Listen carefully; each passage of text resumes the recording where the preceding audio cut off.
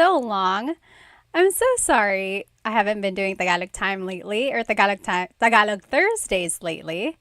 I have missed you, that's for sure. Hello, everybody. Let Welcome, me go ahead welcome. and My just goodness, mute it has this. been Hang on one so moment. long. Okay, and then of course, let me go ahead and invite our other friends. Let me know if you can hear me, just because I want to make sure everyone can hear me, okay? And then I'm going to go ahead and grab our Instagram friends as well. Hello, hello, everybody. Welcome, welcome. I have missed you so much. Welcome to Tagalog Thursday. Let me know if you can hear me all right. If you can hear me, go ahead and let me know where you are watching from, maybe how old you are, and why you want to learn Tagalog. Hello, hello, everybody. Welcome, welcome. I'm so happy to see you. I know it's been a while. I haven't done the last two Tagalog Thursdays. I've been slacking, I know. One of the weeks, I think I was doing something with my kids, and then last week I was in Chicago. Shout out to all of the Chicagoans. I'm sorry if I'm saying that wrong, but you guys totally know all of the iconic places there. I posted that picture of me in the bean, and I asked you if you knew where it was, and within minutes, like 1 or 2 minutes, people were like, "Oh, that's the bean. It's the bean, of course. It's the cloud gate." You guys know exactly what it is. Hello, hello, everyone on Instagram. Remember, this whole lesson will be on my YouTube channel, or it is currently on my YouTube channel as well. I am loud. Because I'm reading a comment here on YouTube. It says loud and clear. That's great, great. But I am also live on YouTube as well.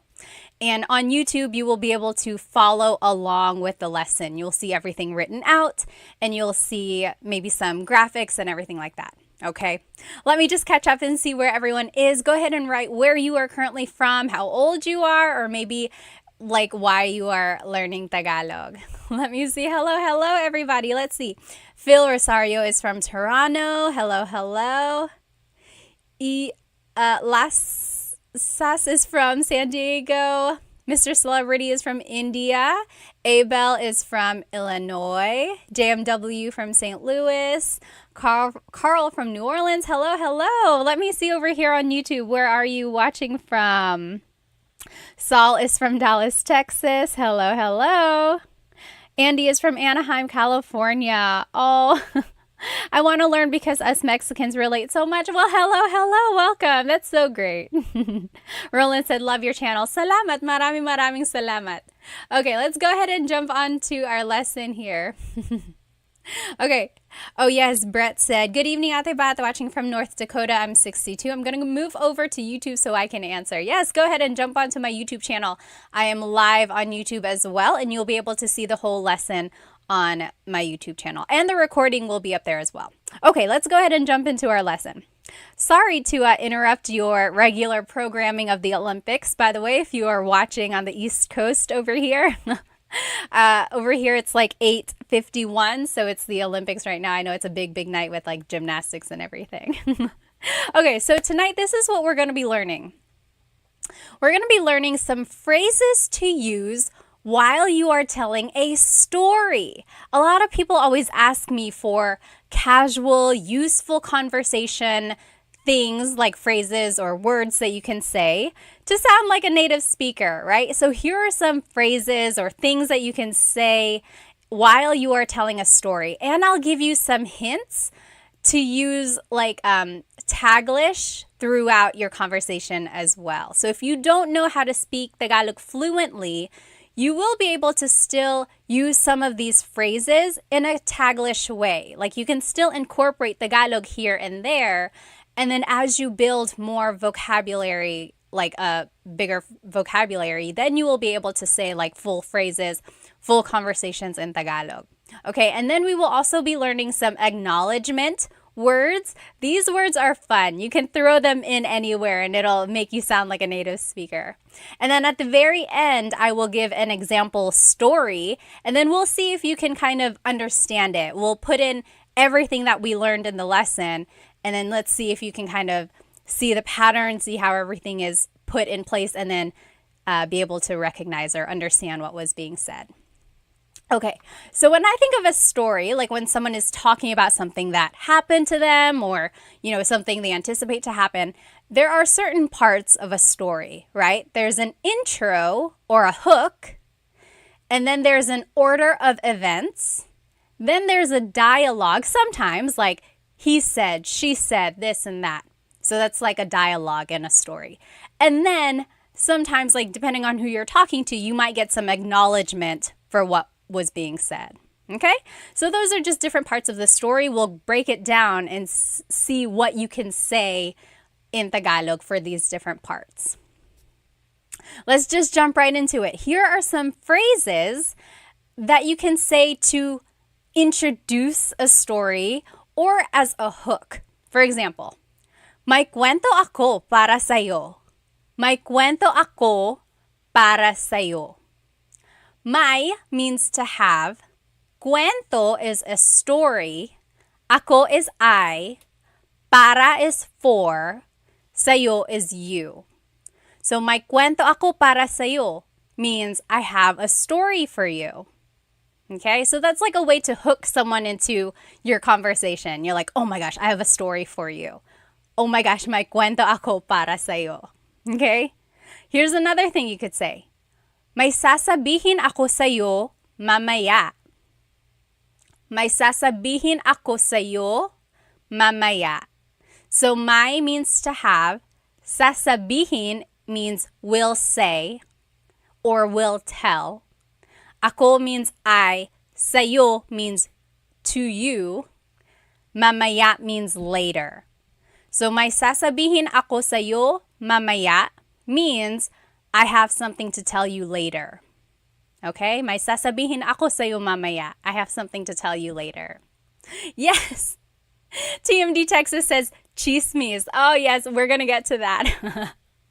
Okay, so again, these are just hooks or intro phrases to kind of get someone excited about hearing your story. Okay, so if you're just joining, we are learning phrases that you can say while telling a story. And if you're on Instagram, this whole thing is on YouTube. You'll be able to follow along with my lesson. Just look up Tagalog Time with Pat. Okay, another thing you can say to introduce the story is, alam mo ba, ... Alam mo ba? Alam means to know. Mo is referring to you. Ba is a question word. So, did you know ... Alam mo ba ... For example, alam mo ba I got a new job? Did you know I got a new job? Or, alam mo ba my car broke down? Did you know my car broke down? Okay, so alam mo ba ... Did you know, or guess what? Sometimes it almost translates to guess what, or like just a way to bring someone into the story. And then lastly, here's something you could say. May chismis ako. May chismis ako. That means I have some gossip. Or may balita ako. I have some news. May balita ako. So chismis is gossip. Balita is news. So you might have seen some people in the comments here on Instagram talking about chismis. One thing, in Tagalog, it's spelled with a TS. The TS combination makes that ch sound. So, may chismis ako means I have some gossip for you. And another way to say it is like, may balita ako, I have some news for you. Yes. Andreas on YouTube said, marites ka. Speaking of, so let's talk about chismis a little bit. I feel like it's embedded in the Filipino culture, right? Some gossip. I guess in any culture, people love talking about other people, unfortunately. So chismis, again, is gossip. And you might hear the phrase marites, or that's kind of like the name given to someone who is a gossiper, who loves to gossip. It's like, oh, marites siya. She is a marites. And marites, unfortunately, is a real name. Like, people are named marites. But over the years, recently, this name has been given to people who love to gossip. Kind of like Karen, like, oh, she's a Karen means someone who likes to complain a lot. So marites is kind of the negative name of someone who likes to gossip a lot. And it comes from this phrase, mare, or sorry, not mare, what's the latest? So do you see the marites in there? Mare, what's the latest? Marites. So mare is like your friend who's a girl, like, hey girlfriend, that's like mare. Usually like ninangs or people who are like have godchildren with each other. Like if you choose someone to be your kid's ninang, that's like your mare and pare and things like that. But do you see, it just comes from this phrase, mare, what's the latest? So they're always saying that, so they got this name, marites. Okay? Yes, JB said, haha, chismis. I heard that a lot from my aunties growing up. Yes, there's a lot of chismis, or as my husband likes to call it, Chex Mix. And then so someone might be called marites, someone who likes to gossip, or just the classic traditional name is chismosa or chismoso, someone who likes to chismis, someone who likes to gossip. So chismosa is a girl or a woman, chismoso is a guy or a boy who likes to gossip. Okay? And then madaldal, that's just an adjective meaning someone who likes to talk a lot. Like someone who likes to talk too much sometimes. Madaldal, just keeps talking and talking. Sometimes if people are like, bakit ang daldal mo? Why are you talking so much? If like they're giving someone else's secrets all out there. They're like, ang daldal mo, you know? Oh, Andres, thank you so much for the super on YouTube. Thank you. Any gifts that I get on these platforms, I really try to give back. Speaking of, these earrings are from Sunkissed Pinay. I love wearing Filipino-inspired jewelry or buying products that I can share with you. Maraming salamat, Andres. Thank you. Okay, so everyone got it? You know what a marites is? Again, marites is someone who likes to gossip, also known as chismosa, chismoso, or someone who is madaldal, likes to talk a lot. Okay? Now, we talked about how to reel someone into your story, right? We talked about an intro or hooks that you can say at the start of your sentence or of your story. Now, here are some words or transition words that I like to call them that you can use in your story to describe the order of events. So, una is first. Una. Pangalawa is second. Pangalawa. Pangatlo, third. Pangatlo. Tapos means next or then. At saka means and then. At sa huli means finally. And then yun lang means that's all. So let me give you some examples of how some of these are used.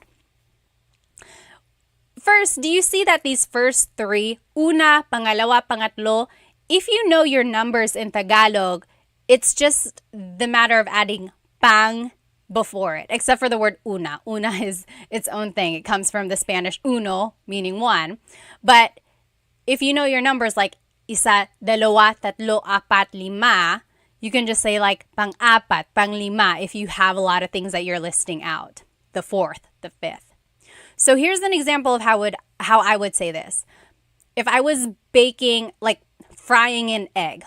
Una, ibubuksan ko yung itlog. I will open the egg. Or sisirain. How do you say crack an egg in Tagalog? I guess I've never really said it.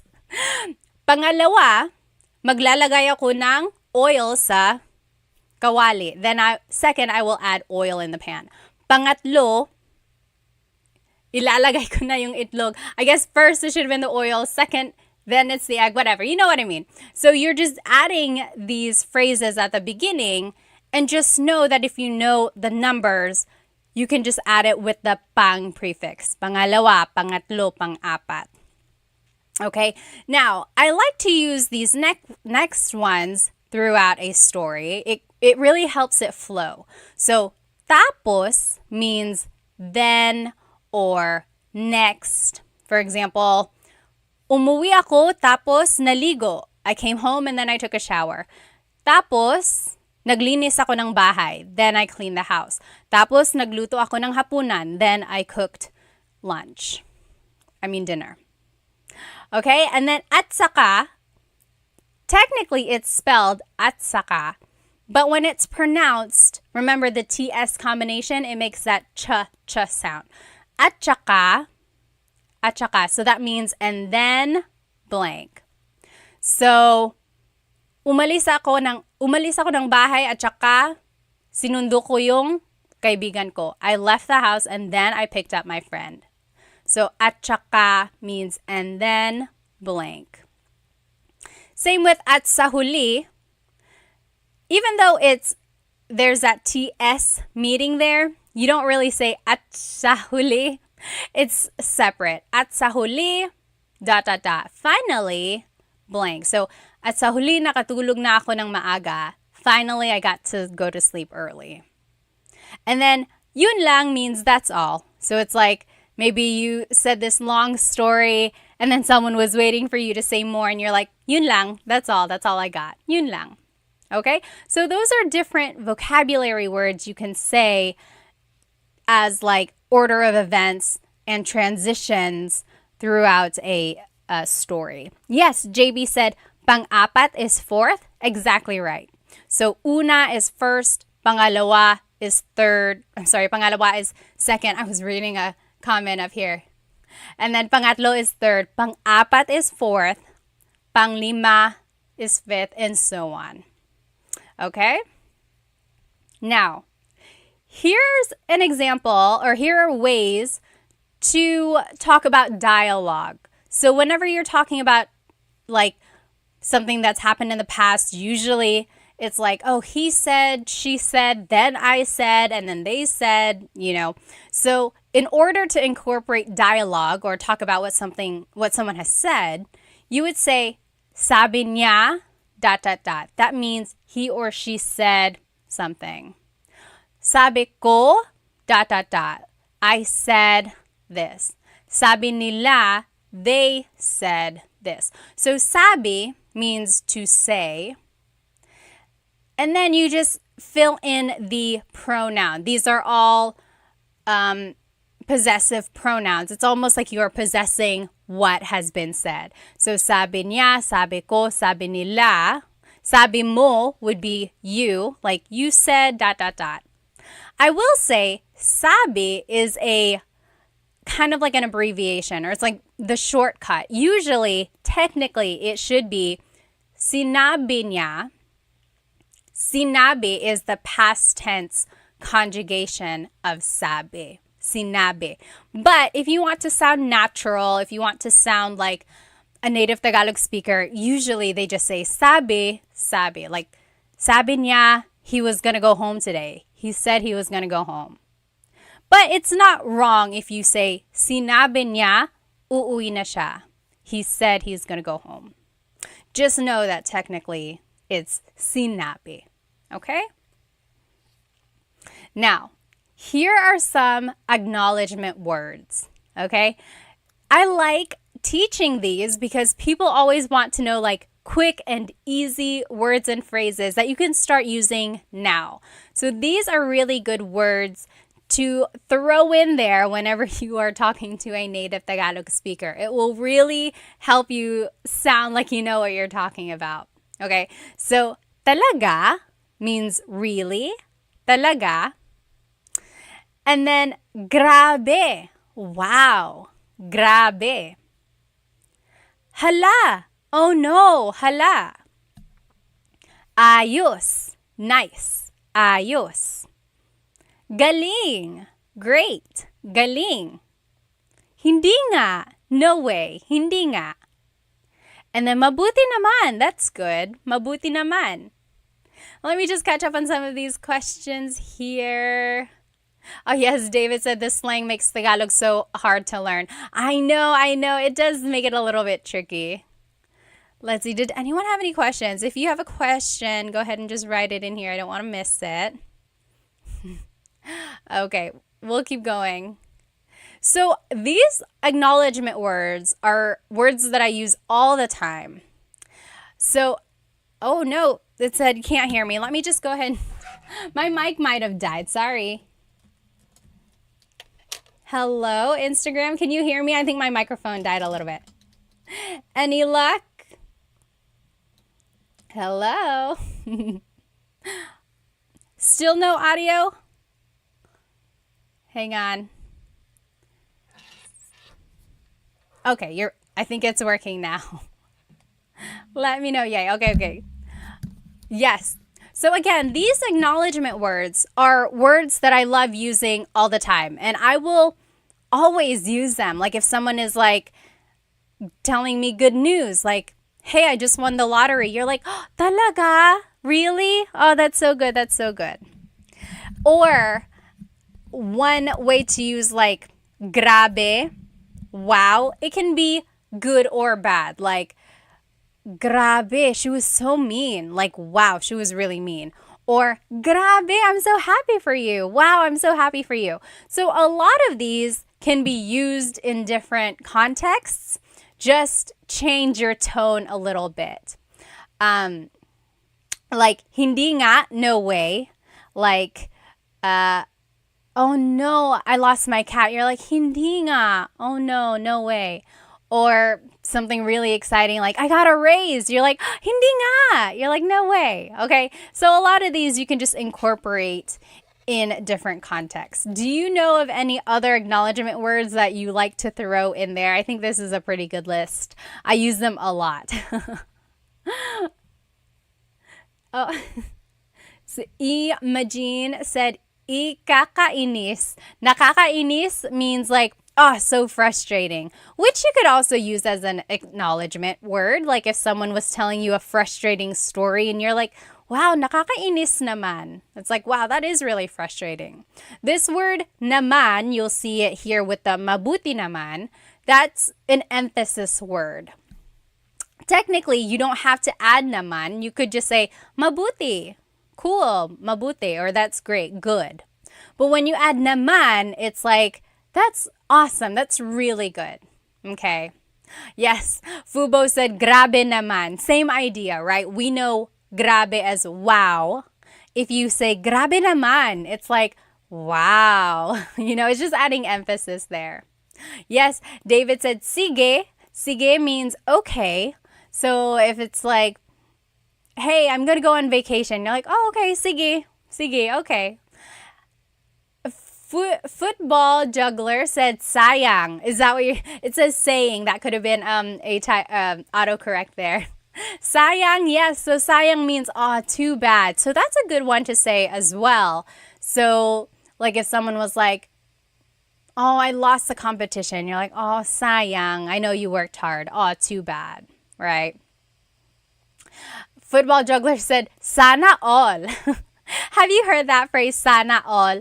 So sana means hopefully, or I hope, hopefully. All is like all of us. Hopefully all of us can have whatever it is you're talking about. So for example, if someone is like, oh, look, I got a new car. You could be like, oh, sana all. That means like, oh, I wish I could have that too. I wish everyone could have that. Okay. Sana all.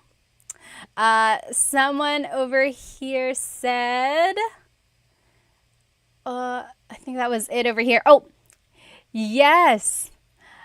Little Duck on YouTube said, totoo. Totoo means true. True. So yes, that's a good one to throw in there as well. So it's like if someone is talking about like, you know, they're wasting all of this plastic. I wish they would just recycle it. You're like, oo, totoo. Yes, that's right. Totoo. JB said, I thought sayang meant pity or waste. Yes. So it does mean like, oh, too bad, or that's a waste. So if you're using it kind of as an acknowledgement, it's almost like that's a waste. Like, oh, too bad. You know, kind of like metaphorically wasted. Okay. Oh, yes, JB said, Ate Pat, may tanong ako. I have a question. Is sana all an expression of envy? Absolutely. It's like people are envious of what you had just told them or envious of what you have. So they're like, oh, sana all. I wish I had that. I wish everybody had that. Okay. Any others that you can think of? Oh, David on Instagram said, bonga. Bonga. So I'm asking you if you know of any other like acknowledgement words that you can throw into a conversation. Bonga. Bonga means like, wow, like awesome, flashy, or like, really cool. It's like, oh, look at my new hairstyle. I got a new haircut. And you're like, oh, bonga. Or like, look at my new bag. And you're like, bonga. It's like, oh, you're so stylish, or like, nice. Oh, yes. RTFLE said, diba? Diba? So, diba means really. It's like putting together the words hindi ba. Do I have a filter on my face on Instagram? Why is it so weird? Maybe not. Okay. We'll see. It used to be the dog ears. It would always pop up. I think maybe it's gone. Anyway. So, diba is the words hindi ba put together.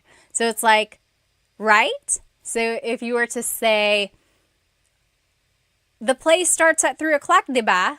You're like, it starts at 3, right? So it's like, diba, right? It could also be like an acknowledgement of like, yeah, like just giving, again, just further emphasizing what's been said. Okay. Oh, over here, Little Duck said, hi nako. Hi nako means like, oh no, or like, I can't believe it. That's a good one too. Like if someone is giving or telling you a story of something crazy or something someone did, you're like, hi nako. It's like, oh wow, oh brother. Very good, very good. Okay, so again, those are just acknowledgement words that you can incorporate. Really, really try to use these when you're learning Tagalog so that you can start incorporating a little bit Tagalog and then build on what you know. Let's go back a slide here. So for the order of events, remember I told you you can start using like Taglish when you can. I personally really like Taglish while you're learning Tagalog because no one's going to expect you to be fluent from the get-go, right? That's very rare for someone to just catch on, especially in Tagalog. It's the grammar and the conjugations can be tricky. But what you can do is start incorporating a little bit of Tagalog in your daily conversations. So, for example, take a look at these words from order of events. If you can start incorporating tapos, like then, if you can start incorporating that almost like all the time, then you're like using Tagalog without even thinking about it, right? So it's like if you were just talking about your morning, you're like, oh yeah, I was running late. Tapos I got a flat tire. Tapos I ran out of gas. Tapos when I got to work, my manager was mad at me. So do you see how I'm just incorporating tapos throughout the conversation and, build upon that later on. Building upon that, you'll have to learn verb conjugation, sentence structure, which, by the way, you can see the whole full-length lessons on how to do that on my YouTube channel. But for the meantime, if you can just incorporate Tagalog little by little, that's going to really help, okay? Same with the word or the phrase yun lang. That's really easy to incorporate in everyday conversations. Like if someone was waiting for you to tell more about your story and you're like, yun lang, that's all I have. Okay? So yes. And then going back to these acknowledgement words, these are, again, a good way to incorporate Taglish. So if someone is telling you a story and you know they can speak Tagalog, you can say, talaga? Really? Talaga? And then like, oh, mabuti naman. That's great. Mabuti naman. Okay? Yes. Ejam on YouTube said, does tapos also mean finished? Yes, it does. It does. So like, it can be a verb to finish. So it's like, tapusin mo na, finish it. Go ahead and finish it. Or if you're watching a movie and someone comes in late and you're like, oh, tapos na, it's done, it's finished. So yes, tapos, it's a homonym. It's one of those words that has a different meaning depending on the pronunciation or depending on the context of the phrase. So when it's tapos, when the emphasis is at the end, tapos, that means finished. When the emphasis is on the first syllable, tapos, then it means next. Interesting there. Very interesting. Oh, yes. So JB said, ubusin mo ito. Ubusin mo ito means finish this. And then you could also say, tapusin mo na, finish that. So that's kind of like two different finishes, actually. When you say ubusin, that means consume. Like, ubusin mo na yung tubig mo, or ubusin mo na yung kanin mo, finish your water, finish your rice, right? When you say tapusin mo na, that means finish your activity. So it's kind of a different context there. Yes, EJ, well, you're welcome. Walang anuman. So very interesting. Yes, JB, that's a very good point. So there are two ways to say finish this. You can say tapusin mo na, or you could say ubusin mo na. Ubusin is the consumption finish. Ubusin mo na ang tubig mo, ubusin mo na ang kanin mo. Finish your water, finish your rice. Or tapusin mo na yung ginagawa mo. Finish what you're doing. Very interesting there. Let's see. There was a question up here. Let's see. Yes, someone asked, how do you say goodbye in Tagalog? It means, or it's paalam. Okay. Oh, yes. Football Juggler said, I hear kasi a lot. So kasi isn't really an acknowledgement word. It's more of a transition word. It means because. Kasi. So it's like, my head hurts kasi I didn't get a lot of sleep last night. My head hurts because I didn't get a lot of sleep. So that's what kasi is. Very good. Imagine said, where do you live in the Philippines? Actually, I live over here in North Carolina, in the States, on the East Coast. My family is from Bicol in the Philippines, Catanduanes, and my mom's side is from Sorsogon. When we go, I go to Manila. And now I visit Cebu too, because my husband's family is from Cebu. How about you? Where are you guys from? All right. So we learned intro phrases. We learned then we learned like marites and what chismis is, right? Then we learned words or transition words to describe the order of events. And then we learned some acknowledgement words, okay? Now, here's an example story. Here's an example. I want you to listen carefully, okay? It's okay if you don't know everything. One thing I want you to get from listening to this is I want you to try and recognize words that you may already know in Tagalog. Maybe it'll help if you close your eyes or something, okay? See if you can recognize any words. See if you can recognize a grammar pattern, like see where the subject is, see where the verb is, and then try to recognize all of those words that we learned at the beginning of class, right? Like the transition words, maybe some of the phrases we learned, okay? Ready? Here we go. Uy, may kwento ako para sa'yo. Naaalala mo ba si Sarah? Yung kaklase natin noon? Nakita ko siya sa tindahan ng isang araw. Sabi niya, nakatira daw siya malapit sa atin. Tapos sabi ko, dumalaw siya sa bahay minsan. At saka sabi niya, may 2 anak na siya. Sabi ko, isama niya yung mga anak niya pagbisita sa atin para makapaglaro sila at ang mga bata. Tapos yun lang, umalis na siya. So that was, in a way, this example is it's like a little repetitive. I really wanted to use all of the transitions in there. It's a little verbose, right? There, it's very wordy. But you get the idea. I hope you see the transition words that were used.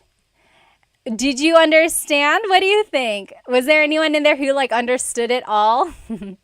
I'll read it again, okay? I'll go a little bit slower. Uy, may kwento ako para sa'yo.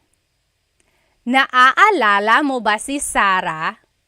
Yung kaklase natin noon? Nakita ko siya sa tindahan nung isang araw.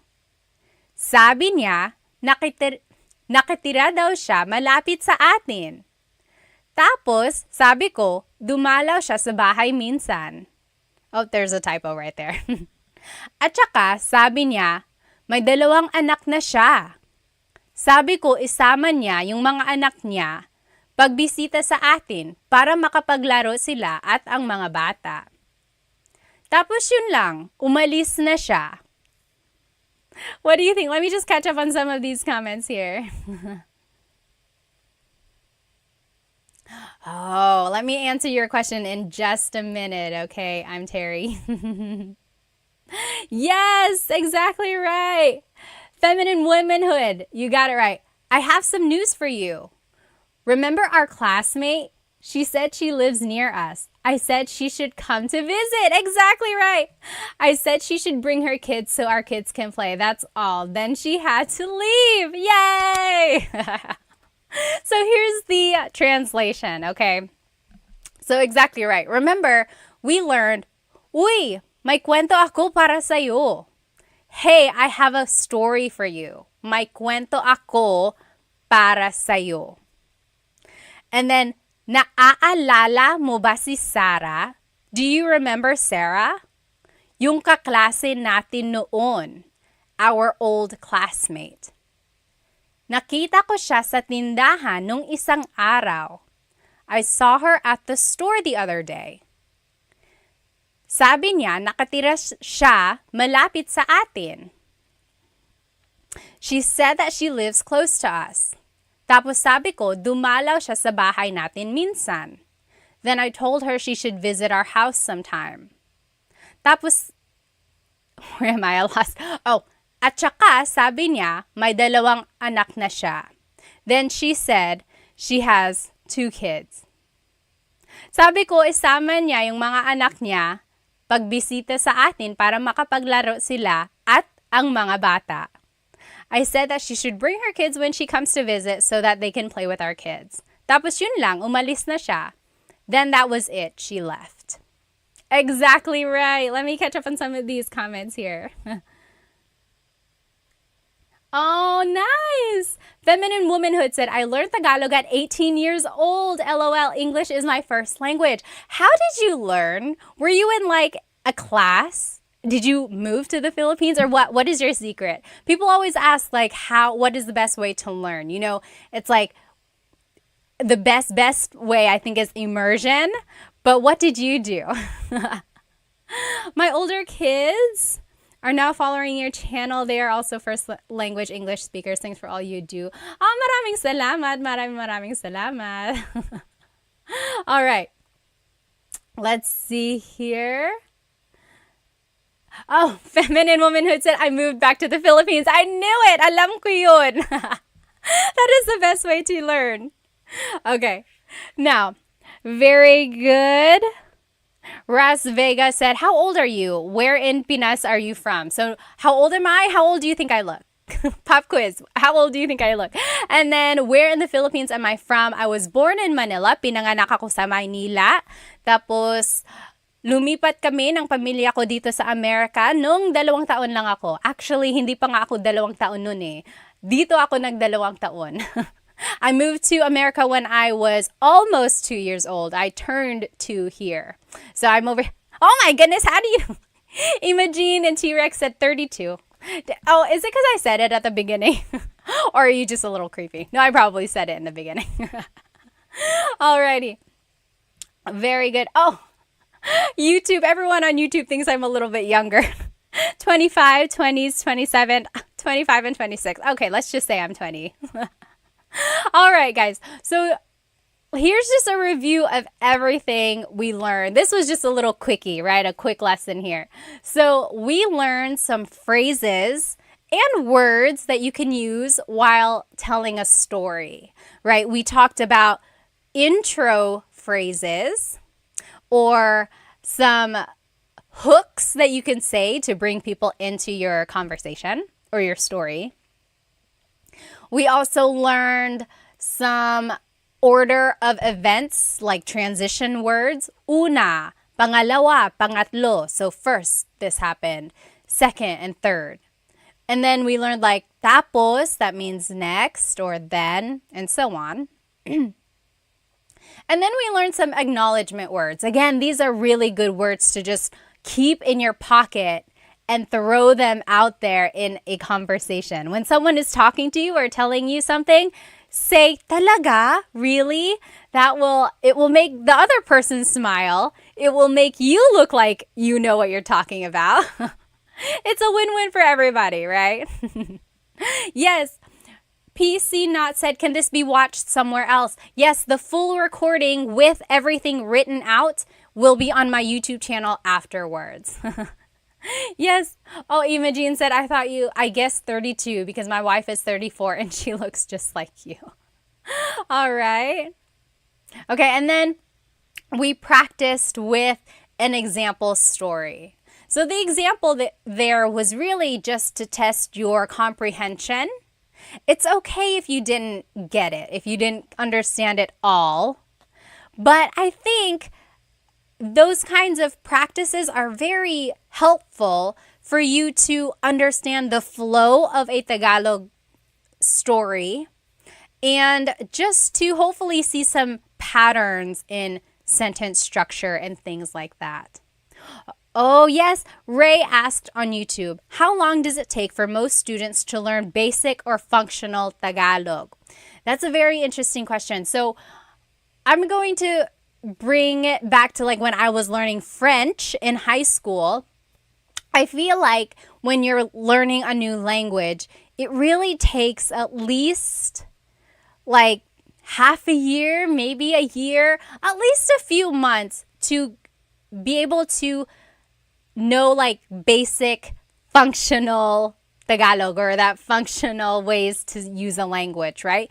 And one way to really do that is to learn short, useful phrases, keep them in your pocket, and then build on them, okay? So that's one way I would do it. So learn small phrases, build on it. Also, really listen to native Tagalog speakers. You'll be able to pick out phrases that are used often, or you'll be able to recognize different ways to use words and phrases. So again, try to take as much information as you can and build on it, okay? But also, one tip that I love giving is using Taglish. Now, don't rely on Taglish forever, right? Like, if your goal is to become fluent, really try to learn more vocabulary so that you can switch out all of the English words for Tagalog. So you can say full sentences in Tagalog. Okay? Alrighty. So anyone have any questions before I let you go tonight? Oh, bye, Imogene. Have a good night. All right. Oh, yes. T-Rex said, once you can hold a conversation, it really takes off exponentially. So maybe leave like a hand raise up there. Are you like a beginner? Or are you like intermediate? Or are you like expert level in Tagalog? Maybe if you're a beginner, leave like a Filipino flag. If you're an expert, leave 2 Filipino flags. Or no, intermediate, leave 2. And if you're an expert, leave 3 Filipino flags. So someone had asked, how long does it take for students to learn basic or functional Tagalog? And then someone on Instagram said, once you really are able to hold a conversation, it really takes off. I think part of that is confidence, right? Like if you know that you can have at least a short conversation that kind of boosts your confidence, you're like, okay, I can do this a little bit. I will say, don't let others bring you down. Okay, there will be a lot of naysayers there, or there will be people who will laugh at you or make fun of your accent. Ignore them. Completely ignore them. Keep going. Maybe if they really make you feel uncomfortable, don't interact with them in Tagalog anymore, right?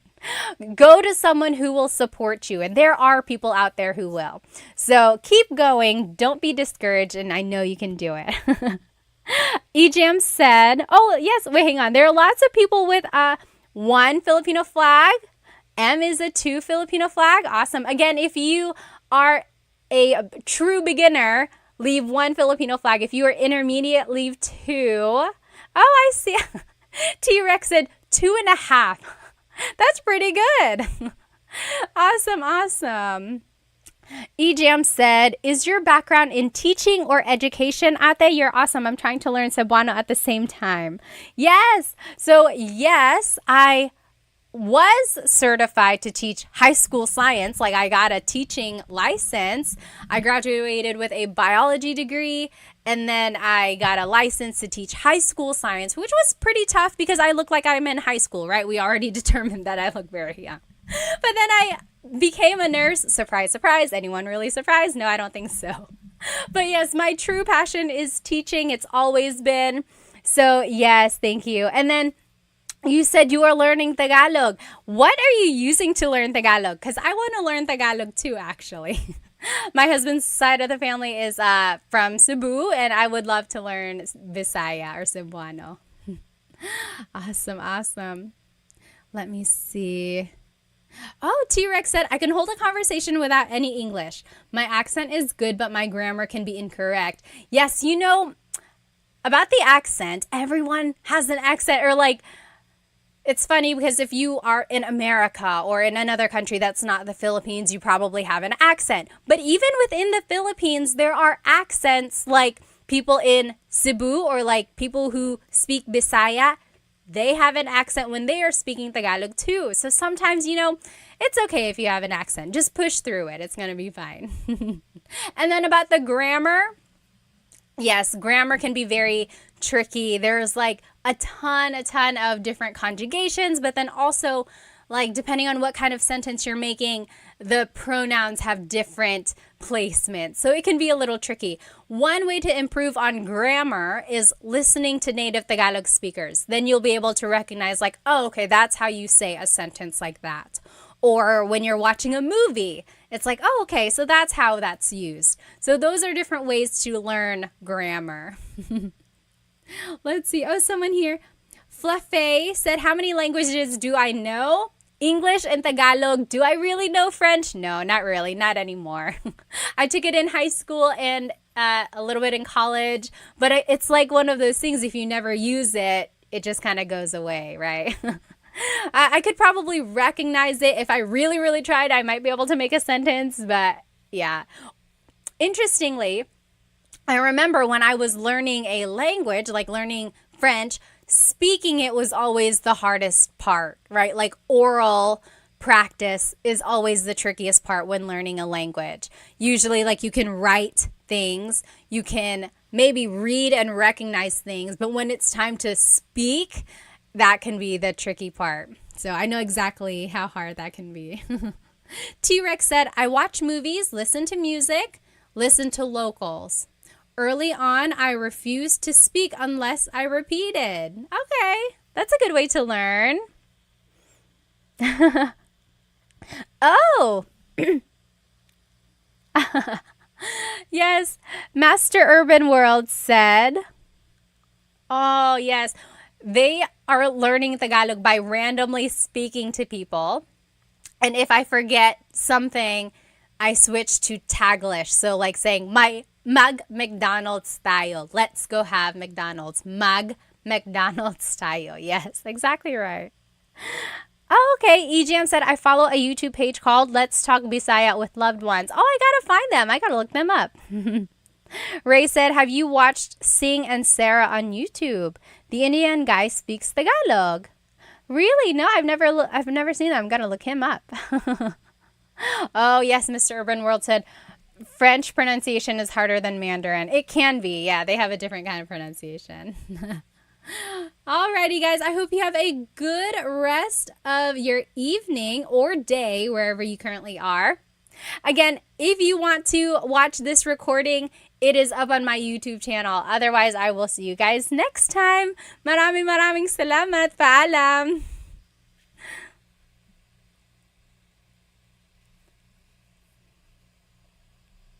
Hello, everybody. Welcome. Welcome to Tagalog Thursday. I'm so happy you're here with me on YouTube. Let me go ahead and just make sure our other friends are joining us as well. We have a really fun class tonight. Hello, everybody. Welcome to Tagalog Thursday. I have missed you. I've missed you a lot. Tonight is going to be a very fun night because I actually have something that we're going to use, and I think it's going to be very, very helpful. So if you looked at my Instagram story, you'll notice that I put a link up there for some flashcards that I made for us. So I have been working really hard. I made some Tagalog verb flashcards for you. And not only are they vocabulary words about the different verbs in Tagalog, but on the back of the flashcards are conjugations of the verbs as well. Oh, TikTok, let me see if I can flip the screen so that you can see it.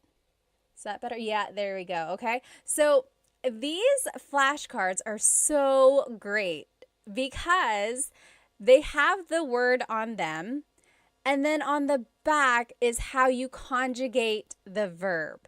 Okay, a lot of you have said, oh, verbs and conjugation are like some of the most challenging things about Tagalog, and it's true. And if you have watched my full-length Tagalog lessons on YouTube, then you know that there are different types of verbs, and then there are different categories, different conjugation patterns, and everything like that. And one of the things that I said is the more verbs you learn, that's kind of how you will learn what group these verbs fall into, right? So it's just a matter of gaining more vocabulary, and getting these flashcards will help you with that. Again, tonight's Tagalog lesson is about Tagalog verbs, and we are going to be using these flashcards that I made for us that have the Tagalog verb on the front, and on the back is the conjugation. Conjugation means changing something into a different form. So these are the conjugations in the present tense, the past tense, the future tense, and then there's one more conjugation in there, or one more type of phrase. It's the command. You'll see how they are used when we go through them. Again, if you want to get your own copy of these flashcards that I made, the digital download is on my Stan store. I put the link in my stories, but also it's in the in my bio as well. Go ahead and write where you are currently watching from. Maybe tell me how old you are, and does anyone have a shout out? One time someone said, oh, it's my girlfriend's birthday. Can you say hi? If anyone has a special event, please let me know.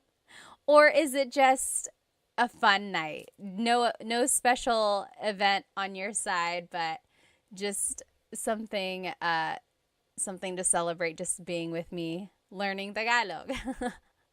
Let me go ahead and catch up on some of these comments.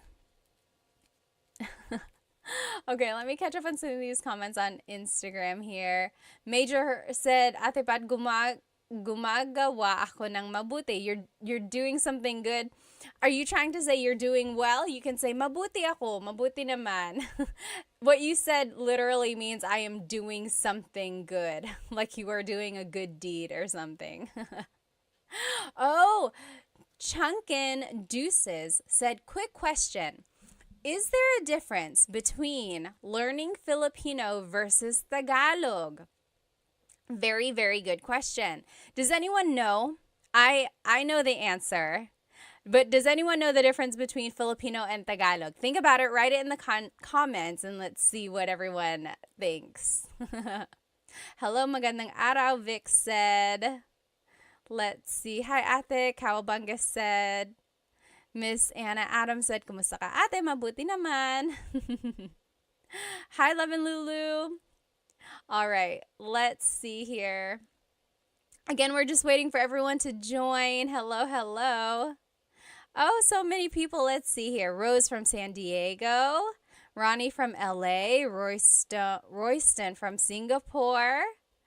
I'm Heme from California, Brandon from Jacksonville, Florida. Hello, hello. Dilshan from New Zealand, Fritz from New Jersey. Hello, hello. Mabuhay Thursday. Hello, hello. Let me see. Oh, did someone have a shout out? I forgot. Earrings are fire. Team D Texas said, Salamat. These are from Pick You Official. I think Pick You Official. Let's see. How about over here on TikTok? Captain says, I'm a Filipino. I'm all the way from LA, California. Hello, hello. Yes, exactly right. So Rocky's Barber. So the question was, Chunkin Deuces asked, what is the difference between Filipino and Tagalog? And over here on TikTok, Rockin' Barber said, Filipino incorporates the borrowed phrases and words. Exactly right. So Tagalog is a very old language. In fact, it's one of the oldest ones in the Philippines. There's like written by Bayin that's been found. It's just a very old language. And of course, the Philippines itself has had a lot of influence from so many countries, like Spain, of course, when they occupied it for 300 years. Then there was America and even Japan for a little while. And Chinese, because there were a lot of immigrants from southern China. So along with all of those different cultures, they incorporated a lot of those words into Tagalog. So much so that Tagalog itself kind of got mingled with all these languages. So they had to change it a little bit.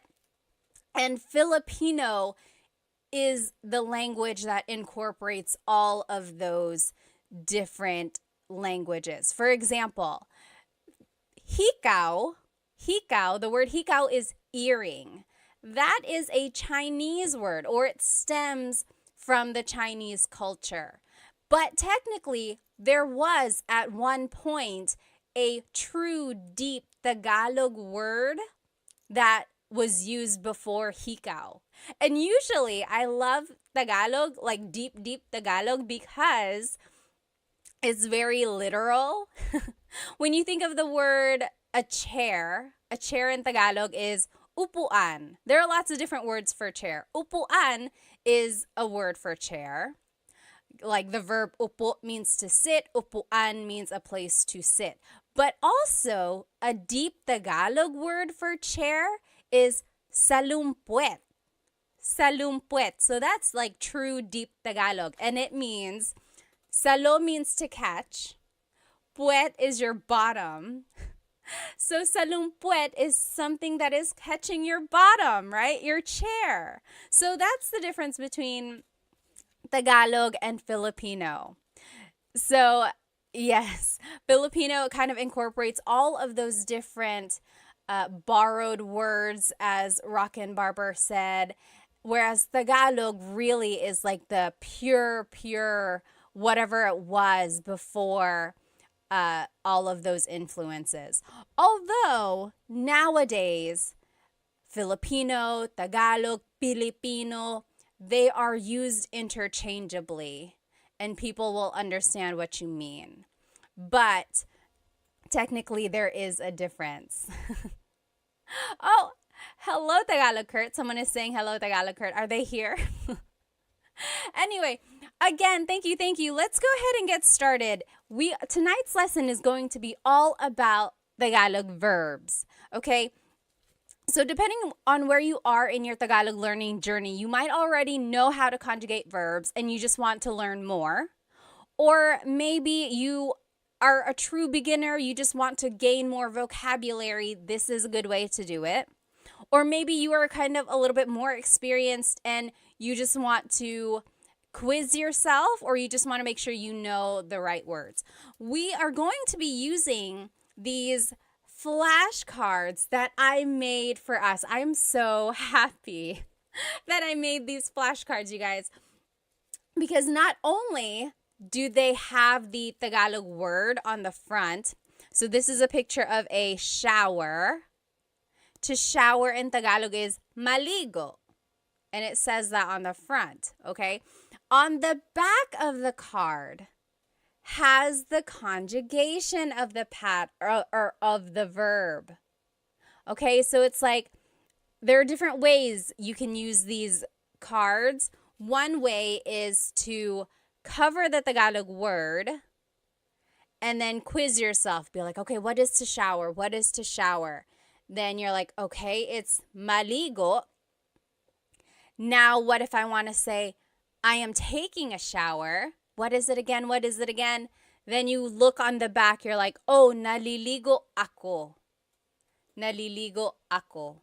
Okay, so you can purchase your own copy of these flashcards on in my Stan store. The link is in my IG stories right now, or the link to my Stan store is in my bio as well. I will note that when you purchase it, it is just a digital copy. So you're going to be purchasing the PDF form, and it's going to look like this. Okay, it's just a PDF form, a document, and you will be responsible for cutting them out and putting it back to back if you want. And then I even went farther and put a lamination on them just to make it have that flashcard feel. Okay, but if you don't want to do all that, you could just print it out, maybe like put holes in it and put it in a 3-ring binder, or even just put a staple in it and call it a day. You know, this is just a really good way to review, I think. Let me check over here on YouTube. Okay.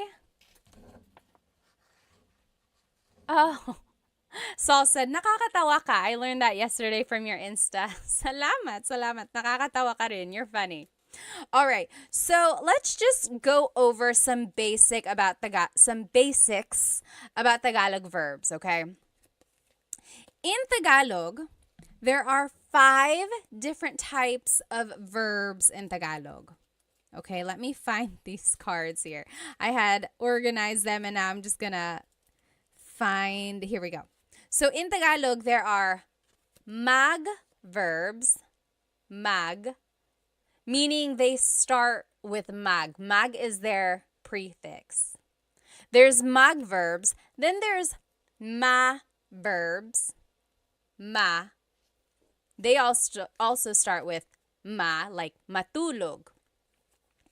Then there's verbs, Then there's in verbs, in. And then e verbs, John Legacy on YouTube said, are you going to post those flashcards anywhere for us to download or purchase? Yes, they are already up on my Stan store. The link should be in my bio, and you will see it. It says new 100 Tagalog flashcards, so you should be able to purchase them there. Again, there are 5 different types of verbs in Tagalog. Mag, ma, in, and e verbs. Why is that important? Well, it's all going to determine the patterns that we use when we conjugate them. Okay?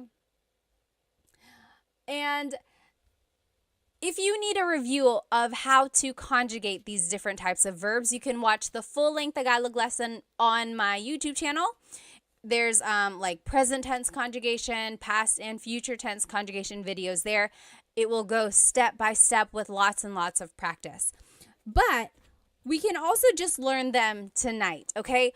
I don't want you to get too bogged down about the patterns themselves, but I do want you to recognize that there is a pattern. Okay, you'll see. There's repeated syllables, there's certain affixes or prefixes or infixes. Okay, so I want you to just listen and see what we get. Okay, so let's just go through some of these verbs here.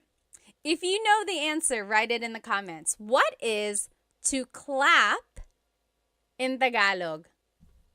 What is to clap in Tagalog? Do you know? What is to clap? Oh, thank you so much for all the gifts on TikTok. They are going so fast. FJMLV, thank you so much. And I think someone else up there, thank you. What is to clap in Tagalog? To clap, yes, Mr. Mark Tricks. So, palakpak or pumalakpak?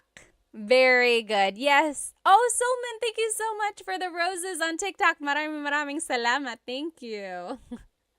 So, pumalakpak or palakpak. So, technically, the root word here is palakpak. Palakpak. All verbs in Tagalog have a root, and then something is added to them to change the tense. For verbs, sometimes they are referred to as just the root, palakpak. Sometimes they are referred to with the already in it. So if you said palakpak, that is correct. If you said pumalakpak, that is also correct. JB on YouTube said magclap. Yes and no. So I love mag verbs because you can always use mag as a way to turn an English word into a Tagalog verb. If you don't know a verb in Tagalog, turn it into a mag verb and conjugate it that way. So JB said magclap because they couldn't remember what to clap is. So, but technically it's palakpak or pumalakpak. Now let's take a look at how it's conjugated. Oh, Jess, thank you so much for the gift on TikTok. Maraming salamat. So if you want to say I am clapping, it would be pumapalakpak ako. Pumapalakpak ako. So that's just right here. Again, these flashcards are on my Stan store. You can purchase the digital copy and then you can cut them out and laminate it yourself. On the front of it is the verb. On the back are the conjugations. Okay, so in the present tense, it would be pumapalakpak ako. Pumapalakpak ako. Oh, Saul, thank you so much for the badge on Instagram. Thank you. In the past tense, it's pumalakpak ako. Pumalakpak ako. Future tense, it's papalakpak ako. So, it's very interesting. Again, all of these patterns are very specific and don't get too bogged down. I just want you to be able to recognize mostly the root and then see if you can recognize that there is a repeated syllable and then certain affixes and prefixes. Now, if you want to say it as a command, it would be pumalakpak ka. Pumalakpak ka. Clap your hands. Okay? So pumalakpak means to clap or palakpak. Interestingly, the noun form of clap, like applause, is palakpak. So sometimes it can be confusing if you don't use the People can be like, are you talking about the verb or the noun? And of course, you would just use context clues from there. All right, let's keep going. What is to yell in Tagalog? To yell. Do you know what to yell in Tagalog is? To yell in Tagalog is sumigaw. Sumigaw. So in the present tense, sumisigaw ako or sumisigaw siya. Yes, very good. Warhawk got it right on TikTok. Sumisigaw siya. She is yelling. Or sumigaw siya. She yelled. Sisigaw siya. She will yell. Okay, so sigaw or sumigaw means to yell. Sumigaw. Okay, what is our next verb here? What is to dance in Tagalog? What is to dance in Tagalog? To dance in Tagalog is... Oh, Christina, thank you so much for the rose on TikTok. Thank you, thank you. To dance is, sumayaw. Yes, very good. Leonardo on TikTok got it right. Jasmine, very close. Jasmine on Instagram said, masayaw. So that's another tricky thing there. It's like you might know the root, sayaw, but then you have to figure out, is it a ma verb, a mag verb, or an verb? Sayaw is an verb. So sumayaw means to dance. Again, on the back is the conjugation for your review if you do want to learn them. Sumasayaw ako, I am dancing. Sumasayaw ako. Sumayaw ako, I danced. Sasayaw ako, I will dance. And then as a command, it would be sumayaw ka. Dance. Sumayaw ka. Dilshan said, isn't masaya happy? Yes, masaya means happy. Sumayaw is a little different from masaya. Okay? I guess we're in the stack of verbs. What is to cry in Tagalog? What is to cry in Tagalog? Oh, Cam said, where can I get the flashcards? You can download the flashcards from my Stan store. You can, when you download them, they will come as a PDF and you just print them out yourself. And you can cut them, laminate them like I did, front and back, or just print them, maybe put a staple or put holes in it and put it in a 3-ring binder. So however you want to use them, you're going to download it. It'll come like this. What is, yes, JB, you got it on YouTube. To cry is iyak, umiyak, umiyak. Very good, JB. Very good, very good. Umiyak means to cry. So in the present tense, umiiyak ako. Umiiyak ako. Past tense, umiyak ako. Umiyak ako. Future tense, iiyak ako. And then as a command, wag kang umiyak. Wag ka nang umiyak. Don't cry. Don't cry. Okay. So Dilshan said, diba means isn't it? Yeah. Means like right, correct? Or is it not? Yep, that's exactly right. Okay, next verb here on our list. What is to laugh in Tagalog? What is to laugh in Tagalog? To laugh. Yes, very good, Cam. Tumawa. Very good. So to laugh in Tagalog is tumawa. Tumawa. Very good. So, tumatawa ako.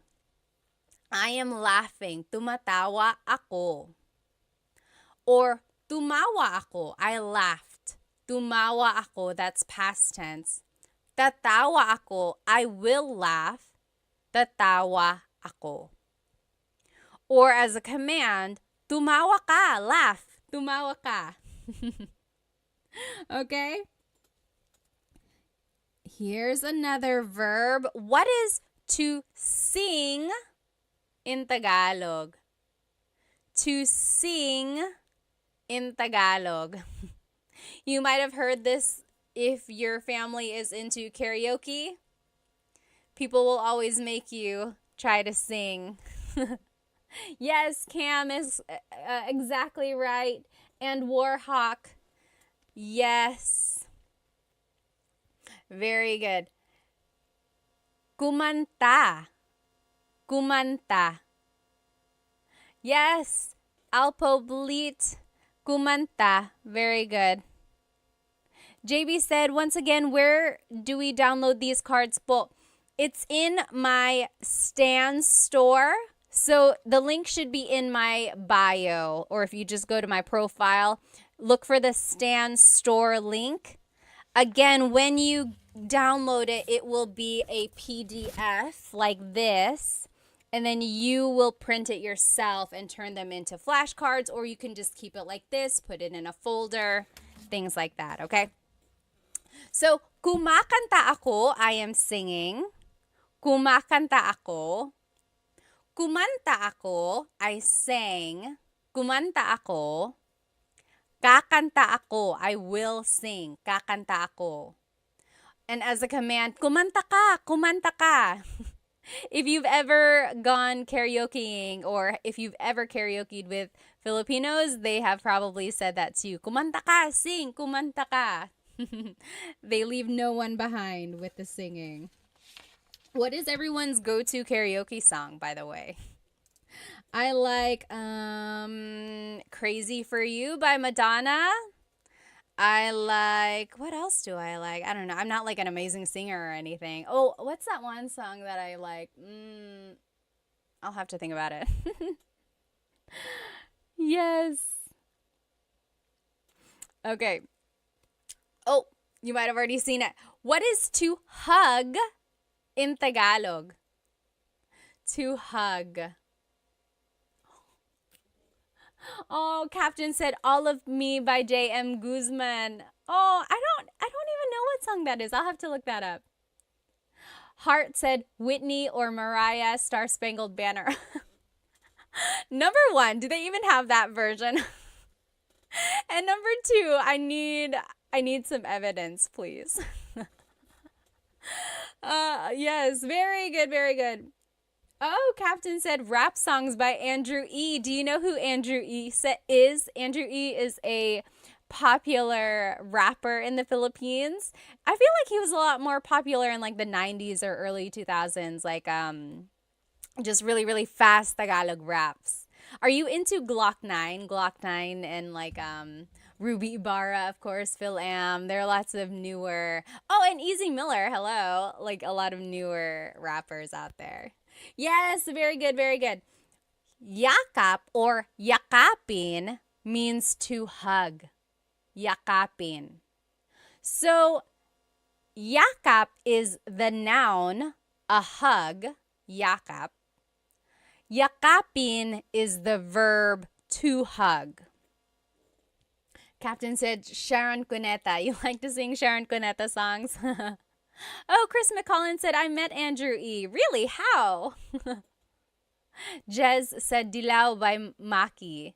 I don't think I've heard that one. I'll have to look that up.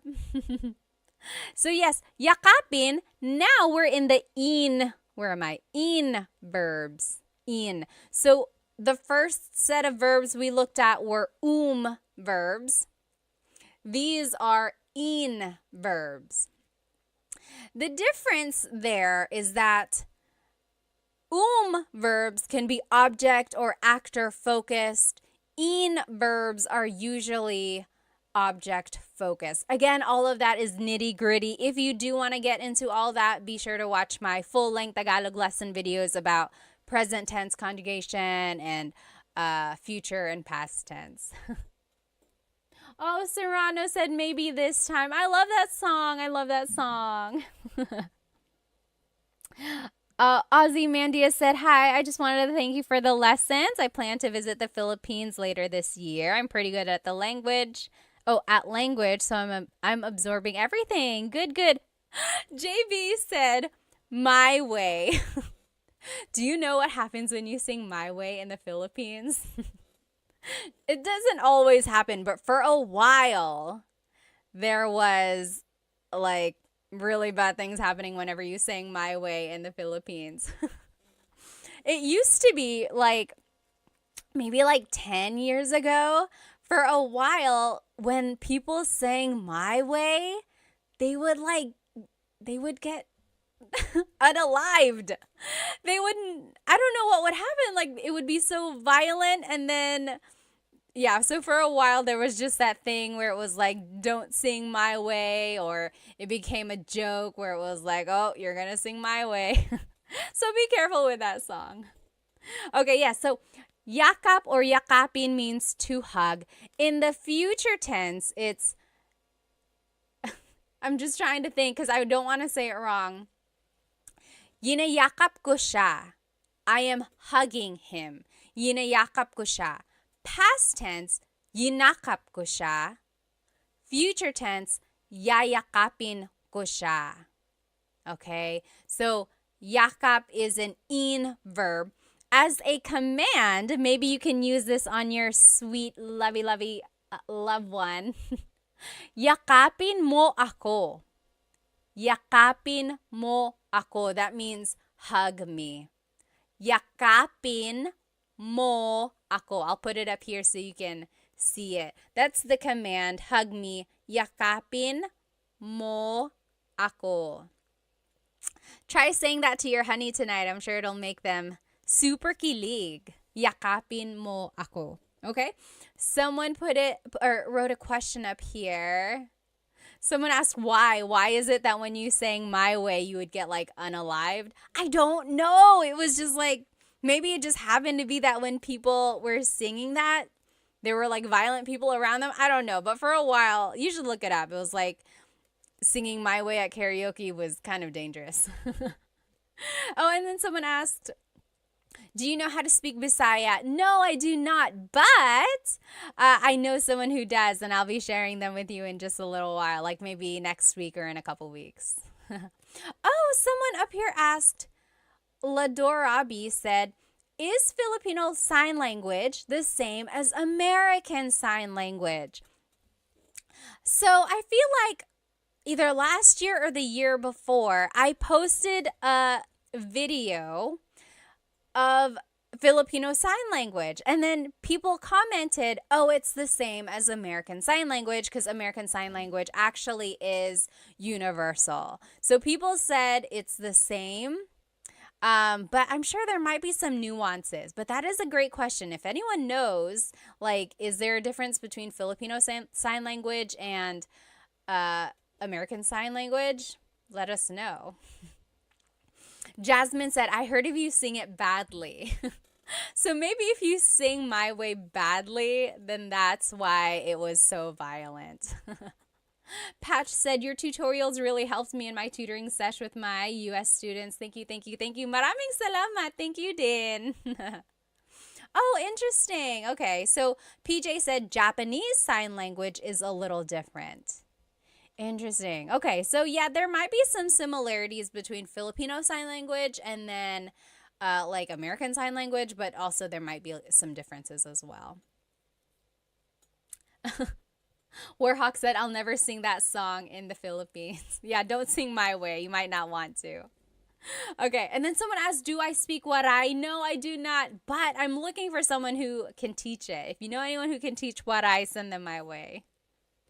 Okay, what is to pull in Tagalog? What is to pull in Tagalog? Yes, JB, yakapin was an in verb. We're actually in the in verbs now.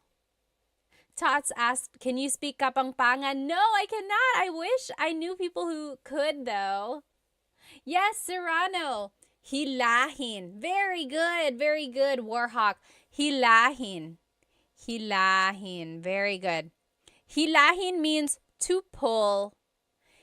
Hila means to pull. That's the root. Hila.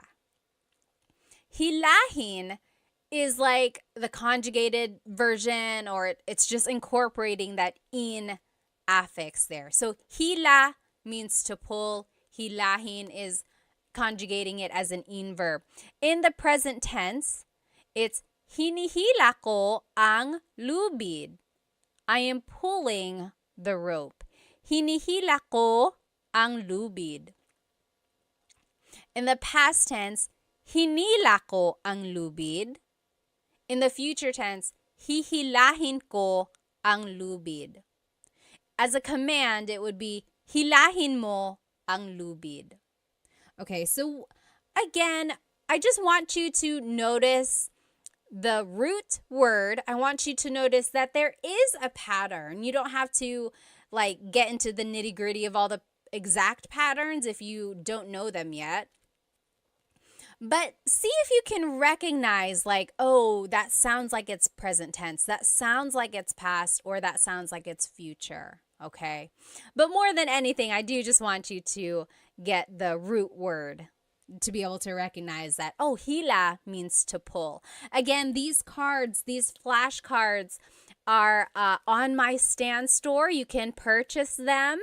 When you buy them, though, remember that it's going to be the digital download, and it will come as a PDF. When you print them out, you can cut them, you can laminate them like I did, or you can just keep it like this in a folder and use it to study, okay? You said, can you send me that card? Someone said on TikTok. Just go ahead and get it from my stand store. There are 100 verbs. 100! I found 100 verbs for you. But tonight we're only going to do maybe 25 or 30. I went through and got some of the more common ones for us to learn. But there are 100 verbs. You gotta go get it. Oh my goodness, you gotta go get it. Okay. Now, what is to sweep in Tagalog? What is to sweep in Tagalog? Samurai said there are many Filipino shops and restaurants in our region in Oman. Oh, that's nice. Very good, Serrano. To sweep in Tagalog is walis. Oh, Serrano, you bring up a really, really good point. So in this card, I am showing it to you as an in verb. Walisin. Take a look at the conjugations. Winawalis ko ang sahig. Winawalis ko ang sahig. I am sweeping the floor. Now, Serrano on TikTok said, magwalis. Oh, I love this, you guys. Walis is one of those verbs which can be either object-focused or actor-focused, okay? So there are certain verbs in Tagalog that can take on different types of verbs. So remember, there's magma, in, or i. Walis can be an in verb, or it could be a mag verb. When it's an in verb, it's being conjugated as an object-focused verb. So you can even see it in the conjugation example. Winawalis ko ang sahig. I am sweeping the floor. The focus of this sentence really is the floor. What are you doing? I am sweeping the floor. Now listen to this. When I say, nagwawalis ako, now I'm conjugating it like a mag verb. Nagwawalis ako, that just means I'm sweeping, right? It's a complete sentence. Nagwawalis ako, I'm sweeping. There's no floor, there's no object. It's just about me, the actor. It's actor focused. What are you doing? I am sweeping. Versus, what are you doing? I am sweeping the floor. Do you see the difference there? That is a prime example of a verb that can be object or actor focused. Very good observation there, okay? Tim said, I love those cards. Thank you. Again, these cards you can get on my Stan store as a digital download. When you purchase them, it's going to come as a PDF form, and you can cut them out and laminate them like I did, like front and back, or you can just keep it in a folder and use it to study that way. There are 100 verbs in this pack, okay? Okay. Oh no, I have to go, Rayo said. Bye. Salamat. Let's see. This random name said, are you American? Yes, I am. And I'm also Filipino. Okay. What is to tell or to say in Tagalog?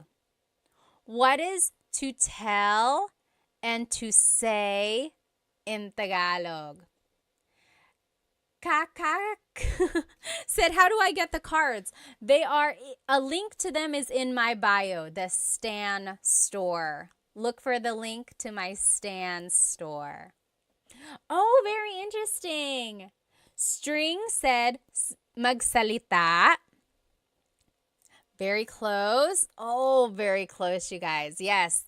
Dilshan on Instagram said, nagsasalita.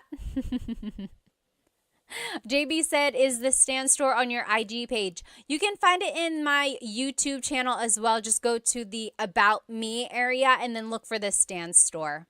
Yes, JB actually got it. So it's sabi or sabihin.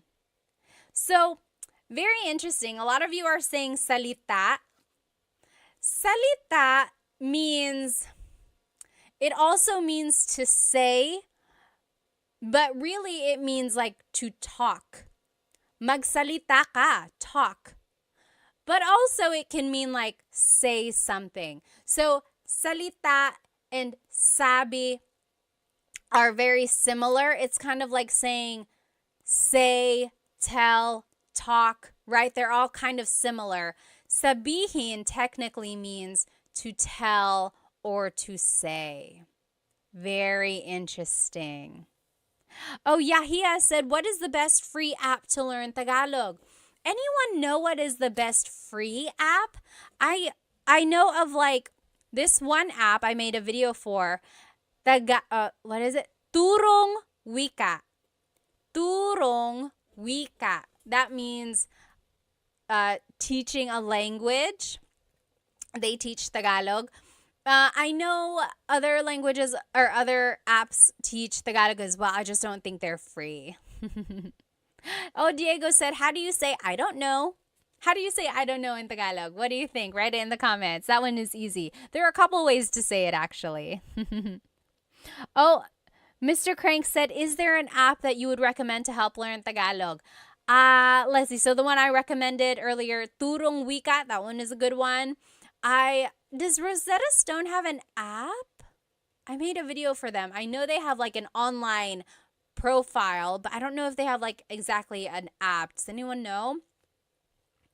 And then Ling is an app. I think they have Tagalog as well. Does Duolingo have Tagalog? Does anyone know? Oh, yes, very good.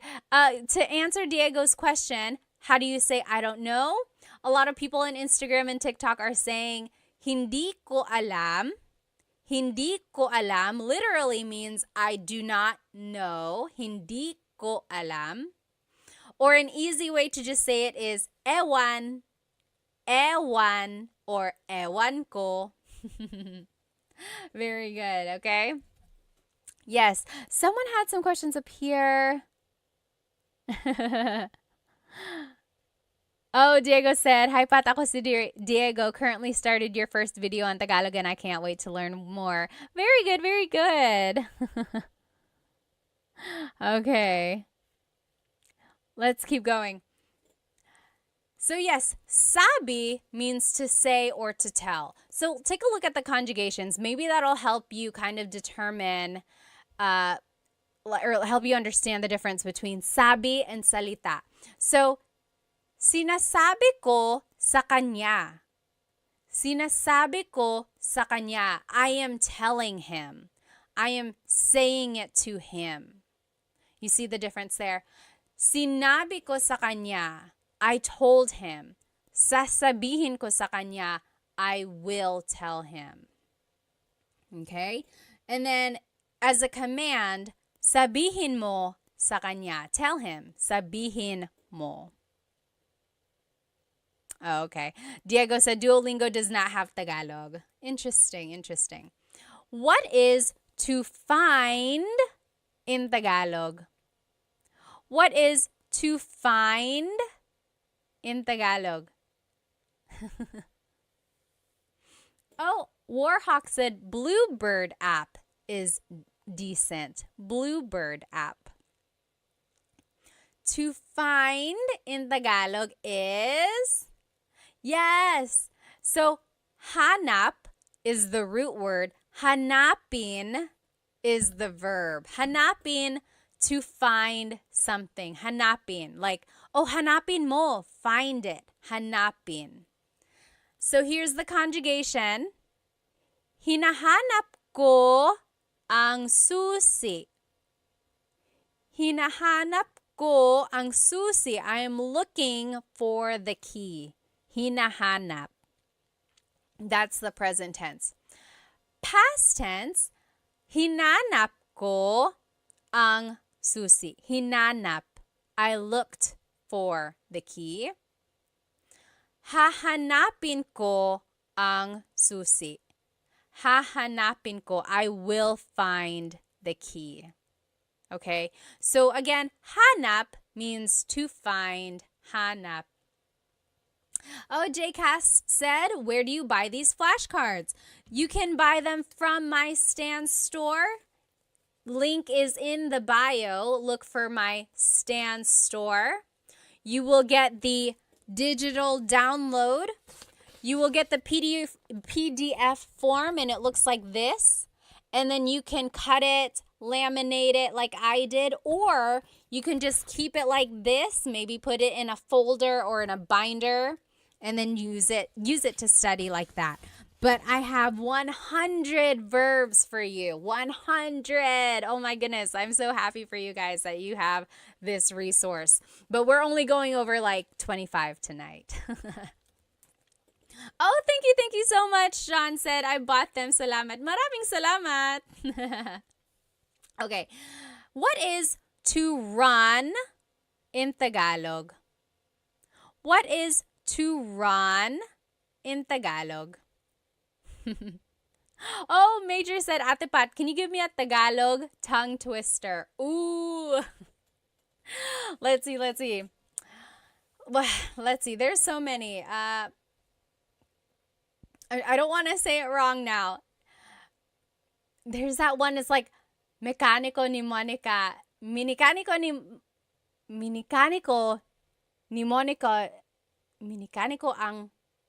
I don't even know what it is now. Someone write it in the comments. Minicánico ni Monico ang makina ni Monica. Minicánico ni Monico ang makina ni Monica. That means Mokino, the mechanic, fixed Monica's machine. Minicánico ni Monico ang makina ni Monica. Oh my goodness. And then there's so many more. Yes. So to run in Tagalog is very good. Blasian, you got it. La, Yesam, and JB, you got it. Tumakbo. Tumakbo. Yes, very good. Tumakbo. So takbo is the root word, takbo. Tumakbo is showing that it's an conjugation. Tumakbo. So if you want to conjugate it, tumatakbo ako. I am running. Tumatakbo ako. Or tumakbo ako. I ran. Tumakbo ako. Tatakbo ako. I will run. Tatakbo ako. Julie and Captain both just asked back to back, where can we get these cards? Yes, so these flashcards are on my Stan store, stan.store/Tagalog Time Pat, or you can just go look on my bio. Look for the link that says Stan Store, and it's going to be a digital copy.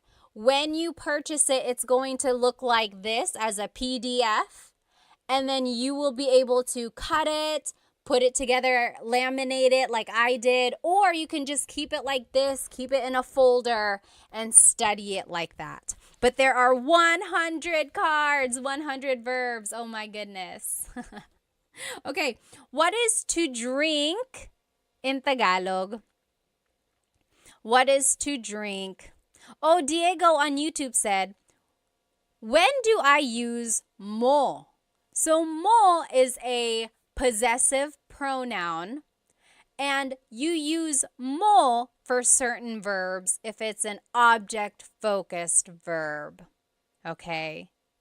So, it goes into all of that in my full-length Tagalog lesson, I think 3, present tense conjugation. Take a look at that. It will break down how to use mo in certain verbs. Yes, very good. Serrano said umiinom or uminom. Uminom means to drink. Very good. Blasian, JB, you got it. Yes, Delician. Uminom. To drink, uminom. Very good. Now, as a conjugation or to conjugate it, umiinom ako, I am drinking. Umiinom ako. Or, uminom ako, I drank. Uminom ako. Iinom ako, I will drink. Iinom ako. Or, uminom ka, drink, uminom ka. That's a command. Remember how I told you that some verbs can be object or actor focused. Inom is one of those verbs that can be both.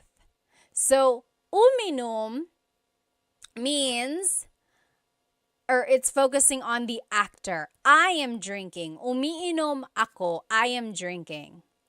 But if you want to focus on the drink itself, you actually have to conjugate it as an in verb. So, iniinom ko ang kape. I am drinking the coffee.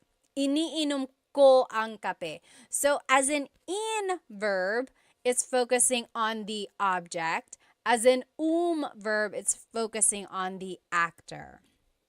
Very interesting. Only a few more will do here, guys, because it's getting kind of late. So here, what is to eat in Tagalog? What is to eat in Tagalog? Yes, Shalona McFarland said, where do we get these cards?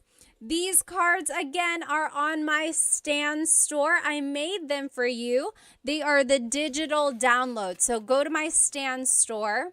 The link should be in my bio. When you purchase them, you're going to get them as a PDF form. You're going to get it like this. And you can cut it and laminate it, or you can just keep it like this and study it like this. Keep it in a folder, put it in a 3-ring binder, whatever you want. Or you can cut it out and laminate it like I did. Very good. So Very good. Kain. Kain. Kumain means to eat. Kumain. Yes, Blasian said, pwede bang magtanong? Can I please ask? Why does it change to ininom? Like in the conjugation, iinom as the future tense, that's just the pattern that it is. You have to repeat the first syllable. Or, like, are you asking why does it become an in verb when it's an object focused verb? It's just one of those things that it's like a thing in the Tagalog language. Some verbs can be actor or object focused, and that's how it would change. It would change by the affix or prefix. And not all verbs are like that, just certain ones. Very good. Oh, La Yesam said, can I get these cards in Canada? Yes, absolutely. When you purchase them, it's just a digital download. So it will go straight to your email, and then you can print it however you want, and then you can cut it out, or you can even just keep it like that. Very good. So kumain means to eat. Let's conjugate it. So kumakain ako. I am eating. Kumakain ako. Or past tense, kumain ako. Kumain ako. I ate. Kakain ako. I will eat. Kakain ako. And then as a command, kumain ka. Eat. Kumain ka. Okay, kumain ka. You might have heard that phrase. A lot of people like to feed their guests. So that is the thing there, the phrase that you might hear a lot. Let's see, what else?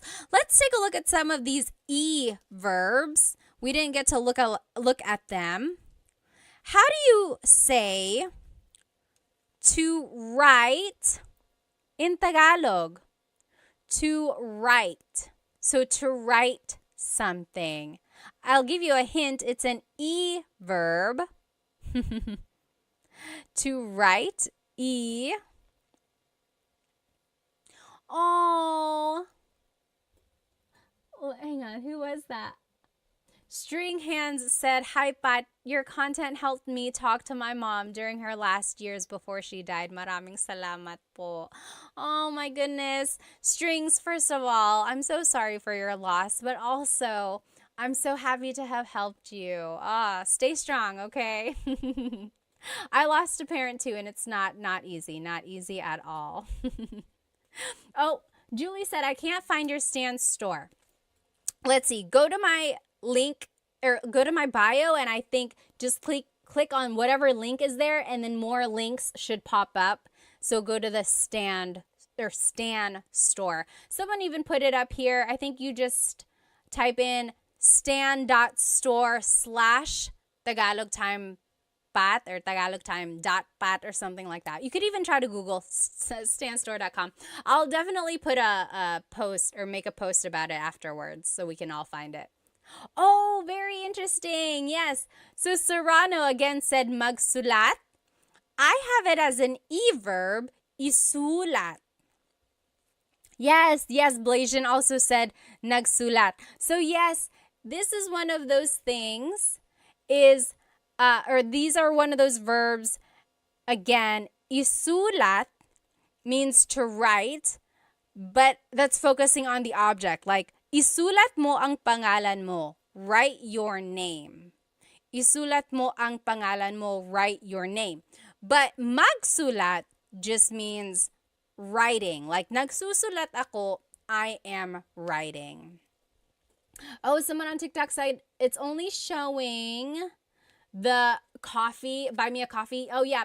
So if you're on TikTok, maybe just go open a browser and do stan.store/Tagalog time with Pat or tagalogtime.pat, or you can go to the links in my Instagram. It'll be there. Stan Store. So, isinusulat ko ang libro. I am writing the book. Or isinulat ko ang libro. I wrote the book. or isusulat ko ang libro. I will write the book. But again, sulat can be a mag verb. Nagsusulat ako. I am writing. Or nagsulat ako. I wrote. Okay, let's do another E verb. Actually, we'll do two because they're opposites. What is to raise and to bring down? So this one is showing people raising their hand. What is to raise? This one is showing a man putting a box down. So what is to bring down? So to raise and to bring down. What is to raise and to bring down in Tagalog? And I gave you a hint. It's an E verb. To raise in Tagalog is itaas. Itaas. The opposite of that, to bring down, ibaba. So itaas, ibaba. Very good. Yes, exactly right. And you probably heard the phrase like, bababa ka ba? It's one of those things in Tagalog. It's like, baba, just depending on how you put the emphasis, it can mean different things. So bababa ka ba means, are you going down? Like, are you going down the stairs? Are you going down the elevator? So ibaba means to go down. Itaas means to raise, like to raise your hand. Let's take a look at ibaba. So ibinababa ko ang bagahe. I am bringing down the luggage. Ibinababa ko ang bagahe. Or past tense, ibinaba ko ang bagahe. Future tense, ibababa ko ang bagahe. And then as a command, ibaba mo ang bagahe. Bring down the luggage. Okay? Now, let's take a look at itaas, again, to raise. In the present tense, itinataas ko ang bandila. I am raising the flag. In the past tense, itinaas ko ang bandila. I raised the flag. And then in the future tense, itataas ko ang bandila. I will raise the flag. And then as a command, itaas mo ang bandila. Raise the flag. So Love said, spaghetti pababa, pababa ng pababa. Does anyone remember that song? So baba means to go down, and there was this song back in the day, maybe like, was it early 2000s, I think? Spaghetti pababa, pababa ng pababa, Iser said.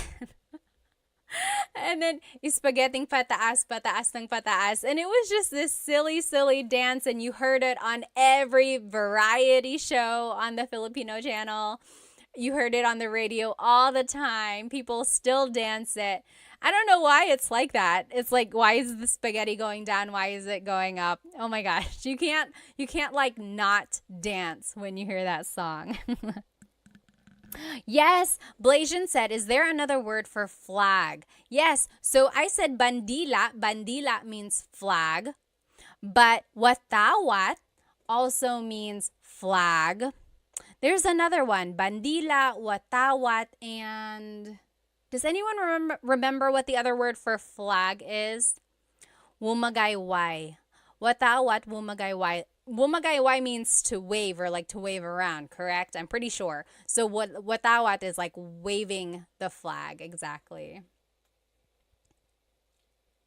Oh, thank you, FJMLV said, I just got the flashcards. They look so good. I'm glad they have the sentences with them. Again, if you just joined, you can purchase these flashcards that we were using during the lesson.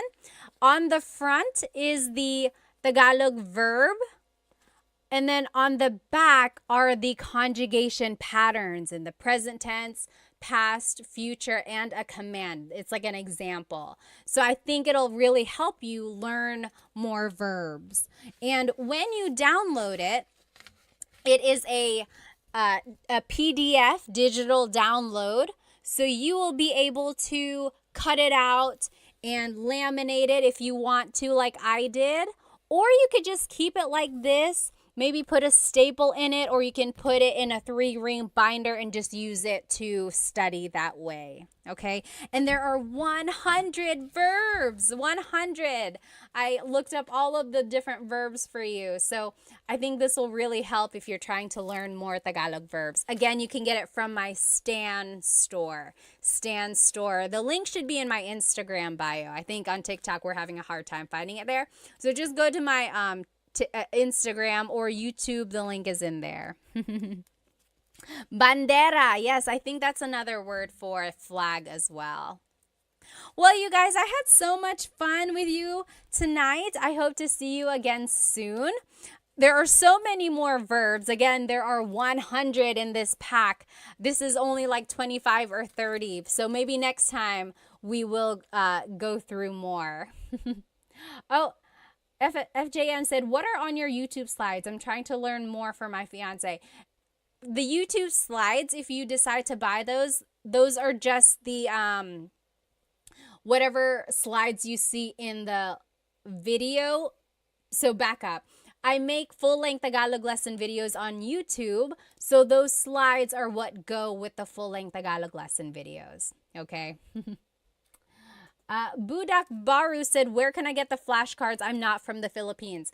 You can get them on my Stan store. Go to my Instagram, click on the link in my bio, and look for Stan store. And it will be a PDF download, and you can download them, you can cut them out, you can laminate it, or you can just keep it like this and study it, okay? Yes, let's see. Yes, Benny, did you get that? Benny also asked, where can I get them? Again, on my Stan store. You just get the digital download, and then you can make the cards or you can keep it like this, okay? Well, I will see you guys next time. I hope you have a great rest of your night. Maraming salamat po. See you next time.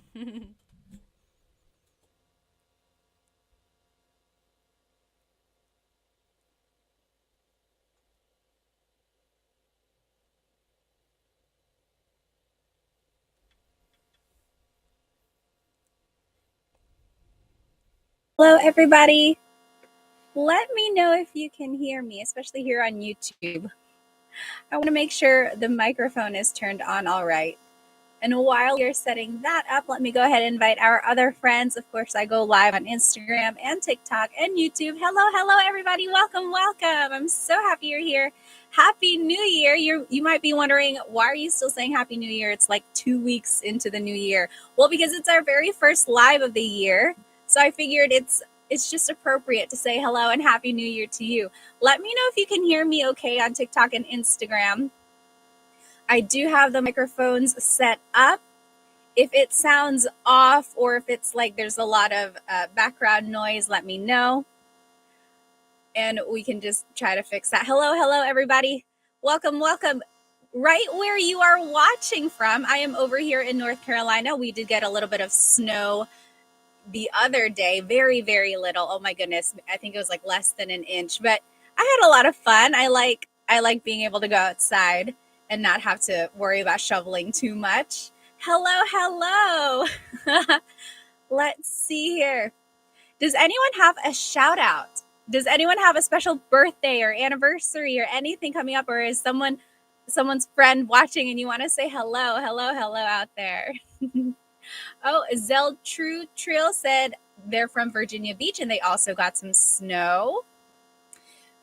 Big Rika says hello from San Diego. Derek, hi from Vancouver. Hello. DJ's dad from Chicago. Hello, everybody. Turtle on YouTube, Happy New Year to you too. Case is from Hawaii. Hello. Bert is from Rochester, Washington. Calperon, hello from the Netherlands. Oh, Dr. Dan, no snow here in Cebu. What part of Cebu are you from? Let's see, 1963. I've been College Park, Maryland, right down the street from the University of Maryland. Okay. Shannon, hello from Charlotte. We're basically neighbors. Rodrigo, hello from Chile. Okay, tonight's going to be a fun night. So we're not doing a full-blown Tagalog lesson. I figured since it is our first live lesson back in the new year, let's just have some fun, okay? We're going to play some Filipino trivia. I have 25 trivia clues here, and let's see if you can figure them out. They're pretty simple. So I have questions about geography, Philippine geography, some questions about like national symbols, some information about Philippine history, also some Tagalog review, and then Filipino celebrities. So we have a whole mix of things in here. I think it's important to also learn about, the culture and the history of the Philippines along with the language. I'm assuming you follow me because you are interested in learning some Tagalog, right? So I think putting everything together with culture and history and language, all of that together, will really help us appreciate not only like the Filipino culture, but Tagalog as well. Alchemy said, how do I explain the Bubble Gang to people? Are you talking about the show Bubble Gang? That was like a little comedy show where they had like skits on TFC. I remember that show. Walters, hello from Jacksonville, Florida. Jimmy, JP from LA, hello. Oh my goodness, no snow or rain, just the fires going on. I'm so sorry if you have been affected by those fires. I have a couple friends who live in LA, and it sounds like a really, really scary time. So please be safe out there. Always wanted to know the history of Olano. What is Olano? Moni says. Alrighty, let's go ahead and get started. What is the capital of the Philippines? Really easy. Easy question to start with. What is the capital of the Philippines? Whoops, TikTok. Let's see if we can fix this.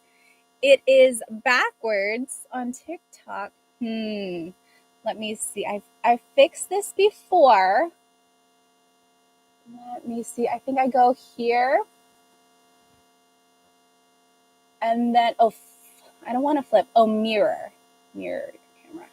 There we go. Haha.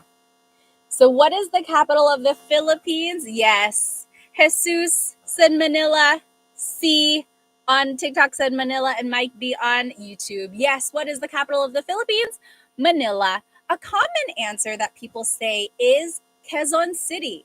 Some people say, Quezon City is the capital. It's not. It's very close to Manila, but Manila is the official capital here. Whoops, there it is, Manila. There we go. Alrighty. What's the next question? What do the red and blue stripes of the flag represent? What do the red and blue stripes of the Filipino flag represent? Sorry, YouTube, there's like a glare on my paper. I think it might be a little hard to see. So just listen if you're watching on YouTube here. What do the red and blue stripes of the flag represent? Let's see. Yes. So Tony G on TikTok said peace and war. Yep. Same with Queen J and Pascal. Oh, sky and sea. I've never thought of that. Well, so on the Filipino flag, I don't have one here in this room, but there is of course, there's the red part of the flag, the blue part, the sun and the stars. When the red is on top, that means it's a sign, it's a time of war. That's usually what they would flip it over during wartime. And then blue, what it's usually on, if the blue stripe is on top, it's a time of peace. So yes, war and peace. A very interesting fact I learned a while ago was that, the blue on the Filipino flag, it's like a darkish blue, right? That shade of blue came about when the American troops were in the area, were in the Philippines, because they had this blue fabric, and that is what the flags were made of, this blue. And it's the same blue as the American flag because they were using the same fabric. So the original blue for the Filipino flag is a little bit lighter. It's not as bold, but because that was the only fabric that they had at the time, it is the same blue as the American flag. Interesting, right? Very interesting. Okay, next question here. If you are just joining us, hello. We are playing Filipino trivia. It's just a very low key live Tagalog lesson today because it is our very first one of the year. We are learning some fun facts about Filipino culture, Filipino history. Also, we'll be reviewing some Tagalog as well. So this is question number 3. Who is, sorry, YouTube, it's just not showing because of the glare there. But who is the Filipino gymnast who won 2 gold medals in the 2024 Olympics? Who is the Filipino gymnast who won 2 gold medals in the 2024 Olympics? Yes, John S. on YouTube, you got it right.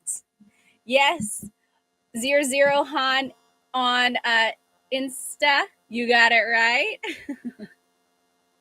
Oh, Bonvic said, dang, I'm a philo. I forgot his name. It's okay. Yes, everyone is getting it. So the gymnast who won 2 gold medals for the Philippines was Carlos Yulo.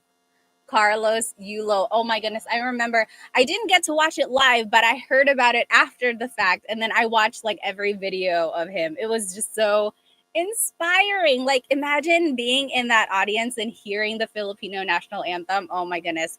Just chills. And I can't believe the Olympics are going to be in LA, like the next one. I hope I can make it. I don't know. I feel like it's impossible, but I would love to cheer on the Philippines. That'd be so fun. So yes, Carlos Yulo is the gymnast who won 2 gold medals in the 2024 Olympics. And he won a lot of good stuff. Like he got, I think, like a really nice penthouse in the Philippines, and he has all these endorsements now. So good for him. I think he earned it. Really hard earned good things there. Okay, next one. This is going to be a Tagalog review. Can you translate gutom ka ba? Gutom ka ba? So we learned gutom this week. What does gutom ka ba mean in Tagalog? What is gutom ka ba? You think about it while I catch up on some of these questions here. Oh, Alchemy on TikTok asked, can you explain the significance of the design of the sun on the flag? That's actually one of our trivia questions. So hold that thought. Let's see. Oh, thank you. Thank you so much for the gift. I wish it said the name. Sean on TikTok. Maraming salamat. Thank you so much.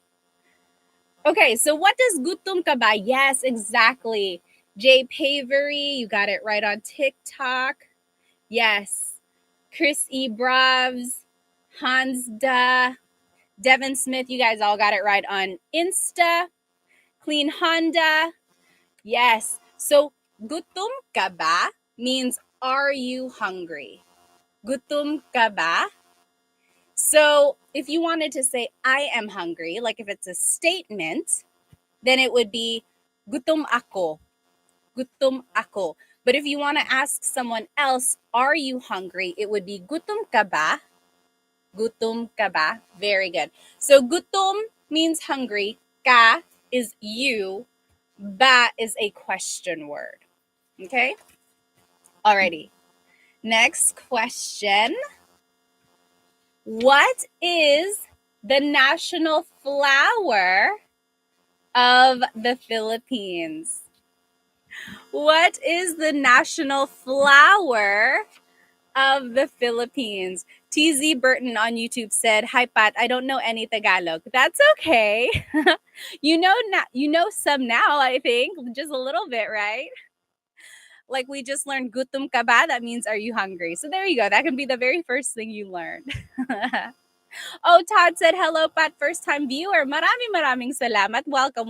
We have a lot of fun here on our lives. So what is the national flower of the Philippines? Yes, Rai said sampaguita. TG Kevin on Insta, sampaguita. Exactly right. Soy Pantera, you guys got it right. Solitaire. Solitaire. Yes, you got it right too. So sampaguita is the national flower of the Philippines. In English, it's sometimes called the jasmine flower. It's a little white flower. It has 5 petals on it, very small, and it usually grows on a bush, like a really small bush. In the Philippines, when you go to like a church, you might see people selling sampaguita necklaces. So people will use the flowers and turn it into a necklace. And usually people will put that necklace on a saint statue inside of the church, or they might put it in their car or something like that. But so, yes, the sampaguita is the national flower of the Philippines. My mom had one when I was growing up. It started off small and then it grew and grew. And then as the flowers would bloom, she would have me pick them off, put it on a piece of string, and then I would put it on like our Mama Mary statue on our altar. Everyone has an altar, right? So yes, the sampaguita. That's the national flower of the Philippines. I love the smell of it. Oh my goodness, so it smells so good. Who is a Broadway star and voiced 2 Disney princesses? Bonus points if you can name who she voiced, like what princesses she gave a voice to. Oh, Irene said, hi from Delaware. First time viewer. My best friend is from the Philippines and he taught me mahal kita. Do you know what mahal kita means? Is he really just a friend? Well, hello. Thank you so much for sticking with us or for joining us tonight. Yes, exactly right. James on YouTube and Solitaire. So who is the Broadway star and the actress who voiced 2 Disney princesses in movies? Yes, everyone's getting it right. So it's Lea Salonga. Lea Salonga. She is a Broadway star. She also was in London. She acted in West End. That's their like equivalent of Broadway. And she voiced everyone's getting it right. Yes. Jasmine. She was the voice of Jasmine in Aladdin. And Mulan. She was the singing voice of Jasmine and Mulan.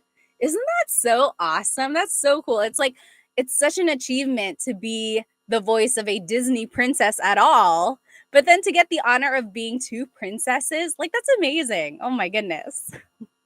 Barbie said, aloha from Hawaii. Salamat po, Ate Pat. Thank you. Thanks for joining us. Yes. Jay Pavery said, also won a Tony Award. That's exactly right. So the Tony is the like highest award you can get in Broadway. Yep, she did win that. Alchemy was like, she was Mulan and Jasmine? Yes. Okay, next question. When is Philippine Independence Day? What is the Independence Day in the Philippines? Does anyone know? Philippine Independence Day. Yes. James Holden, June 12th. June 12th. Jay Pavery said July 4th. So it depends on who you ask. When I was in high school, my US history teacher was like, he asked the whole class, he was like, when is the Philippine independence? And he looked at me because he knew I was Filipino. And I proudly said June 12th. And I knew for a fact it was June 12th because my family had been in the Philippines on June 12th before. And there were celebrations. I was like, oh, it's June 12th. And then he looked at me and he was like, actually, it's July 4th. And he even opened the book, the textbook, and it said, the Philippine independence is July 4th.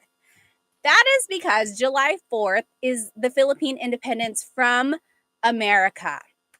Because America colonized the Philippines during World War II.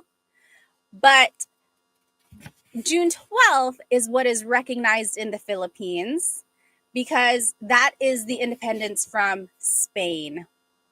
So very interesting, like depending on who you ask or the context of history, right? Of the context of the information, it's different. But in the Philippines, June 12th is when they celebrate Philippine independence. All right, next question. Can you translate busog pa ako? Oh no, it said my mic is acting up on Insta. Let me see here. You think about it. What does busog pa ako mean while I try to figure this out?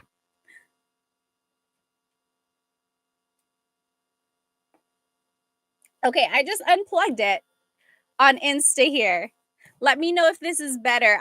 It's probably going to sound a little bit distant, but at least it won't be breaking up. What is busog pa ako? Yes, exactly right. You guys are getting it right. Bethel on TikTok. Yes, my sunshine. Very good. Okay, so I'm seeing a couple different answers here. So you could say, I'm full. Busog ako, I'm full. But what does the pa mean? Do you remember what does pa mean?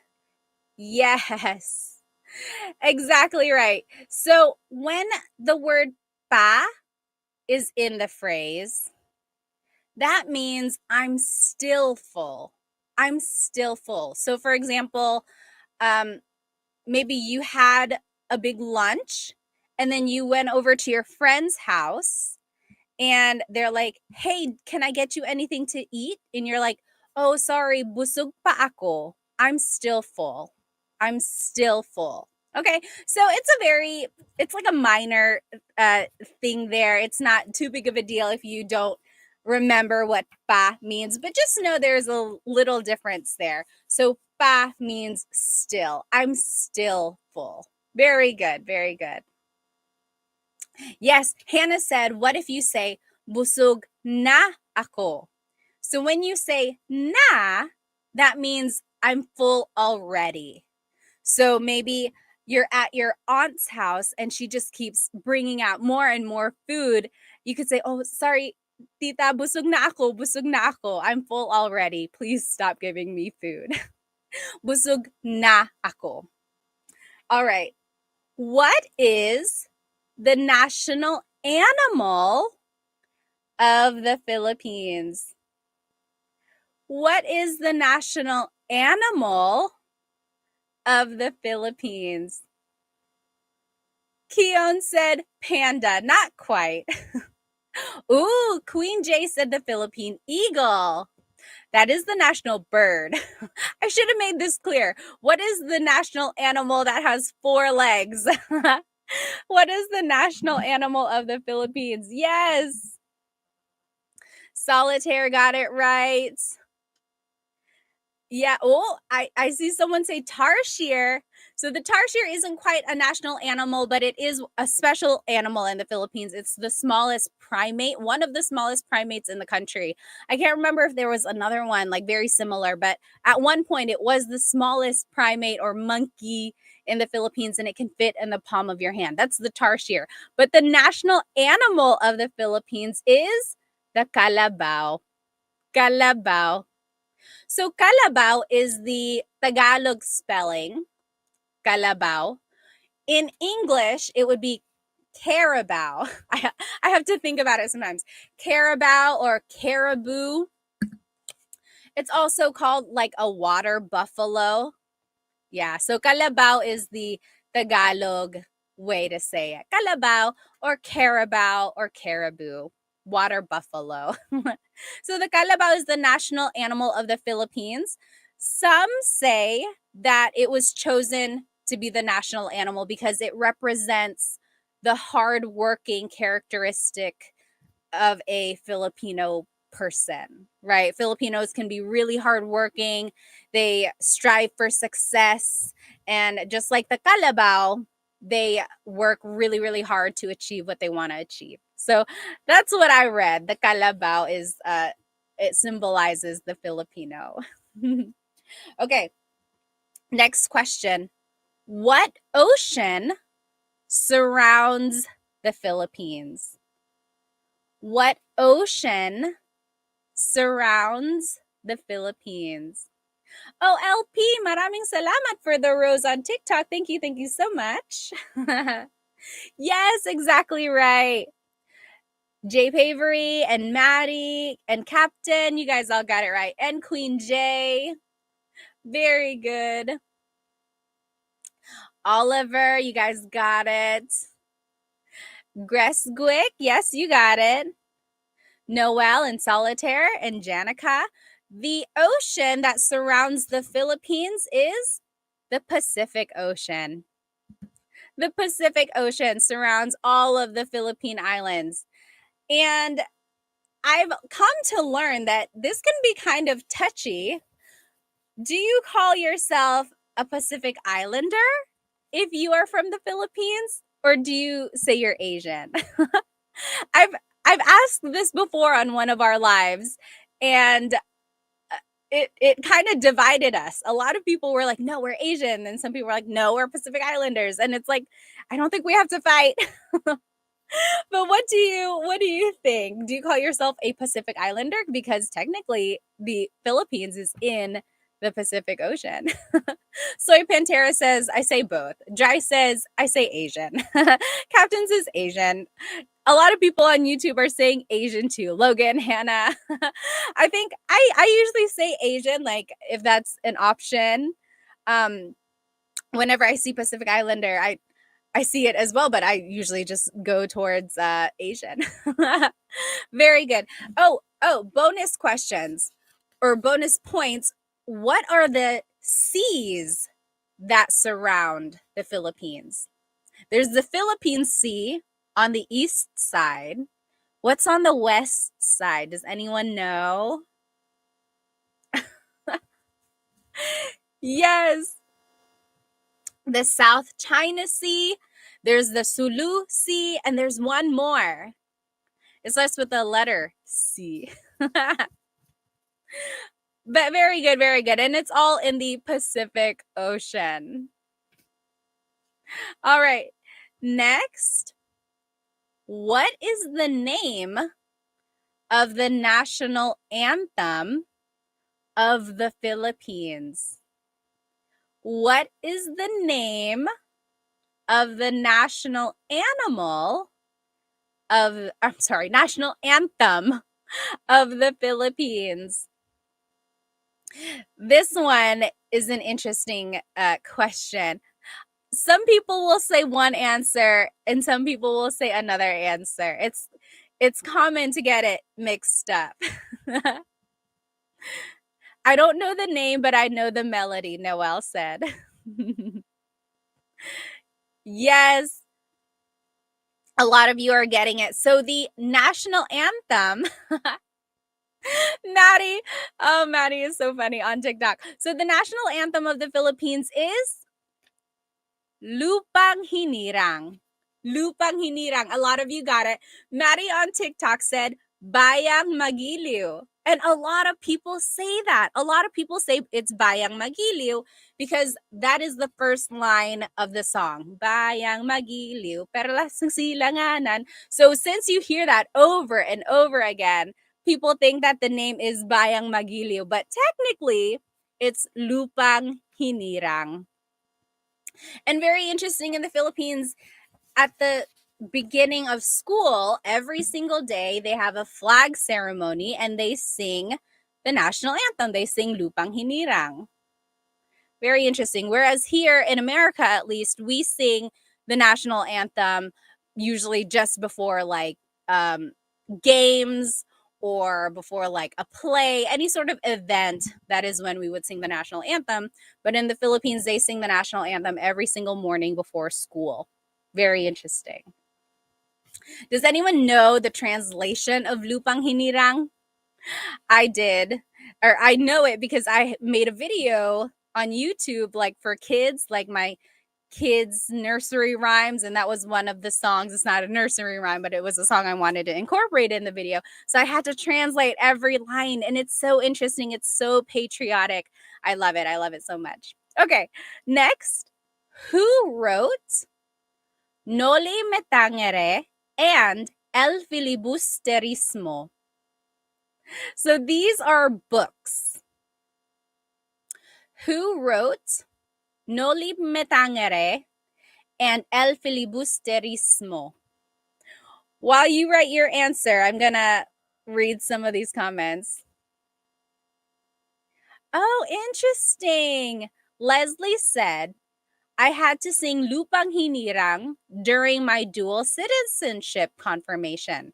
I had no clue what the words were. Wait, so you were becoming a dual citizen? What are your dual citizenships? Like American and Filipino? And then when you became a Filipino citizen, they made you sing it in the Philippines. Is that what happened? That's very interesting.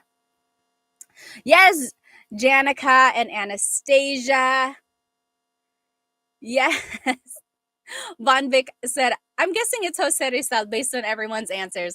Yes. So, Noli Me Tangere and El Filibusterismo, these are very popular books in the Philippines. Like they are required readings in school in the Philippines. Like everybody has to read them.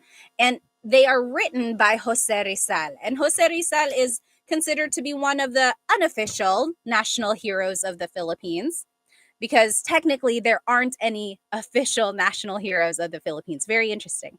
But he is an unofficial national hero of the Philippines, and he fought for Philippine independence from Spain. And his two books, these two books, Noli Me Tangere and El Filibusterismo, they were like they're fictional, but they are based on the events that were happening there. I think I actually have the copy right here. Here they are. My dad got these for me when I was like a teenager. These were his pasalubong. When he went to the Philippines, he brought them back. I think maybe my aunts bought them. And then he was like, here, these are for you. So this is Noli Me Tangere. This is the first one. And El Filibusterismo. So these are from the Philippines. And they are in English. But I'm pretty sure you can find a copy like on Amazon or something like that. I'm not gonna lie, I have not read it all the way through. I think because I got it when I was a teenager, I started to read it and it was just all over my head. Like I didn't understand the context of it. I wasn't that interested. But now that I'm older, I really should get back to reading if I can find the time. I have to make time. But yes, you guys are exactly right. So, point is, Jose Rizal is one of the national heroes of the Philippines. Dry said, I want the one in Tagalog. Yeah, maybe you can find the Tagalog version of these books and try to read it. That would be interesting. Okay. Can you translate this phrase? Antok siya. Antok siya. What does that mean? Antok siya. Oh, Von Vic said, are there any movies on Jose Rizal? Yes, there is. I can't remember the name because it's been a long time since I watched it, but I would imagine it's probably like Jose Rizal or something like that. If anyone knows the name of a movie about Jose Rizal, write it in the comments. Did you know Jose Rizal is actually a doctor? He was an eye doctor, an optometrist. And then he traveled all around the world, gaining lots and lots of knowledge. He knew lots of languages. He traveled to Europe and everything.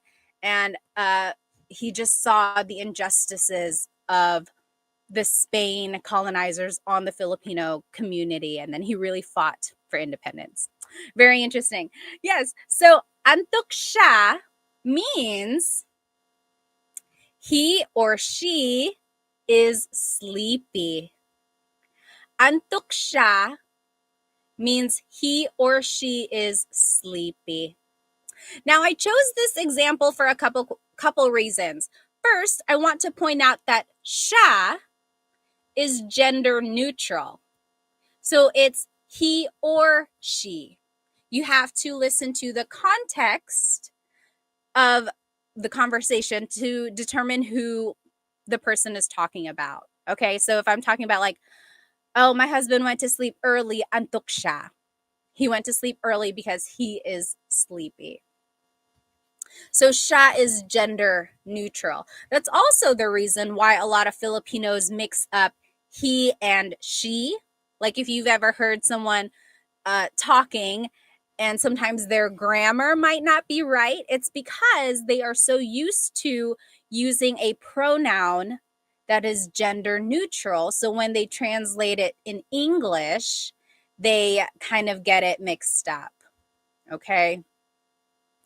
So, and then another thing I wanted to point out, a lot of people commented when I made the video about the word antok. Some people said, why don't you say inaantok siya? Inaantok siya. So antok is the adjective version of the word. It's an adjective. It's describing the person's condition. It's just describing. It's a description word. Inaantok is a verb. That means he is feeling sleepy.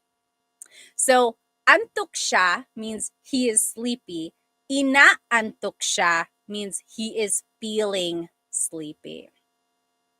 Okay? Janica said, okay, so I think Janica is asking about the pronunciation of sha. So it looks like it should be pronounced siya, right? It looks like that's how it's pronounced because that's how it's spelled siya. But the S-I-Y combination, that makes a sh sound. So, inaantok siya, siya. So that's where that sound comes from. Okay, next question. Oh, I can't remember who asked this earlier, but here is the question. What do the 8 rays of the Philippine sun represent?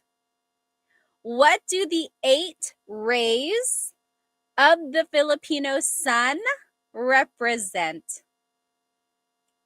Yes, Von Vick said, in some areas, they do pronounce it siya. That is exactly right. There are some regions in the Philippines where sha is pronounced siya. You are exactly right. There's a lot of nuance in Tagalog depending on where it's spoken. Oh, Dry on Insta said the 8 regions of the Philippines. Almost. Oh, Queen J said, I'll never speak Tagalog. I can't remember words right or form sentences. Don't be so hard on yourself and try to just do it a little bit at a time, you know? So what I would suggest is just learning vocabulary and inserting the vocab in your English conversations. Like, tinapay is bread. Maybe you're like, oh, I'm making a sandwich. Where's the tinapay? Where's the tinapay? Where is the bread?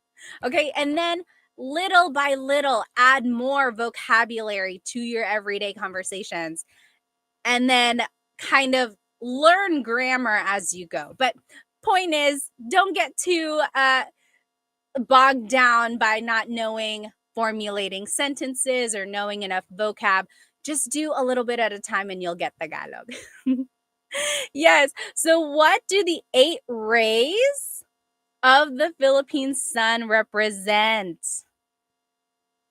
Let's see. The 8 provinces, very close.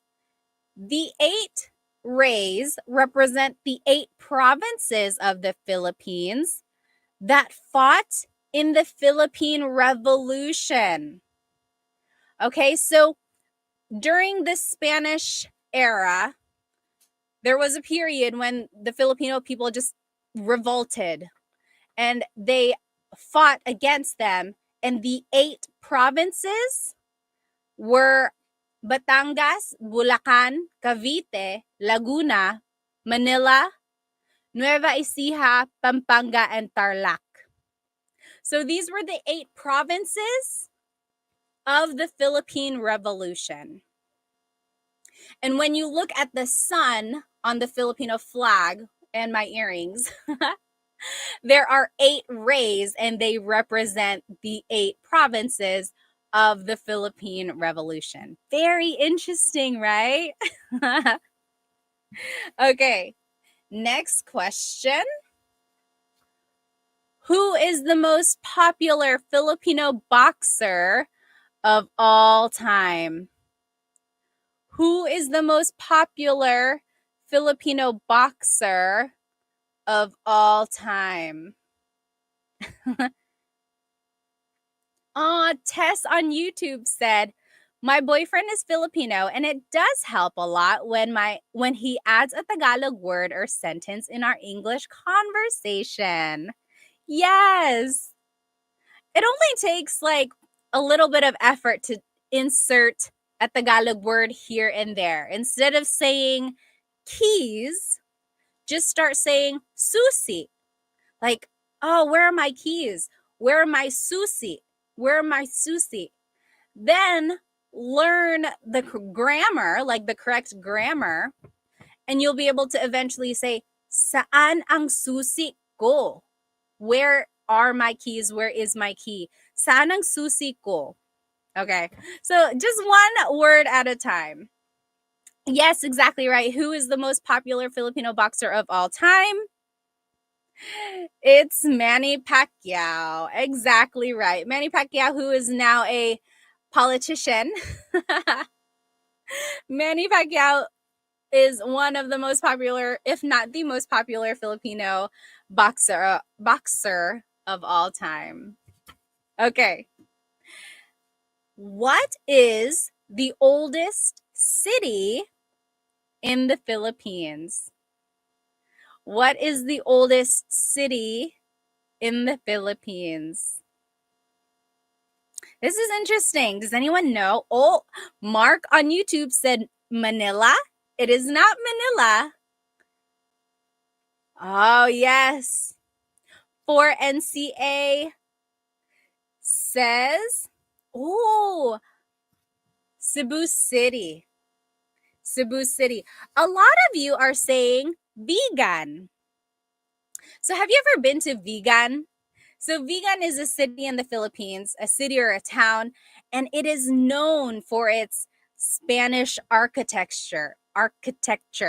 It is so beautiful there. I've never been, but they have like cobblestone roads and they have like Spanish influenced homes that are still standing. Oh, so beautiful. I hope I get to go there sometime. So you would think that is the oldest city. I think they just preserved it really, really well. But the oldest city in the Philippines is Cebu City. That is the very first landing site of Magellan in the 1500s. Yes, Jason Park on YouTube said Cebu has the oldest church. Exactly right. And I've been there and it's very like elaborate. You can see up in the church all of the stonework and then like paintings and stuff. It's like you traveled back in time. I love it. So the oldest city in the Philippines is Cebu City. Yes, exactly right. Let's see. Next, who is this Phil-Am musician who appeared in Usher's Super Bowl halftime show? Who is this Phil-Am musician who appeared in Usher's Super Bowl halftime show? This was so cool when she came out. Oh, people are saying Bruno Mars. Did Bruno Mars come out in Usher's show, though? Like, he's been in the Super Bowl performances, like the halftime shows, but I don't think he was there in Usher's show. Yes, you guys are getting it. Maddie, you guys got it. Eve, B. Philly, Max Daddy. Oh, Max Daddy said she. It's not she. It is her. Does anyone know her's real name? I'm covering it up. Does anyone know her name? So she is a singer, but also a really good guitarist. She's like a really good musician. And her real name, yes, Jeremiah said Gabrielle. Anyone know what her real name is? Von Vic said Easy Mail would be cool. That would be cool if he just came out. So her real name is Gabriela Sarmiento Wilson. Yes, Gabriela Sarmiento Wilson. I think I had this clue on a Jeopardy game for one of our Tagalog lives. And someone was like, that is a very Phil-Am name. Gabriela Sarmiento Wilson. It's so Phil-Am, right? So yes, her is a Phil-Am musician who appeared in Usher's Super Bowl halftime show. My goodness, she is so talented. Okay, next. How many islands make up the Philippines? How many islands make up the Philippines? Someone on TikTok said a lot. Queen said 1,300. Crackers said more than 7 for sure. Oh, yes.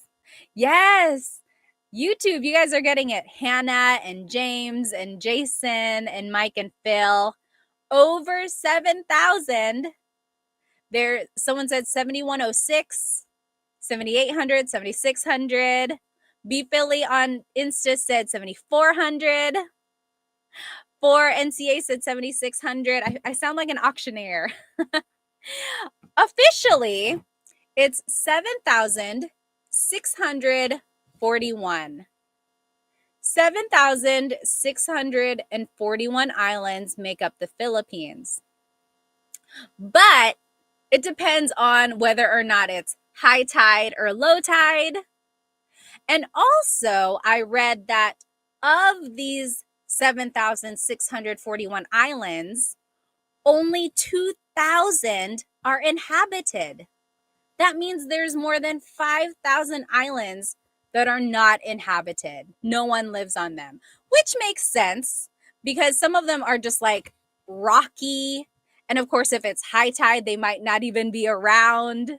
So I think that's so interesting. There are over 7,600 islands, but only 2,000 are inhabited. That's still a lot of islands. That's 2,000 islands is still a lot to be inhabited. But the fact that there's even more, that's amazing. Yes. Is that the current number? I thought that changed. Possibly, probably, depending on just like the water levels. I'm sure it's always changing. Just know that there are over 7,000, 7,600. Yeah. Oh, yes. Todd said 7,107. That was the number I knew growing up, 7,107. But now people are saying like 7,600. It's constantly changing. Oh, Dead Eye then said, can't wait to move to the Philippines in June. Oh my goodness, that's so exciting. Okay. Next question. What is the national tree of the Philippines? What is the national tree of the Philippines?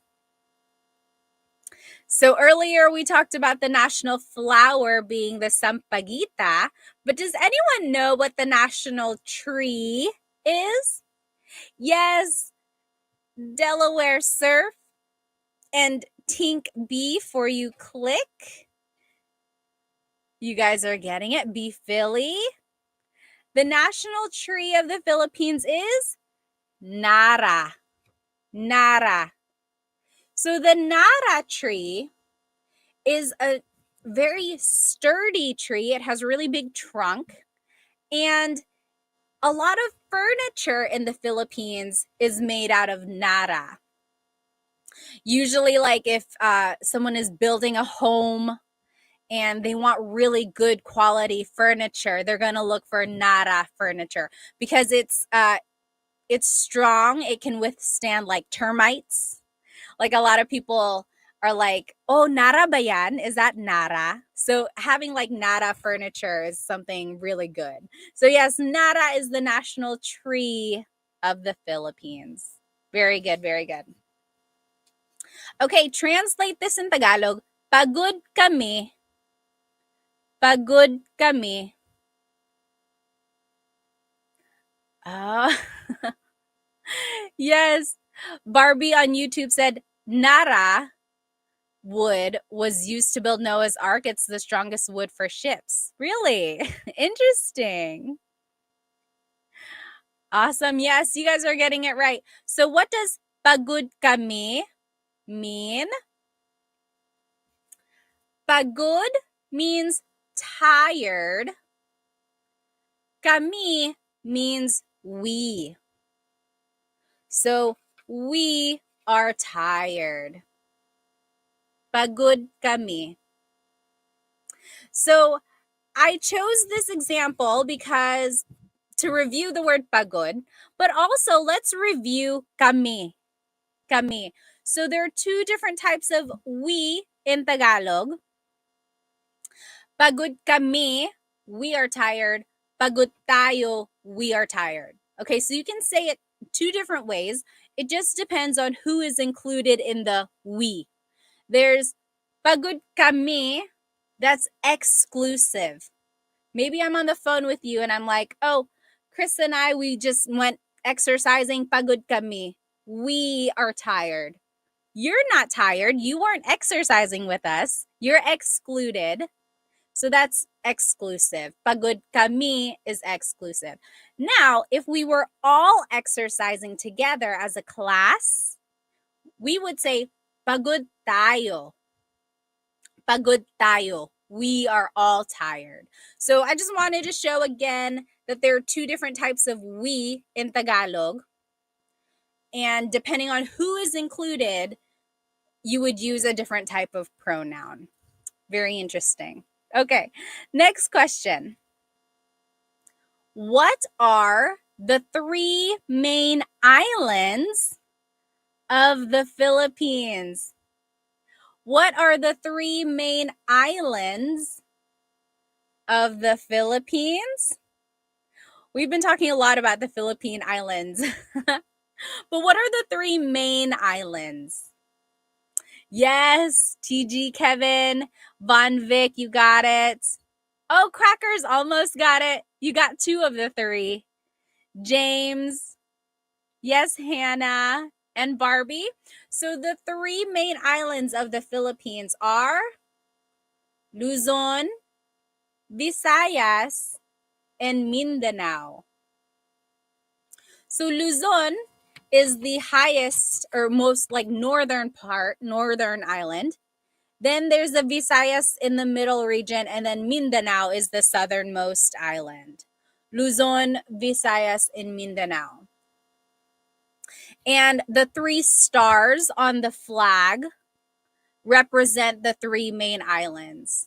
Because, you know, on the Filipino flag, there's the three stars and the sun, and then the blue and the red. The three stars represent the three main islands, Luzon, Visayas, and Mindanao. Very good. We're almost done, guys. Thank you so much for joining me during our Filipino trivia night. So this question asks, who was the first president of the Philippines? Does anyone know? Who was the first president of the Philippines? Yes, for NCA. You got it right. The first president of the Philippines was Emilio Aguinaldo. Yes, James, you got it right.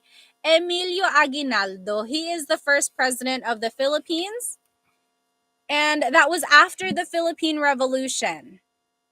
So when Spain kind of gave up on the Philippines, Emilio Aguinaldo became the first president. However, America kind of colonized the Philippines afterwards, and some even say Emilio Aguinaldo wasn't really recognized as the first president because the Philippines was still kind of America's rule there. But yes, the first president technically is Emilio Aguinaldo. Okay. Oh, this is a fun question. Who is this social media influencer from Hawaii? He's also Filipino, but he is known for his makeup and comedic content. Who is this social media influencer from Hawaii who is known for his makeup and comedic content? Yes! Everyone on TikTok knows him. Everyone is getting it right on TikTok here. Yes. Ben and Luke and Jeremiah. Yes, B Philly and M. So Bretman Rock. Oh my goodness, he's so funny. Everything he puts out, like all the videos he puts out, like I cannot help but laugh. Every single one. So Bretman Rock, he is a social media influencer known for his makeup videos and just really, really funny content. Alrighty. Next, only a couple more clues. Can you translate nalalamigan ako? Nalalamigan ako. Can you translate that? What does that mean? Nalalamigan ako. This is very appropriate here where I live in North Carolina. It's been really, really blank. Yes. Guami Bear and TJ Kevin or TG Kevin, you guys got it right. Nalalamigan ako means I'm feeling cold. I'm cold or I'm feeling cold. Yes, Tylen and Tess on YouTube, you guys got it. Very good. Oh, thank you so much for the gift, Conway. Or Cow Eye, sorry. Maraming salamat. Yes, so nalalamigan ako means I'm cold or I'm feeling cold. If you remember during this video last week, I also said there was another way to say I'm cold in Tagalog. Does anyone remember how to say I'm cold in Tagalog? James on YouTube said, there is no cold in the Philippines. Some people might argue that there is, like when you go up north in like Baguio, it's cooler there. People wear jackets. It's not going to be like freezing cold, but it's definitely cooler because they're in the mountains. Yes. So another way to say I'm cold in Tagalog. Yes, exactly right, Jordan. Giniginaw ako. Giniginaw ako. So that also means I'm cold or I'm freezing. You could say nalalamigan ako or giniginaw ako. Oh my goodness, Jean on YouTube said it's -4 degrees here. Where are you? That's so cold. My goodness. Oh, Queen said my husband is from Baguio. David Jr. on Insta said, I agree, there's no cold in the Philippines. I guess it just depends on where you're from. Okay, so nalalamigan ako means I am cold or I'm feeling cold. Very good. Okay, last clue. We made it. What is the national gem of the Philippines? What is the national gem of the Philippines? Oh, Chase on TikTok said, will you still do Tagalog words every day after the TikTok ban?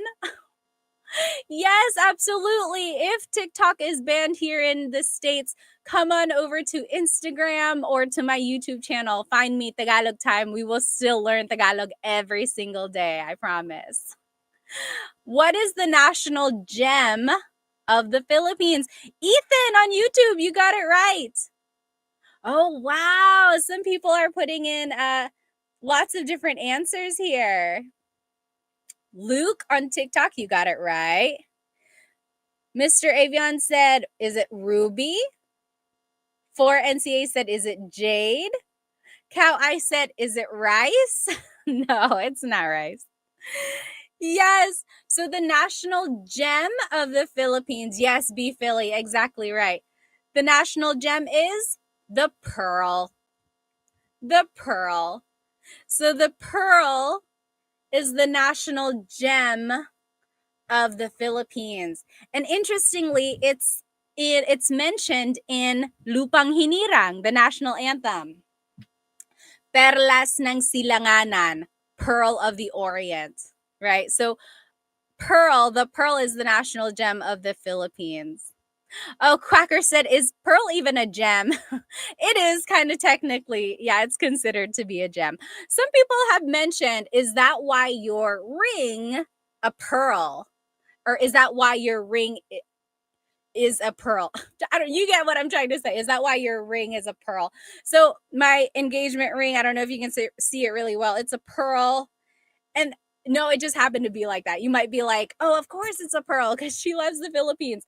It just happened to be like that. Okay, quick side story. When I was in high school, my family went to Epcot at Disney World. And in the Japan area, you could go and pick out an oyster. And my mom did that. And whatever pearl was inside of the oyster, you could keep and you could turn it into a piece of jewelry. And my mom waited in line. There were so many people. She got the really, really old, like a really old looking clam or oyster, whatever animal it is.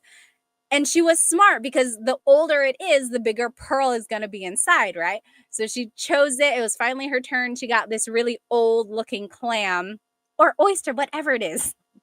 Anyway, they opened it and then this huge pearl came out. It was 8 millimeters and she had it turned into a ring, just like a really simple ring. They put it on like a little ring band and she gave it to me. And then within like 30 minutes, I lost it. I felt so bad because like she had given it to me to wear and then I had to go use the bathroom and I took it off because they said you're not supposed to put soap or lotion on it because pearls are very sensitive. So I took it off, I put it on the sink, I washed my hands and I just walked out. And then I forgot that I had put the ring down. And when I went to go back to get it, it was gone and I felt awful. So I told my husband, if and when we get engaged, I want my ring to be a pearl to make up for that pearl ring that I lost that my mom had gotten for me. Okay, now that was such a side story that's not related to anything, but there's that. I hope you guys have a good rest of your week. I hope you have a good Monday tomorrow. And otherwise, I will see you on Tagalog Tuesday and Thursday. So on Tagalog Tuesday, we will be learning present tense verb conjugation. And I will be doing the same lesson on Thursday again. So I'm going to teach the same lesson twice, just in case you're not able to join me the first time. Because I know like some people like to join the class to ask their own questions and everything. Oh, Todd, maraming salamat. Thank you so much for your gift on YouTube. Oh, yes, Bree said, same time? Yes, this is about the time when I tried to do the Tagalog live. So like around 8 o'clock, give or take 15 minutes, okay? So I will see you. David Jr. said, don't lose your pearl. Oh, don't you worry. I will not. Maraming salamat, everyone. I will see you next time. Paalam.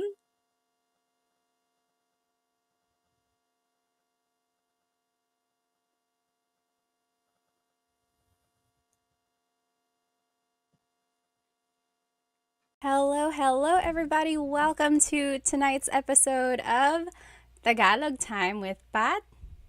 I hope you had a great week. Hello, everybody. Hi. I am live right now on YouTube, on Instagram, on TikTok, and we have someone else tonight. Welcome, Facebook. Welcome, everybody.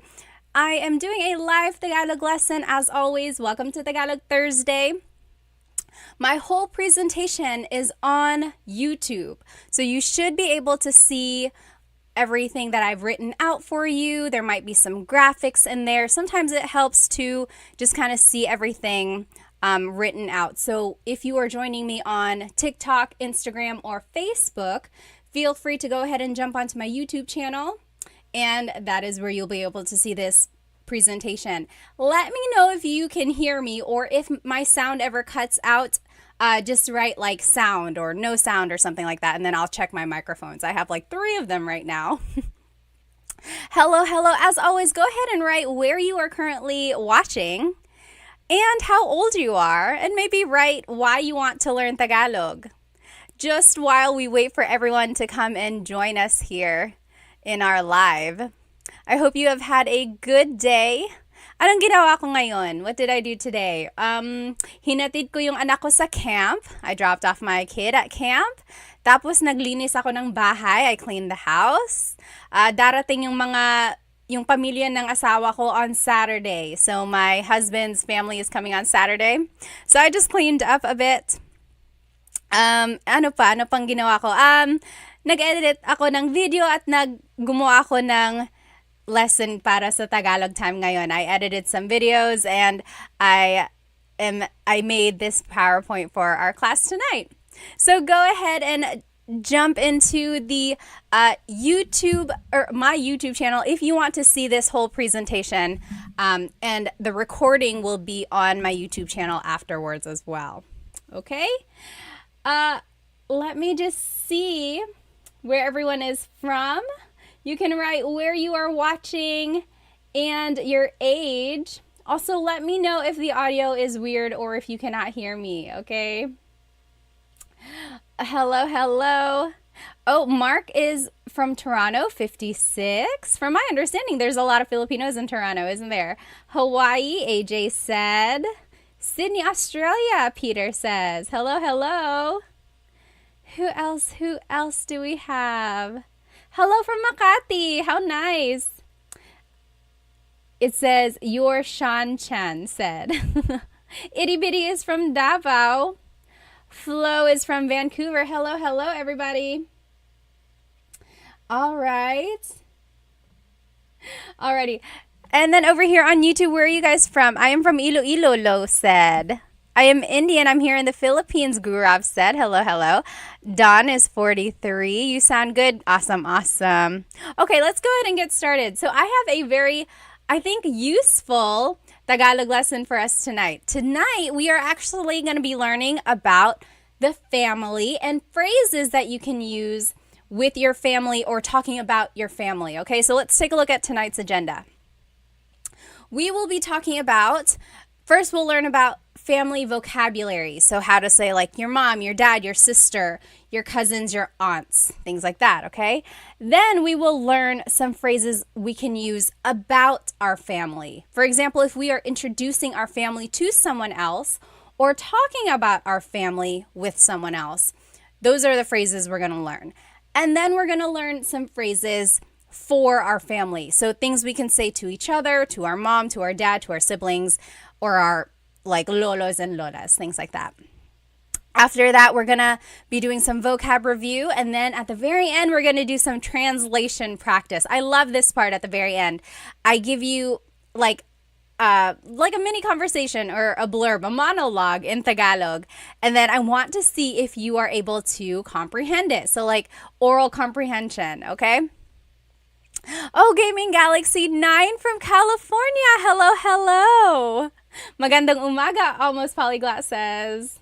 David is from Ohio. Hello, hello. All right, let's go ahead and get started. So again, we are going to be learning some phrases and vocabulary about family. So first, if you're looking here on YouTube, I've kind of changed up my slides here. Usually in the past, I did like word, or phrase, but now I'm just putting the whole slide up there because I know there's a little lag on YouTube. So if you want to like look at YouTube but then listen to me on another platform, go right ahead. The whole slide will already be up there. Okay, so in Tagalog, pamilya is family, pamilya. Okay, so let's take a look up here. I have this little family tree. So we'll start with lolo and lola. Lolo and lola, that's your grandparents. So grandfather, grandmother. Lolo and lola, right?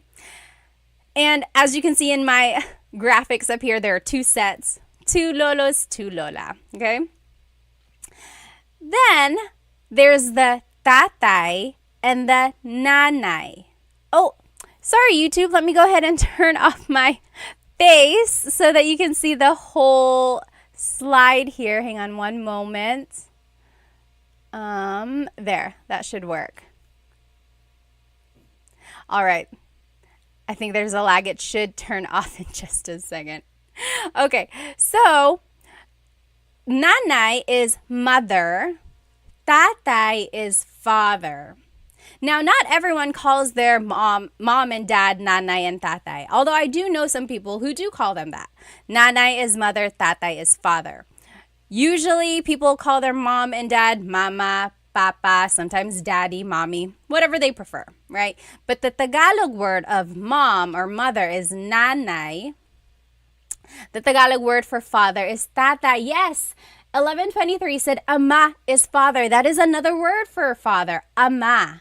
Ama and ina. Yes, very good. Ama and ina.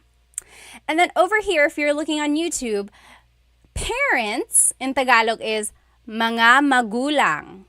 Mga magulang. That's your parents. Magulang. Mga makes it plural. Mga magulang. Oh, 1123 said, I call my lola nanay. I've heard that as well. So usually like lola is your grandmother, but sometimes people call them nanay. Whatever you prefer, really. Very good, very good. All right. Next, anak is child, right? So there's tatay and nanay. The child is anak. Anak. So that's child. Multiple children is mga anak. Mga anak. Okay? Yes, Andy said. So children is mga anak. Yes, exactly right. And then asawa is spouse. So it's gender neutral. It's not wife, it's not husband, it's spouse. Asawa. Asawa, okay? So if you're looking over here on YouTube, you see a little family tree and it says anak is my picture and then asawa is a husband. So we have children. So in this family tree, there are 3 kids. Ate is the oldest sister. Kuya is the oldest or like older brother. Ate is older sister, not necessarily the oldest, but older sister. And then bunso is the youngest child. It could be a boy or a girl. So ate is the older sister, kuya, older brother, bunso is the youngest kid. Now, one thing to note about ate and kuya, it's not only for siblings. You can use ate and kuya for older cousins, older friends, basically anyone in like your same generation, maybe a little bit older than that, but if it's older than that, then it would be tita and tito, okay? So ate is the older sister, kuya is the older brother, bunso is the youngest. All of them, they are siblings. That would be mga kapatid. Mga kapatid. Kapatid is sibling. Mga kapatid is siblings, so multiple. One thing in Tagalog, there is no word for sister or brother. In order to distinguish whether or not we're talking about brother or sister, it's kapatid na babae or kapatid na lalaki. So you see, we had to distinguish it by adding the linking word na, and then babae is woman, lalaki is man. So, kapatid na babae is sister. Kapatid na lalaki means brother. Okay? Now, Brian said, does kapatid also mean friend? Is it because someone has called you kapatid? So kapatid is brother. So maybe someone is like, "Oy kapatid, kamusta ka? Hey brother, how are you?" Right?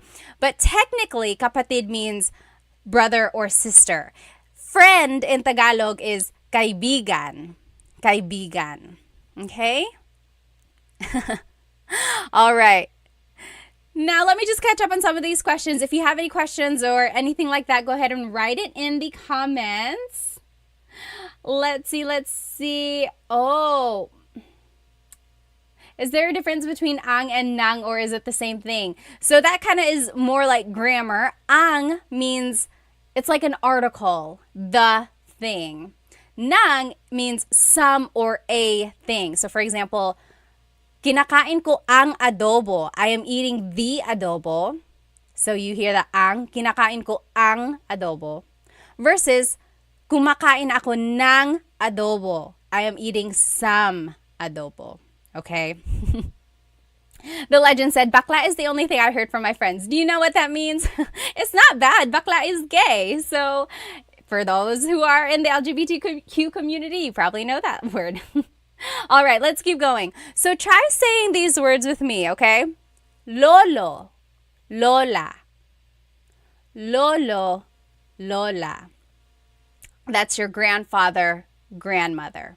Oh, someone brought up a good question. Tio on Facebook said, what about manong and manang? Have you ever heard that before? So instead of ate and kuya, people refer to their older sibling or like older cousin as manong and manang. So they are similar. That means like older sister or older girl or older boy, but it's from a different region.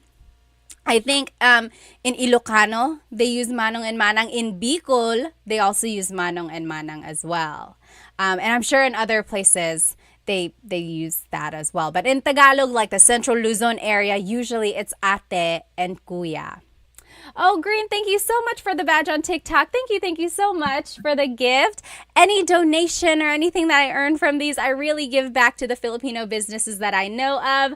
As you can see, my earrings, I think some people have already mentioned it. I love your earrings. Yes, these are from Sunkissed Pinay. So I always love giving back. Shout out to them. Be sure to check them out. Sunkissed Pinay.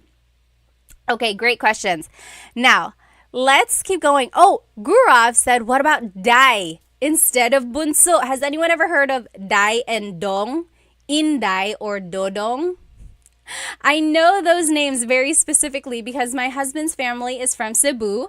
So they call every girl Inday. They call every boy Dodong. So it's like Dodong Matthew, Inday Sarah. And then everyone else is also Inday and Dodong as well. So again, it's just that idea of giving like a title to someone. Kind of makes it a little bit more familial, I think. Okay, so we said lolo and lola. Try saying this with me. Tatay, nanay. Tatay, nanay. So that's father and mother. Okay, next, anak is child. Anak, child. Multiple would be mga anak. Mga anak. That's children. Then there's asawa, which is your spouse, asawa. Again, it's not specific. It's not wife or husband. It's just spouse. Okay? Then there's ate, kuya, and bunso. Ate, kuya, bunso. Ate is the older sister, older sister, could be older cousin. Then there's kuya, the older brother or older guy cousin. Then there's bunso, which is the youngest sibling. It could be a boy or a girl. Altogether, they are mga kapatid. Mga kapatid siblings. Okay? Then, if you want to be specific, because kapatid is gender neutral, if you want to be specific and say sister, it would be kapatid na babae. Kapatid na babae. Thomas, thank you so much for the gift on TikTok. Thank you. And then kapatid na lalaki is brother. I had to double check there. Kapatid na lalaki is brother. Okay? Next, here are just some more vocabulary about the family. pinsan is cousin. Pinsan. Now you'll notice if you're looking over here on YouTube, pinsan is another one of those gender neutral words. So you have to specify. You can say pinsan na lalaki, so my guy cousin, or pinsan na babae, my female cousin. Very interesting, right? Oh, good question, good question. Andy on TikTok said, how would you say they are spouses? Like they are married to each other. They are spouses. If you wanted to say they are married, you could say mag-asawa sila. Mag-asawa sila. They are spouses. Mag-asawa sila. Andy said, how do you say multiple asawa? Like if you had more than one, I guess it would be mga asawa, right? Mga asawa. All right. Pamangkin is niece or nephew. Pamangkin. Again, gender neutral. You have to say pamangkin na lalaki, pamangkin na babae. Interesting. I think it says a lot about the Filipino culture when there is no distinguishing factor between genders here, right? So it's just pinsan, your cousin, pamangkin, niece or nephew. And then from there, you have to specify whether or not they are female or male. Okay, 1123 said, what are the pronouns? Like they, them, theirs. So yes, it depends on the type of verb, but just basically, they is sila or nila. Theirs is, see, I'm getting confused. We're going to talk about pronouns in just a minute. Hold your question, okay? All right, let's keep going. So then, tito and tita are uncle and aunt. Okay? Uncle and aunt. Oh, yes. Via said, is there a word for goddaughter? There is. It's down here. Hang on. So, tito and tita is uncle and aunt. Hipag is sister-in-law. Hipag.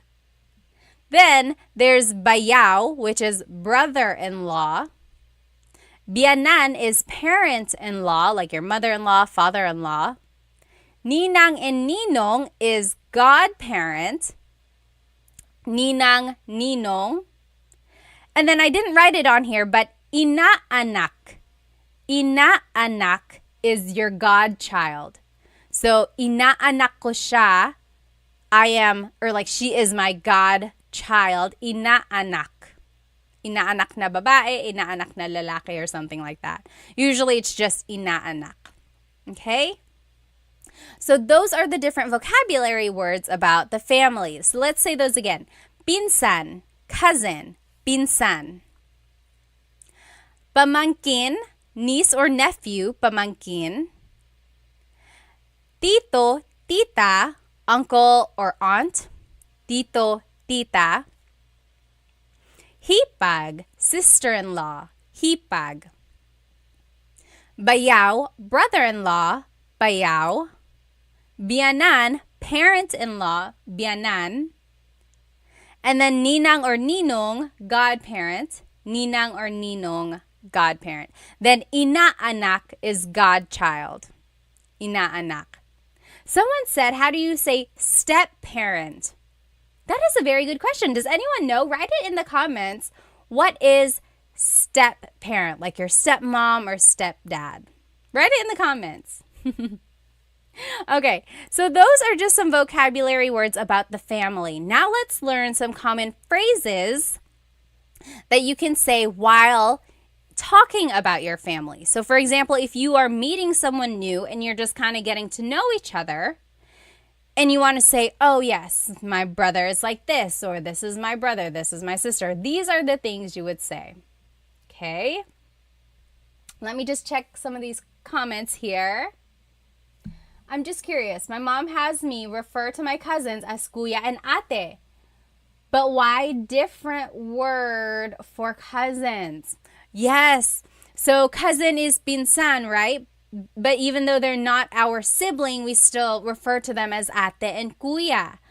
So, and that's just the idea of showing respect to someone older than us. So it could be older brother, older sister, or older cousins, or even just older friends. Okay, so sometimes that's how it is.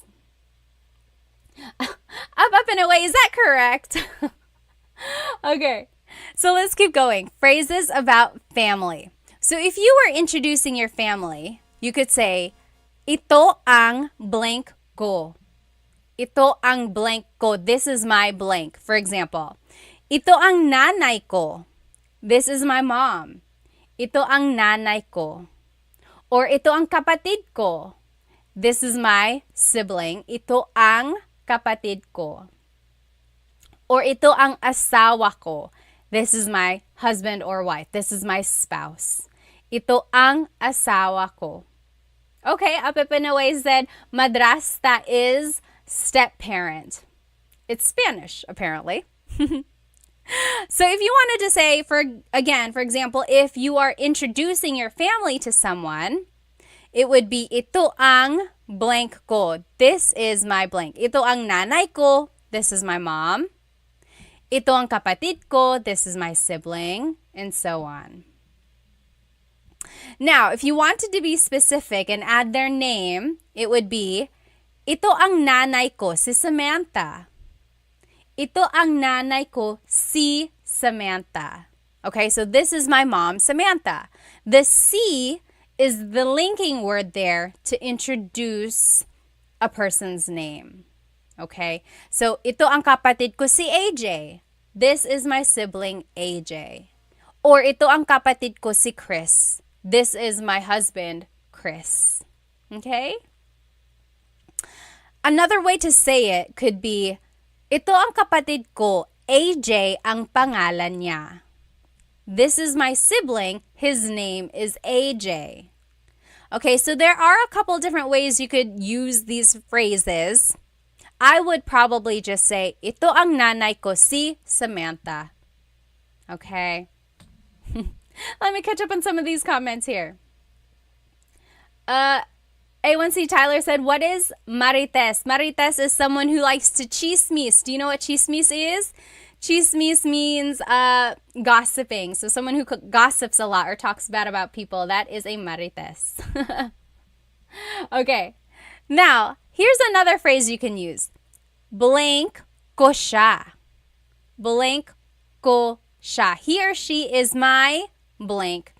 Anak ko siya. He is my child. Anak ko siya. Siya is gender neutral, so it could be he or she.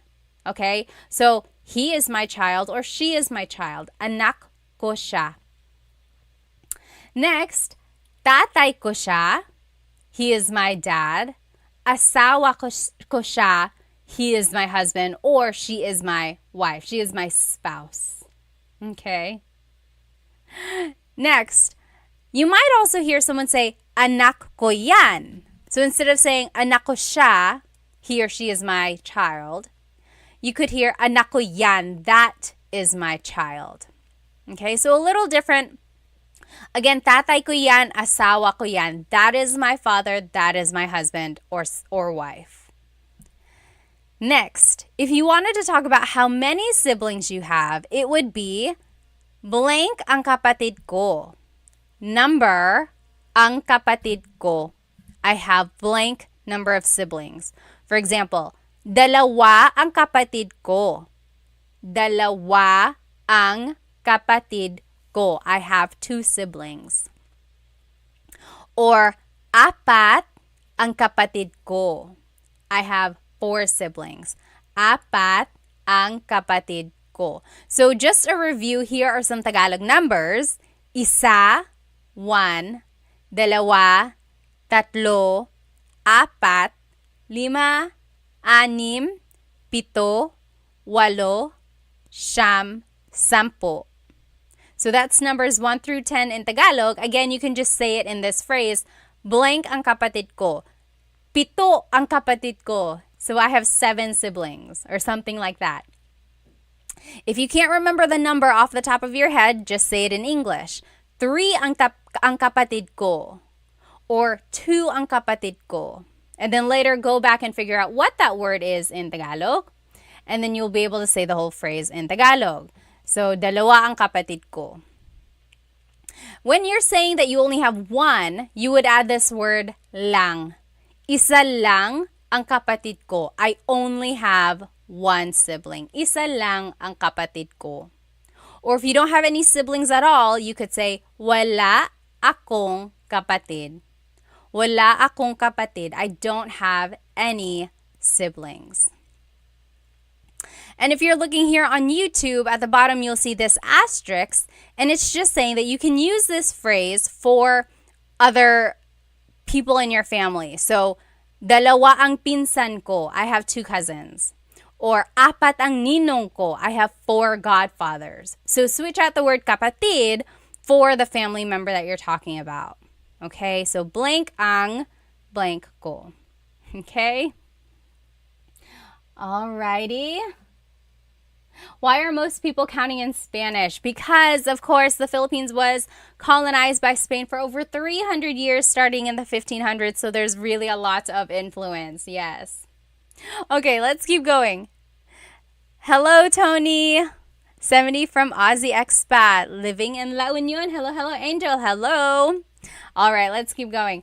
So now here are just some more words to talk about siblings, specifically the order of the siblings. So for example, panganay is the oldest child. Panganay. That's the oldest. Panganay.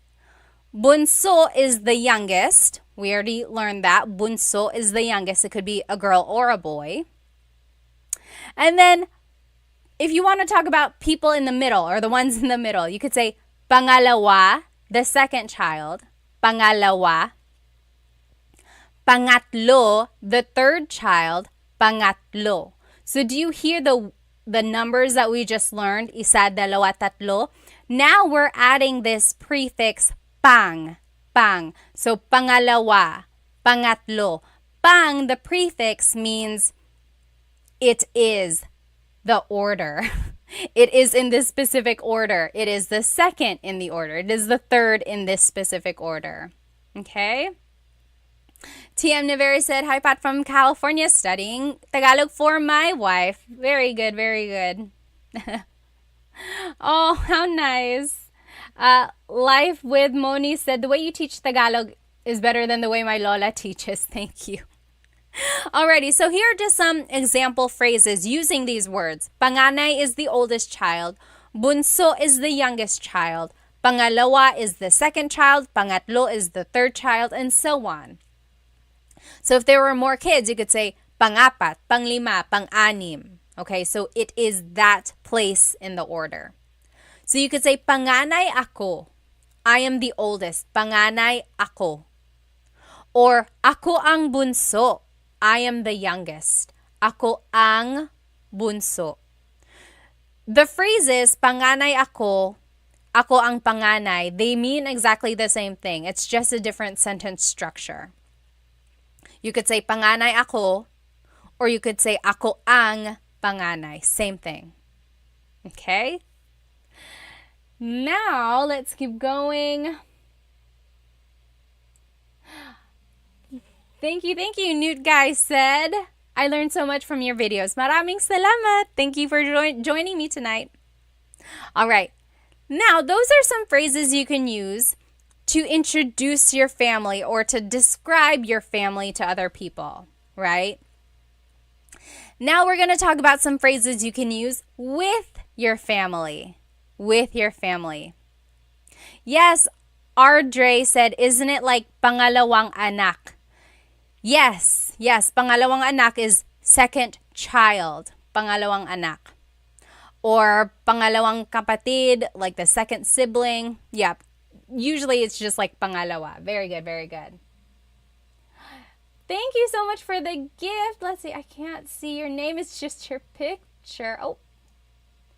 Well, thank you. I didn't mean to invite. I don't know what that did. All right, so here are some phrases to use with your family, okay? A couple weeks ago, I think I did a whole lesson just on conversational phrases you can say with your friends and family. So will have some overlap from that. Okay, so you can say nasaan si blank. Nasaan means where. Si is a linking word to describe a person. So nasaan si blank. Nasaan si nanay? Where is where is mother? I saw this. I only know water is tubig, Samuel said. Very good. So nasaan si nanay? Where is mother? Nasaan si nanay? Chat, thank you so much for the hearts on TikTok. Maraming salamat. Thank you. Again, you could say nasaan si ate, nasaan si tito. Where is mother? Where is ate? Where is uncle? Okay? There is that song. It's like a nursery rhyme. Nasaan si nanay? Nasaan si nanay? Where is mother? I think someone on my YouTube one night commented that that's how they started learning Tagalog. They were an adult, but they started watching my kids' videos to learn some Tagalog, and that was one of the songs they learned. Nasaan si nanay? Okay, so that's how you would say, where is blank. Another way to ask that is, nasaan ang blank mo? Where is your blank? For example, nasaan ang lola mo? Nasaan ang lola mo? Where is your grandmother? Or nasaan ang pinsan mo? Where is your cousin? So now we're just adding this word mo, which means your. And then we have to use ang. Nasaan ang lola mo? And then just to add po, sometimes in our families, we're talking to our older, either like lolo and lola or older aunts and uncles and things like that. You can add po to be respectful. Po is a word that you add to any phrase if you want to be respectful in Tagalog. So, nasaan po si nanay? Nasaan po si ate? Or nasaan po ang lola mo? Or nasaan po ang pinsan mo? Something like that. Okay? Next, to respond, you would say, nasa blank siya. Nasa blank siya. He or she is at a place. Nasa trabaho siya. Nasa tindahan siya. Nasa trabaho siya means they are at work, or he or she is at work. Nasa tindahan siya. She is at the grocery store. She is at the store. Okay? Oh, Fancy on YouTube said, po to make it polite. Po to make it polite. Polite. Very good, very good. That's a fun way to remember it. Very good. All right, just catching up on some of these comments. Okay. So, repeat that with me. If you wanted to ask where someone is, you could say, nasaan si blank. Nasaan si tatay? Where is father? Nasaan si lola? Where is mother? To respond, it would be, nasa blank siya. Nasa trabaho siya. She is at work. Nasa tindahan siya. He is at the store. Okay? Now, here are just some commands you might hear or say in Tagalog. Makinig ka sa blank mo. Makinig ka sa blank mo. For example, makinig ka sa nanay mo. Makinig ka sa nanay mo. That means listen to your mother. Kinig means to listen. Makinig ka means listen to your mother. Makinig ka sa nanay mo. Life with Moni said, can we please get a cheat sheet for this?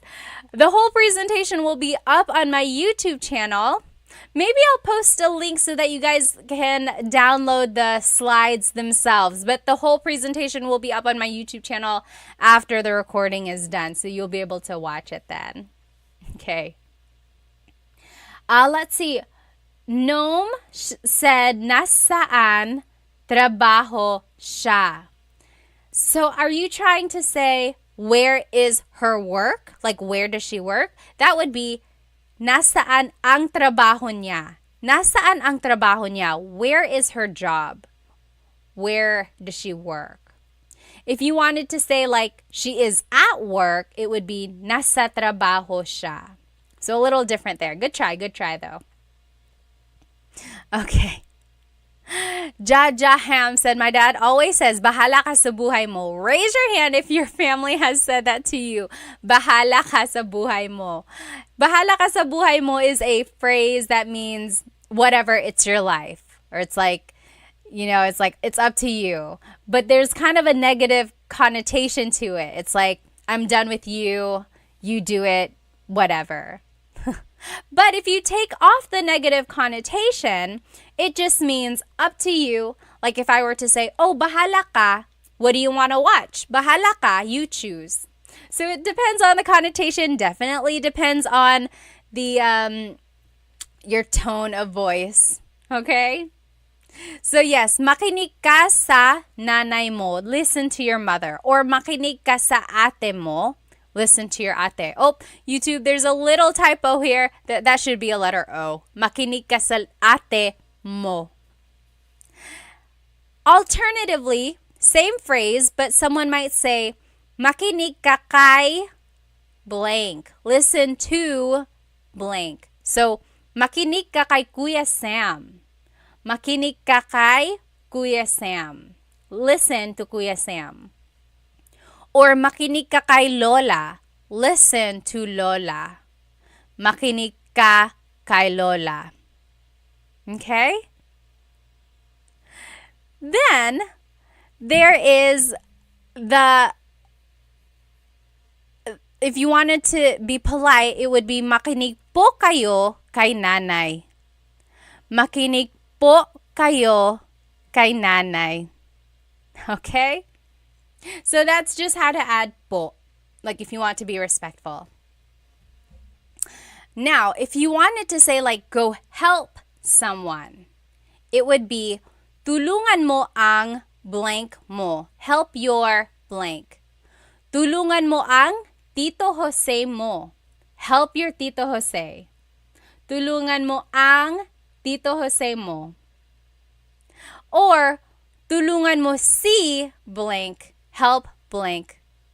Tulungan mo si Tito Jose. Go help Tito Jose. So there's just different leading words that you can say when you are using someone's name. Okay? To be respectful, it would be tulungan niyo po si blank. Tulungan niyo po si Tito Jose. All right, let's keep going. Next, you might want to ask, anong ginagawa ng blank mo? Anong ginagawa ng blank mo? That means, what is your blank doing? So, anong ginagawa ng tatay mo? What is your father doing? Anong ginagawa ng tatay mo? What is your father doing? Alternatively, you could say, anong ginagawa ni blank? So, anong ginagawa ni tatay? What is father doing? So, it's kind of like direct versus indirect asking a question. So, anong ginagawa ng tatay mo? What is your father doing? Versus, anong ginagawa ni tatay? What is father doing? To be respectful, it would be, ano po ang ginagawa ni tatay? Ano po ang ginagawa ni tatay? Alright? Just a couple more phrases you can use with your family. Again, if you're at home. Saan ka pupunta? Where are you going? Saan ka pupunta? The response would be, pupunta ako sa blank. For example, pupunta ako sa tindahan. I'm going to the store. Pupunta ako sa banyo. I'm going to the bathroom. Or pupunta ako sa bahay ni Kuya JR. I'm going to Kuya JR's house. So, pupunta ako sa blank. Saan ka pupunta? Where are you going? Pupunta ako sa blank. Thank you so much for the gift on TikTok. Thank you. Maraming salamat. And then just to be respectful, you can add po. It would be, saan po kayo pupunta? Saan po kayo pupunta? Where are you going? Or pupunta po ako sa tindahan, to the store. Pupunta po ako sa tindahan. Okay, so that's just kind of where po would go. Po usually is the second word in the phrase.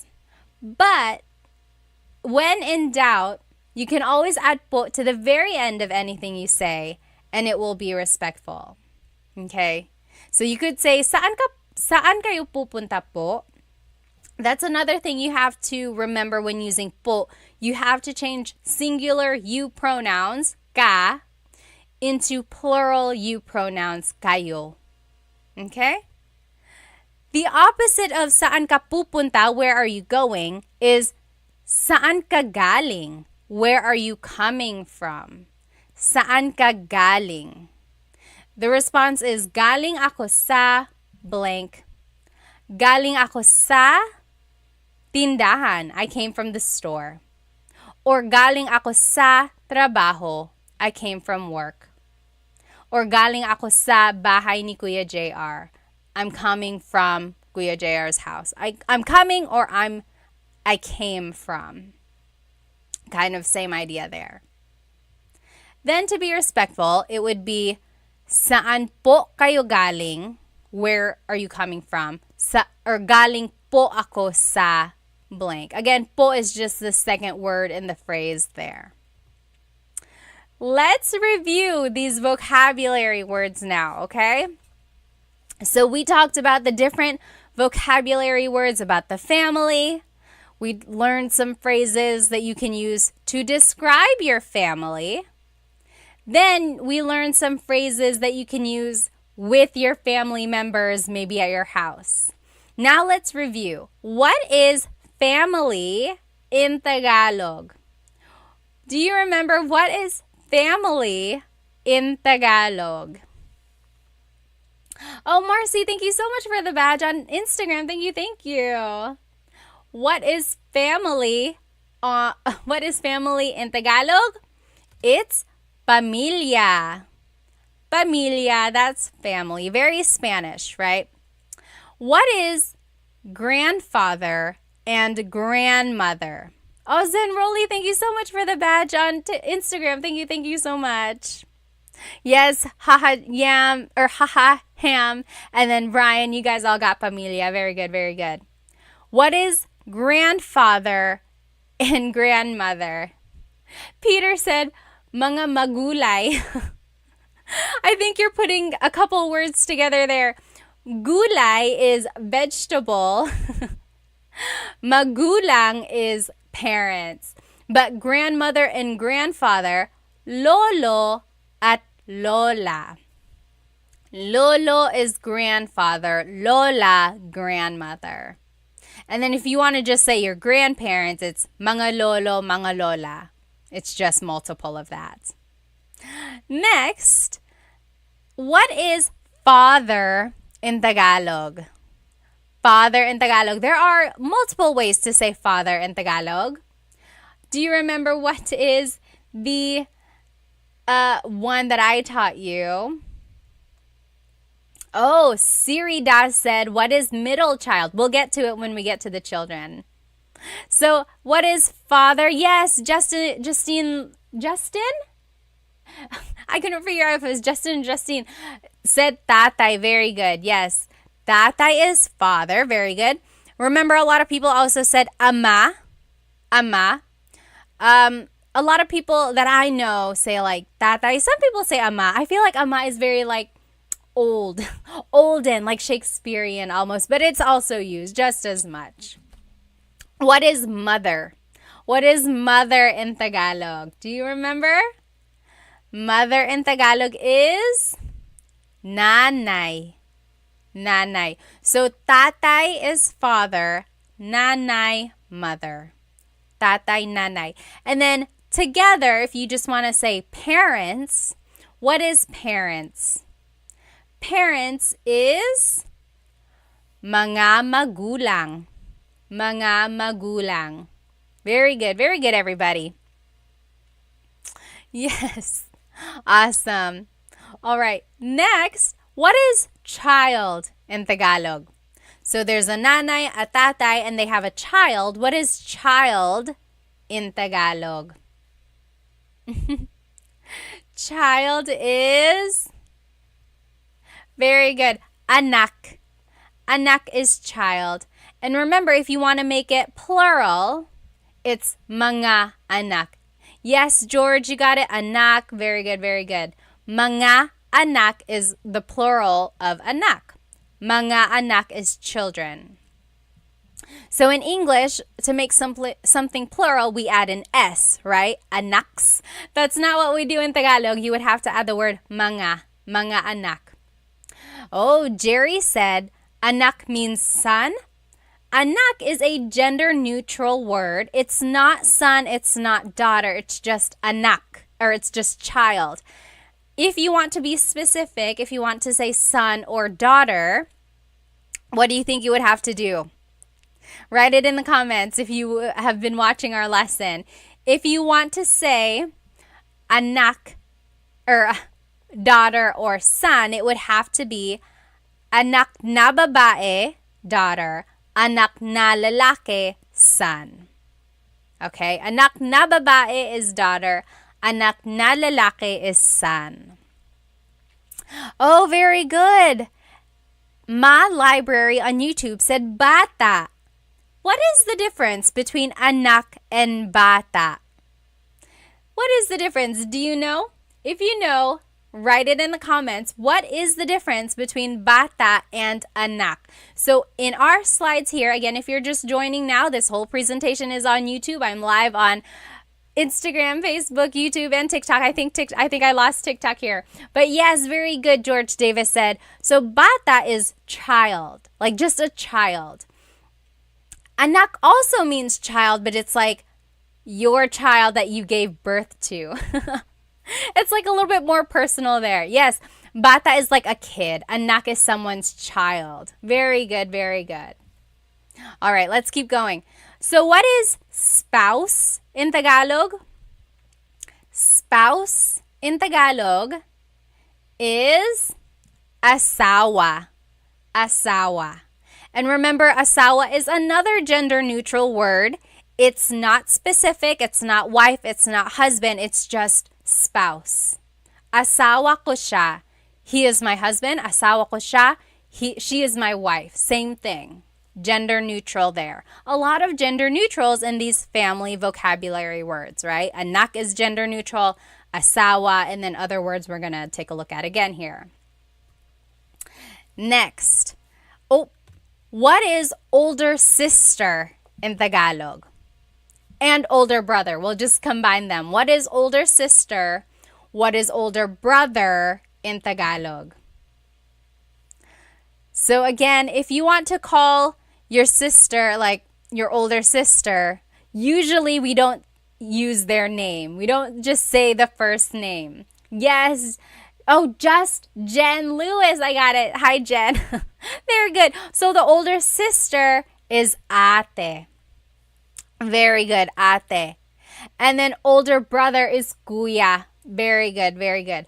But again, it's not limited to just siblings. Ate and kuya can be used for your older cousins or even older friends. Or if you're shopping around, you could say, oh, ate, magkano po ito? How much is this? Or ate, saan po ang banyo? Where is the bathroom? So again, in the Filipino culture, there's this big expectation of respecting your elders, right? Have you seen that Instagram video? Maybe it's TikTok, just floating around.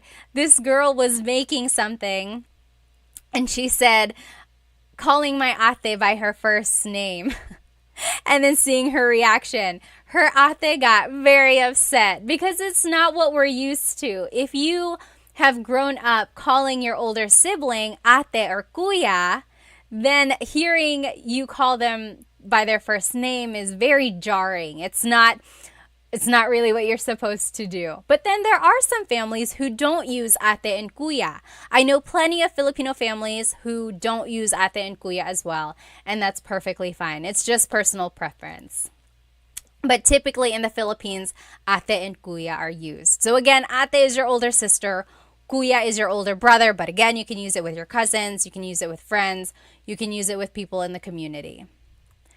And then the youngest sibling, remember, what is the youngest sibling? This could be a boy or a girl. What is the youngest sibling? Youngest sibling is bunso. Bunso. Yep, so that could be a boy or a girl, bunso. What is sibling in Tagalog? So sibling, brothers, sisters, sibling in Tagalog is mga kapatid. Mga kapatid. Kapatid is one sibling. Mga kapatid is multiple siblings. Remember, to make something plural, you have to add the word mga. Mga kapatid, siblings. And again, here's one of those gender neutral words, kapatid. How would you specify brother or sister? How do you say brother or sister? So, kapatid na babae is your sister. Kapatid na lalaki is your brother. Okay? So you have to specify boy or girl by adding these words. Babae is woman, lalaki is man. So kapatid na babae, kapatid na lalaki. Brother or sister. And then remember, if you joined us a little late, this whole presentation is on YouTube and we learned some phrases that we can use to introduce our family members. So, kuya ko siya, he is my older brother. Ate ko siya, she is my older sister. Okay, and things like that. Now, this is a fun activity. I'm going to say a set of phrases. It's almost like a paragraph. I'm going to say a paragraph in Tagalog. I want you to see if you can understand it, okay? Most likely, this is what is happening, right? If you are joining me, you're probably trying to learn Tagalog because you know people who speak it. So this is something you might hear. See if you can figure out what I'm saying. Kamusta? Ako si Pat at asawa ko si Chris. 3 ang anak namin. 2 babae at 1 lalaki. 4 ang kapatid ko. Ako ang panganay, si JP ang pangalawa, si Marie ang pangatlo, at si Mark ang bunso. Nasa Pilipinas pa ang mga tito, tita, at ang mga pinsan namin. Ikaw, may kapatid ka ba? May mga anak ka ba? Okay, this is fictional. I don't actually, this is not real. Okay, I don't have everything that I said in this phrase. It's just for practicing purposes. Did you get it? What do you think? I'll say it one more time, okay? Again, I am saying a paragraph here, and I want to see if you can understand what I'm saying, okay? Kamusta? Ako si Pat at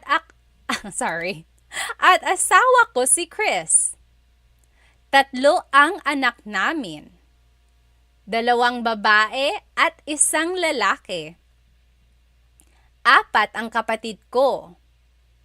Ako ang panganay, si JP ang pangalawa, si Marie ang pangatlo, at si Mark ang bunso.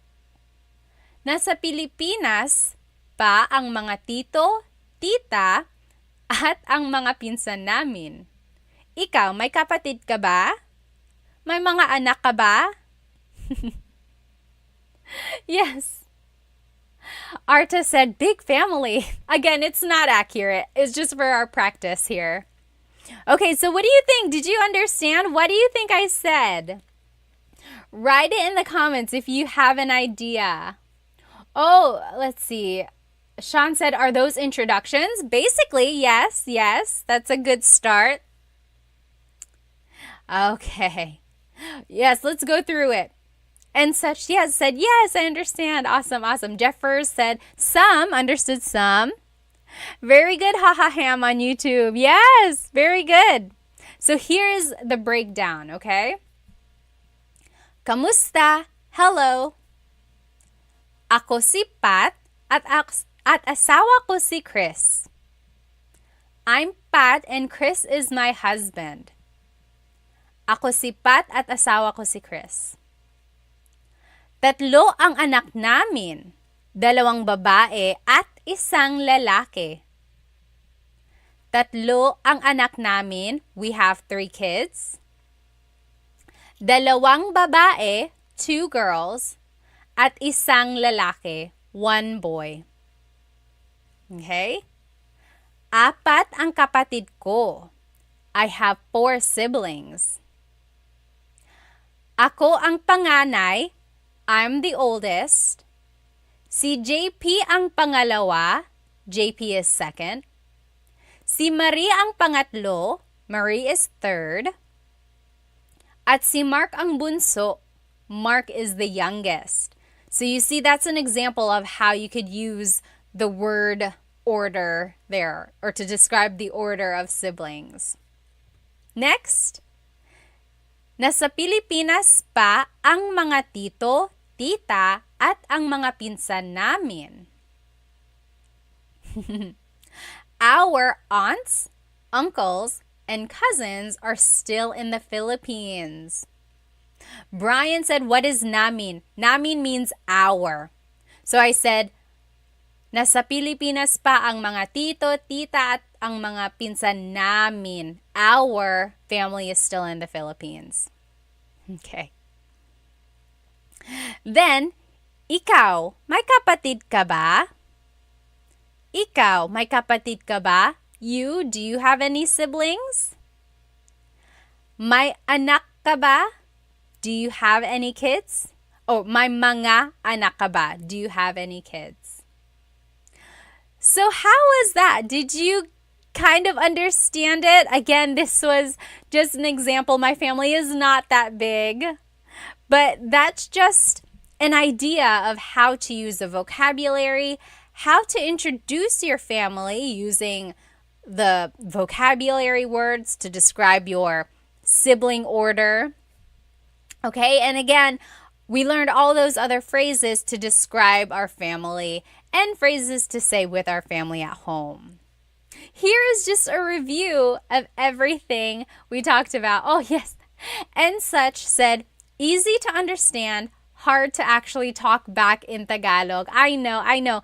That's the easiest part, they say. So listening comprehension is like one of the first steps in learning a language. Then being able to say it, and then reading it usually comes after. Okay? Very good. Yes.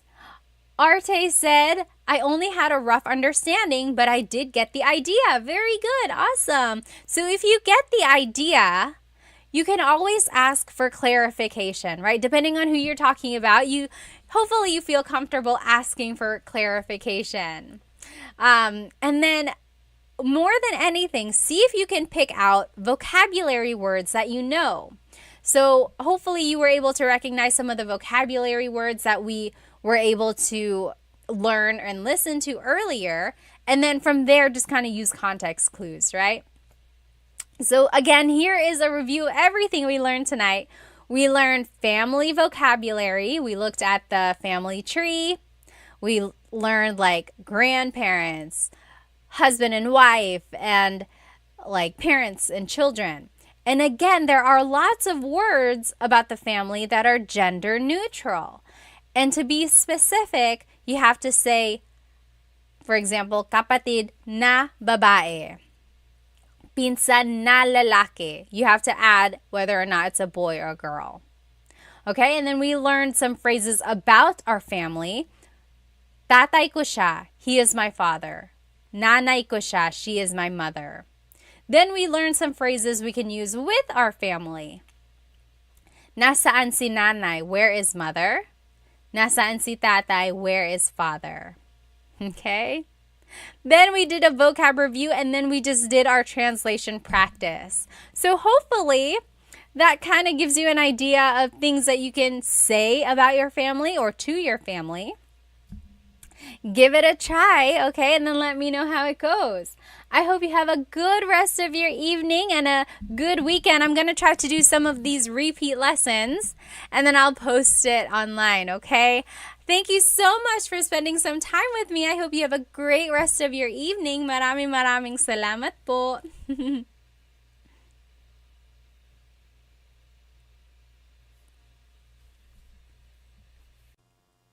Hello, everybody. Welcome to another Tagalog Time live lesson. Let me just turn on my Instagram. You know, I like to have at least two platforms open. Hello, everybody on Instagram. I am live on YouTube as well. As always, my presentation is on YouTube. You will be able to see everything written out if you want to follow along. And the whole recording will be on YouTube afterwards as well. So welcome. Let me know if you can hear me.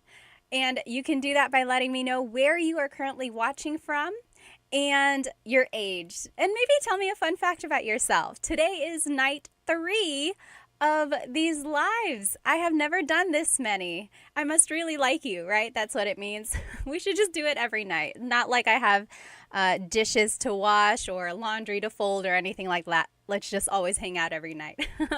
Tonight's lesson is actually going to be really useful, I think. We will be learning some phrases that you can use every day, all throughout the day, just basically common conversational phrases that you can say with your friends and family. So again, this whole lesson is on my YouTube channel if you want to follow along. Sometimes people are like, can we see it written out? Do you have a whiteboard or something? So go ahead and watch on my YouTube. There is a little lag, so that's the only thing. Let me see where everyone is watching from. Hi Glenn, kamusta po? Mabuti naman ako. Imac is from New Jersey. Hello. Johan, from Houston. Chris is from Brooklyn. Rolling Reflection from San Diego. Erftimus is from Virginia. Hello. Omar is from Yellowknife, Canada. Glenn is from Australia. Boss Goat is from Sweden. Hello. What time is it in Sweden? Camelina is from San Diego.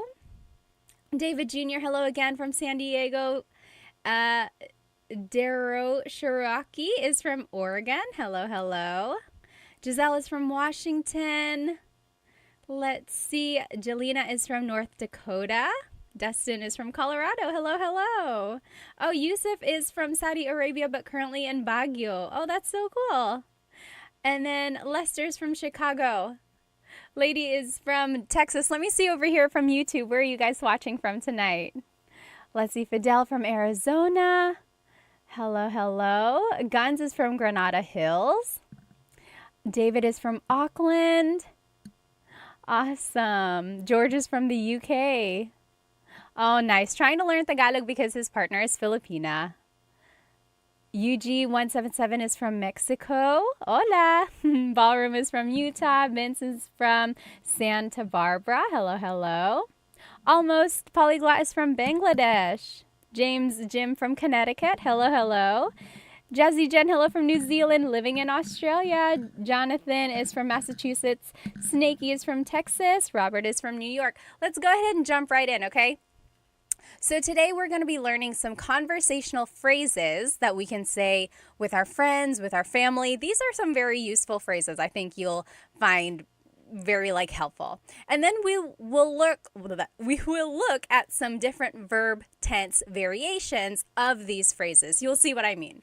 And then all throughout we will learn where to put po. So remember, po is what you say whenever you are talking to an elderly person or someone in authority. Anytime you want to be respectful, you add po to a phrase. So we will learn where po goes as we learn these phrases, okay? So very basic, the very first phrase we'll learn tonight is kumusta ka? Kumusta ka? And that means hello, hello, and how are you? Sorry, my mind is working faster than my mouth tonight. So hello, how are you? Kumusta ka? Kumusta ka? If you hear my pronunciation and then other people, when they say it, usually they say kamusta ka? Kamusta ka. So it sounds like it's spelled with the letter A, K-A-M, but technically it's spelled with a K-U-M. That's like the correct spelling of it. But the pronunciation usually is kumusta ka, kumusta ka. And sometimes it's shortened to just musta, musta. If you're really cool, you can say musta. So some common responses are mabuti naman, I'm doing well, mabuti naman. Or ayos lang, I'm doing okay, ayos lang. And if you're not doing okay, it would be hindi maayos, not doing well. You could also say like hindi ako okay, I'm not okay. Or like okay lang, I'm doing okay. But here are just some sample responses. So if someone asks you, kumusta ka? Kumusta ka? Hi, how are you? You can answer with one of these. Try saying these with me. Mabuti naman. Mabuti naman. That means I'm doing well. Mabuti naman. Ayos lang. I'm doing okay. Ayos lang. Or hindi maayos. I'm not doing well. Hindi maayos. So if I were to ask you right now, kumusta ka? What would you choose? What would your response be? For me, I would say, mabuti naman. I'm doing pretty well. Mabuti naman. Mabuti naman ako. If you have any questions, write them in the comments. I think I saw something up here. Oh, Zell said, I'm watching and eating balut right now. How fitting. Balut, of course, is the fertilized duck egg. It's a delicacy in the Philippines, but some people find it not very appetizing because sometimes it has feathers or bones in the beak, and, you know, if it's not your cup of tea, you might not enjoy it very much. Very good. Lost Abyss said, ayos lang. Sergey said, okay lang ako. Very good. Deneen said, mabuti naman. Chris said, mabuti naman. Good, good. Everyone is doing pretty good. All right. Awesome. All right. Oh, Airkev on Instagram said, where did kamusta come from? I've heard it comes from Spanish, like, ¿cómo estás? So, kumusta ka? Kind of like that, right? All right. Denny said, I'm eating dinuguan. Wow. Dinuguan is a dish. It's kind of like a stew, usually made with pork. There's ginger in it, has vinegar, but the main ingredient is pork blood. If you've never had it, you should give it a shot. Sometimes it's called chocolate meat, but it's not chocolate. But it's so good. It's really, really good. All right. Oh, someone wrote on here, I'm good. How are you? So that's a good thing to practice. So if you say, oh, mabuti naman, if you want to say, how about you, you can say, ikaw. So, kumusta ka? Mabuti naman, ikaw. Okay, so try saying that. Kumusta ka? Mabuti naman, ikaw. How about you? All right, let's keep going. Now, if you want to add po, again, to be respectful, this is how you would do it. You would say, kumusta po kayo? Kumusta po kayo? So we learned, kamusta ka? Kamusta ka? To add po, you have to do two things. First, you have to add po after the word kumusta. Usually, po is the second word in a phrase, so there it is, after the word kumusta. Next, you have to change ka to a plural you. So ka is one person, like you singular is what they call it. So I'm just asking you, kumusta ka? How are you? When you're adding po to any phrase, you have to use a plural pronoun. It's almost like you're talking to multiple people, even if you're just talking to one person. And that's a way to show respect. I know other languages do this as well. I took French in high school and college, and they do this in French. When you're trying to be respectful, you refer to someone as multiple people. So that's why we say, kumusta po kayo?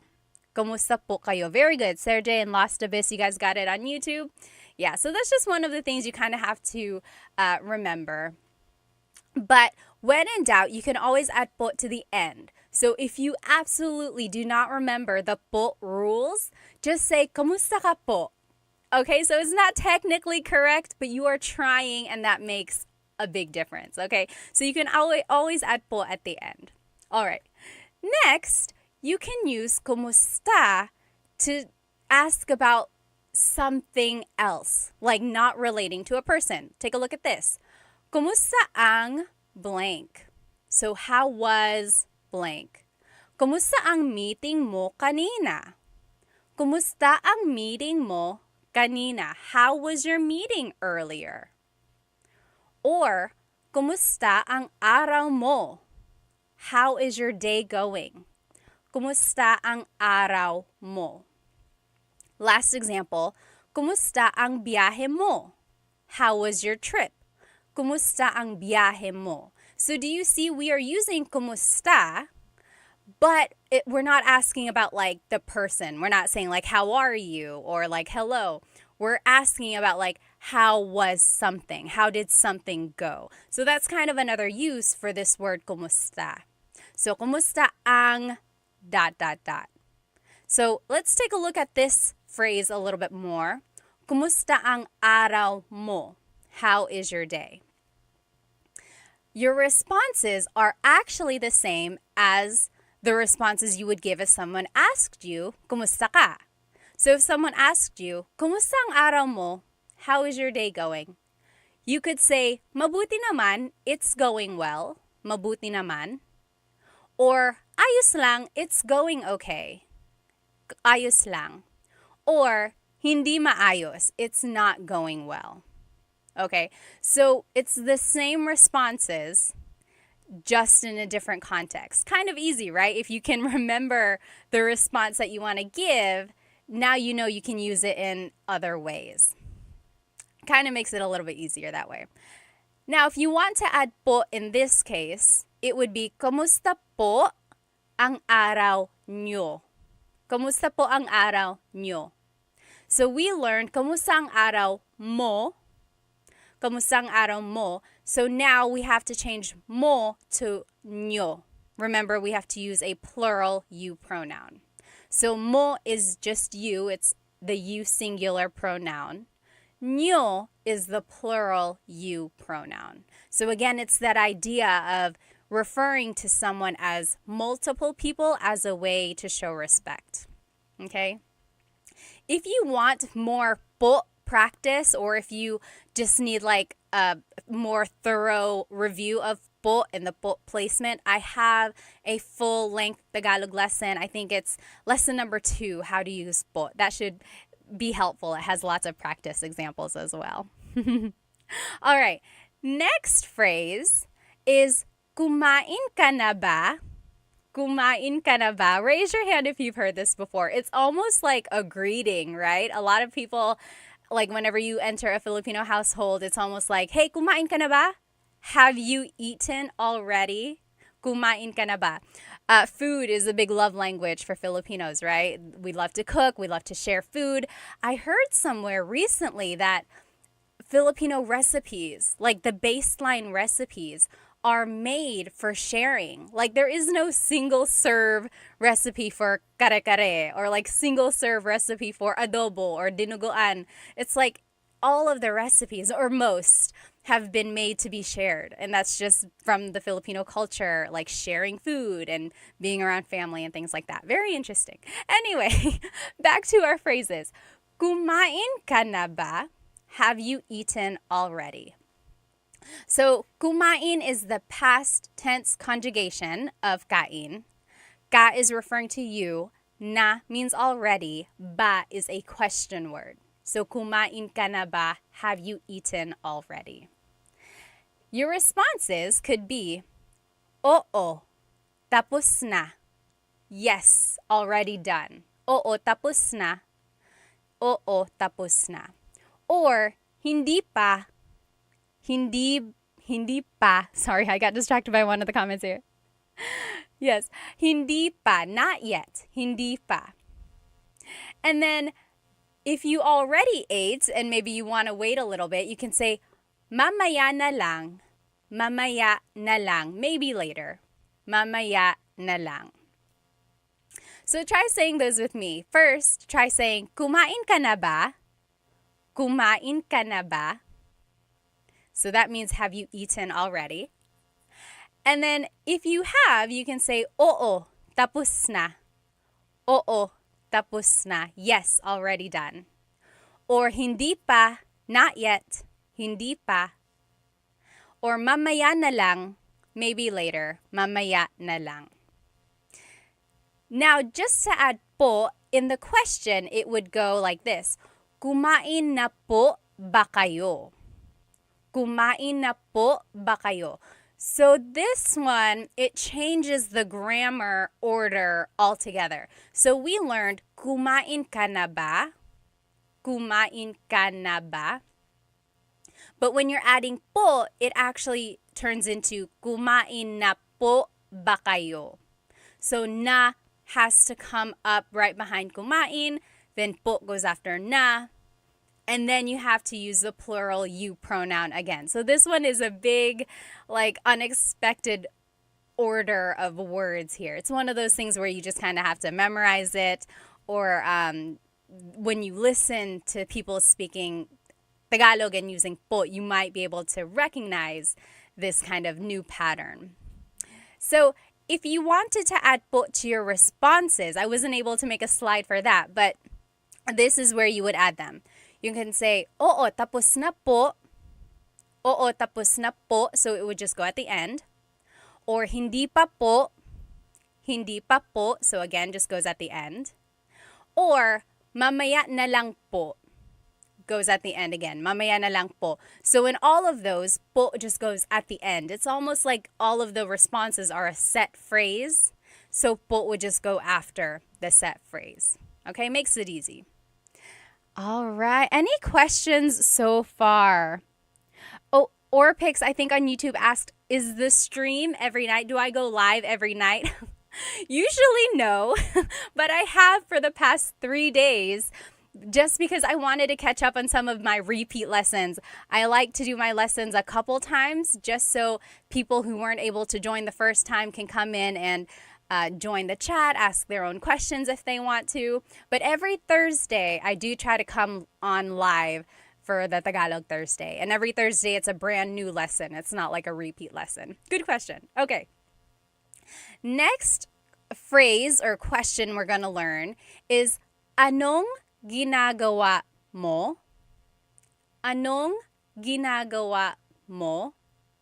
So, anong is actually 2 words put together, ano ang, but you can say anong. I want you to sound natural, right?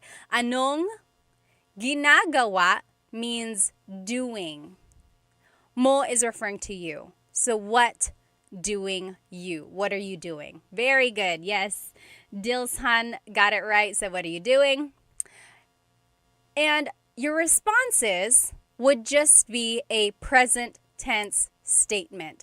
And I'm just saying that because if you have watched my full-length Tagalog lessons, then you know kind of how to conjugate verbs, you know kind of the patterns. So you would just use what you've learned and make a statement. But if you haven't watched that, or if you need a review, here are some common phrases or responses that you could say. Anong ginagawa mo? What are you doing? You could say, nagluluto ako. I am cooking. Nagluluto ako. Or, kumakain ako. I'm eating. Kumakain ako.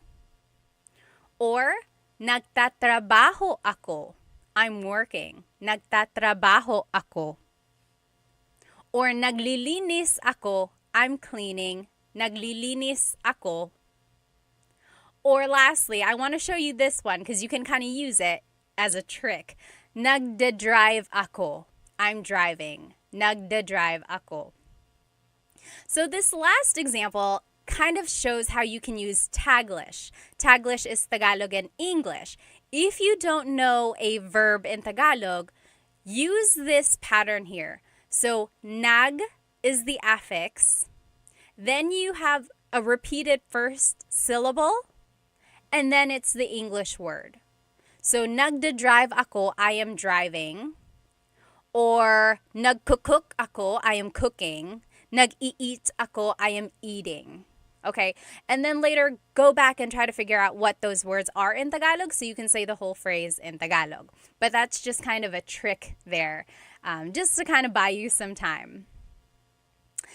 So if you want to add po, you would say, Anong ginagawa niyo po?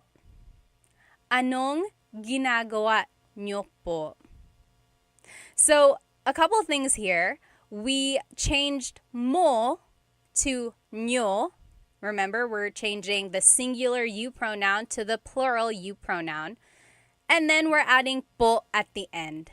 Anong ginagawa niyo po? Okay? Let me just catch up on some of these comments here. Yes, Grub Down said trabajo, like in Spanish. Yep, that is very much a Spanish-influenced word. Very good. Let me see here. Oh, Cool Vibe said, maraming salamat for doing this. Maraming salamat for watching. Let's see here. Oh, yeah. If in the San Francisco Bay Area, I'm sure local Filipino communities would love workshops like this. I wish I'm over here on the East Coast, very, very far away from San Francisco, but I hope you guys have a lot of fun over there. Oh, very good. Eric Kev said, nanunood ako ng laro ng basketball, watching a basketball game. Okay. Daniel is from Ohio. Oh, Eastern Samar. Okay. If you have any questions, feel free to write them in the comments. Let me just see over here on YouTube. Oh, yes. Jazzy Jen said, it's funny because I think I've heard people say, ano ginagawa mo? Yeah, so sometimes people drop the like NG. But like, yeah, technically it's ano ang ginagawa mo. Sometimes people just like shortcut it. Yes. Orpik said, can you say, ano ba ginagawa mo? Yes. So, ba is a question word, and there actually is no direct English translation for ba. But in Tagalog, if you want to kind of reinforce the question, you could add ba. So that is a very good way to ask it as well. Ano ba ang ginagawa mo? In that way, it's kind of almost like an emphasis. It's like, ano ginagawa mo? What are you doing? Ano ba ang ginagawa mo? What are you doing?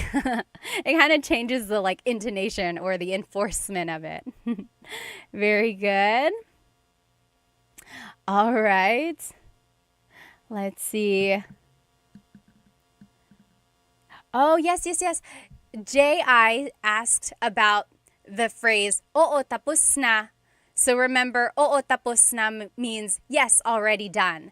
If you want to add po, you could say, opo, tapos na po. I forgot the first po after the word oo. So, opo, tapos na po. You got to change oo to opo. Very good catch, yes. All right. All right, Lalit said, thank you so much for doing the live stream multiple times so that no one is left behind. Yes. All right. When do you use ka versus mo? James said.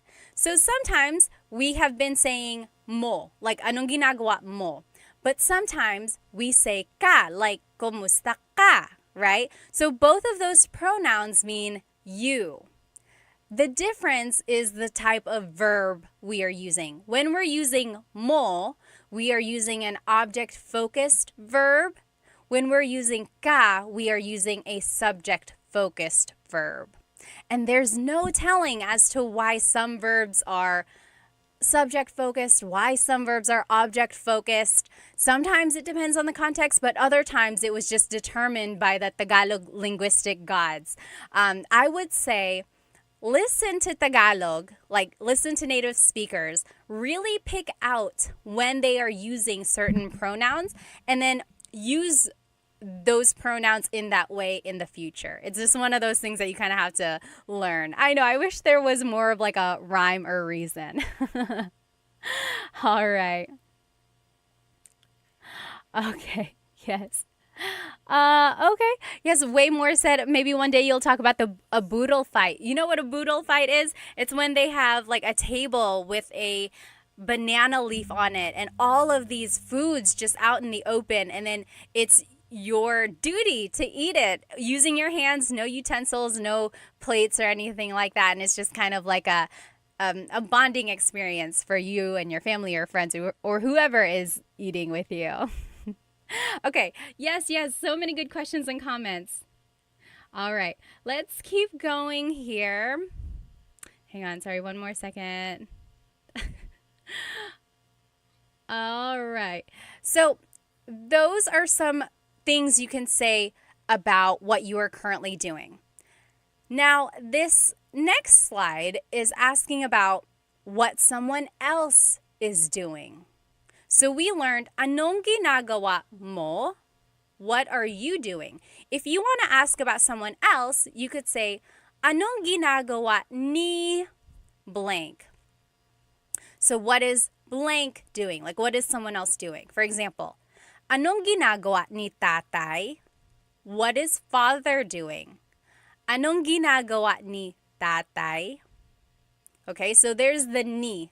That's the main thing I want to point out here. When you're talking about someone else, you have to use this linking word. Some people call it like a preposition. It's not quite, but it's like, what is blank doing? You have to use this word ni. Anong ginagawa ni tatay? Or, anong ginagawa ni Ate Mary? Anong ginagawa ni Ate Mary? Okay, so what is Ate Mary doing? What is father doing? And so on. Okay, Grub said, this is my very first time tuning in. Where can I get basic lessons? I have full-length Tagalog lessons on my YouTube channel. Start from the very beginning, Tagalog fundamentals. Then the next one is how to use po, and then it goes into like present tense conjugation, past and future, and then so on. So just start from the beginning. I start from scratch, and then we'll kind of build up from there. Okay, next, if you want to respond, like, anong ginagawa ni tatay? Nagluluto siya. Nagluluto siya. He or she is cooking. So do you see I just used this pronoun siya? Nagluluto siya. Siya is a gender neutral pronoun. It can be he or she. So you have to use context clues to determine who someone is talking about. If you want to be specific, you could say, nagluluto si tatay. Nagluluto si tatay. So that's one difference here. When we're asking the question, we're using this word ni. Anong ginagawa ni tatay? When we're answering the question, we're using the word si. Nagluluto si tatay. Okay, so that's kind of a difference there. Another response, kumakain siya. She is eating. So, kumakain si Ate Mary. Anong ginagawa ni Ate Mary? Kumakain siya. Anong ginagawa ni tatay? Nagluluto siya. Okay, so that's kind of how you can respond. Now, if you want to add po, it would be, ano po ang ginagawa ni tatay? Ano po ang ginagawa ni Ate Mary? So, po is just the second word there. And you might notice that I am now splitting up ano and ang. So, I taught you, anong ginagawa ni tatay? Now, it's not anong anymore because you have to add the po right after ano. So, ano po ang ginagawa ni tatay? Okay, everything else stays the same for that question. Okay. Oh, wow. On YouTube, people are talking about their partners. GP said, asawa ko pageant winner po. Soon to be Bini Universe. Talaga? Wow, awesome. Yes, okay. Okay, so Orpik said, what if you changed nagluluto to object focus, like tatay is cooking adobo? Wouldn't you need to change si to ni? Let me see. Si to ni, let me see. Nagluluto ni tatay. It would still be si, like in the response. Nagluluto si tatay ng adobo. Nagluluto si tatay ng adobo. So yes, you still use si, and then to add whatever they're cooking, it would be ng adobo. Very good question there. All right. Now, these next two slides will just show you a different tense. Okay, so we learned, anong ginagawa mo? What are you doing? That's present tense. Right now, in this current moment, what are you doing? Anong ginagawa mo? Now, if you want to ask about yesterday, it would be, anong ginawa mo kahapon? Anong ginawa mo kahapon? So a couple things here. Kahapon means yesterday. That's just a new vocab term. If you never heard it, kahapon means yesterday. And then I want to point out this conjugation of ginawa. Ginawa. We said, anong ginagawa mo? Now it's anong ginawa mo. So it's a shorter word. It's like a conjugation of the past tense of gawa. Okay? So what did you do yesterday? Anong ginawa mo kahapon? I always say, listen carefully to the context of something because it's very easy to mix up ginagawa, gawa, ginawa, or gagawin, right? All of those mean doing or did or will do. So if you can pick out the word kahapon, kahapon means yesterday, then you can be like, oh, she's asking me about what I did yesterday, okay? So here are some things that you could say. It's the same exact verbs as the last slide, so I'm just going to go through them fast, okay? And it's just the past tense conjugation of the verbs now. So, anong ginawa mo kahapon? What did you do yesterday? Nagluto ako, I cooked. Kumain ako, I ate. Nagtrabaho ako, I worked. Naglinis ako, I cleaned. Nagdrive ako, I drove. Okay? 11 Lulu said, GGG, that was a lot of G's. I know you're right. Ginagawa, gawa, gagawin. I know it's a lot sometimes. So that's why I say really listen to context clues. Like if you can pick out kahapon, then you know, okay, she's asking me about yesterday. Very good, very good. I think there was a question up here. Hang on. Oh, yes. Elaine Wilson said, did you say all of your tutorials are on YouTube? Yes. It should be there like front row center, as like if you look up Tagalog Time on YouTube. I have playlists, and sorry, my mind is going so fast my mouth cannot keep up. The very first playlist are my full-length Tagalog lessons. So just start from 1 and move on all the way down. Okay, let's keep going. To be respectful, you could say, ano po ang ginagawa ano po ang ginawa nyo kahapon? Ano po ang ginawa nyo kahapon? That means, what did you do yesterday, but respectful. Again, we split up anong, so now it's ano po ang ginawa nyo kahapon. And nyo is the plural of mo. Okay? Yes, let me see here. So the difference between kumakain and kumain.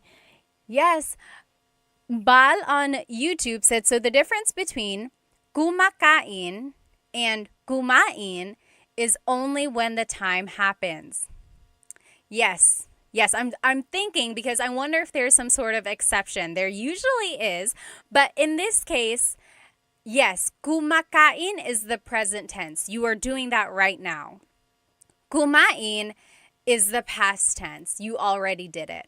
However, kumain can also be used as a command. Like if you say, kumain ka, hey, eat, go eat, kumain ka. That's another time when you would say kumain. But usually kumain also means like past tense. Very good, very good.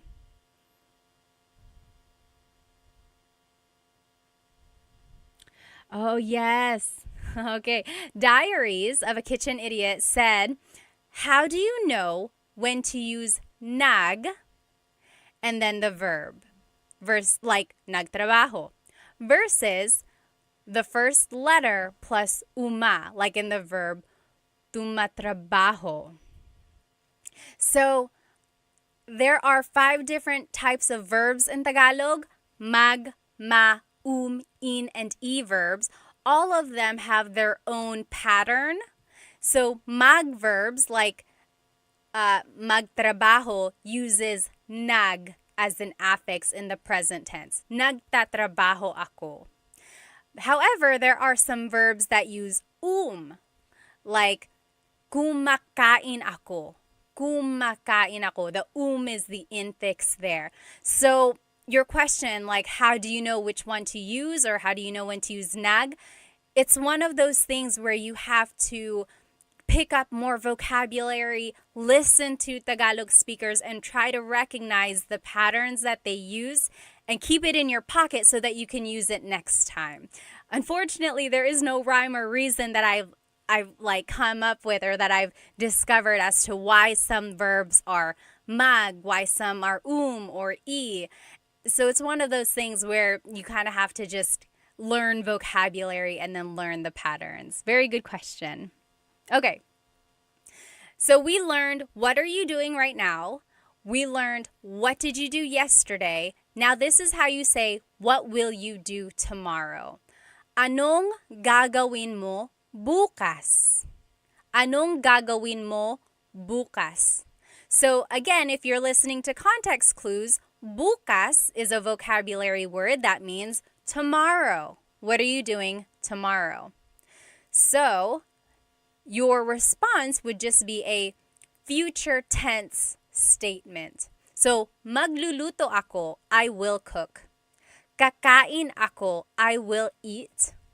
Magtatrabaho ako, I will work. Maglilinis ako, I will clean. Magdadrive ako, I will drive. So, these are all of the same verbs that we've seen in the last two slides. Now it's just the future tense conjugation of them. Okay, so I don't expect you to know all of these conjugations already unless you've been practicing. That's great. But what I want you to get from this, if you are just like a true beginner, really try to remember these vocab words. So kahapon is yesterday, bukas is tomorrow. So if you have to answer in English, at least you know what to answer, right? So anong gagawin mo bukas? What are you going to do tomorrow? Or what are you doing tomorrow? You could say, oh, I have to work tomorrow. Okay, so just try to pick out vocabulary terms at the very least. Okay? Now, if you want to be respectful, it would be, ano po ang gagawin nyo bukas? Ano po ang gagawin nyo bukas? So, yeah. Ballroom on YouTube said, I asked, ano ang gagawin mo bukas? They said, watching another Tagalog Time with Pat stream, sana. Another live stream 4 days in a row. Oh my goodness. We would be like soulmates, I feel like. Love and Lulu said, bukas I'm going to mass. Awesome. Let's see. Oh, okay. Jazzy Jen said, how would you say, I don't know, if you don't know what you're doing the next day? You could say, ewan. Ewan, that means I don't know. Or you could say, hindi ko alam. Hindi ko alam. The easy response would be ewan. Ewan ko. Ewan ko. Very good question. Oh, yes. Angel asked, is kumain ako manok or manok kumain ako, to be specific? It would be kumain ako ng manok. Kumain ako ng manok. Ng means some or a. So I ate some chicken. If you say manok kumain ako, it's almost like you're saying the chicken ate me. Very good, very good. Oh, Bal said, what's the difference between kakain ako and ako ay kakain? Very good. So you can say kakain ako, I will eat. Or you could say ako ay kakain. Both of those mean I will eat. When you use I, technically it means is or will, like I will do something or it is something. Rule of thumb, anytime you're using I, it's formal. No one really says like, ako ay kakain. It's almost like Shakespearean. It's very correct. I mean, it's not wrong. It's just not very natural. So it's a little bit more natural to say, kakain ako They're the same thing. All right. Oh, yes. Very good. So Jazzy Jen said, how do you spell it out? You could say, ewan ko or hindi ko alam. That means I don't know. Very good. Okay. Yes, let's keep going. So if someone is leaving the house, you could say, saan ka pupunta? Saan ka pupunta? That means, where are you going? Saan ka pupunta? Your response would be, pupunta ako sa blank. Pupunta ako sa blank. I'm going to somewhere. For example, pupunta ako sa tindahan. I'm going to the store. Pupunta ako sa tindahan. Or pupunta ako sa banyo. I'm going to the bathroom. Pupunta ako sa banyo. Maybe if you are watching a movie with your husband or wife or your friend, and someone is getting up, you could be like, saan ka pupunta? Where are you going? You could say, pupunta ako sa banyo. I'm just gonna go to the bathroom. Or you could say, pupunta ako sa bahay ni Kuya JR. Okay, so that's just giving a little bit more specific answer. Pupunta ako sa bahay ni Kuya JR. I'm going to Kuya JR's house. Okay? So try saying that with me. Saan ka pupunta? Saan ka pupunta? Where are you going? And then your response, pupunta ako sa blank. I'm going somewhere. Pupunta ako sa tindahan. Pupunta ako sa blank. Okay? Now, here's just a response if someone says that. You could say, sama ako. I'll come. I want to come with you. Sama ako. So if you want to go somewhere with that person, try saying this and it might make them smile. They'll be like, hey, where'd you get that? How do you know how to say that?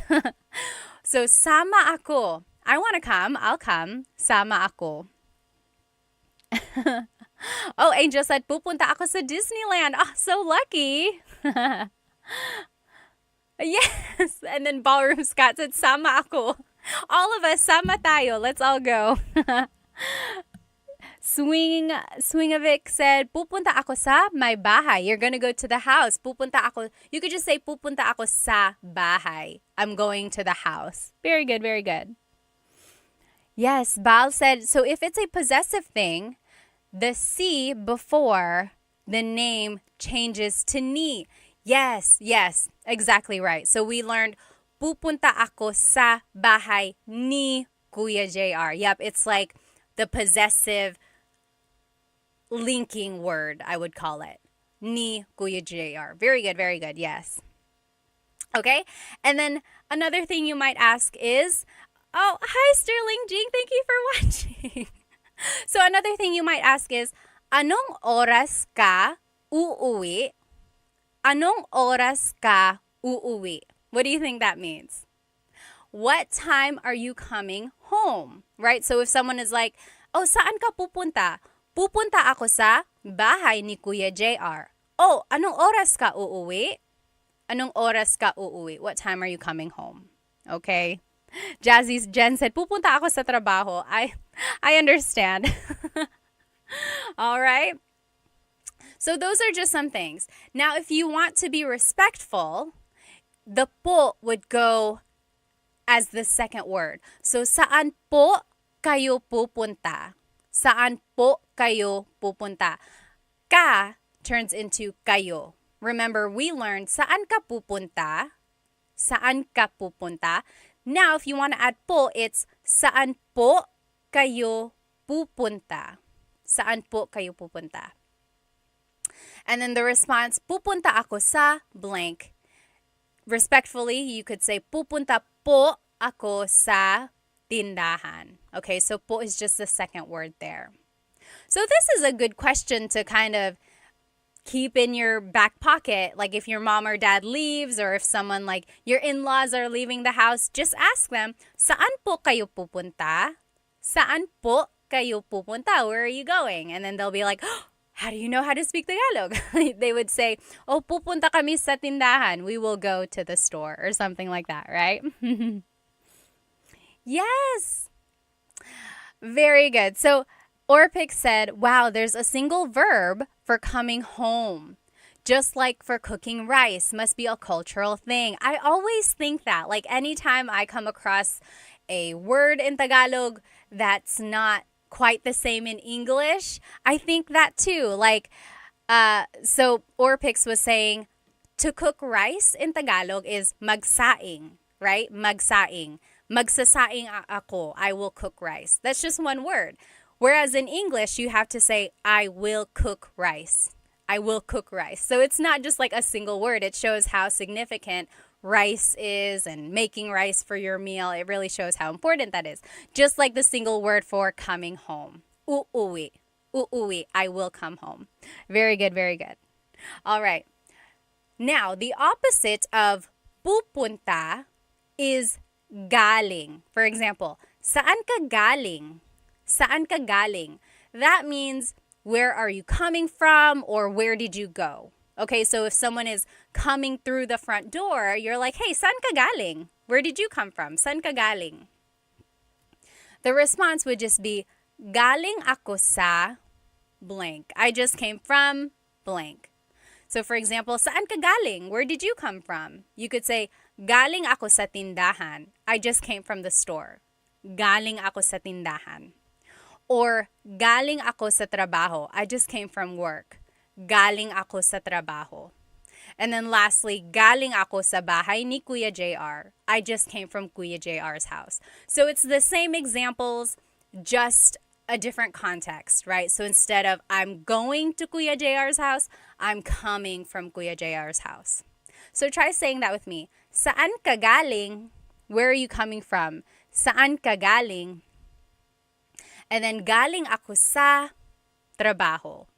I just came from work. Galing ako sa blank. Let me just catch up on some of these comments here. Oh, yes. Oh, Jazzy Jen said, how would you say that you're just leaving in general? That's the last slide. Just wait for it. Very good, very good. Oh, Swingovic, thank you. Thank you. Said, meron akong magaling na Tagalog teacher. Oh, yes. S on YouTube asked, does galing have different meanings? Yes. So galing, the emphasis is on the first syllable. That means coming from. David Jr. on Instagram just asked the same question too. Galing means good or great. So if the emphasis is on the second syllable, galing, that means good or great or excellent. Yes, as Air Kevin said.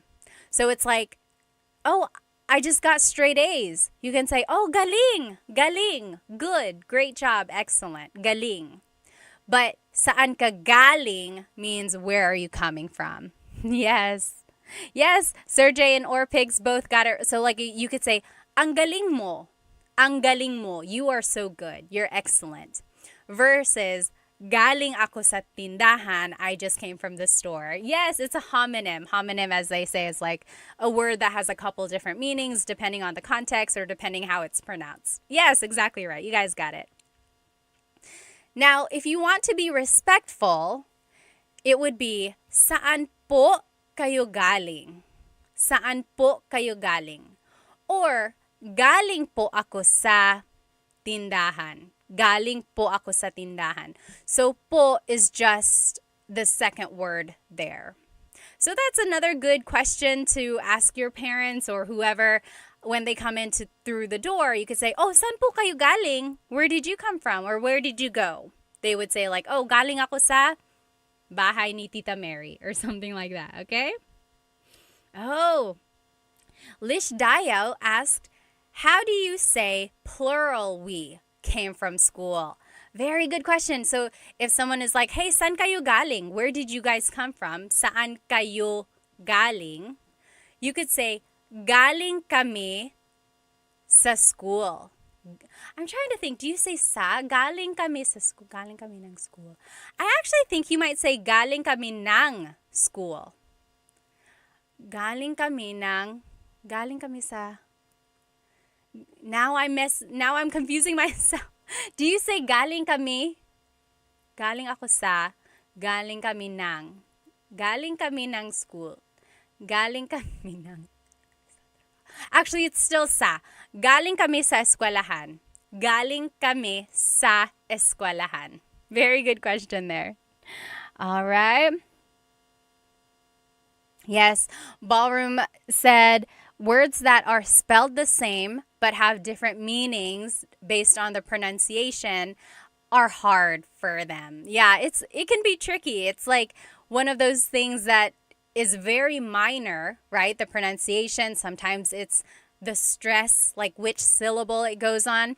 It can have a different meaning. There's a handful of words like that in Tagalog. Not very many, but sometimes it can have a difference in meaning. Yes, Jazzy Jen said like Chinese, which has a lot of different tones. Yeah, I know in like other languages, there are like 5 tones for the same syllables or like the same phoneme or sound as they call it. So it's, yeah, it can be a little challenging. Okay, let's keep going here. Steve said, is the Ling app good for learning Tagalog? I don't think I've ever used Ling app. If anyone has, write it in the comments so that we can let Steve know. Is the Ling app good for Tagalog? Botch Design said, walang patalastas. Galing. No commercials. Yes, very, very lucky. S on YouTube asked, is nang and nang the same thing? Oh my gosh, I love this question. So there are 2 types of nang in Tagalog. N-A-N-G, nang, and then N-G, nang. So earlier I said like, oh, kumakain ako ng adobo. I am eating some adobo. Nang. That nang is NG. NG. I'm eating some adobo. Kumakain ako ng adobo. That's just NG. N-A-N-G is an adverb and always goes with a verb. So for example, I'm trying to think here. Gusto ko nang matulog. I want to go to bed. So matulog is the verb. Gusto ko nang matulog. I want to go to bed. Nang there is N-A-N-G and it's an adverb. So they are different, but when you're saying it, it sounds almost the same. Very good. So what's the sa meaning? Actually, is it from or is it in? Very good. Let's see. So galing ako sa. Sa is a very interesting word. It's almost like a preposition that can mean multiple things depending on the context. In this translation, it's from. Like, I just came from work. I just came from Kuya JR's house. Yeah, but you'll hear sa in other contexts meaning different things. Very good question. Oh, Lauren said, I have used Ling. I like it. Learned a lot so far. And from Atipat. Salamat. So Ling apparently is a pretty good app for learning Tagalog. And it's very interactive too. Okay, awesome. All right. Swingovic said, ano ang pangarap mo, Pat? What is my dream? Ano ang pangarap ko? Pangarap ko ay lahat ng may gustong matuto ng Tagalog matutunan nila. Everyone who wants to learn Tagalog, I hope they are able to learn Tagalog. Or hopefully they're able to get the resources that they need. Oh, Airkev said, Ling is a pretty good app. Also try Turong Wika. I actually did a video for them once. So they have a pretty good app. I have it on my phone as well. Sometimes I use it for resources for my videos. Very good, very good. Okay. I think I only have a couple more phrases here. Next, if you want to ask someone like where someone is, it would be nasaan si blank. So where is blank? Nasaan? Oh, that's the response there. So for example, like, nasaan si tatay? Where is tatay? Or something like that. Your response would be nasa blank, si blank. So here, I'll just give you an example. Nasaan si nanay? Where is mother? Nasaan si nanay? Your response would be nasa trabaho si nanay. Nasa trabaho si nanay. So the main thing here is this word si. We've seen this one before. It's the linking word before a person. Nasaan si nanay? The response is nasa trabaho si nanay. So here the response still has si. It's not ni like we've been seeing because there's no like possessive quality. We're not really asking about like where mother, or we are asking where she is, but now no like object there. Just asking about nanay. So nasa trabaho si nanay. Let me see here. Oh, David said, can we get a Tagalog Time Pat app? That would be funny. No, I don't have one in the works or anything. Don't worry. Let's see. Let's keep going here. If you want to be respectful, it would be nasaan po si blank. Nasaan po si nanay. So po is just the second word there. Okay. This awesome world said, how do you ask where the surf spot? Where is the surf spot? It would be nasaan ang surf spot. Nasaan ang surf spot. So you wouldn't use si. Si is only for people. So if you're asking about like a thing, nasaan ang surf spot. Very good, very good. Yes. Okay, so it only applies to names. What about where is he? Oh, very good. So if you want to ask like, where is he? Where is she? It would be nasaan siya. Nasaan siya. You don't need the si. You don't need like a preposition or a linking word. You would just say the pronoun. Nasaan siya? Very good question. Nasaan siya? Where is he or where is she? Now, Jazzy Jen, this is the question you had earlier. If you want to just say like, oh, I'm leaving, we're leaving, in a general sense, it would be, aalis na ako. Aalis na ako. That means I'm leaving. Aalis na ako.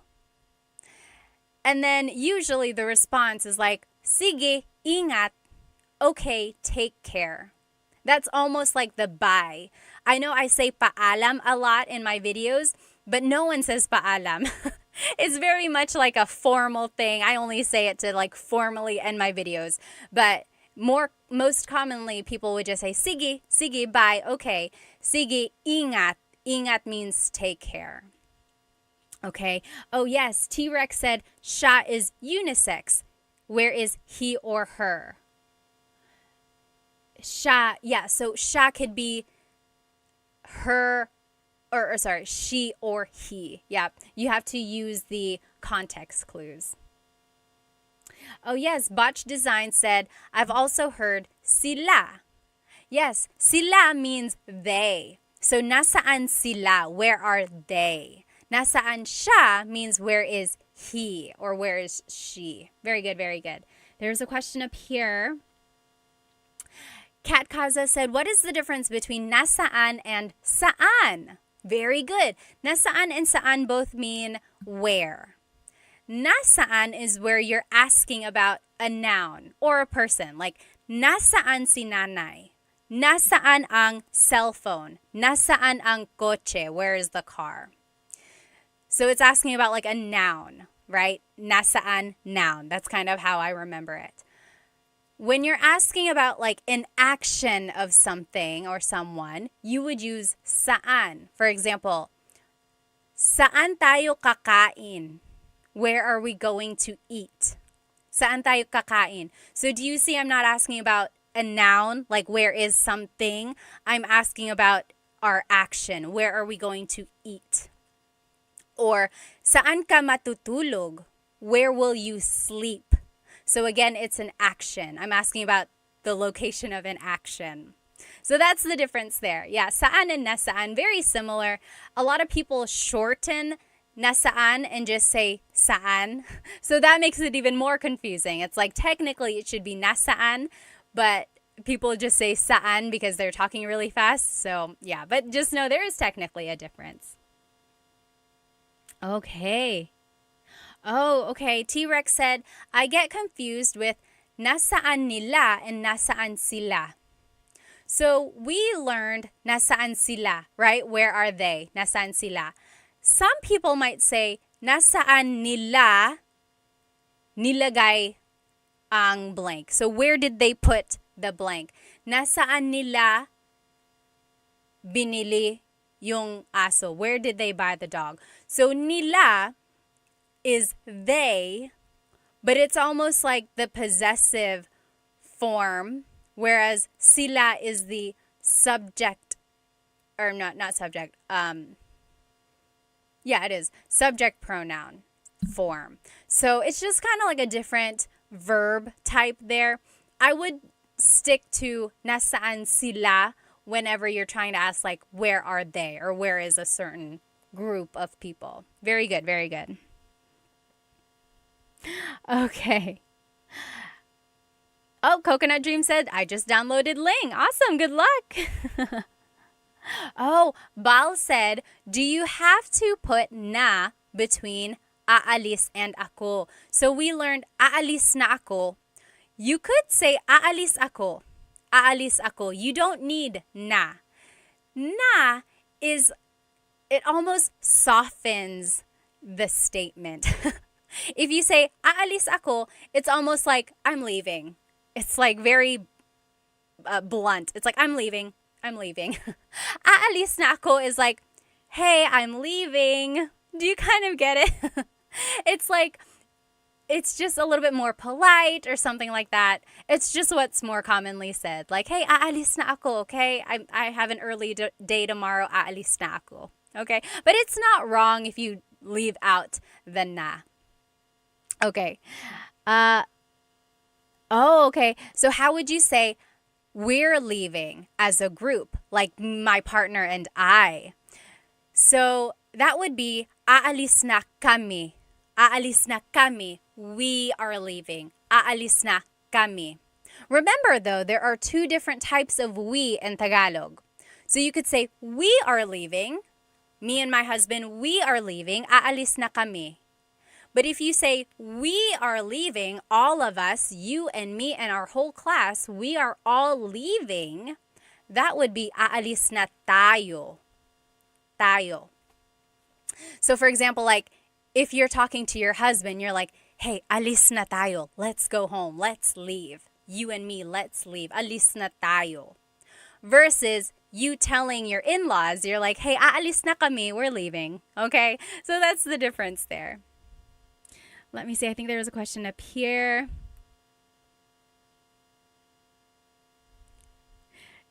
Let's see. Oh, someone said, what is the difference? Oh, CY Pau said, what is the difference between rin and din? So like, aalis na ako, I'm leaving. Aalis na din ako, I'm leaving too. So rin, and din, trying to roll my R there. Rin and din are words that mean also or too. So aalis na din ako, I'm leaving too. You could say aalis na din ako, or you could say aalis na rin ako. They are interchangeable. They mean the same thing. In Tagalog, the letter R and the D sound are interchangeable because the R and the D were represented by the same symbol and by bayin. So ever since it's been, that sound has been interchangeable for a lot of words in Tagalog. Like nandoon, naroon. See the D and the R, they're interchangeable. Or nandito, narito. So there are a lot of words where the D and the R are interchangeable. Okay, let me see. Drops has Tagalog too, David said. It's free. I don't know what drops is. George said, oh, Tagalog isn't on Duolingo. I see. Selfish and George said Tagalog isn't on Duolingo, but it is on Rosetta Stone. I did a video for Rosetta Stone. They are pretty good. George said, I don't know how good it is. It's good. They like immerse you in it. So it's like you just start right off learning phrases and words. So it's a good way to learn. Okay. Oh, Selfish said, I've tried drops. It's not good. But maybe you should try it. Maybe you'll have better luck with it. Okay, let me see. What about tayo na or tara? Oh, yes. Chris said, what about tayo na or what was the other one? Tara. Yes. Tayo na means literally it's like, hey, it's us. Tayo na. Tayo na. And then tayo na just means like, hey, let's go. Tayo na, we're going. Tara means let's go. Tara, tara, let's go. And then aalis or aalis na tayo means we are leaving. So they all mean the same thing. It's like, hey, let's go, we're leaving, we're going, mean the same thing. Okay. Oh, Jessie said, any more phrases to learn? Just to look at the respectful forms of these, aalis na po ako. Aalis na po ako. Or sige, ingat po. So po would just go after the word na or it goes after the set phrase. Sige, ingat po. I think that's the last of the phrases there. I want to try this one activity with you though. So if I ask you, kumusta ang araw mo ngayon? How was your day today? Kumusta yung araw mo ngayon? Write it in the comments. What would you say? Kumusta yung araw mo ngayon? This is an example of what I would say. Mabuti naman, naglaro kami ng mga bata sa labas. Nanood din kami ng pelikula at kumain ng popcorn. Tapos nagluto ako ng pork chops at sa huli naglinis ako ng bahay. Okay, so that's an example. Maybe use this as a way to test your comprehension skills. Okay, so kumusta ang araw mo ngayon? How was your day today? I'll say it one more time. Mabuti naman, naglaro kami ng mga bata sa labas. Nanood din kami ng pelikula at kumain ng popcorn. Tapos, nagluto ako ng pork chops. At sa huli, naglinis ako ng bahay. Okay? So, a couple things I want to point out here. First, notice that I answered the question. Okay? Mabuti naman. Kumusta ang araw mo ngayon? Mabuti naman. Remember, you can answer with the same responses that you would say if someone asked you, kamusta ka? So I said, mabuti naman, it's going well, or it went well. Next, I want to point out these transition words, okay? So, mabuti naman, it went well. Naglaro kami ng mga bata sa labas. The kids and I played outside. Nanood din kami ng pelikula. We also watched a movie. At kumain ng popcorn and ate some popcorn. Tapos, nagluto ako ng pork chops. Then, I cooked some pork chops. At sa huli, naglinis ako ng bahay. Then, at the end, I cleaned the house. Okay? I see some of you guys got some of the translation. Yes, you guys were writing it in the comments. Very good, very good. Yes, Crowfish said, whoa, I got to understand bits to get a general idea of what you said. Cool, learning bit by bit. Awesome, awesome. See, I think you know more than what you think. I know it can be a little hard, like trying to gauge how much you've learned, but I would say listen to native Tagalog speakers and you might surprise yourself with how much you've learned. Okay. Awesome, everybody. Yes, Lauren Jessica TV got it. Wow, I understood. Great job, great job. That's all I have for you tonight. This is just a review of everything. If you have to leave, you are welcome to leave. I'm just going to answer a couple more questions here. Okay, Botch Design said, can you please explain the difference between namin and natin? Yes. That is another case of having two meanings for the word our. For example, bahay namin, our house. That's like me and my husband Chris, bahay namin ito. This is our house. Bahay namin ito. But it's just me and my husband Chris. It's our house. Versus bahay natin means all of us. It's our house, all of us together. Maybe us as a class, we all live in the same house. It would be bahay natin ito. This is our house. Okay, so that's the difference there. T-Rex said it's easier when it's slower, really tough when listening to normal speed. You're right. If you can't listen to like a native Tagalog speaker, like maybe you're not around someone who speaks native Tagalog or who natively speaks Tagalog, try watching Filipino movies. I think I've said this the last 2 nights. It's like if you can watch Tagalog movies, not only will it have the subtitles, but you can really pick out patterns of the grammar or picking out vocabulary terms or things like that. All right, everybody. Ballroom said, I really appreciate your streams. I feel like I'm learning more. When I ask questions? Yes. Very good. I hope you guys have a good rest of your day. Will I see you tomorrow? Will I? I don't know. Are we going to make it a day 4? Oh my goodness. What am I going to teach? I think I do have something else to repeat. I don't know. We'll see if I'm here again tomorrow night, okay? T-Rex said, I did Rosetta Stone on my phone. I listen to Tagalog music and watch movies, but the movies make me cry. I know Filipino movies can be a little sad, right? Well, I hope you have a good rest of your day or night wherever you currently are, and I will see you next time. Paalam, everybody. Hello, everybody. Welcome. It is Thursday, so you know what that means. It's another Tagalog Thursday. If you are joining me here on YouTube, please let me know if you can hear me. I think I might have some issues with my audio, but go ahead and just let me know where you are watching from, how old you are, maybe why you are learning Tagalog. And I just want to make sure everyone can hear me all right. So go ahead and write that in the comments if you can hear me. In the meantime, I'm going to go ahead and invite our friends here on Instagram. Hello, everybody on Instagram. Welcome to Tagalog Thursday.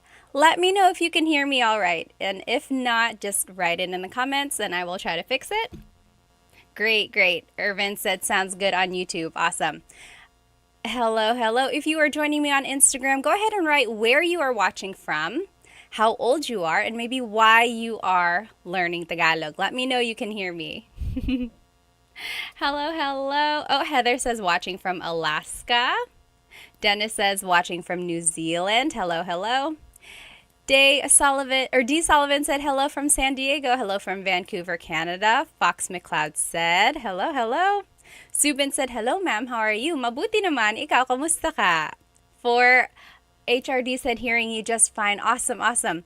Hello on Instagram. If you are joining me here, remember you can catch this whole presentation on YouTube and you will be able to see the all of the slides written out along with some images that we might go over, okay? You're going to want to follow along. This is a good one. Again, if you have to hop off or if you know anyone who's going to join late, this whole presentation, the recording will be up on my YouTube afterwards. Let's go ahead and get started. If you are joining me here on YouTube, you will see that I have just posted the lesson agenda. Today, we're going to be talking about vocabulary about chores. So things we can be doing around the house. I think these will be some useful phrases. You will be able to say what you are doing, or if someone asks you like, anong ginagawa mo, what are you doing? You'll be able to answer if you are doing something around the house. Then we will learn some verb conjugation. This is going to be really interesting. We'll see some regular patterns, But then we will also see some irregular patterns. Okay, so it might get a little murky there, clear as mud, right? But hang on with me and we'll get through it. Then I will teach you a Taglish tip, and then we will do some practice questions. It's going to be a good lesson here. Let me go ahead and just catch up on where everyone is from.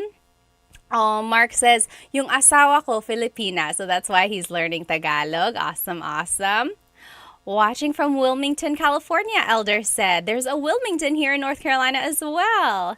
Chamari says, from Sri Lanka, 49 years old. Just interested, just wants to learn Tagalog. Well, that's always nice. Kio says, from Dumaguete. Awesome. Learning Tagalog for IT. International Tambay, Irvin said. Do you know what a tambay is? A tambay is someone who just kind of sits around, hangs out. Someone who just like tambay sa tindahan. Someone's just hanging around that store. Santa Barbara, Vince is watching from there. Hero is watching from Tokyo. Oh, the Mantis is watching from Greensboro, North Carolina. Awesome, awesome. Southbound is from Las Vegas. Oh, Renita says, learning Tagalog because I cruise a lot. Yes, there are a lot of Filipinos who work on cruise ships. There's a lot of like seamen and people who work in those areas. Very nice, very nice. Oh, very nice. Alpo Bloody on Instagram said, nice earrings. Maraming salamat. These are from bling.co. These are handmade clay polymer earrings. Bling.co. Love them, love them. Let's see who else. Good day from Australia, Matthew says. All right, let's get started here. Again, if you are just catching me on Instagram, you can catch this whole lesson on my YouTube channel. You'll be able to follow along. Everything will be written out. There are some images on there as well. And the whole recording will be up on my YouTube channel, just Tagalog Time with Pat. Okay, so again, we are learning some vocabulary and phrases about chores. Let's get started. So here are some verbs. Maglaba is to wash.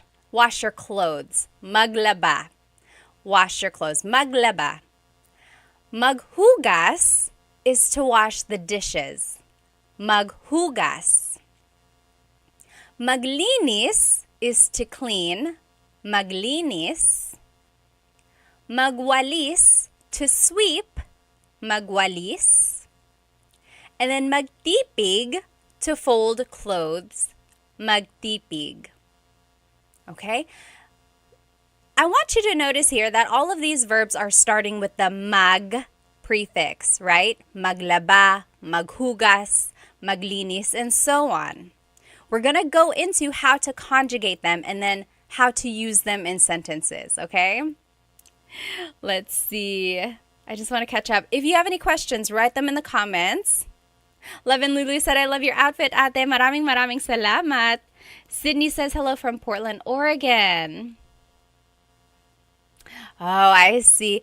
Also said, I'm the only one in my family who doesn't speak Tagalog. I grew up in Guam. Awesome. Okay, well, that's great. That's great that you're learning. Okay. Good morning from Malaysia. Be Free says. Okay. So again, we are just learning some verbs about chores, okay? Now, before we dive into how to conjugate them, let's talk about doing household chores in the Philippines. So depending on where you live, you might have the luxury, I call it a luxury, it really is, to have a washing machine, a dryer, a dishwasher, right? Even a vacuum. All of those things, to me, are luxuries when you think about it. Because in the Philippines, a lot of times, people wash their clothes by hand. They have to squat down. They're sitting on a very tiny stool. Sometimes it's hot.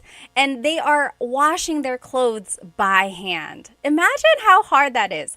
I know my aunts love washing their clothes on a rainy day. Of course, because it's not as sunny and, okay, not rainy, like they don't like getting rained on, but when it's cloudy, like a really cloudy day, that's like the prime time to wash their clothes, right? And then to hang up their clothes or to dry their clothes, they hang it up on a clothesline.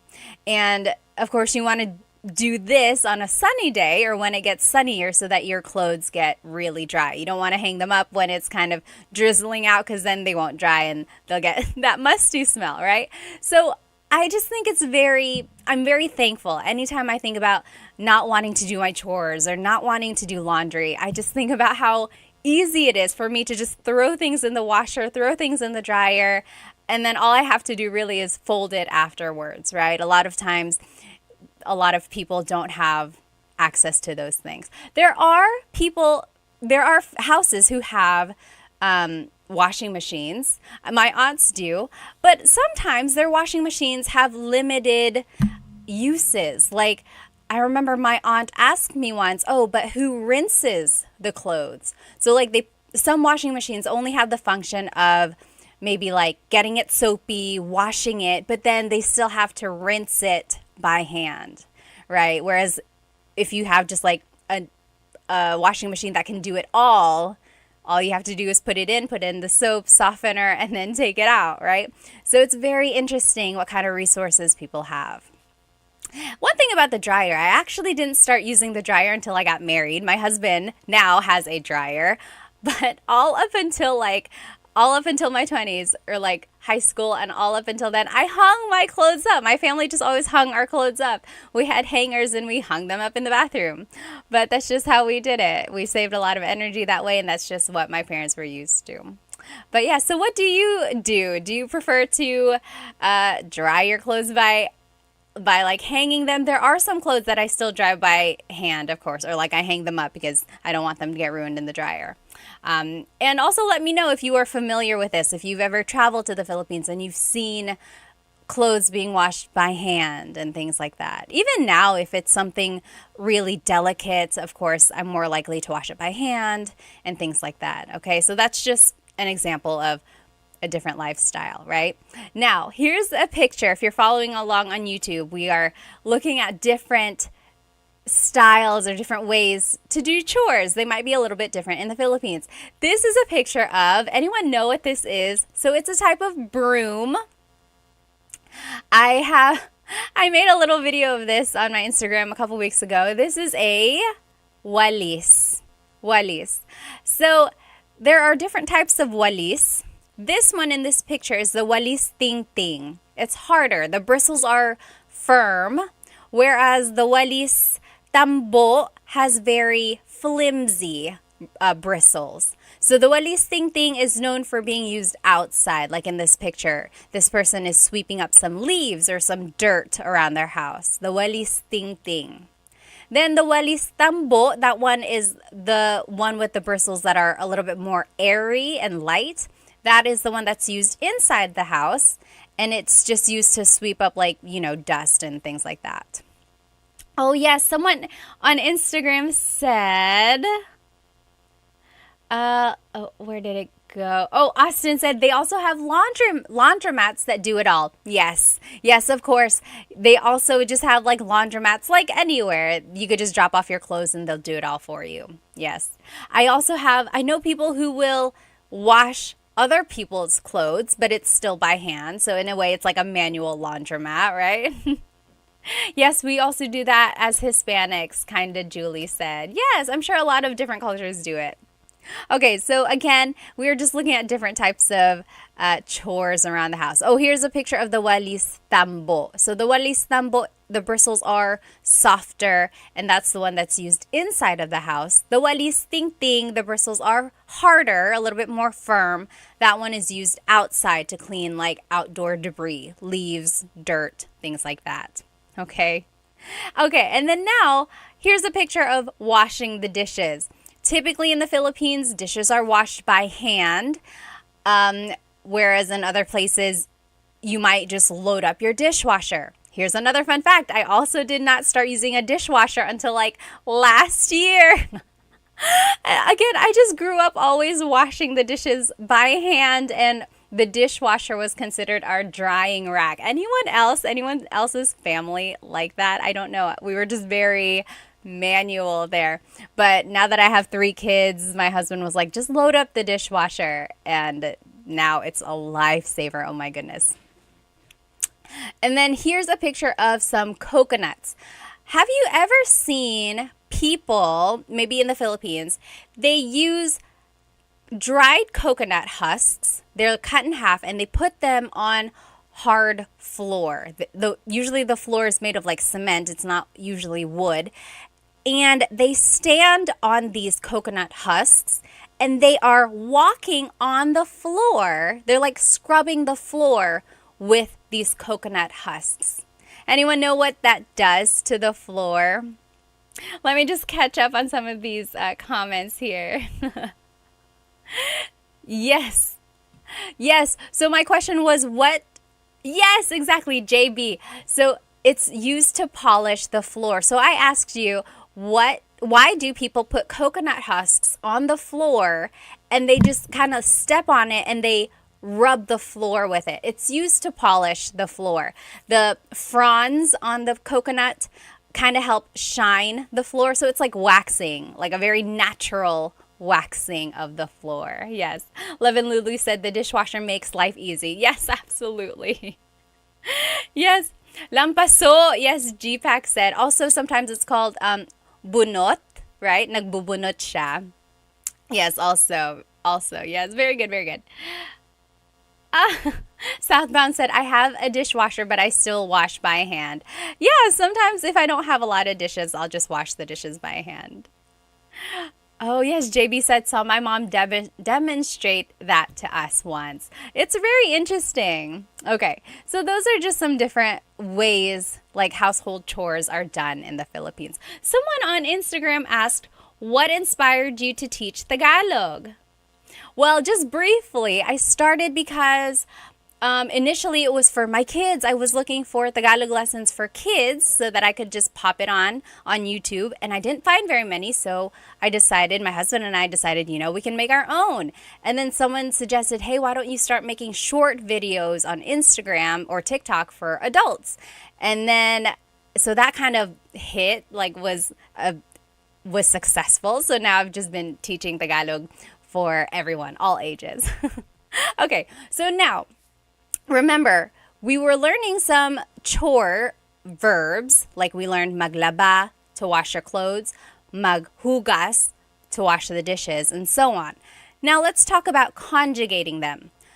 Let's just break it down, okay? What is a verb? A verb is an action word.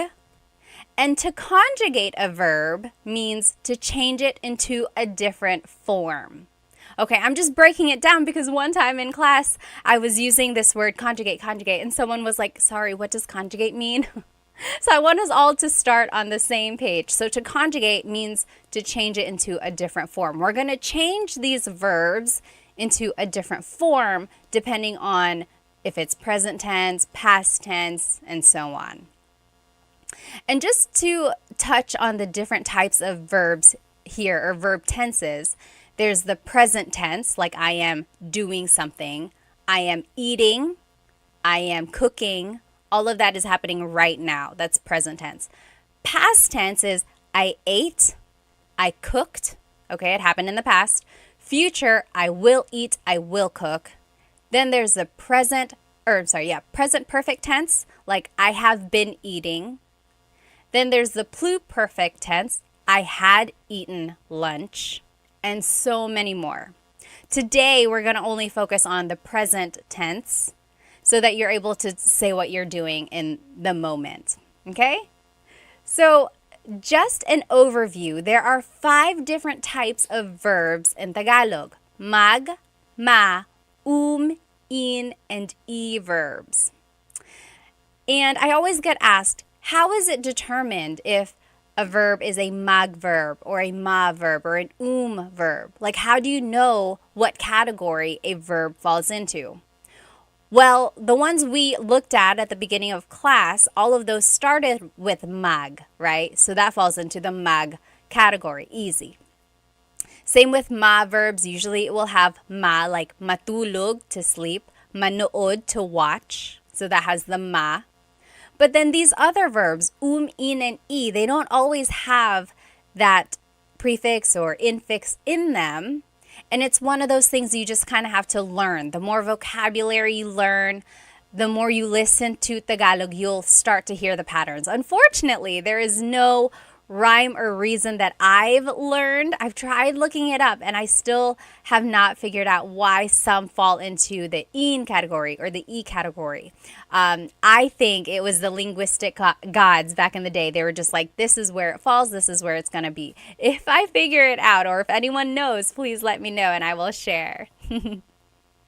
Okay, let's keep going. Now, there are some differences. For the magma and verbs, these are usually actor focused. In, and e can be object focused. Take a look at it falls in the actor or object focused category. It can be both. What does that mean? What is an actor focused verb? What is an object focused verb?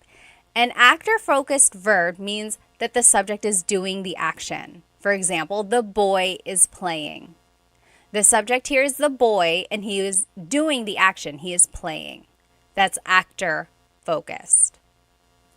Then there's an object focused verb where the action is being done to the subject. For example, wash the dishes. Here, the subject are the dishes and the action is being done to them. They are being washed. So the object is the focus here. Okay, we'll see more of this in the examples, okay? Now, just so we know how to use verbs in a sentence, let's learn some pronouns so that we can make simple sentences, okay? So, ako means I. Kumakain ako, I am eating. Ka is you, singular. Ka, kumakain ka, you are eating. Siya, he or she, kumakain siya. He is eating or she is eating. Siya is gender neutral. You have to listen to the context of the sentence to determine who someone is talking about. Siya. And another tip just about pronunciation, it's sha, sha. The S-I-Y combination makes that sha, sha sound. It looks like it should be pronounced siya. There are some regions in the Philippines, I believe, that say siya, but usually in the central Luzon area, it's pronounced sha, sha. Then there's sila, they, sila. And then tayo, we inclusive. Kami, we exclusive. There are two different types of we in Tagalog. And so tayo is you and me, all of us, our whole class here. We are doing it together. That's inclusive. Kumakain tayo. We are all eating.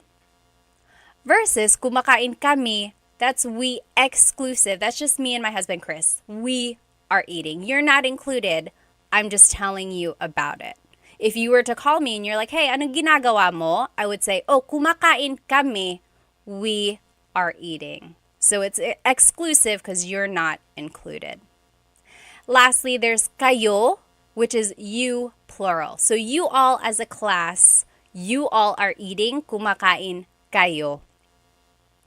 Okay? Yes, Tanner said tayo is including the person you're talking to. Yes, someone in a class put it as tayo is together. T and T, tayo together, everyone together is doing the action. Very good, yes.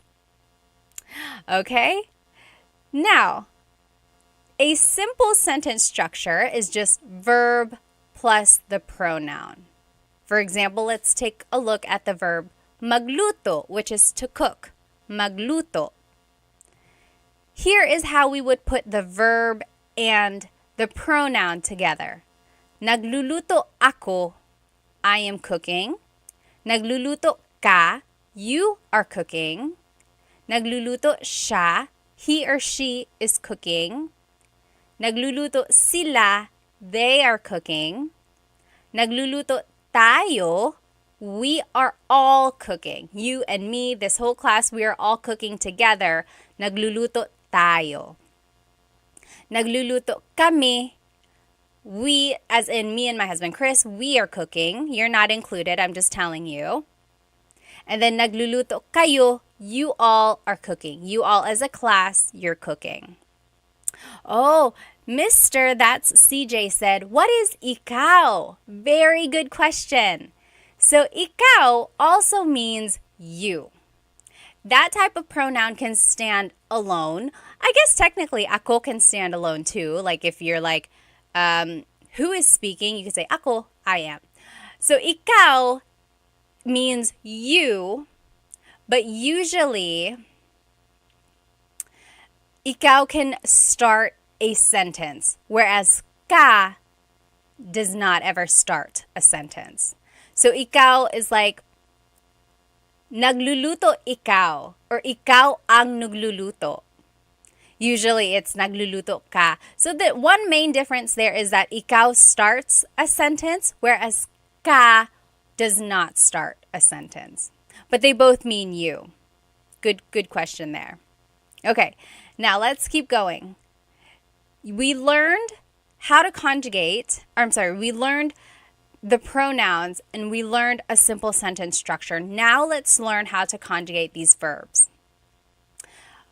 Before we do that, just remember that all verbs have a root word, and then something is added to them, either a prefix or an infix, and that is going to determine whether or not it's a present tense, past tense, or future tense verb.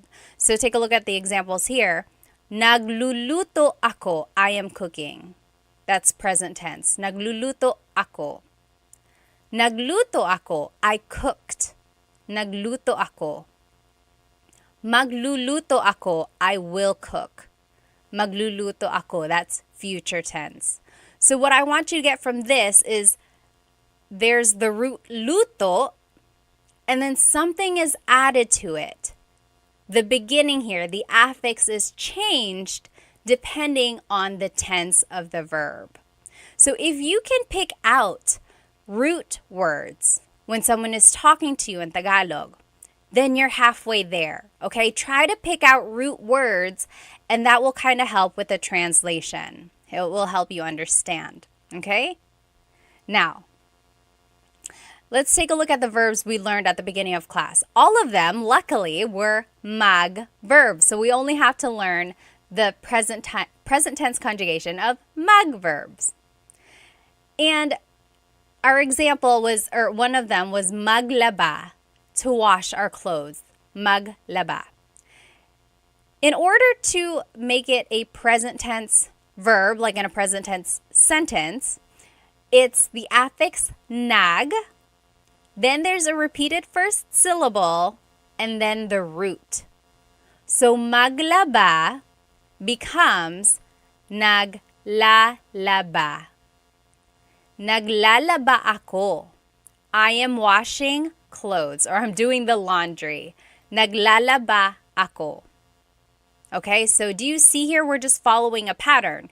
It's the affix nag, then there's a repeated first syllable, la, and then the root, laba. Let me just catch up on some of these questions here. JB said, is ikaw a nominative case pronoun? Yes, it is. That's exactly what it is.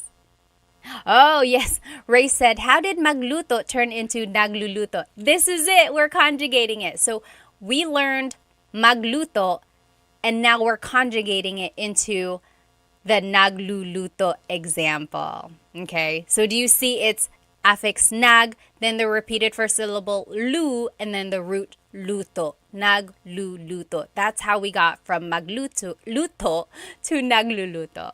Okay, then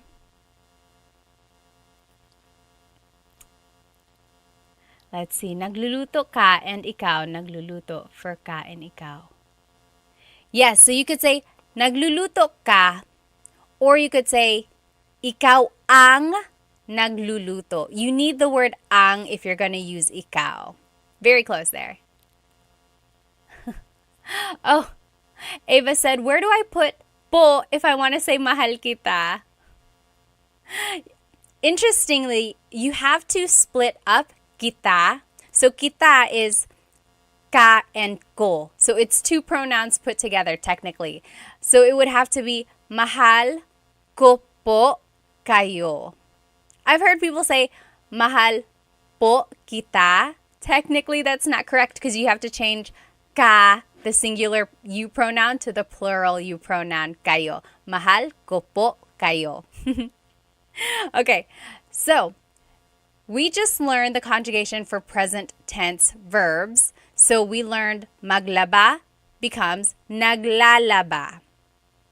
Okay, remember the pattern is nag, then the repeated first syllable, and then the root. Let's take a look at the other verbs we learned at the beginning of class.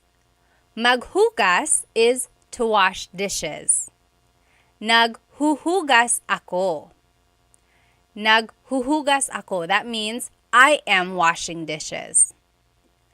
Do you see here the pattern? Nag, then there's the repeated first syllable, hu, and then the root, hugas. Naghuhugas ako. Okay, let's take a look at the next one. Maglinis means to clean. Now let's just follow the pattern again. Naglilinis ako. Naglilinis ako. I am cleaning. Okay? Oh. Goonie said, never will I say those words. You're never going to do the chores. All right, next, magwalis, to sweep. It's nagwawalis ako. Nagwawalis ako. So again, we're just following the pattern. It's the affix nag, then there's the repeated first syllable, wa, and then the root, walis. Nagwawalis ako. Okay? Oh, old-fashioned Rock said, this is fun. I'm glad you're having fun. You just wait until we do the practice questions. That's when the real fun comes. And then lastly, magtipig, to fold. It would just be nagtitipig ako. Nagtitipig ako. Guni said, hindi nagbabalis ako. Okay. So, any questions about the present tense conjugation of these mag verbs? Oh. Travel Tales on YouTube is trying to start some drama with the Instagram people here. They said Instagrammers are lazy. That's why. That's why you'll never say these words. Oh my goodness. Be nice. Okay, so very good, very good. So again, we are just learning how to conjugate these verbs so that we can say, like, oh, I am washing the dishes, I am cleaning, I am doing laundry. So if I were to ask you, anong ginagawa mo? Anong ginagawa mo? What are you doing? You could answer, for example, if you were doing these, you could say, oh, naglilinis ako. I am cleaning. Naghuhugas ako. I am washing the dishes. Okay, so maybe next time if your significant other texts you while you're at home, they're like, hey, what are you doing? Just use one of these. You can say, oh, naglilinis ako. They'll be like, oh, wow, that's great. Okay, now, this is where it gets a little tricky. All of these examples that we just went over are subject-focused examples. Remember, I told you some verbs can be subject-focused, some can be object-focused. All of these examples that we just learned are subject-focused. They're focusing on us. What are you doing? I am washing the dishes. I am doing laundry. I am cleaning. It's focusing on what I am doing. Now, when it's object-focused, we have to change the conjugation, and it actually becomes an irregular conjugation of these verbs. Take a look at this, okay? Hang on tight. This one's going to be a wild ride.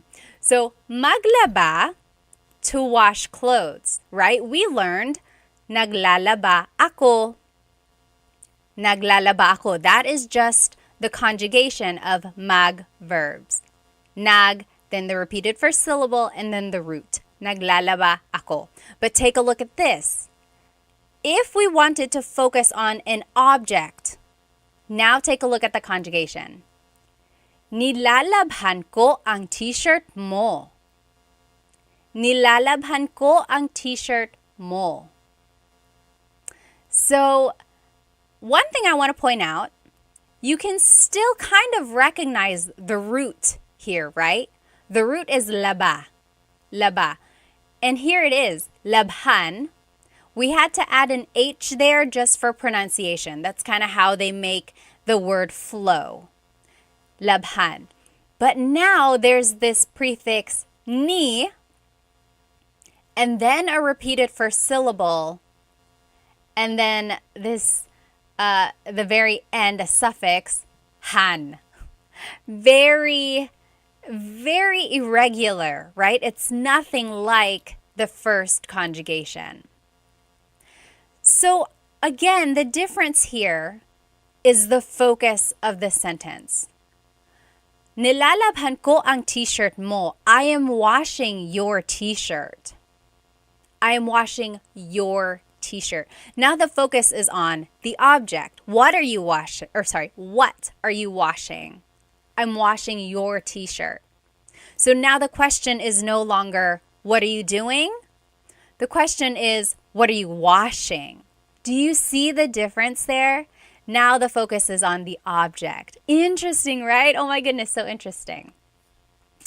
Now take a look at this one. Maghugas, to wash dishes.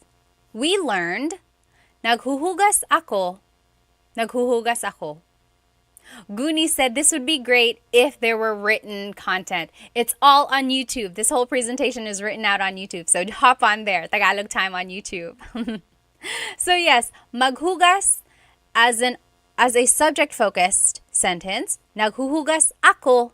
I am washing the dishes. But now take a look at this. Hinuhugasan ko ang baso mo. Hinuhugasan ko ang baso mo. Now it says, I am washing your cup, your glass. I am washing your glass. If someone was like, hey, where's my glass? Nasaan ang baso ko? I would say, oh, hinuhugasan ko ang baso ko. I'm washing your cup. I'm washing your glass. Okay? Yes, Love and Lulu, very good. You're translating it as we go. All right. Hey, Gunin, welcome, welcome. You transferred from Instagram to YouTube. There you go. So, again, this is just to show the difference between the subject-focused sentence and an object-focused sentence. Naghuhugas ako means I am washing the dishes. What are you doing? I'm washing the dishes. Versus, hinuhugasan ko ang baso mo. I am washing your glass. I'm washing your glass, your cup. So the difference here is, what are you doing? I'm washing the dishes. What are you washing? I'm washing your glass. Okay? So that kind of shows the difference between subject and object-focused verbs. You know, I don't want you to get too bogged down about these irregular conjugations. Even I get them mixed up. It's like, sometimes it's like, I don't know if it's the he or the ni prefix there. And it's an easy, honest mistake. What I do want you to get from here is really listen for the root word. You can still hear the root hugas, right? So if you heard someone say, hinuhugasan ko ang baso mo, hopefully you can pick out the word hugas, right? So then you're like, okay, wash. Something is being washed. And if you know the vocab baso, or if they just hold it up, you're like, okay, baso means glass. And then we learned the pronouns. Oh, this one is interesting. Whenever you're using an object-focused verb, you actually have to use a different type of pronoun. All of the pronouns we learned at the beginning of class were subject pronouns. Now, when you're using an object-focused verb, you have to use a possessive pronoun. So, mo is a possessive pronoun, okay? Which means your glass. Okay? Let's take a look at the next verb. Maglinis, to clean, maglinis. We learned, naglilinis ako. I am cleaning. Naglilinis ako. What are you doing? I'm cleaning. Then, if you want to focus on an object, something that is being cleaned, it would be, nililinisan ko ang kwarto mo. Nililinisan ko ang kwarto mo. Do you see the difference there? You have to conjugate it in a different way when you're focusing on an object. Okay? So, the question would be like, what are you doing? Naglilinis ako. What are you cleaning? Nililinisan ko ang kwarto mo. Again, don't get too tripped up over the conjugation pattern here. I'm not going to ask you, or no one's really going to ask you, like, how do you conjugate it irregularly when it's an object-focused verb? Just pick out the root word, okay? We're going to try to at least get to a comprehension level, right? And one way to do that, being able to understand when someone is speaking Tagalog to us, is pick out root words. So here you can still hear the root word linis. Linis means to clean. So if someone said, nililinisan ko ang kwarto mo, you know linis means clean, cuarto means room, mo means your. So that means I am cleaning your room. Okay? All right, let me just see here.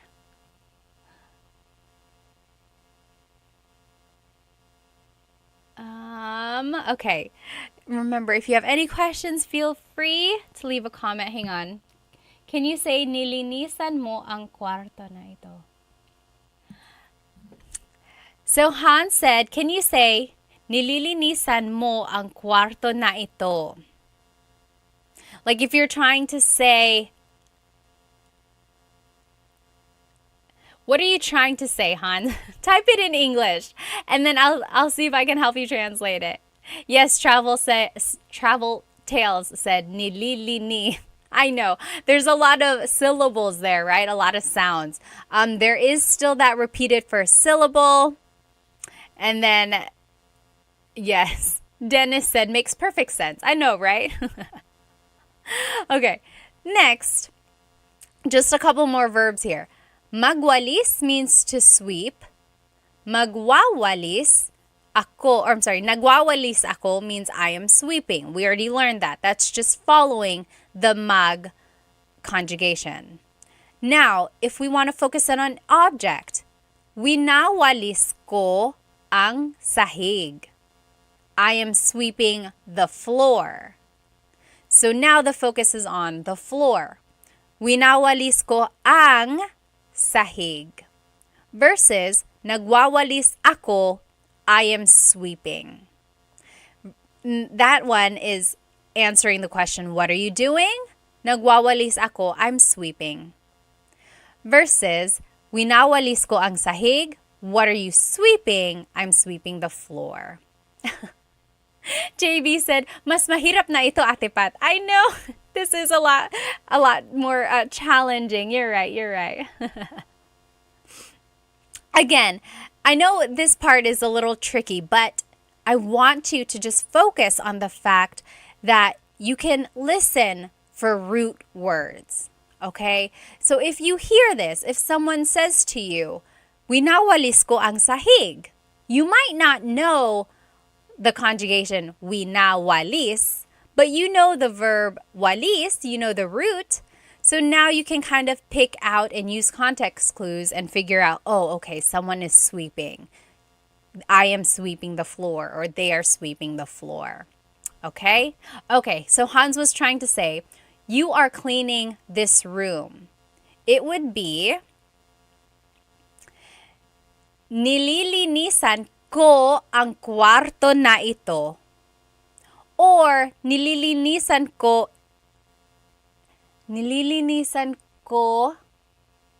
Yeah, I was just trying to think if maybe ito would go before, because I feel like I've heard that too. Nililinisan ko ang kwarto na ito. Or, nililinisan mo ang kwarto na ito. you are cleaning this room. That could work as well. I'm just trying to think if there was a better way to say that. I sound so formal when I say it that way. But that's technically correct. Okay. Oh, Stone said, I just transferred here onto YouTube from Instagram. Wow, it's so much better. Yes, again, if you are here on Instagram, jump onto my YouTube channel. You can see everything written out. And the whole thing will be up, the recording will be up afterwards. Okay, let's keep going. There's just one more verb that we had talked about previously. So, magtipig means to fold. Magtipig, so to fold your clothes. Nagtitipig ako, I am folding. Nagtitipig. Although not a lot of people say that. If you're focusing on the clothes themselves, it would be, tinitipig ko ang mga damit mo. Tinitipig ko ang mga damit mo. I am folding your clothes. Okay? So if we just look at the irregular conjugations, like look at all of these light blue statements. None of them, okay, some of them have the same pattern, but they are not all the same. Like it would be easy if I was like, okay, anytime it's an object-focused verb, let's conjugate it this way. But it's not that easy. They all kind of have their own conjugation when it's an object-focused verb. But again, the point of this lesson is not for you to learn the irregular conjugations. It's for you to know that if you can pick out root words, then that will help with your comprehension, your understanding when someone is talking to you. Okay? And just know that sometimes the verbs are used differently depending on if it's a subject-focused sentence or an object-focused sentence. And I think I'm going to use the other half of this slide. So let me turn off my face here. Okay. And again, just some key takeaways if you're following along here on YouTube. So focus and try to recognize the roots, right? Laba, hugas, linis, walis, and tipig. Those were all the roots. And then something is added to them to change it into a different tense. And then also know that sometimes a sentence is a subject-focused sentence, sometimes it's an object-focused sentence. And then you'll have to change the pronouns that are used. We didn't go into the nitty-gritty of all the grammar rules because that's not the point. I don't want to bog you down with all of those details. But I do want you to know that if you can recognize the root words and then use the appropriate pronouns, like when you are trying to say what you're doing or what someone else is doing, then that's going to help you when you're learning Tagalog. Okay? Now, let's do some practice. This is going to be fun. Over here on the left side in the blue, these are all just phrases in English. Okay? Over here in the orange, on the right side, these are Tagalog phrases, and they are the translation of these English phrases, but they're not in order. So we're going to have to match them, okay? So let's just go over them. Over here in English, we have, I am doing laundry. I am doing laundry. Then there's, I am washing your favorite blanket. Then there's, I am doing the dishes. I am washing the new plates. I am cleaning. I am cleaning the car. I am sweeping. I am sweeping the floor. Okay? So those are all of the English phrases that I want us to translate. We're going to have to find the matching Tagalog term.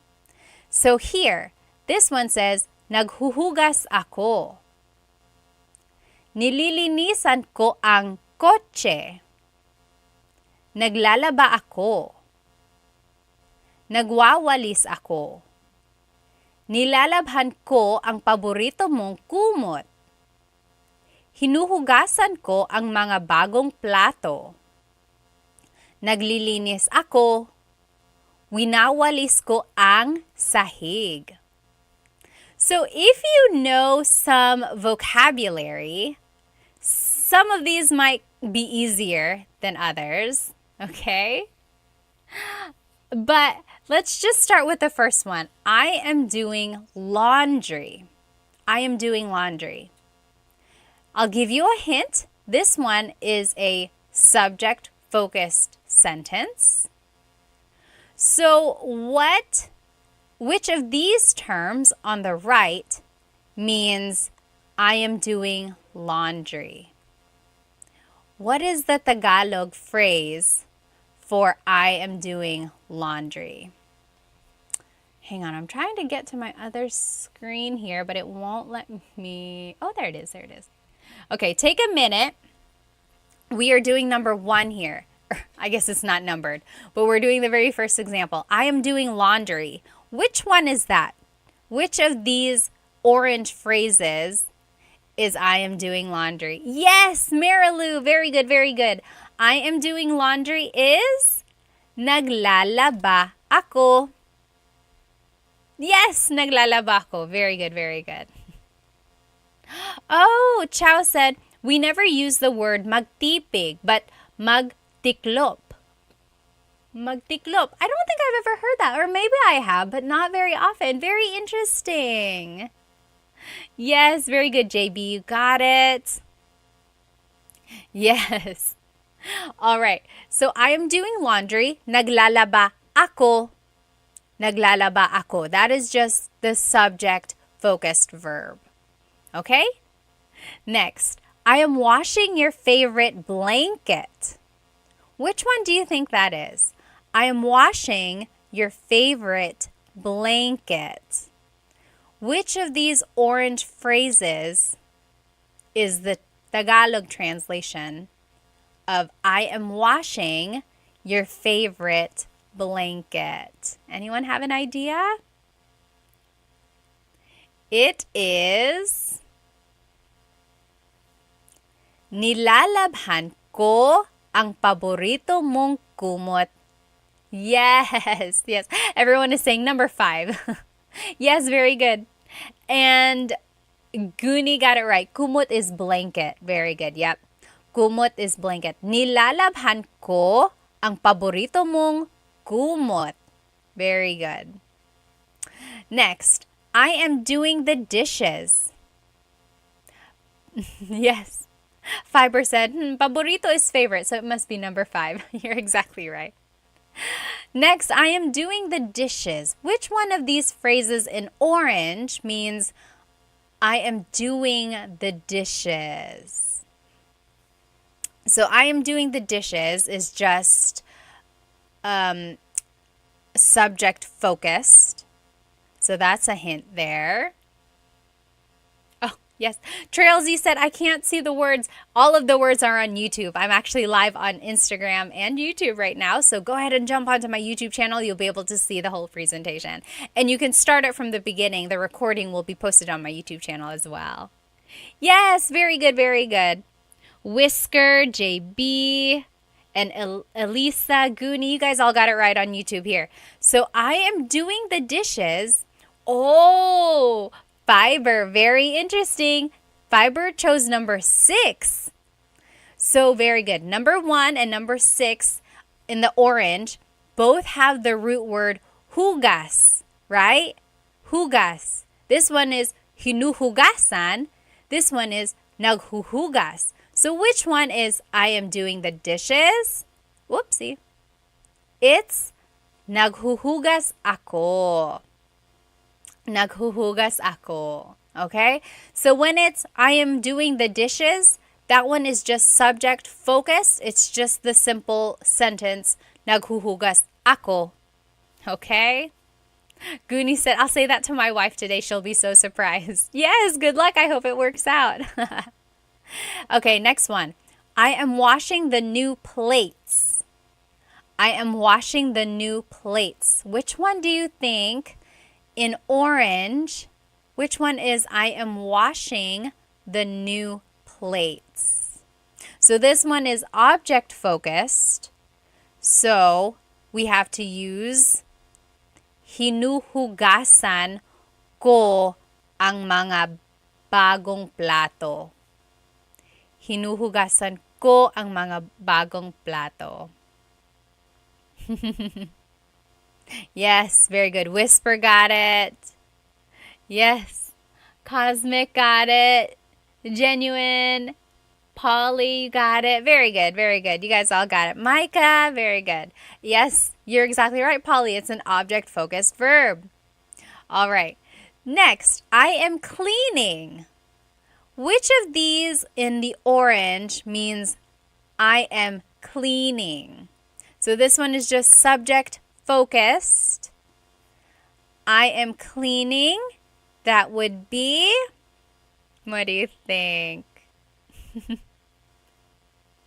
Yes, Genuine said mga mga bagong plato means new plates. Yep, so if you know some vocabulary, some of these will kind of give itself away. How would you say I am cleaning? Yes, JB, Whisker, Genuine, Goonie, Micah, you guys all got it. It's the number 7 phrase. Naglilinis ako. Naglilinis ako. Okay? Next, if you want to be specific and say, I am cleaning the car, I am cleaning the car. Now it's object focused about the car itself. Which one is that? I am cleaning the car. That one would be, any ideas? I think some of you already set it up there. Coche means car. So it would be, nililinisan ko ang coche. Nililinisan ko ang coche. Okay? Very good. Yep, JB, Goonie, Genuine, Cosmic, you got it. Micah, number 2. Nililinisan ko ang coche. Yes, Whisker, you guys all got it. Only a couple more. I am sweeping. How would you say that? Which of these phrases in orange or red, I guess depending on how it looks on your screen, how would you say I am sweeping? I am sweeping. That one is subject focused.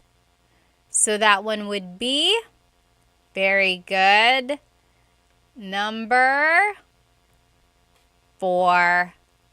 I am sweeping. Nagwawalis ako. Yes, very good. Whisker, JB, Cosmic, very good, very good. Nagwawalis ako. Very good, Genuine, and Goonie, Micah, very good. So that only leaves one left. I am sweeping the floor would be winawalis ko ang sahig. Winawalis ko ang sahig. Again, everyone on Instagram, this whole presentation is on my YouTube channel. The recording will be up on my YouTube, and you can follow along with all of these examples. They are written out, and you'll be able to match them yourselves if you'd like. So again, the point here is that I want you to just be able to recognize the root word. Okay? So sometimes it's conjugated regularly. Naghuhugas ako. Naglalaba ako. But then if it's focusing on an object, then it will have an irregular conjugation. Hinuhugasan ko or nilalabhan ko. Okay? But focus on the root word, hugas, laba, walis. And that will help you in understanding Tagalog. Okay? Now here's a Taglish tip. I love teaching Taglish because it kind of buys you some time. If you don't know a verb in Tagalog, use the mag conjugation pattern with an English verb. So take a look at this. Over here on the left side is the pattern that we learned. So affix nag, then the repeated first syllable, and then the root, right? We learned that. Naghuhugas ako. That's just the pattern. Now, if you don't know the verb, for example, I am vacuuming, just conjugate it like a mag verb. You could say, Nagva-vacuum ako. Nagva-vacuum ako. Do you see we're just using the pattern nag, then the repeated first syllable va, and then the root, which is just the English verb vacuum. Nagva-vacuum ako. Interesting, right? Let me catch up on some of these comments. Yes, yes. Chow said, in Tagalog, we can use the word pinggan. Yeah. So pinggan also means plate. You can say plato or pinggan. Very good.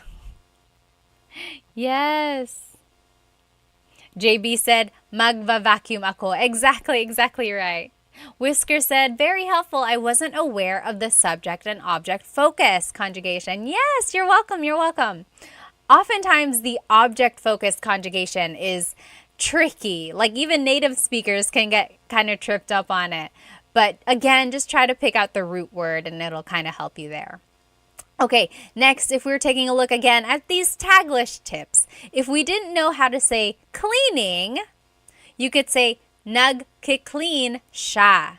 She is cleaning. Nagki-clean siya. But we do know clean, maglinis, so you could say naglilinis siya. But if you couldn't remember it off the top of your head, you could just say nagki-clean siya. She is cleaning. Or lastly, they are mopping. Nagmamop sila. Nagmamop sila. Okay, so again, I am a big supporter of Taglish, so Tagalog and English put together. As long as you go back and try to figure out what that word is later on so that you can say the full phrase in Tagalog. But there are some words in English that just do not have a Tagalog translation, like vacuum. That's not like a traditional, like back in the day when Tagalog was being made, vacuuming was not a thing. So unless like, does anyone know, is there a verb to vacuum? From my understanding, it's just vacuum. So you could just say nagva-vacuum ako. Okay? But like nagki-clean siya, you know what to clean is. Later, go back and try to remember. It's naglilinis siya. Okay, so if you can, try to use Taglish minimally. Go back and try to figure out what it is later. Okay? All right. Just a review of everything that we learned tonight. Let me turn my camera back on over here on YouTube. Hello. So we learned some vocabulary about chores. And then we learned how to conjugate them in a regular way and in an irregular way, right? Most of the verbs, actually all of the verbs we learned tonight were mag verbs. Magluto, we didn't learn magluto. That was just one of our examples. Magluto is to cook, but we learned maghugas, to wash dishes, maghugas. We learned maglinis, to clean, maglinis. We learned magwalis, to sweep, magwalis. Maglaba, to do the laundry, to wash clothes, maglaba. And then magtipig, to fold, like fold clothes, magtipig. And we can conjugate it regularly. Naglalaba ako. I am doing the laundry. Naglalaba ako. That's focusing on me. What are you doing? Naglalaba ako. But if you want to focus on the clothes, on the object, then it would be nilalabhan ko ang mga damit. You see how it's irregular? Nilalabhan ko ang mga damit. I am washing the clothes. But again, I just want you to focus on the root words and then kind of go from there. That'll help you with understanding Tagalog. All right, and then I taught you a Taglish tip. Remember, if you don't know a verb in Tagalog, just conjugate it like a mag verb. Nagva-vacuum ako. Or nagla-laundry ako. But then go back later and try to figure out what that word is so that you can say the whole phrase in Tagalog. Naglalaba ako. Sell My House Online said, this part is difficult. I know. This lesson was a little bit more challenging. Again, go back and watch this video. And on my YouTube, like the recording, I think the practice will really help. It breaks down like which are subject focus phrases, which are object focused phrases. And again, you don't have to get too bogged down on the irregular conjugation. Just know that there is an irregular conjugation, okay? So if you ever hear it, just know, oh, okay, yeah, I know it can be conjugated in a different way. Okay, let me just catch up on some of these comments before I let you go. Thank you again for spending some time with me this evening. Oh, yes.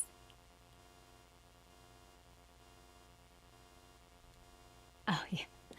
Aaliyah said, magwalis and nagwawalis is easy for her to remember because it has the word walis, and walis is broom. So, yes, so it means to sweep. Very good. Salamat po, Ate Pat. Cuban po ako, Genuine said. Alrighty. Well, thank you so much for spending some time with me. Oh, Donna said hello from Vegas and appreciate you. Helps a lot. Maraming salamat. Thank you.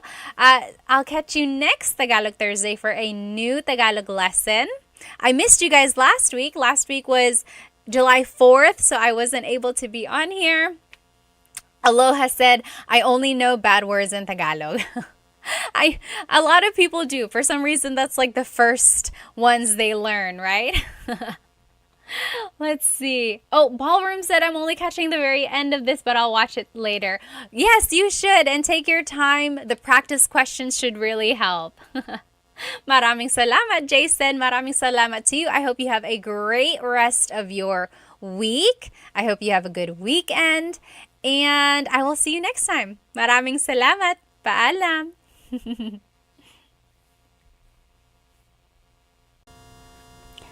Hello everybody. Welcome to Tagalog Thursday. If you are following along on YouTube, let me know if you can hear me okay. Hello. Welcome. Today's going to be a fun lesson. I think you'll enjoy it.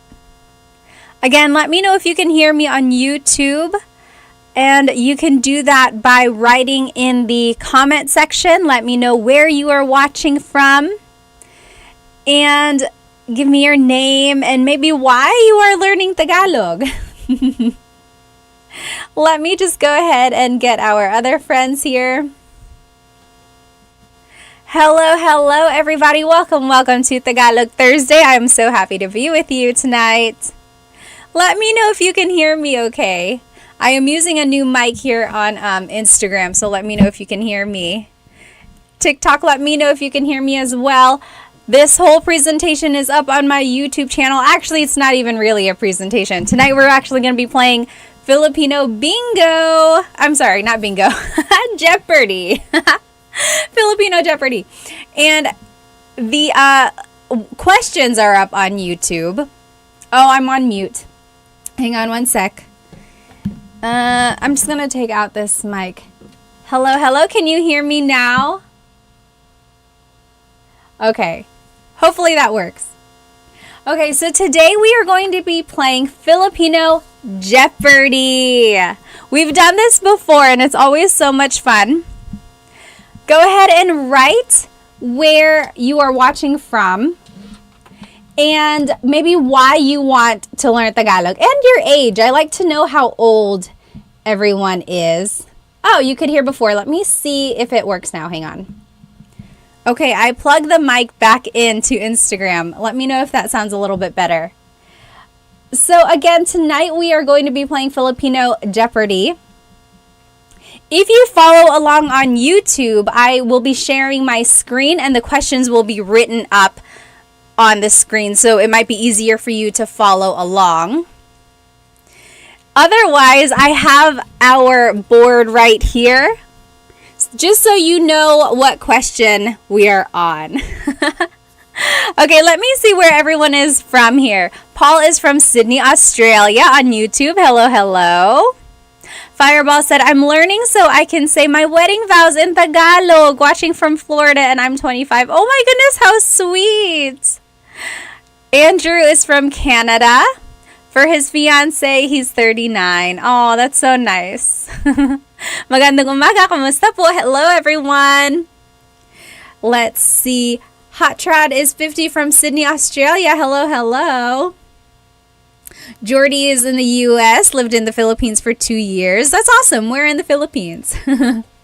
Hansda is from Houston. Matt is from Texas. Hello, hello. DJP is 7 from Trinidad. Oh my goodness. Hello, hello. Welcome. Omar is in New York, 51. Hello, hello. X Park is from Colorado and is older than dirt. I doubt you're not that old. Well, welcome everyone. How about over here on TikTok?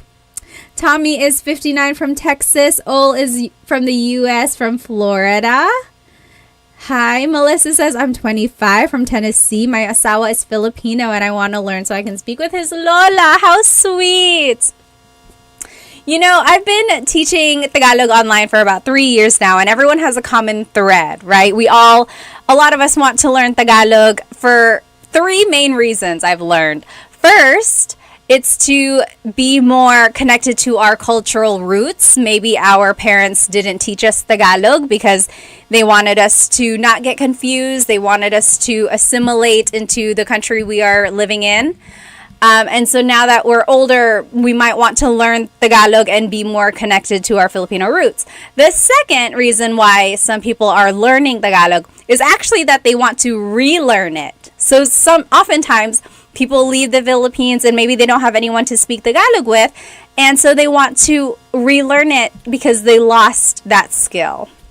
So that's the second one. And then the third reason why a lot of people want to learn Tagalog is because they have a significant other who is Filipino and they want to either communicate with them in Tagalog or they want to communicate with their families in Tagalog. So I think that is so sweet. No matter what reason you are learning Tagalog, whatever the reason is for you, I'm so glad you're here. You are in the right spot. Let's all learn together tonight, okay? So tonight we are going to be playing Filipino Jeopardy, okay?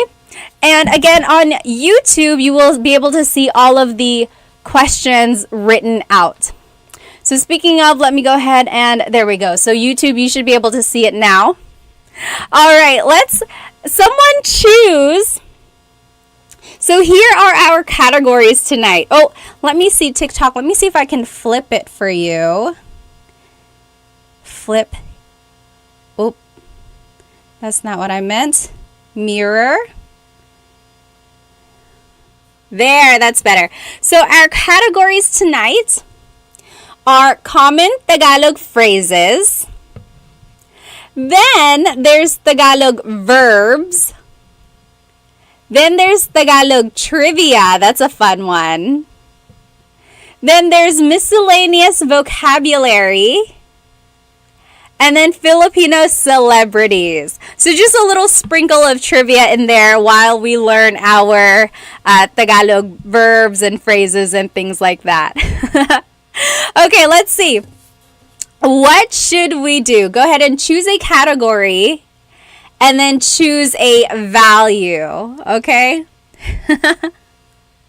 Let's see here. Who wants to choose? I think some have already passed. Oh, miscellaneous vocabulary for 100. X Park said. Okay, miscellaneous vocabulary for 100. Let me go ahead and take that one off. Ah, okay, it fell. Miscellaneous vocabulary for 100. What is friend in Tagalog? What is friend in Tagalog? Yes, TikTok, you guys are fast. Ray32, Jeff, you guys got it. Adoba, you all got it. So friend in Tagalog is, again, if you're watching on YouTube, the answer is popping up right there so you can see how everything is spelled and everything like that. So friend in Tagalog is kaibigan. Kaibigan. Grow with Louie said friend with a P. So kaibigan is friend. Kaibigan. So kaibigan kita. I am your friend or you are my friend. Kaibigan kita. Kita. Kita is a word meaning I am doing something to you. So kaibigan kita means you are my friend, I am your friend. Now I chose this word kaibigan because it's a homonym. A homonym is a word that can have a couple different meanings depending on its pronunciation, depending on the context. So kaibigan is friend. Kaibigan. Do you hear how I'm saying it? Kaibigan. Now, if I change the stress a little bit, if I say kaibigan, that means a lover. Very interesting, right? So kaibigan is friend. Kaibigan is lover. Kaibigan. Because ibig, the root word ibig, like pag-ibig, is love. So kaibigan means your lover or someone you are in love with. So it's interesting there. Just depending on how you pronounce it, it can have a couple different meanings. So kaibigan is friend. Very good, very good. Next, so if you got that right, give yourself 100 points. Okay, so should we do common Tagalog phrases, Tagalog verbs, Tagalog trivia, miscellaneous vocab again, or Filipino celebrities? Let's see. Let's do, okay, so someone is saying common Tagalog phrases for 100. Common Tagalog phrases for 100. How do you say yes, no, I don't know in Tagalog? How do you say yes, no, I don't know in Tagalog?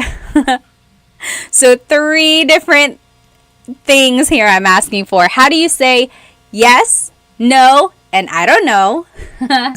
Yes! So XZ's Q on TikTok said, oo means yes. Hindi means no. Okay, so if you're following on YouTube, I have ewan. Ewan means I don't know. But a lot of you are also saying, hindi ko alam. Hindi ko alam. Literally, hindi ko alam means I do not know. Ewan is like the casual way to say, I don't know, ewan. So, oo means yes. Hindi means no. Ewan or hindi ko alam means I don't know. And remember, if you want to be respectful, add the word po. So, opo is yes. Opo. Or hindi po, no, hindi po. Or ewan ko po, or hindi ko po alam. Okay, but if you're just talking to your friend or whoever, you don't have to add the word po. So, oo, hindi, ewan, hindi ko alam. Any questions about that? So that's just kind of basic. So some people are saying sige. Sige. So sige means okay. Okay. So yeah, in a way it could mean like yes. You could say it as an answer to a yes or no question. But technically sige means okay. Oh yes, Civil War Guy said on YouTube, do you ever say ewan ko or is it just ewan? You can say both. Ewan ko, or just as a shortcut, you say ewan. Same thing. Same thing. Oh, yes. Grow with Louie on Insta said, I never know where to place po in a phrase. So like I had said, hindi ko po alam, hindi ko po alam, or ewan ko po. In both of those phrases, there's that word ko. After the word ko, that's where po always goes. So if ko is in a phrase, po would go after that. But generally, the general rule is po goes as the second word in a phrase, usually. So like, if the question was, ano ang kinakain mo? what are you eating? Ano ang kinakain mo? What are you eating? The po would go as the second word. Ano po ang kinakain mo? So generally, po is the second word in the phrase. But sometimes, depending on if there's like a pronoun like ko, it goes after that. When in doubt, this is what I learned when I was a kid. When in doubt, always add po at the very end, and it will cover your bases. It will always be correct. It might not be like the common placement, but it will always work. It's not wrong. It's just not like the common way to say it. But always add po at the end, and it will cover you. It's going to be okay if you add it there. By the way, I do have a full-length Tagalog lesson on how to use po. I think it's lesson number 2 on my YouTube channel, and there's like examples with that and everything. Good question, though. Good question.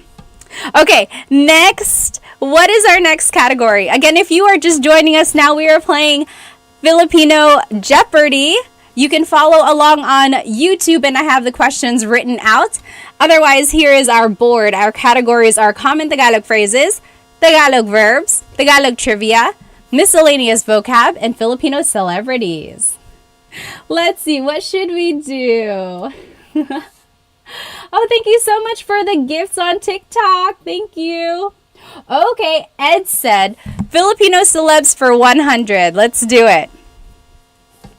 Who is the most famous Filipino boxer? Who is the most famous Filipino boxer? It is, yes, Lynn on TikTok, Jochan, it's Manny Pacquiao. Manny Pacquiao. So he hasn't fought in a while, and I feel like every now and then I hear like, oh, you know, he might have an exhibition or he might fight again this year. But he was so popular in like the 2000s, a little bit in the 2010s area. And I still remember his like earlier fights when he would get bloody, right? Him and Eric Morales. Anyone remember those? And then he had that really, really bad knockout that we don't talk about, right? No one ever talks about that. But yes, so Manny Pacquiao, and now he is he's in politics in the Philippines. But yes, Manny Pacquiao is one of the most popular athletes, I think, in the world, but definitely the most popular Filipino boxer out there. Oh, yes. Oh, Victoria said, even in my mom's town, he was very famous as a billiard player. Oh, really? Oh, yes. Opo, some hunter said his son is fighting now. I heard that. Ed said, Piolo Pascual. No, not quite. Okay, next category. Should we do common Tagalog phrases, Tagalog verbs, Tagalog trivia, miscellaneous vocab, or Filipino celebrities? Let's see. Let's choose someone from YouTube. Choose. I think you guys are the ones who haven't chosen yet. What would you like to do? Let's do Civil War guy said trivia for 200. Let's do Tagalog trivia for 200. Oh, this is a good question. Oh, we haven't been pulling off our things here on our board. So we did Filipino celebrities. And then Tagalog trivia for 200. Okay. What is the name of the ancient Philippine script or writing system? What is the name of the ancient Philippine script or writing system? Yes, Victoria and Chloe. Yes, and Mommy, that's right too. So, baybayin is the ancient Philippine writing system. Also, alibata. I am seeing that written out there as well. Same thing, it's just a different name for it. But yes, baybayin or alibata, that is the ancient Philippine script. So that's like the almost like their alphabet, but it's like symbols from back in the day, in the 1500s. That is the writing system. And some say that it was written on like bamboo, like really thin pieces of bamboo, and they would use sharp tools. And it was around before the Spanish colonized the Philippines, and some of its earliest writing is displayed in some of the museums in Manila now. And nowadays, baybayin, from what I gathered like in the research, it's like not so much used as like a communication tool, but more for like aesthetics. A lot of people like to get tattoos or like to put it in artwork. And again, it's just one of those historical things that stemmed from, or that Tagalog stems from. There's a lot of cool things about Tagalog that has come from baybayin. One thing, for example, have you ever noticed Filipinos and their accents? They often get the P and the F mixed up, right?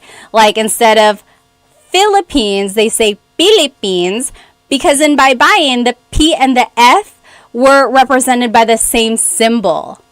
Interesting, right? Same with the V and the B sound. So like instead of saying, I'm going on vacation, a lot of people say, I'm going on vacation, because the V and the B were represented by the same symbol in baybayin. So interesting. So much interesting like stuff there. Okay. I love it. I love history and things like that. So yes, baybayin is the ancient Philippine script. Okay, let's see. What category should we do? We are doing Filipino Jeopardy, and we are doing, or here are the different categories: common Tagalog phrases, Tagalog verbs, Tagalog trivia, miscellaneous vocab, and Filipino celebrities. Let's see. Okay, let's do, my goodness, Womp Womp wants to go big. Tagalog verbs for 500. Let's do it. Tagalog verbs. Okay, so my idea when making these questions was that we would kind of build on it. So this one might be a little tricky. How do you say these phrases in Tagalog? I am eating some cake versus I am eating the cake. Again, if you're on Instagram and TikTok, all of these questions are up on my YouTube channel and you can see everything written out. But the question is, how do you say these phrases in Tagalog? I am eating some cake versus I am eating the cake. So there's a very slight difference there, which will affect the type of verb. Yes, Richard on Instagram, you got it. Okay, so the question is, how do you say I am eating some cake? How do you eat, or I am eating the cake? So yes, Richard got it. If you want to say some, it would be, kumakain ako ng cake. Kumakain ako ng cake. If you say I'm eating the cake, it would be, kinakain ko ang cake. Kinakain. So if you're looking along on YouTube, you can see here that the conjugation of kain is different depending on the specificity of your sentence. So when kain is being conjugated as an verb, kumakain ako ng cake, that means I'm just eating some cake. I am eating some cake. However, when it's conjugated as an verb, now the focus is on the object, the cake. Kinakain ko ang cake. So my point with this question was that sometimes a verb is conjugated differently, depending on if the focus is on the subject, me, kumakain ako ng cake. Anong ginagawa mo? What are you doing? Kumakain ako ng cake. So that's an conjugation. Now, if I was asking, what are you eating? What are you eating? Now you have to conjugate it as an verb. Kinakain ko ang cake. Very interesting, right? You're probably like, what is this question? Why is this a question? Again, it's just to show you that verbs can be conjugated differently depending on the like focus of the phrase. I have a full-length video on this as well. I think it's lesson maybe 3 and 4. It's like the present tense conjugation, and it goes over the ideas of subject focus and object focused verbs. Okay? All right, so that one was a little tricky, but very good if you got it right. All right, so our next category, should it be common Tagalog phrases, Tagalog verbs, Tagalog trivia, miscellaneous vocab, or Filipino celebrities? Oh, Ms. Leslie said Filipino trivia for 100. Let's do it. Filipino trivia for 100, or Tagalog trivia. Okay, this is easy. What other cultures have influenced the Tagalog language? There are at least 3, so just throw them out there. What other cultures or languages have influenced Tagalog? That was Tagalog Trivia 100, so we'll take that one off. Yes! So, very good. Melissa on TikTok. Yes, Grow with Louie. Very good. Ms. Ray. Andrew. Yes. So, my main 3 that I had listed were Spanish, right? Because Spain colonized the Philippines for over 300 years. Then there's Chinese. A lot of Southern Chinese immigrants migrated from the Hokkien community over there in southern China. So there's a lot of Chinese in Tagalog as well. And then I had English because the U.S. occupied the Philippines in the early 1900s. So Spanish, Chinese, and English. And of course, a lot of people like Ms. Ray on YouTube are saying other countries like Malay, definitely. I think there's some like Arabic influences there, of course. So definitely a lot of different influences in Tagalog. Okay? Easy peasy. Now, what is our next category? Should we do common Tagalog phrases, Tagalog verbs, Tagalog trivia, miscellaneous vocab, or Filipino celebrities? Let us do phrases for, we already did phrases for 100. Miscellaneous vocab for 500, Natasha said. Miscellaneous vocab for 500. Let's see what it says. What is rainbow in Tagalog? This is such a random word, and I only ask because I learned this recently. I want to say like last year. I didn't know this word growing up or anything like that. It wasn't in my everyday vocabulary. What is rainbow in Tagalog? Yes, Miss Ray on YouTube, you got it. Mitch Sisson on Instagram, very good. Womp Womp said rainbow? No. User 141, you got it on TikTok. So rainbow in Tagalog is bahaghari. Bahaghari. I love that word because it just sounds so natively Tagalog to me. It doesn't sound influenced by Spanish or Chinese or English or anything like that. It just sounds purely native Tagalog. Bahaghari. I love it. I love that word. So bahaghari is rainbow. Okay, what is our next category? Should it be common Tagalog phrases, Tagalog verbs, Tagalog trivia, miscellaneous vocab, or Filipino celebrities?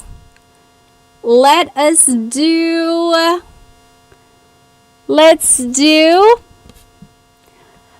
Ms. Ray said common phrases for 500. Let's do it. Oh, this is a good question. What are some responses to the question, Kamusta ka? Kamusta ka? What are some common responses to the question, Kamusta ka? What do you think? How would you respond to that? Yes, on TikTok, question mark says, Mabuti naman. Mabuti naman means I'm doing okay, I'm doing well. Very good. Yes. Ayos naman. Jordy said ayos, ayos naman. Ayos means okay. Like I'm doing okay. I'm doing all right. Yes. Baal on YouTube said ayos lang. Same idea. Same thing. Yes. Baal also said okay lang. Salamat sa tanong. I'm doing okay. Thanks for asking. Very good. How would you say like I'm not doing okay or I'm not doing so well? How would you say that? So here are my answers. On YouTube, you can follow along again. So if someone asked you, "Kumusta ka?" you could say, "Mabuti." I'm doing good. I'm doing well. Mabuti. Or you could say, "Hindi mabuti." Hindi mabuti. Not good. I'm not doing so well. Hindi mabuti. Yeah, very good. J-Dose, Miss Ray, guys got it on YouTube. Or if you want to just say, "Oh, I'm doing all right. I'm doing okay." That's ayos. Right? A lot of you got that. Now, this is one I didn't see anyone say. If you wanted to describe how you're actually feeling, if someone said, "Oh, kumusta ka?" you could say, "Oh, masaya ako." Masaya ako. So if you're following along on YouTube, here it says, "blank ako." In the blank, you can add an adjective. Right? So technically, that's how you can answer. Like, how are you? How are you feeling? You could say, "masaya ako." Or if you're angry, it would be, "galit ako." I'm angry. Galit ako. Or if you want to describe maybe how you're like physically feeling, you could say, "gutom ako." I'm hungry. Gutom ako. Okay, so those are just kind of like other ways you can answer kumusta ka. You could just say, "Mabuti, I'm doing well." Hindi mabuti, I'm not doing so good. Or ayos, I'm doing all right. I'm doing okay. Or again, you can answer with how you're actually feeling. Masaya ako, I'm happy. Galit ako, I'm angry. Or gutom ako, I'm hungry. What did I just say I'm hungry, guys? You know what I mean. Or antok ako, I'm sleepy. Okay, so those are different ways you can answer kamusta ka. Okay? Hi, Evie Stream. All right. We are playing Tagalog Jeopardy. You can follow along. All the questions are written out on YouTube. Here are our categories. Should we do common Tagalog phrases? Should we do Tagalog verbs, Tagalog trivia, miscellaneous vocab, or Filipino celebrities? Let me go ahead and get rid of this 500 since we just did that. Let's do celebrity for 200, Chris said. Celebrity for 200, Filipino celebrities. The question is, who is the Filipino-American singer who sang "Just the Way You Are" and "Uptown Funk"? Who is the Filipino-American singer who sang "Just the Way You Are" and "Uptown Funk"? Yes, Miss Ray said almost polyglot. Hello, almost polyglot. Long time no see. Swizzly, Andrew, and Jonathan, you guys all got it on YouTube. Yes. Grow with Louie. I am Warren, Mitch's son. Cheryl. Yes, you guys all got it. So the Filipino-American singer who sang "Just the Way You Are" and "Uptown Funk" is Bruno Mars. So his mom, I believe, is Filipino. Bruno Mars. I love him. Oh my goodness. I've seen him in concert, I think twice, but it's been a long time. All right, very good, very good. So if you got that right, give yourself 200 points. Let me go ahead and get rid of this one since we just did that. Next category, should we do common Tagalog phrases, Tagalog verbs, Tagalog trivia, miscellaneous vocab, or Filipino celebrities? Okay, Miss Leslie said verbs for 100. Verbs for 100. This is easy. What is the Tagalog word for to eat? What is the Tagalog word for to eat? You might hear it a lot if someone invites you to their house and is like, "Hey, go eat, eat." Very good. X Sizq says kumain. Yes. Kumain or kain. Yes, so kain is the root word. Kumain is the verb itself. Very good. Yes. Kumain or kain, same idea. Nicole said subo. What is subo, literally? Do you know what subo? Very good, Nicole.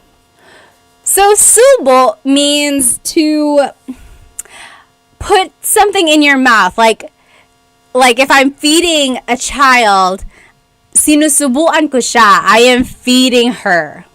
But you could also like subo something in your own mouth. Yeah, so subo is like to feed, whereas kain is to eat. Good question, or good point there. All right, so that was verbs for 100. If you got that, give yourself 100 points. What is our next category? Should we do common Tagalog phrases or Tagalog verbs, Tagalog trivia, miscellaneous vocab, and Filipino celebrities? Josh said, you give me Tagalog lessons and I give you Ilocano lessons. Are you an Ilocano teacher? Because I am looking for one for my tutoring company, actually.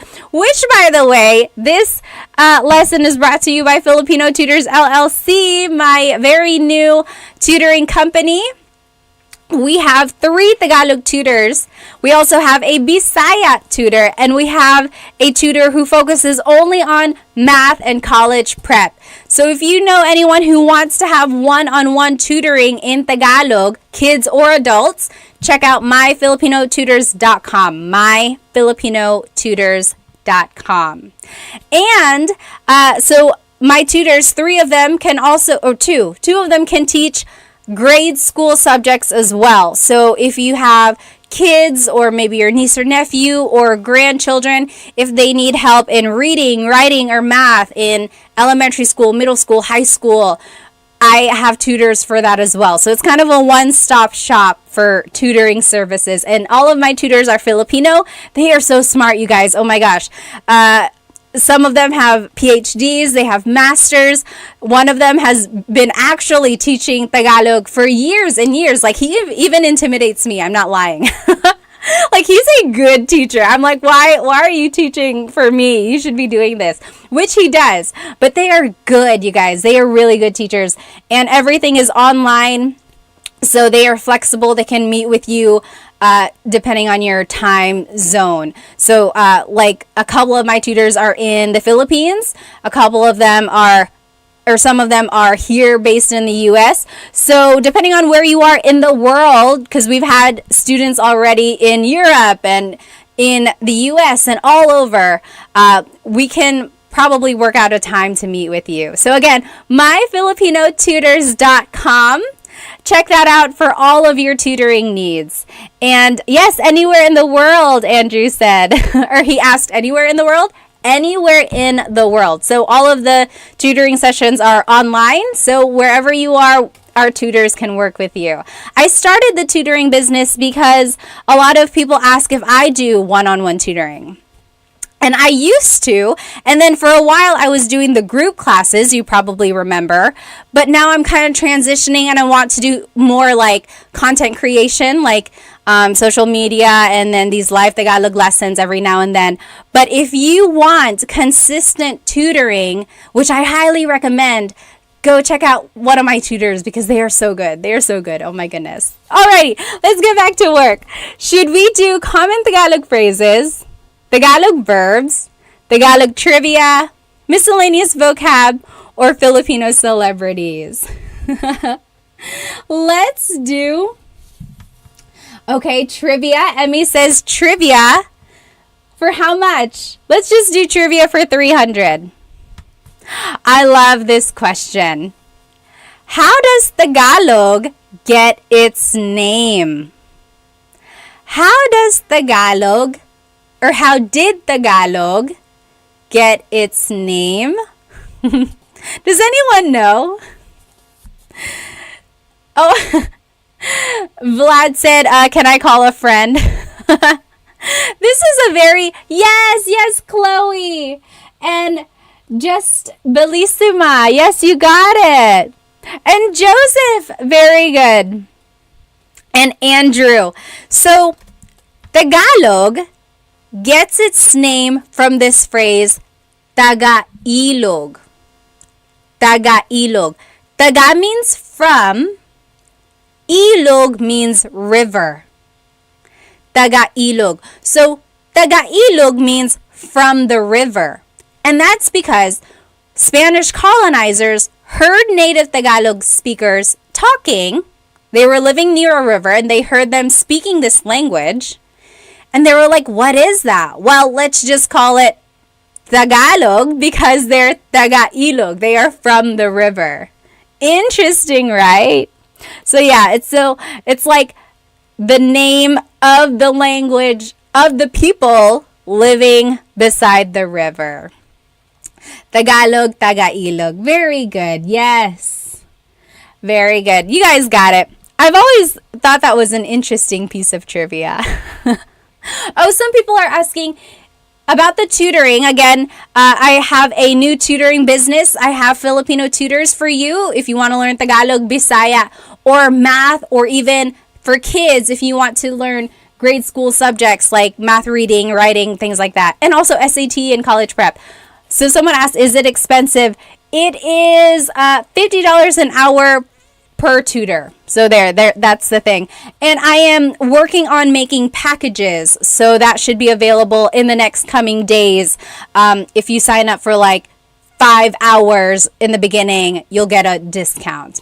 But yes, check out myfilipinotutors.com. Someone asked, is there an Ilonggo teacher? No, there is not. I'm looking for an Ilonggo teacher or Ilocano or Waray. Right now I have 3 Tagalog teachers and 1 Bisaya teacher.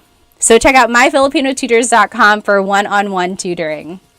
All right, guys, let's do... XZ said 50 pesos or US dollars? 50 US dollars. Good question, though. Okay. Yes, Andrew said, I was paying attention in your first lesson. Yes, so I did teach that a long time ago, the taga-ilog. Okay. So, what should we do next? Should we learn, or should we do common Tagalog phrases, or Tagalog verbs, Tagalog trivia, miscellaneous vocab, or Filipino celebrities? Let's do... Oh, we already did common phrases for 100. Let's do common phrases for 300. Oh, I'm sorry. You're probably confused because I still had this sticker up. There. So yes, we're doing common phrases for 300. And then we did Tagalog trivia for 300 already. Sorry. There we go. Okay, so common Tagalog phrases for 300. How do you introduce yourself in Tagalog? How do you introduce yourself in Tagalog? Yes, YouTube. You guys are getting it. Miss Ray, Almost Polyglot, Taylor Nelly, Jake, you guys got it. So how do you introduce yourself in Tagalog? There are a couple different ways. Yes. Question mark on TikTok. You guys got it? Yes. So here are some different ways you can introduce yourself. You could just say, Ako si Pat. Ako si blank. Ako si Pat. That means I am Pat. Now, this is a little bit more formal. You could say, Ang pangalan ko ay Pat. Ang pangalan ko ay Pat. Literally, that means the name of me is Pat.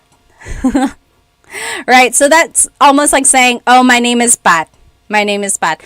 That one is a little bit formal. It's not so commonly used in everyday conversation. I would say, Ako si blank. Ako si Pat. And then just as a third example here, if you're following along on YouTube, these are all written out. Another way to introduce yourself is, Pat ang pangalan ko. Pat ang pangalan ko. So, Pat is my name. So, it's almost a variation of that second example. Basically, my name is Pat. So, ako si Pat. I'm Pat. Ako si Pat. That one is the one I would use more often. Or you could say, ang pangalan ko ay Pat, or Pat ang pangalan ko. Okay, so those are just some different ways to introduce yourself in Tagalog. All right? Very good. Should we do common Tagalog phrases, Tagalog verbs, Tagalog trivia, miscellaneous vocab, or Filipino celebrities? Let's see. Let me just make sure I'm all up to date. Oh, we already did Tagalog verbs 500. That's right. Okay, yeah. This is good. Should we do common Tagalog phrases, Tagalog verbs, trivia, vocab, or celebrities? Okay, YouTube is saying celebrities for 300. Let's do celebrities for 300. Who is the Filipino-American actress who starred in High School Musical? Who is the Filipino-American actress who starred in High School Musical? Yes, so I'll accept two different answers here. Yes, very good. Not Felix, Emmy. Oh, not Alex. Yes. Very good. So, of Lara, you guys got it. Flip Blazer. Yes. Taylor, Jonathan, and Jake on YouTube. So, I will accept Vanessa Hudgens and Olivia Rodrigo. Yes, Jake got it on YouTube. So, Olivia Rodrigo was in High School Musical, the musical. And she is also half Filipino. And then Vanessa Hudgens was in High School Musical, the movie. And she's half Filipino. I think Vanessa Hudgens, her mom is Filipino. Olivia Rodrigo, her dad is Filipino. Which, by the way, she had a concert in the Philippines. And she was so... I could just tell she was so proud of being Filipino. Just from her interviews and the way that she made all the tickets, not overpriced. I just thought that was so nice of her. Yes, very good, everybody. Jake said, oh, I forgot Vanessa Hudgenson's name. It was on the tip of my tongue. Oh, CND said, what is your take on the Shay drama? So Shay Mitchell, she is also half Filipino. She's an actress in Hollywood, right? She was in the show Pretty Little Liars. Did anyone watch that? I was in love with that show, like in high school. Anyway, she's half Filipino, and there was an interview where she kind of dismissed her Filipino culture. I think she was like drinking or something, and then the idea was that she was saying, oh, I can drink a lot because I'm Spanish, like I'm part Spanish. So it was like, instead of saying that she's Filipino, she just kind of like went over that and said she was Spanish instead. But yeah, she got a lot of backlash for that because people were like, how can you just not claim your Filipino roots and go straight to the to like the colonizers there? Yes, Miss Ray said she's a pretty little liar. Well, I mean, I don't know, maybe if she was just caught in the moment or who knows what, but I would hope that maybe she accepts her Filipino-ness in other ways.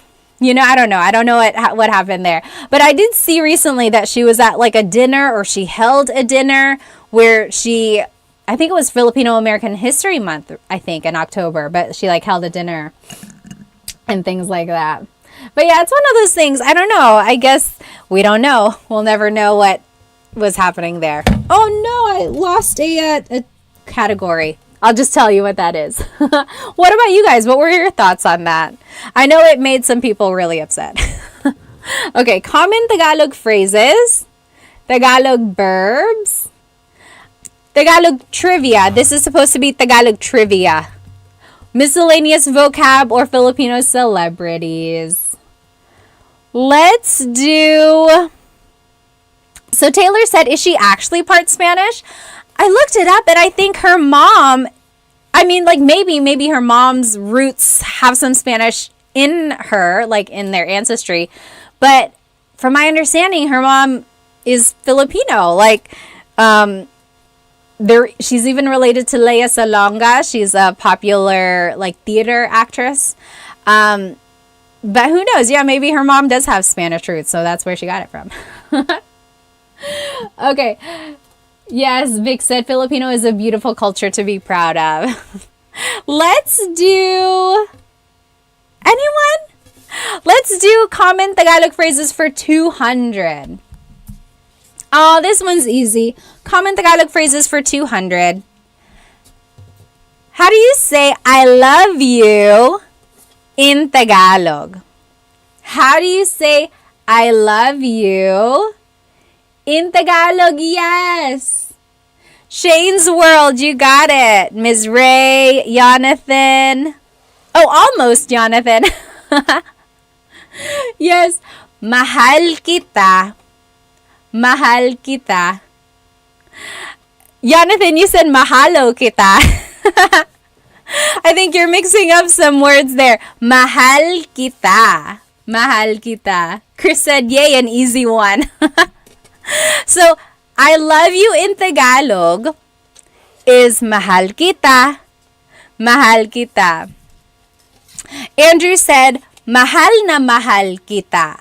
So if you want to emphasize something, you can repeat it. Mahal na mahal kita. I love you. I love you a lot. I really love you. Mahal na mahal kita. Okay? All right.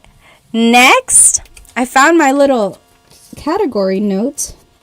So should we do common Tagalog phrases? Oh, I hope it sticks. Common Tagalog phrases, Tagalog verbs, Tagalog trivia, miscellaneous vocab, or Filipino celebrities. Oh, yes. Of Lara said, why is it that the word mahal can mean love or expensive? Yes, so in Tagalog, mahal can mean love, like mahal kita, or it can mean expensive, like, oh, ang mahal, it's too expensive. Magkano yan? How much is that? Oh, ang mahal, it's expensive. And I looked this up.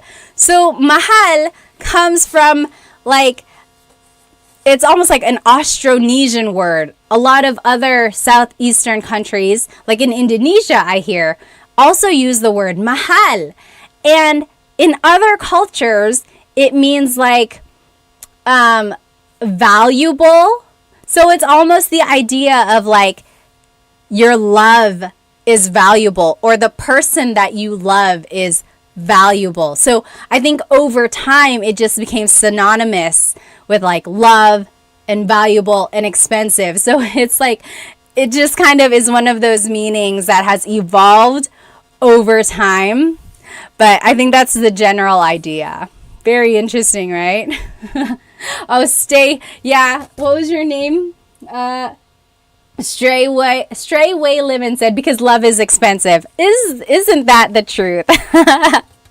Yes. Alrighty. Let's see. Should we do common Tagalog phrases, Tagalog verbs, Tagalog trivia? Just want to make sure I got it all. Yes. I think one popped off. Have we done 200? Because I have it on my board. Okay, anyway. Let's do, Andrew said trivia for 400. Trivia for 400. Oh, okay. I want you to think about Philippine geography. Where is Tagalog mostly spoken? Think about Philippine geography and think about where Tagalog is mostly spoken. Yes! Jake on YouTube, Ms. Ray. Yes. Very good. Yep. Taylor, Andrew. Yes. Jen on Instagram. Ms. Didi.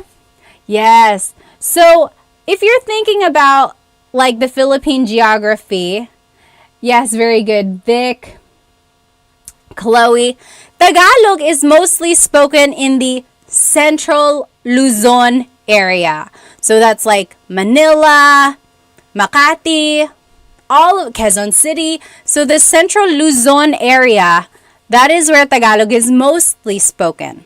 But interestingly, even within Luzon, there are different variations of Tagalog. Like the more north you go, there might be different words for different things. The more south you go, there might be different words for different things, right? But the general idea is that Tagalog is mostly spoken in the central Luzon area. That's kind of higher, like up north. Now, it's not like super north, but it is a little bit more north than the other regions. So, like, there's Luzon, Visayas, and Mindanao, right? Those are the three main islands. Luzon is the northernmost island. Then Mindanao and Visayas and Mindanao are southern. They're in the south. And they speak more Bisaya. And lots of other languages down there as well. That's where Waray is. Lots of other languages in the southern areas of the Philippines. Interestingly, for a while, there was a battle on whether or not Tagalog was going to be the national language or Bisaya. Because Bisaya is a very widely spoken language as well. Like, there are a lot of people who speak Bisaya and then a lot of people who speak Tagalog. And so it was always like a battle. Is Tagalog going to be the national language or is Bisaya? And ultimately, Tagalog was chosen to be the national language because they found baybayin, or the ancient Philippine scripts, that dated to the 1500s. So they considered Tagalog to be like the oldest written language of the country. So they kind of gave it the recognition of being the national language. Very interesting, right? Andrew said, isn't Manny Pacquiao from the Visayas region? Yep, he is. So he speaks Bisaya, or like a type of Bisaya language. I'm sure he speaks like a different dialect of Bisaya, because not all Bisaya is the same.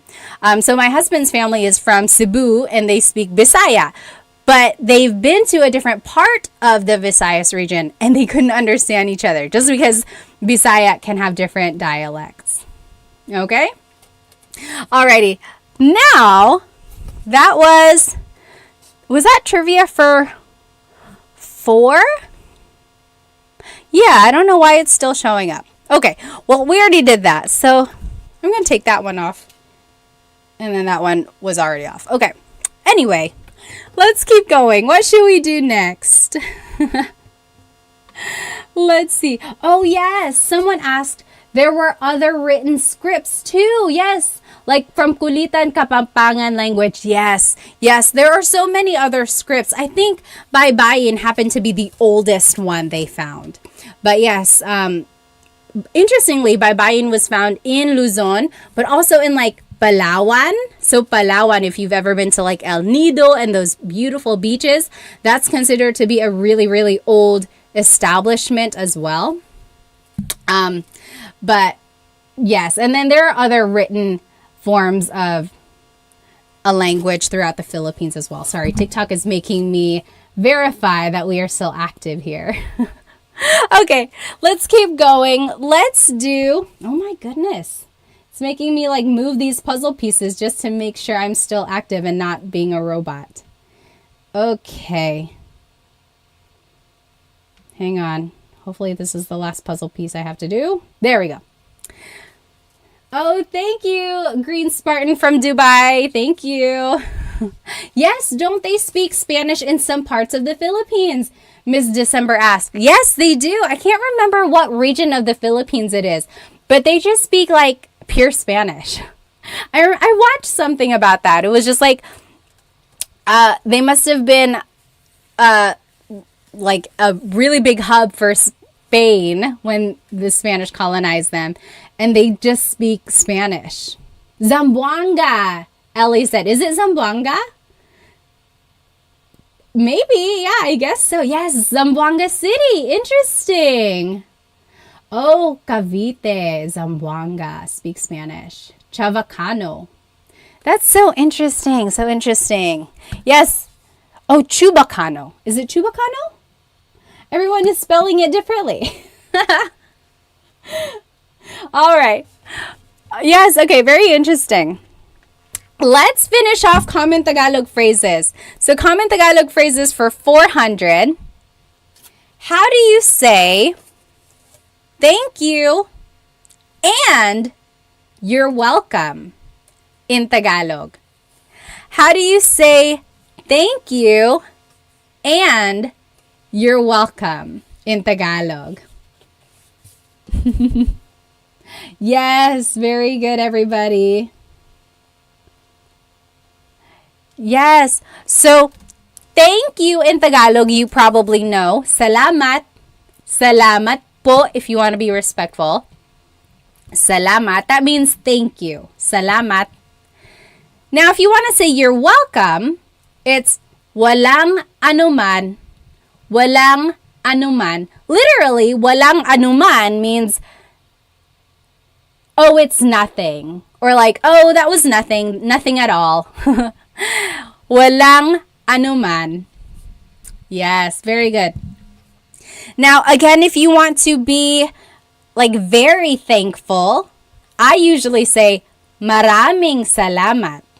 Maraming salamat. That means thank you very much. Marami means a lot. So thank you very much. Maraming salamat. Again, to be respectful, maraming salamat po.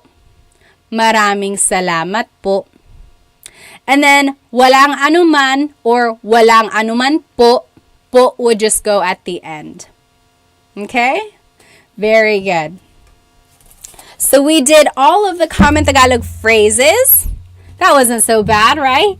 Should we do Tagalog verbs, Tagalog trivia, miscellaneous vocab, or Filipino celebrities? Let me just check this one. Oh, yes, we already did that. Okay, let's do... Okay, Steven said trivia. Trivia for... Let's do trivia for... We already did? Did we do 400? Yes, we did. We'll just do trivia for 500. Trivia for 500. Oh, okay, this is an interesting one. We kind of touched on this. What is the difference between Tagalog, Filipino, and Filipino? What is the difference between Tagalog, Filipino, and Filipino? And I'm talking about the language here. So I'm not talking about like Filipino as the ethnicity. Taylor said the accent. Yes, the way I'm saying it. No, but as languages themselves. P. Constantino said spellings. Has anyone ever called you pilosopo? Mga pilosopo kayo. You guys are being like smart Alex here. Okay, so Trisha said on TikTok, Tagalog is the name of the language, Filipino is the name of the people. That's right. That's not wrong. That is correct. But Filipino itself is also a language. Yes, a lot of you are saying that. A lot of you are saying the same answers. Yes. Let's see, who is this? Nika on TikTok. So Tagalog is the main language for Tagalogs. So Tagalog is the language of the native river dwellers, like we had learned, right? So that's Tagalog. Filipino is the name of Tagalog that was given in the 1950s. Let me check my answer here. Yes. So Filipino is the name given to Tagalog in the 1950s when it was declared to be the national language. So the government was like, okay, Tagalog is going to be the national language. But in schools, let's make everyone learn Filipino. So it was like the name they gave to Tagalog to give it more of an identity, a national identity is what they say in history books. So again, remember how I said Bisaya is spoken in like the southern region? So by giving it this name, Filipino, it's almost like they are encouraging the entire country to learn the national language. Okay, and then Filipino, yes, it's the ethnicity. It's the name of like the people. But also as a language, Filipino is the official language of the Philippines. And it's a little different from Tagalog because Filipino incorporates other loan words, as they say. So it incorporates the Spanish words, the Chinese words, and the English words that may not have originally been in Tagalog back in the day. Does that make sense? So Filipino, yes, definitely is the name of the people. I am Filipino. We are Filipino as a people. But also as a language, Filipino is the name of Tagalog plus its influences from the other languages. Okay. Alrighty. Now, someone here said Pinoy or Pinay. What I heard about the word Pinoy and Pinay, I heard that was actually the name given to like Phil-Ams or like Filipinos who had moved outside of the Philippines. Like that's where that stemmed from. It's almost like, I can't remember where I heard that. I heard that years ago, but it's like that is what they referred to themselves as, like, oh, Pinoy ako, Pinay ako. I am from the Philippines, even though I don't live there anymore. Very interesting. Okay, so we finished off Tagalog trivia. We only have 3 categories left. Should we do Tagalog verbs, miscellaneous vocab, or Filipino celebrities? Should we do verbs? Let's do verbs. No one wants to touch the verbs. Let's do verbs for 200. This is easy. What is the Tagalog verb for to cook? To cook. What is the Tagalog verb to cook? So to cook is, yes, Juju on TikTok. Yes, magluto. Magluto, to cook. Magluto. Or luto. Yep, luto is the root word, magluto. So if you wanted to say I am cooking, it's nagluluto ako. Nagluluto ako. I am cooking. To add on to that, you could say nagluluto ako ng adobo. I am cooking some adobo. Nagluluto ako ng blank. Okay? And then if you want to switch out the pronoun, nagluluto siya ng adobo. He is cooking adobo. Nagluluto ka ng adobo. You are cooking adobo. Okay, so I have a whole lesson, a full-length Tagalog lesson on my YouTube channel, present tense verb conjugation. It goes over how to make sentences like that. Very easy, lots of practice. You can check that out if you want to practice some more verb conjugation. All right, next one, should we do verbs, vocab, or celebrities? Verbs, vocab, or celebrities? Noah says, good morning. Nice to meet you from Tokyo. Good morning. Let's do miscellaneous vocab. Juju said, let's do vocab 4. Let's do 200. RN said, what's the name of your YouTube channel? Just look up Tagalog Time with Pat. Tagalog Time. Okay, let's do miscellaneous vocab for 200. The clue or the question is, what is life in Tagalog? What is the word life in Tagalog? Life, yes. Ms. Ray and Jake, Chloe, yes. B. Santa. So life in Tagalog is buhay. Buhay. A lot of people have heard the phrase, bahala ka sa buhay mo. Bahala ka sa buhay mo means whatever, it's your life. Or like it's almost kind of like a dismissive phrase. A lot of times parents will say it to their kids if they're just fed up. Like, sige, sige, bahala ka sa buhay mo. Whatever, it's your life, you go do it. So buhay is life. I chose this word because buhay is another homonym, meaning it can take a couple different meanings depending on its context. So buhay is life. If you say buhay, the emphasis is on the second syllable, buhay. That means alive. Like, oh my gosh, how's my plant? Buhay pa ba? Is it still alive? Buhay pa ba? Buhay. So, buhay is life. Buhay is alive. Okay? Oh, Chris said, I heard it wasn't good. So that phrase, bahala ka sa buhay mo, I heard it wasn't good. Usually it takes on a negative tone or more like a frustrated context, right? Connotation. Again, it's one of those things, just depending on how someone says it. Sometimes they're just saying it as a joke, like, oh, bahala ka sa buhay mo.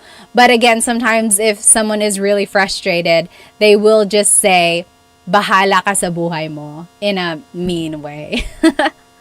All right. Next, should we do verbs, vocab, or celebrities? Oh yes, Almost Polyglot said mabuhay. Mabuhay means like welcome, or almost, it also means like long live, like mabuhay si Bruno Mars. Long live Bruno Mars. Mabuhay, long live. Or it's one of those expressions that's like just very almost like patriotic or just like enthusiastic. Mabuhay.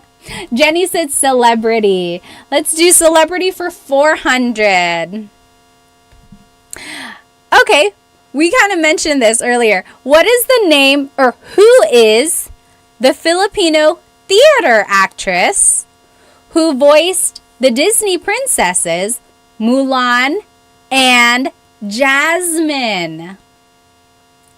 So who is the Filipino theater actress who voiced the Disney princesses Mulan and Jasmine? Yes, you guys all know it. You guys are quick here on TikTok. Nikki was like, Lea Salonga. Yes, Nika, Anna, Feslisa. You guys got it. Yes. Faithy Faith, brother. You guys got it on Instagram. Jake. Yes, very good. So, Lea Salonga in the 90s did the singing voices for Mulan and Jasmine. So the Disney princesses. So good. She's so good. Such a good singer. All right. Should we do verbs, vocab, or celebrities? We only have one more celebrity. Verb, vocab, or celebrity? Nikki said, let's go vocab. Okay, let's do vocab. Let's do vocab for 300. Okay. Oh, I love this question. So, vocab for 300. The question is, what is brother and sister in Tagalog? It's kind of a tricky question here. What is brother and sister in Tagalog? Oh, I'm seeing so many answers here. I love it. Wait, hang on. I want to read one of these comments up here before I say the answer. Yes, Mayari said, I remember watching Lea Salonga in Miss Saigon. Yes, so I think Miss Saigon might have been her like breakout theater role, right? She was the lead role in Miss Saigon, and then she started to get all of these different roles after that. Oh, Kelly said, hi, my fiance is Filipino and I want to say Filipino guys are the best. Oh, shout out to all the Filipino guys out there. Kelly is a big fan. Yay. Yes. Okay. So the question here, what is brother? What is sister in Tagalog? So I am seeing a lot of you have said kapatid. Kapatid. So the word kapatid is sibling. Kapatid is sibling. it doesn't have a gender attached to it. It's just one of those gender neutral roles or words. In Tagalog, when we're talking about family, a lot of words actually are gender neutral. Like the word asawa. Asawa is a spouse. It's not necessarily wife or husband, it's just spouse. It's another gender neutral word. And the word, I forgot it now. But yes, the word kapatid is gender neutral. If you want to be specific, how would you say my brother, my sister? So if you want to be specific, you would have to say kapatid na lalaki, that's brother. Lalaki is boy. So kapatid na lalaki, that's brother. Yes, Tony is saying lalaki kapatid, close, yep. Or if you want to say sister, it's kapatid na babae. Babae is girl or woman. Okay? So now, yes, a lot of you are writing ate and kuya. So ate and kuya mean older brother, older sister. Right? In the Philippines, in the Filipino culture, it's all about showing respect to our elders. So I would never call my older cousin by her first name. I would always say Ate Kat or Ate Rachel, Ate whatever. It's just one of those things where we've been taught to really look up to our elders. Even if it's just like a generation above us, we call them Ate and Kuya. Same with an older brother or older cousin. It's always Kuya whatever. So Ate and Kuya mean older brother, older sister. But if we're talking about just a sibling who's younger, though, you would have to say kapatid na lalaki, kapatid na babae. Okay, so here's the answer written out. So kapatid na lalaki is your brother. Sibling, that is a boy. Kapatid na lalaki. That's brother. Kapatid na babae is sibling who is a girl. Because babae means girl. Kapatid na babae. Now, if we were talking about our older brother, older sister, yes, it would simply be kuya and ate. Yes, okay, exactly right.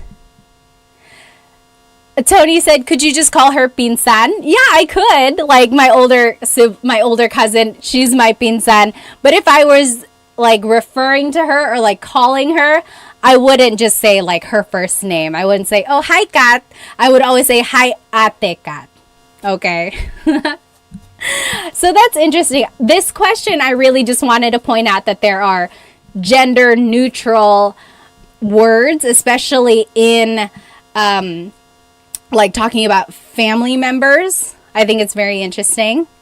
Also, like the word apo. Apo is grandchild. So if someone wanted to say grandson and granddaughter, they would have to do this same pattern. Apo na lalaki, apo na babae. Do you see the pattern there? Okay. All right. Someone said, thank you so much for the gifts on TikTok. Thank you. They are going by so fast, it's hard for me to see them. Nikki said, verbs, please. Let's do verbs for 300. Verbs for 300. Verbs for 300 is, how many different types of verbs are there in Tagalog? How many different types of verbs are there in Tagalog? Now, I'm not asking you how many verbs there are. There are certain types of verbs, like there are certain categories. And I'm asking you, like, what are the different types? And you probably only know this if you are like a grammar enthusiast or if you've watched my videos here. The answer I'm looking for is 5. There are 5 different main types of verbs in Tagalog. Mag, ma, in, and e verbs. Okay, so like magluto, that's a mag verb. Kumain is an verb, right? So this is a tricky question. Yeah, I was asking about like the types of verb, like conjugation types there. Yeah, some of you got it. You got it. Again, if you want to learn how to conjugate verbs in Tagalog, check out my full-length Tagalog lesson. It's called present tense conjugation of verbs in Tagalog. I think it's lesson 3 or 4 or something like that on my YouTube channel. All right, we are almost done, you guys. Should we do verbs, vocab, or celebrities? Let's see. Let's do celebrities. Skunky said celebrities for 500. Oh, this is a good one. Who is the Filipino-American singer and guitarist who performed at the Super Bowl with Usher? She was so good. Oh my gosh. Who is the Filipino-American singer and guitarist who performed at the Super Bowl with Usher? Oh, Bumbero said Bruno. Bruno did perform at the Super Bowl like a couple of times, and he probably did have a guitar. But no, I'm asking about the one who performed recently with Usher. So good. Oh my goodness. Yes, everyone is getting it on TikTok. Stephen James, her, yes. Splickety, yes. Ms. Dee. Yes, Jonathan and Jake, you guys got it. So the Filipino-American singer and guitarist who performed at the Super Bowl with Usher is her. H-E-R, her. Her real name is Gabriela Sarmiento Wilson. And her mom is Filipino. So her. She's such a good guitarist, my goodness. So musical. Okay, 2 more questions, you guys. Should we do verbs or vocab? Should we get the verbs out of the way, or do we want to stick with the vocab? Yes, Nikki said Sarmiento Wilson is so Phil-Am. That's exactly what I thought. Gabriela Sarmiento Wilson. Yep. Let's see. Let's do verbs. Tagalog verbs for 400. What is the Tagalog verb for to clean? To clean.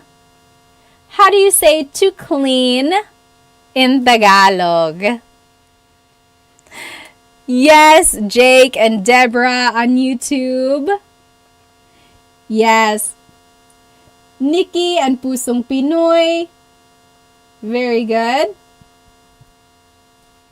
Kara and Skunky. So to clean in Tagalog is maglinis. Maglinis. If you want to tell someone to go clean up, you could say maglinis ka. Try saying that to someone. Maglinis ka. Go clean up. And then make sure to say, I'm just joking. Let's do it together. Maglinis ka. Go clean up. Maglinis ka. Maglinis. That was just random. And then we only have one more clue, you guys. Miscellaneous vocab for 400. We did it. Oh, remind me to show you what's on the back of this board. It's really cool. If you watched me over the summer, you already know what's on the back of this board. It's really cool. Okay. Miscellaneous vocab. Oh, this is a good one. What is rice in Tagalog? What is rice in Tagalog? Yes, I'm already seeing the different answers. So, I like this question because it shows a lot about the Filipino culture, right? So, I think you can learn a lot about a culture based on their language and their vocabulary, right?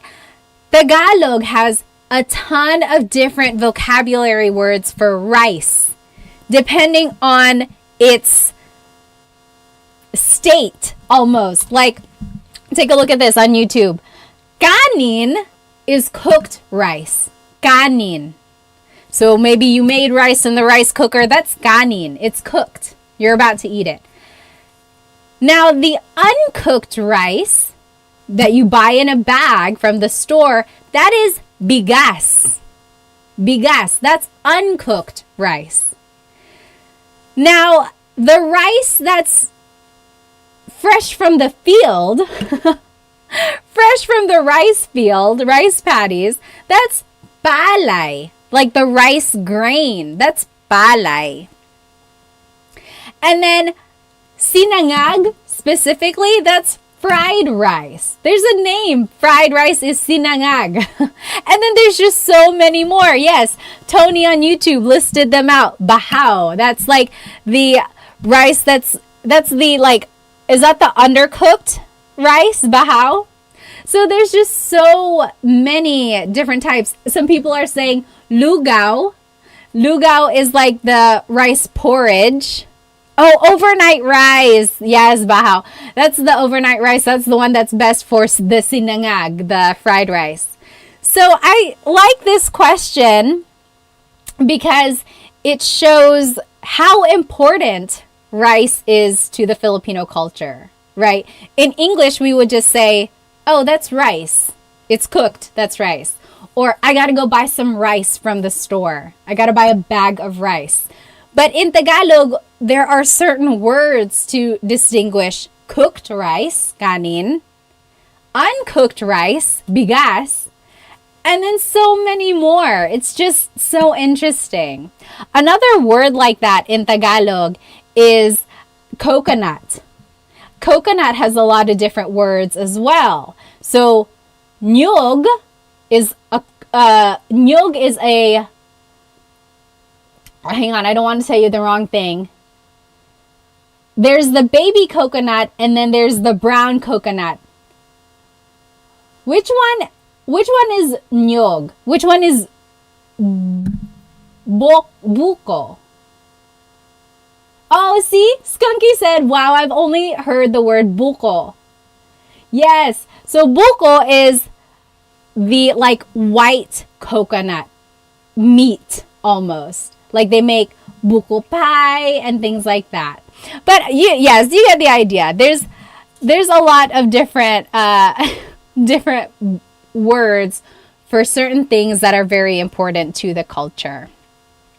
Taylor said, what's the name of the burnt rice at the bottom of the pan? I think it's tutong, right? Tutong. That's what I've heard it. Anyone else heard something else? Yes. Oh, if you were to say, he is cooking rice right now, do you use the cooked or uncooked form of the word? Oh, I love this question.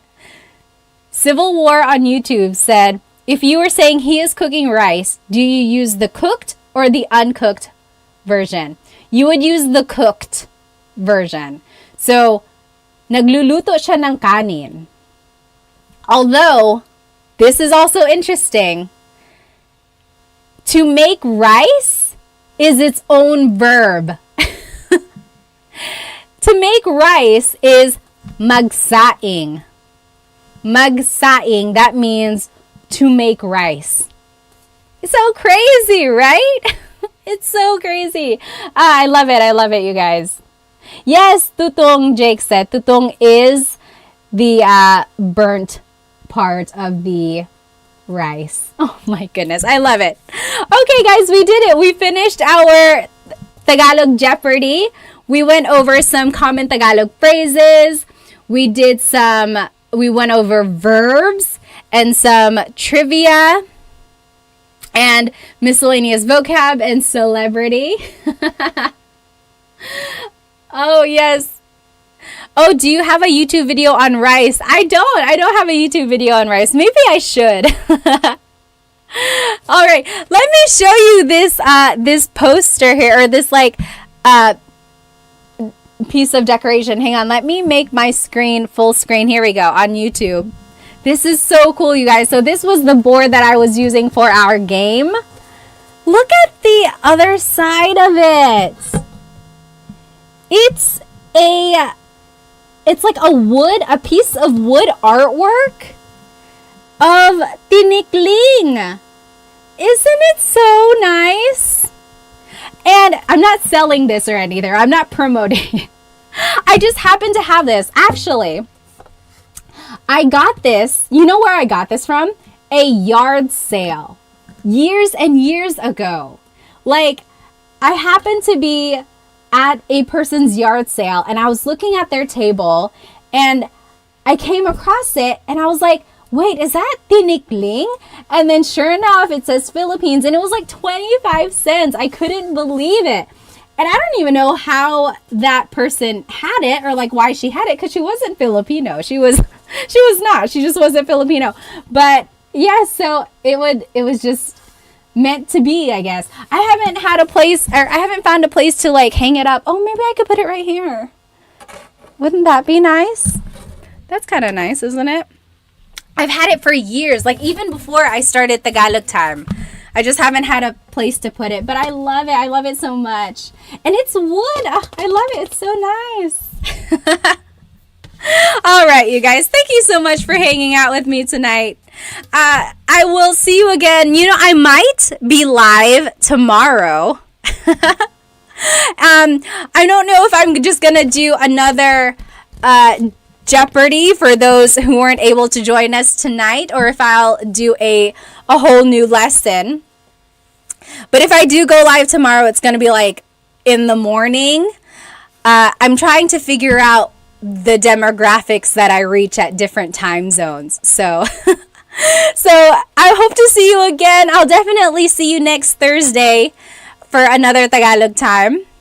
And then maybe one other time next week as well. I hope you have a great rest of your evening. Thank you so much for spending some time with me. Maraming salamat. Paalam.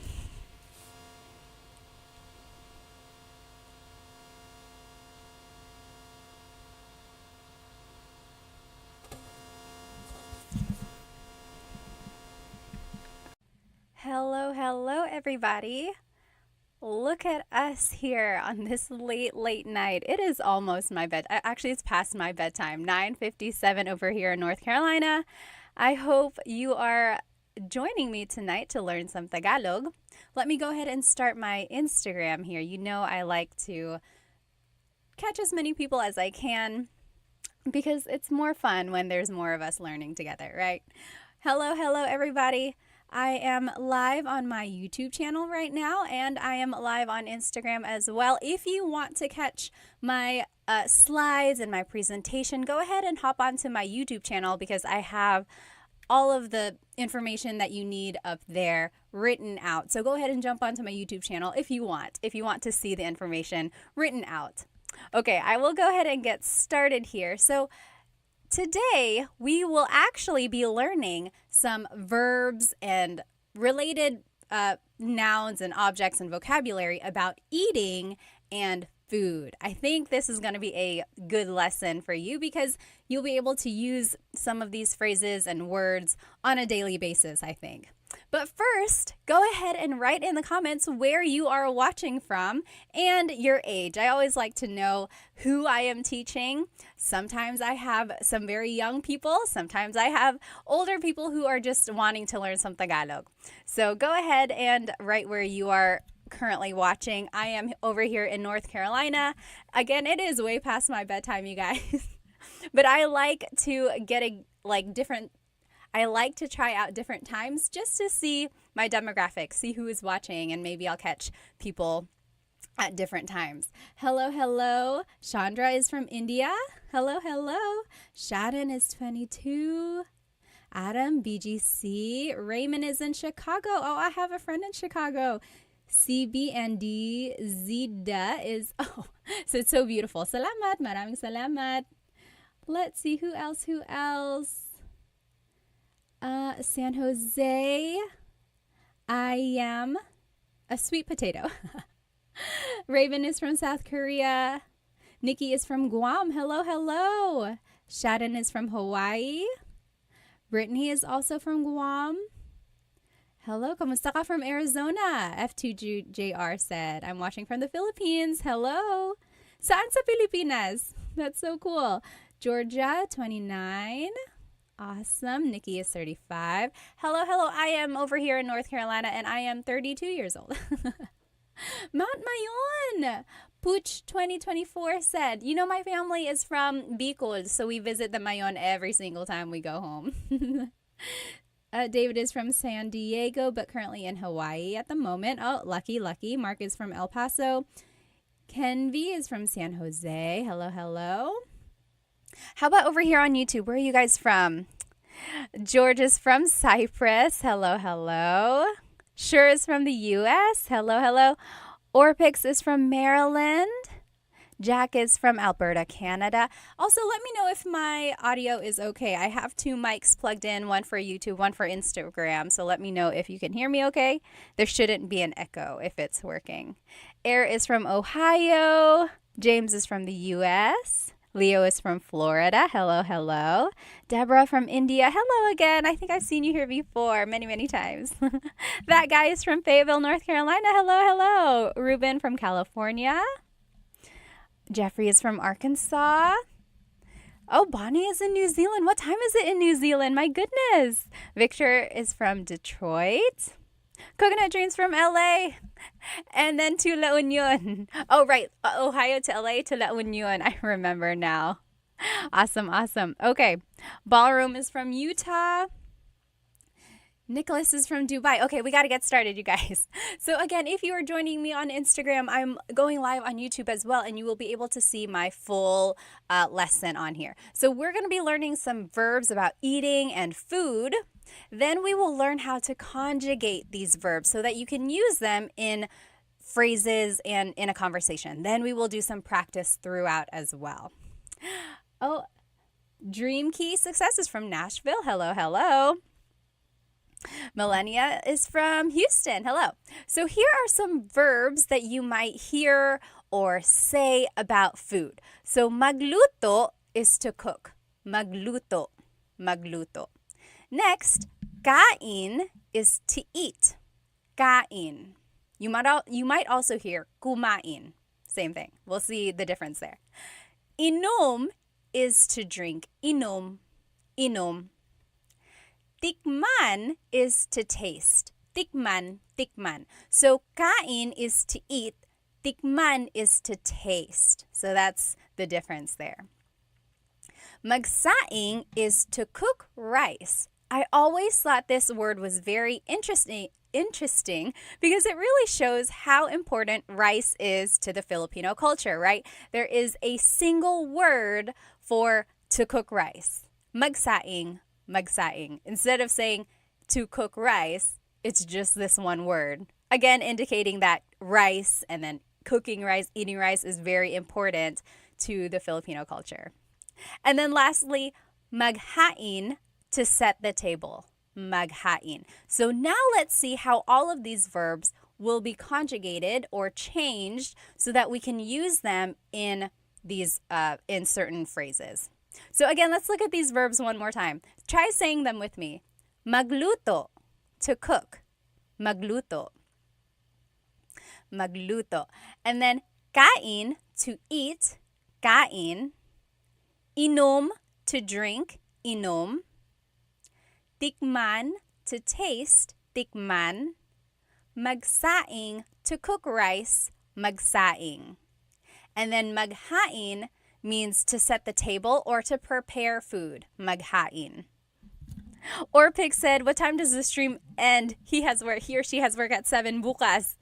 It usually lasts about an hour, but if you happen to jump off, this recording will be on my YouTube channel afterwards. Okay, so those are the verbs. Now, just a note about verb conjugation in Tagalog.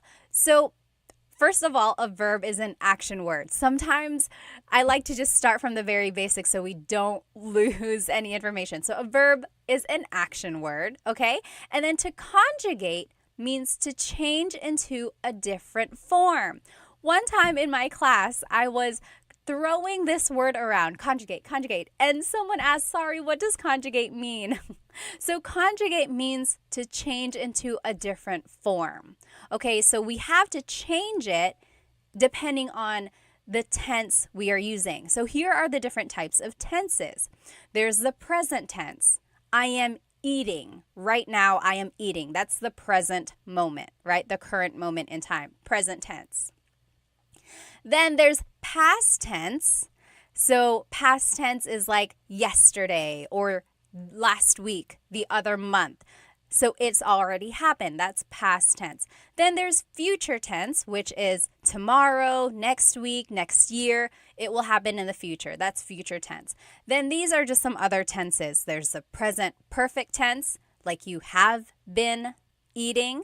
There's the pluperfect tense, I had eaten lunch. And then there's just so many more in English. So that's just the idea here. We're going to take a verb and then we're going to conjugate it or change it depending on the tense. Okay?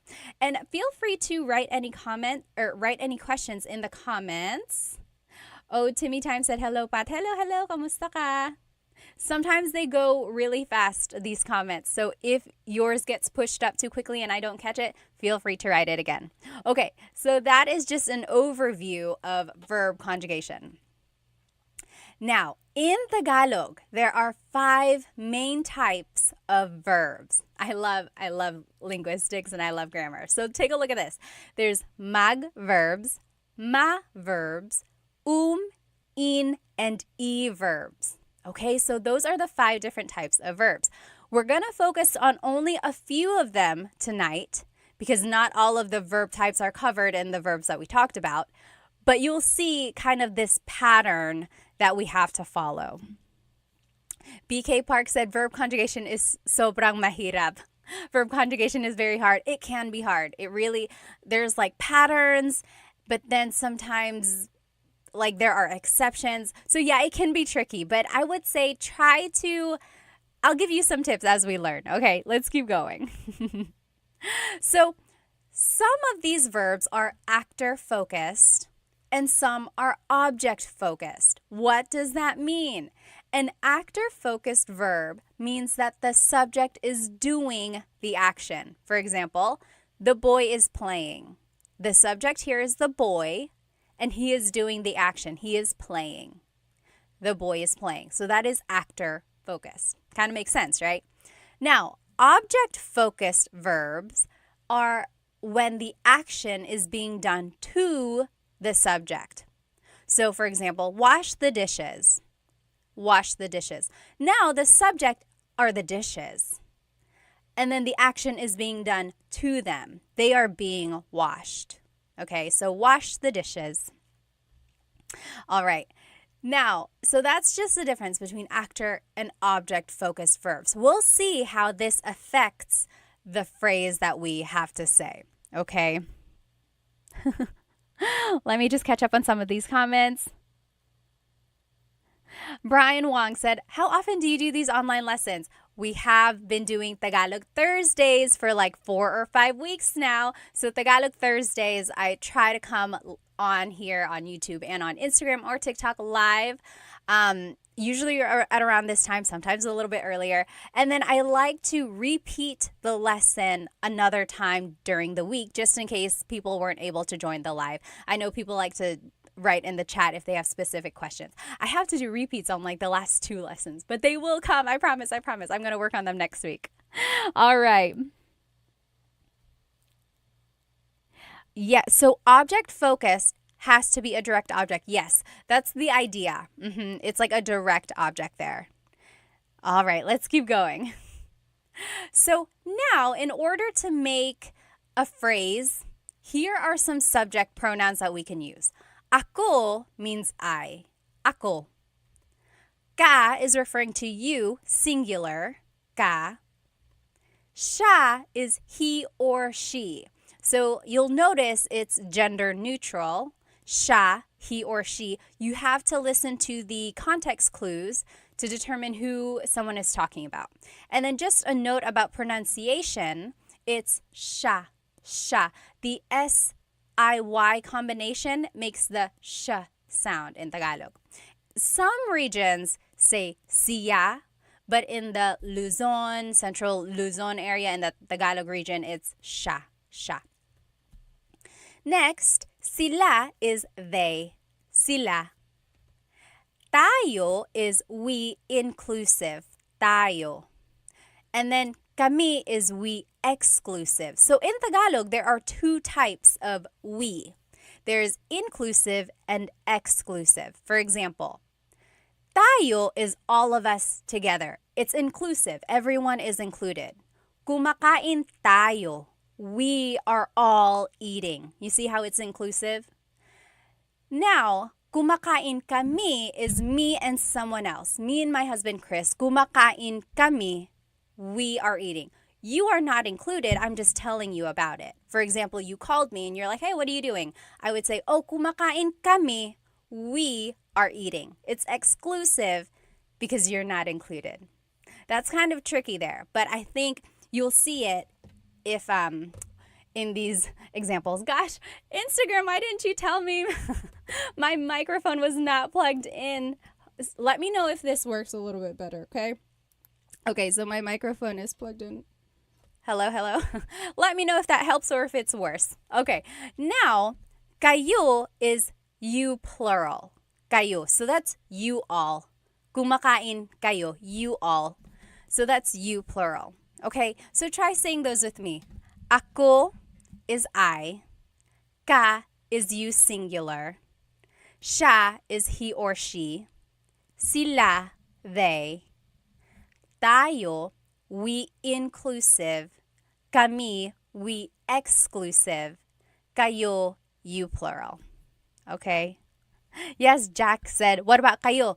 Yep, and that's correct, Cassidy Lee. Kayo is like y'all, you all. Are you in the South like me? Y'all is very, very common. You all. Very good. All right. Anyone have any questions about these subject pronouns? There's a little twist there we'll see at the end. But those are just some subject pronouns we're going to start with. Now, this is the basic sentence structure when we want to say like a phrase. Verb goes first and then it's the pronoun. Verb and then pronoun. Take a look at this. Magluto means to cook. So here is a phrase. Nagluluto ako. I am cooking. Nagluluto ako. Do you see how the verb goes first and then it's the pronoun? Nagluluto ako. I am cooking. Nagluluto ka. You are cooking. Nagluluto siya, he or she is cooking. Nagluluto sila, they are cooking. Nagluluto tayo, we are cooking. Inclusive, all of us. We are in the same kitchen, we are cooking together. Actually, someone in one of my classes said that. When you think of tayo, think of together. Tayo, together. Tayo, together. We are all doing it together. Kind of makes sense. So, nagluluto tayo, we are cooking. Nagluluto kami, we are cooking exclusive. So, me and my kids, nagluluto kami, nagluluto kami. We are all cooking, or we are cooking. Last one, nagluluto kayo, you all are cooking. So, you all as a class, nagluluto kayo.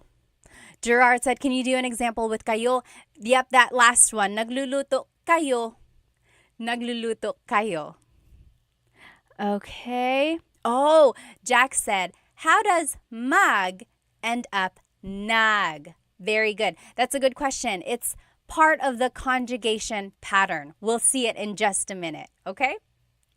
Now, just a note about Tagalog verbs.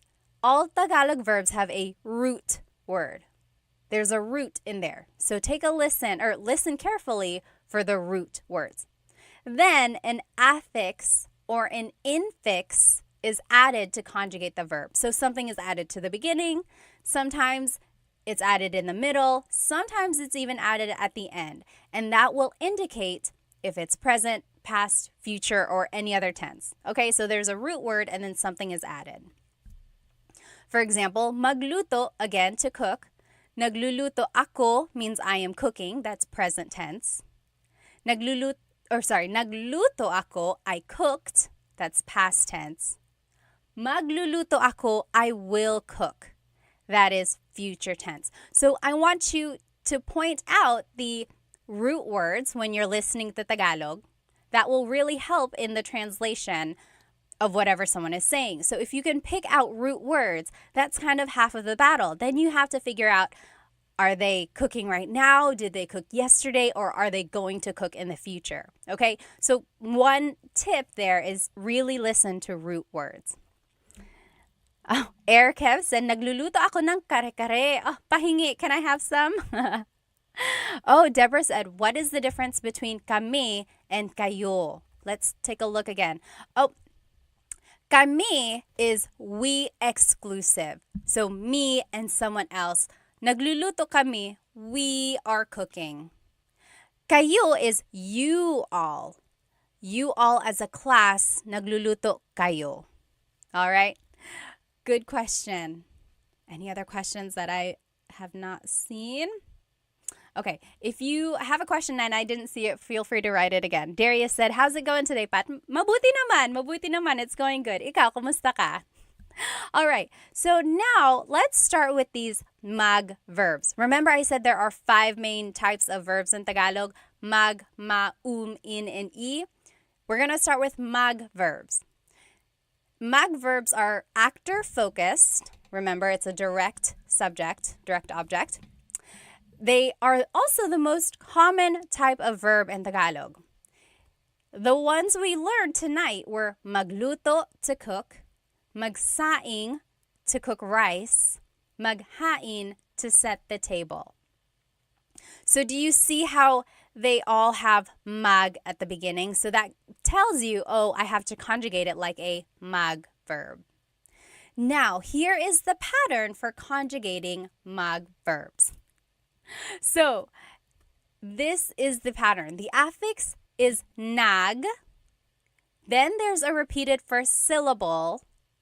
And then the root. So magluto becomes nagluluto. Nagluluto. Then magsaing becomes nagsasaing. Do you see how the affix is nag? Then there's a repeated first syllable, and then it's the root. Nagsasaing ako. I am making rice. Last one, maghain, to set the table or to prepare food. Maghain is naghahain. Naghahain. Naghahain ako ng hapunan. I am preparing dinner, or I'm setting the table for dinner. Okay? So those are the different examples of how you conjugate mag verbs. So again, the pattern is the affix is nag, then there's the repeated first syllable, and then the root. Magluto becomes nagluluto. So I think it was Jack on YouTube asked, how does mag end up as nag? Okay, so that is where that comes from. It's just the conjugation pattern. So let's see some phrases here. So, nagluluto ako ng adobo. Do you see how the pattern is there? Nag is the affix, then there's a repeated first syllable, and then the root. Nagluluto ako ng adobo. Ng, ng, means some or a thing. So, I am cooking adobo. I am cooking some adobo. Someone asked a very good question in one of my classes. Nang, do you have to have nang? Could you just say, nagluluto ako adobo? I am cooking adobo. Yes, you have to have nang in this phrase. Otherwise, it's an incomplete sentence. So, I am cooking some adobo. Nagluluto ako ng adobo. One more thing a lot of people always get mixed up is, what is the difference between ang and nang? Ang is an article, meaning the or a thing. Nang is a preposition. Sometimes it's just a sentence marker that goes before a noun. Again, translating to some or a thing. Let me take a look at some of these questions here. Oh, yes. Doesn't the sentence have to be object focused since kare-kare is the direct object and subject? Let me take a look at Kev's comment again. Oh, I see what you mean. Oh my goodness, that is such a good question. Orpik, so yes, sometimes a verb can be object or subject focused. In Kev's comment, it was subject focused, but yes, you're correct. It could also be object focused, in which case we would have to change the pronoun. But Kev's comment was correct. Nagluluto ako ng kare-kare, because in his context, it is subject focused. Very good. But yes, in other contexts, it could also be object focused. We'll actually see an example of that at the very end. Okay, another example for mag verbs. Nagsasaing ako ngayon. Nagsasaing ako ngayon. Nagsasaing ka ngayon. You are cooking rice right now. So this is just an example of how you can use like context clues. Ngayon means right now. Ngayon. Ngayon can also mean today. Like, nagsaing ako ngayon. I made rice today. So again, just depending on the context clues, we know it's right now because the conjugation is in the present tense. Nagsasaing ka ngayon. You are making rice right now. Rico on Instagram asked, does yung mean is? Yes. Yes. Yung and ang are interchangeable, and it means like yung sometimes actually means the thing, like yung adobo, the adobo, ang adobo, same thing. However, in different contexts, it means like the thing. Yung can be a little bit more specific. Okay, let's keep going. Last example here is naghahain kami ng hapunan. We are setting out dinner or we are preparing dinner. Naghahain kami ng hapunan. So what I want you to get from this slide and from these examples is, first, you can see the conjugation pattern in use, right? So affix is nag, then there's a repeated first syllable, and then the root. Nagluluto, nagsasaing, naghahain. And then, if you want to add an object, the sentence marker here is nang, N-G, nang. There is another nang in Tagalog, N-A-N-G, nang. That one is an adverb and always goes with a verb. So the only difference is if you're writing it out, you should know the difference. Nang, N-A-N-G, is an adverb, always goes with a verb. N-G is it's like a sentence marker, sometimes a preposition, and it goes with a noun. Okay. Now, I want you to do some examples. Let's take a look at these. He is cooking pansit. Siya is he, and I want you to translate it in Tagalog. He is cooking pansit. What do you think? What do you think? Oh, you're welcome, Jez. Salamat sa lahat ng mga video mo, ate. Maraming salamat din. How would you say he is cooking pansit? Pansit. He is cooking pansit. How would you say he is cooking pansit? And I gave you a hint. Siya is he. Jack said, magkukuking ako. You could do that. You could do Taglish. Absolutely. If you don't know a verb in Tagalog, you could turn it into a mag verb. Magkukuk ako. Very good. Yes, Orpix. Yes, very good. Sure got it. Coconut Dreams, very good, very good. Bonnie, you got it. Deborah, very good, very good. So again, here it is. Nagluluto siya ng pansit. Oh, not again. On Instagram, I did it again where I got the dog ears. I don't know how to undo that, you guys. That's what happened last time. Okay, it's going to have to stay. It's going to have to stay. I'm sorry. Very good. Yes. So, nagluluto siya ng pansit. Very good, you guys. Yes, JM got it.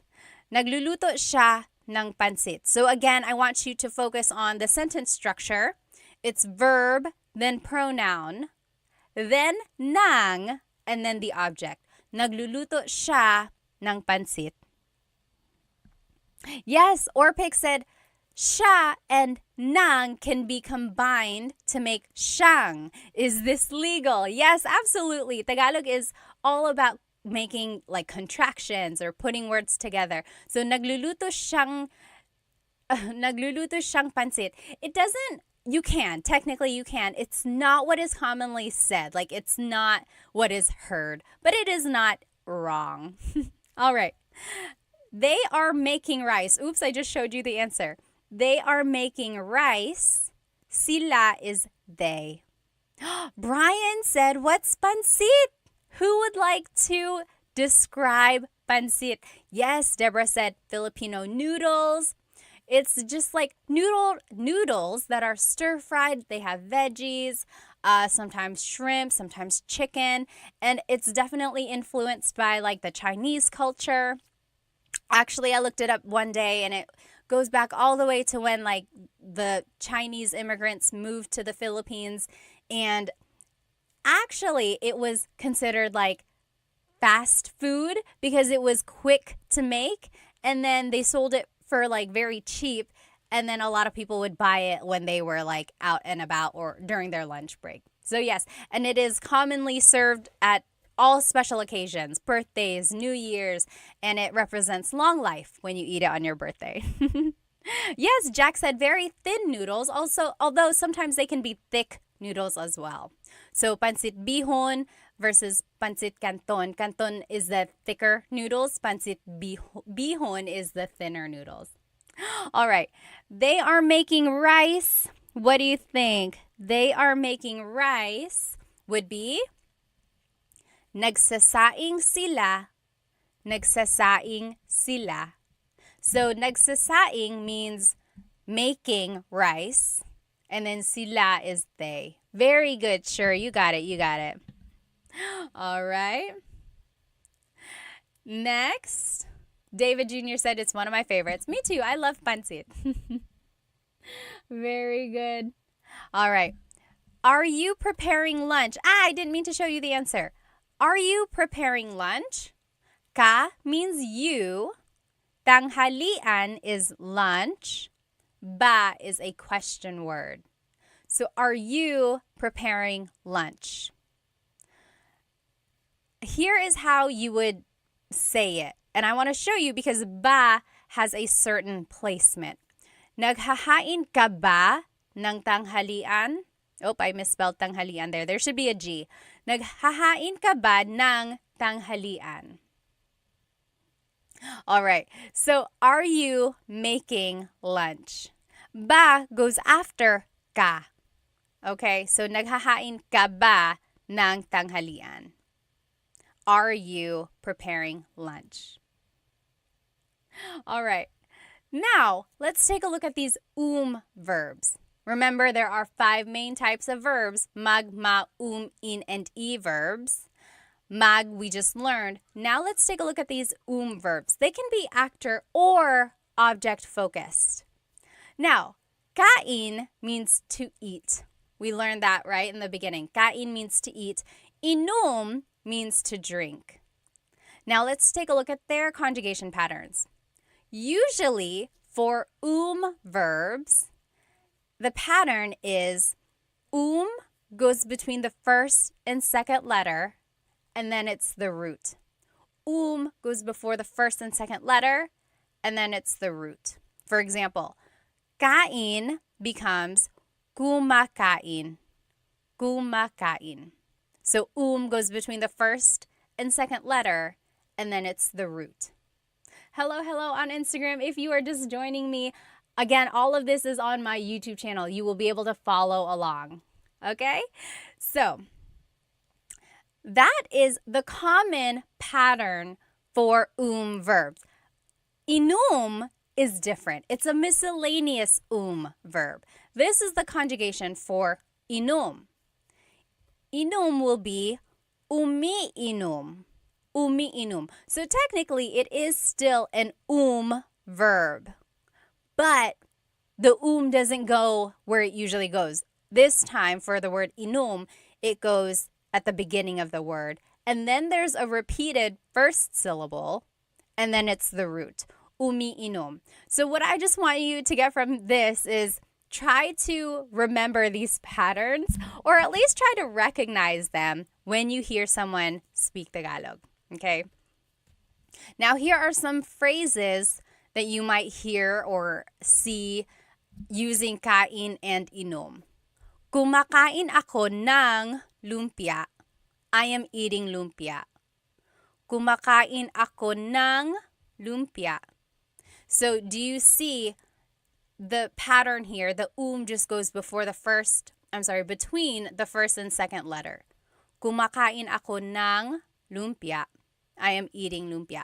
Now, for inom, you could say, umiinom sila ng tubig ngayon. Umiinom sila ng tubig ngayon. Oh, Coco JJ on Instagram said, but why is needed? Why is needed at all? So it's like, why can't you just say inom, inom, inom? Again, because it's the idea of conjugating a verb or changing the verb into a different tense, right? Kind of like eat, I am eating something, or I ate something, or I will eat something. So you have to change the verb depending on the tense. Very good question though. It would be very easy if all the verbs could just stay the same. Okay. Kumakain ako ng balot. Talaga, Kev? Pahingi nga. Kev is eating balot and I said, oh, can I have some? Very good. Kumakain ako ng lumpia. Oh, you are BK Park. Awesome. Bibimbap is also sarap. Yes, Dutchman, you're correct. Any questions about all of these or any of these phrases or how to use verbs?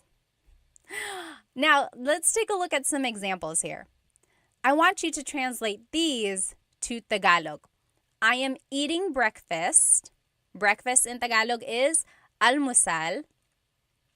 How would you say, I am eating breakfast? Or, they are drinking alcohol. Alak is alcohol. Did you know that? Alak is alcohol. So how would you say that? I am eating breakfast and they are drinking alcohol.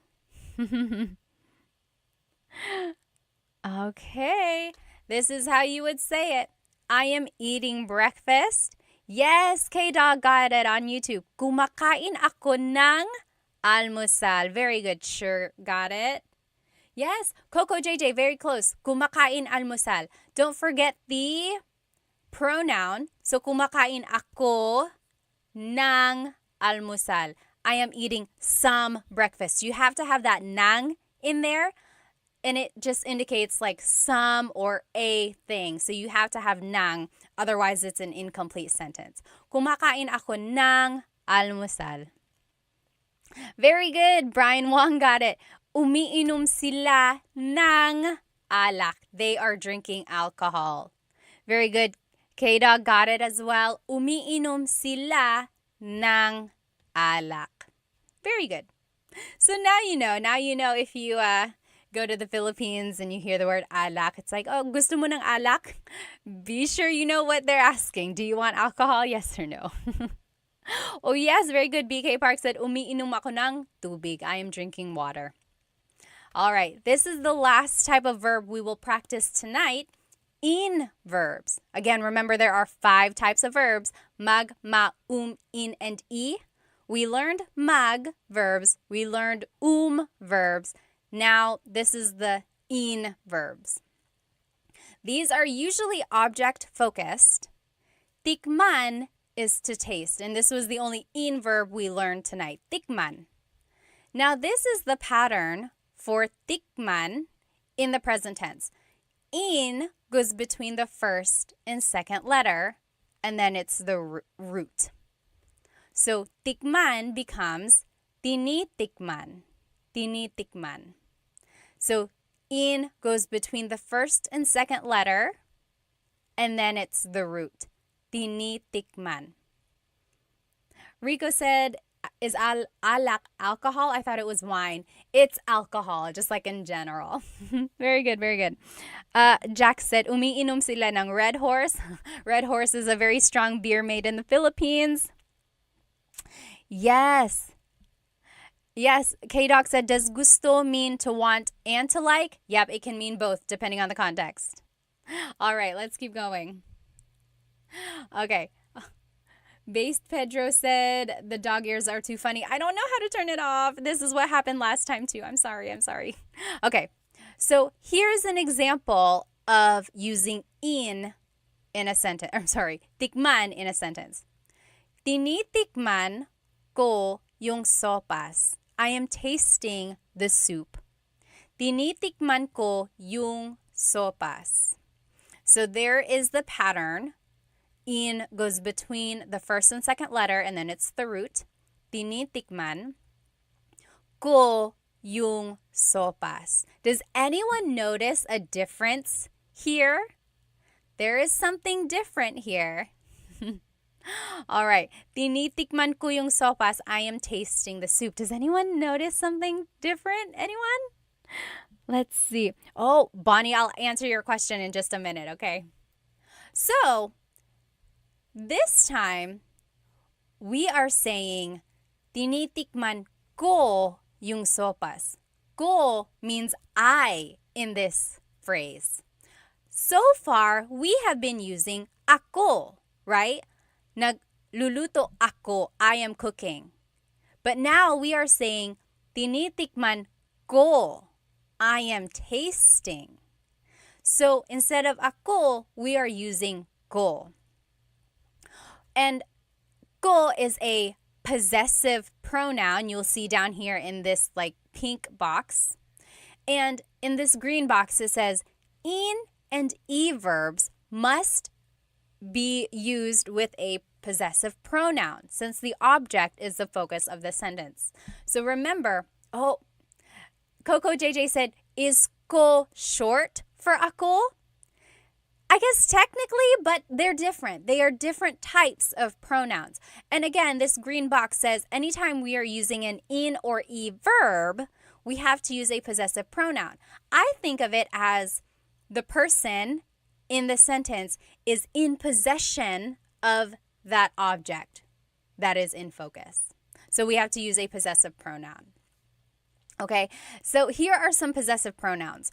Ko is my or I. Mo is your or you, singular. Niya, her or his, he or she. Nila, their or they. Natin, our or we inclusive. Namin, our or we exclusive. Ninyo is your or you plural. And then, that's it. Nyo is your or you plural. Sorry, I got distracted by some of these comments. Yes. Okay. So those are the different types of possessive pronouns. And who was it? I think Deborah. Deborah on YouTube asked, how do you know if a verb is an verb? Or how do you know if it's an e verb? So for some verbs, it's obvious what type they are, like magluto, magsaing. They are mag verbs because they have mag in them. However, for verbs like inom, kain, tikman, they don't have the infix in their root, right? Or in their infinitive form. Infinitive means like not conjugated. So you have to, it's just a matter of gaining more vocabulary. Unfortunately, there is no rhyme or reason that I have discovered. I've tried looking it up, and there's no clear explanation as to why some verbs fall into the category, why some verbs are ma verbs, or why some verbs are e verbs. I think it's just from the linguistic gods back in the day. Someone in Tagalog was like, this is going to be an in verb. This is going to be an verb. Something like that. There is no clear explanation. If I discover one, I will share it. Or if anyone knows of an explanation why they are that way, please let me know. But again, it's just one of those things where you have to listen to Tagalog, kind of make a mental note of how verbs are conjugated, and then conjugate it in that way again next time. Okay, so now let's take a look at tikman. And here are some examples. So I am tasting the dessert. I am tasting the dessert. Panghimagas means dessert. How would you say that? I am tasting the dessert. Dutchman said, I know there's a difference between ako and ko, but people don't understand you? They'll understand you. It's just not technically correct. You know, someone might correct you and say, oh, it should be ako, it should be ko. But technically they like mean the same thing. Cassidy said, wow, Tagalog takes a lot of memorization. I know that it can be kind of tricky. I would suggest maybe watching some Tagalog movies. Netflix has some. Prime Video has some as well. Sometimes YouTube just has some free Tagalog videos or Tagalog movies. They might be a little bit older. But it's a good way to listen and catch patterns, a good way to listen for root words or things like that. Or if you know a native Tagalog speaker, ask them to speak to you only in Tagalog. Try that. All right. Very good. Sure, and Brian, you got it. Tinitikman ko ang panghimagas or yung. Very good. Yes, so both of you said yung or it could be ang. Again, they are interchangeable, but yung is a little bit more specific. It's like, oh, I'm tasting the desserts or I'm tasting the dessert. Very good, very good. Now, how would you say taste this? Taste this. How would you say taste this? Ito means this. Oh, Deborah asked, can you suggest some nice Filipino movies? If you have Netflix, I just recently watched Rewind. Has anyone watched it? So Rewind, I think it was like the biggest blockbuster movie in the Philippines recently. And it has Ding Dong Dantes and Marian Rivera. They are actually married in real life, and they are starring in it together. Oh my goodness, it's happy and sad at the same time. The premise, I won't give you the ending. They are married, but then she dies. That's not a secret. Okay, that's in the preview there. She passes away, and then he is given a chance to spend more time with her. He gets a chance to rewind for like a few days, or maybe it's like one day, I don't remember. But he has a chance to kind of redo part of his relationship. That's a good one. Oh my goodness, it's so good. Yes, Louis said, yes, it's crazy. It is kind of a crazy movie, but it's so good. Oh my goodness, it's good. Yes, Bonnie said, I cried so much watching Rewind. If you love someone, you might cry. Yes. Oh, Ray said, I saw advice by a linguist that language acquisition is faster and a better way to learn. Where should I start as a total beginner? I would say, as a total beginner, try getting more vocabulary. So vocabulary about things that you see or use every day. And then use those vocabulary terms little by little in your everyday conversation. For example, key in Tagalog is susi. So if you wanted to say, where are my keys? You can say, where are my susi? And then little by little, add more and more terms to that phrase until you can say the whole phrase. So where in Tagalog is saan. So you could say, saan my susi? Where are my keys? Then go back and figure out how to say it. So saan ang susi ko?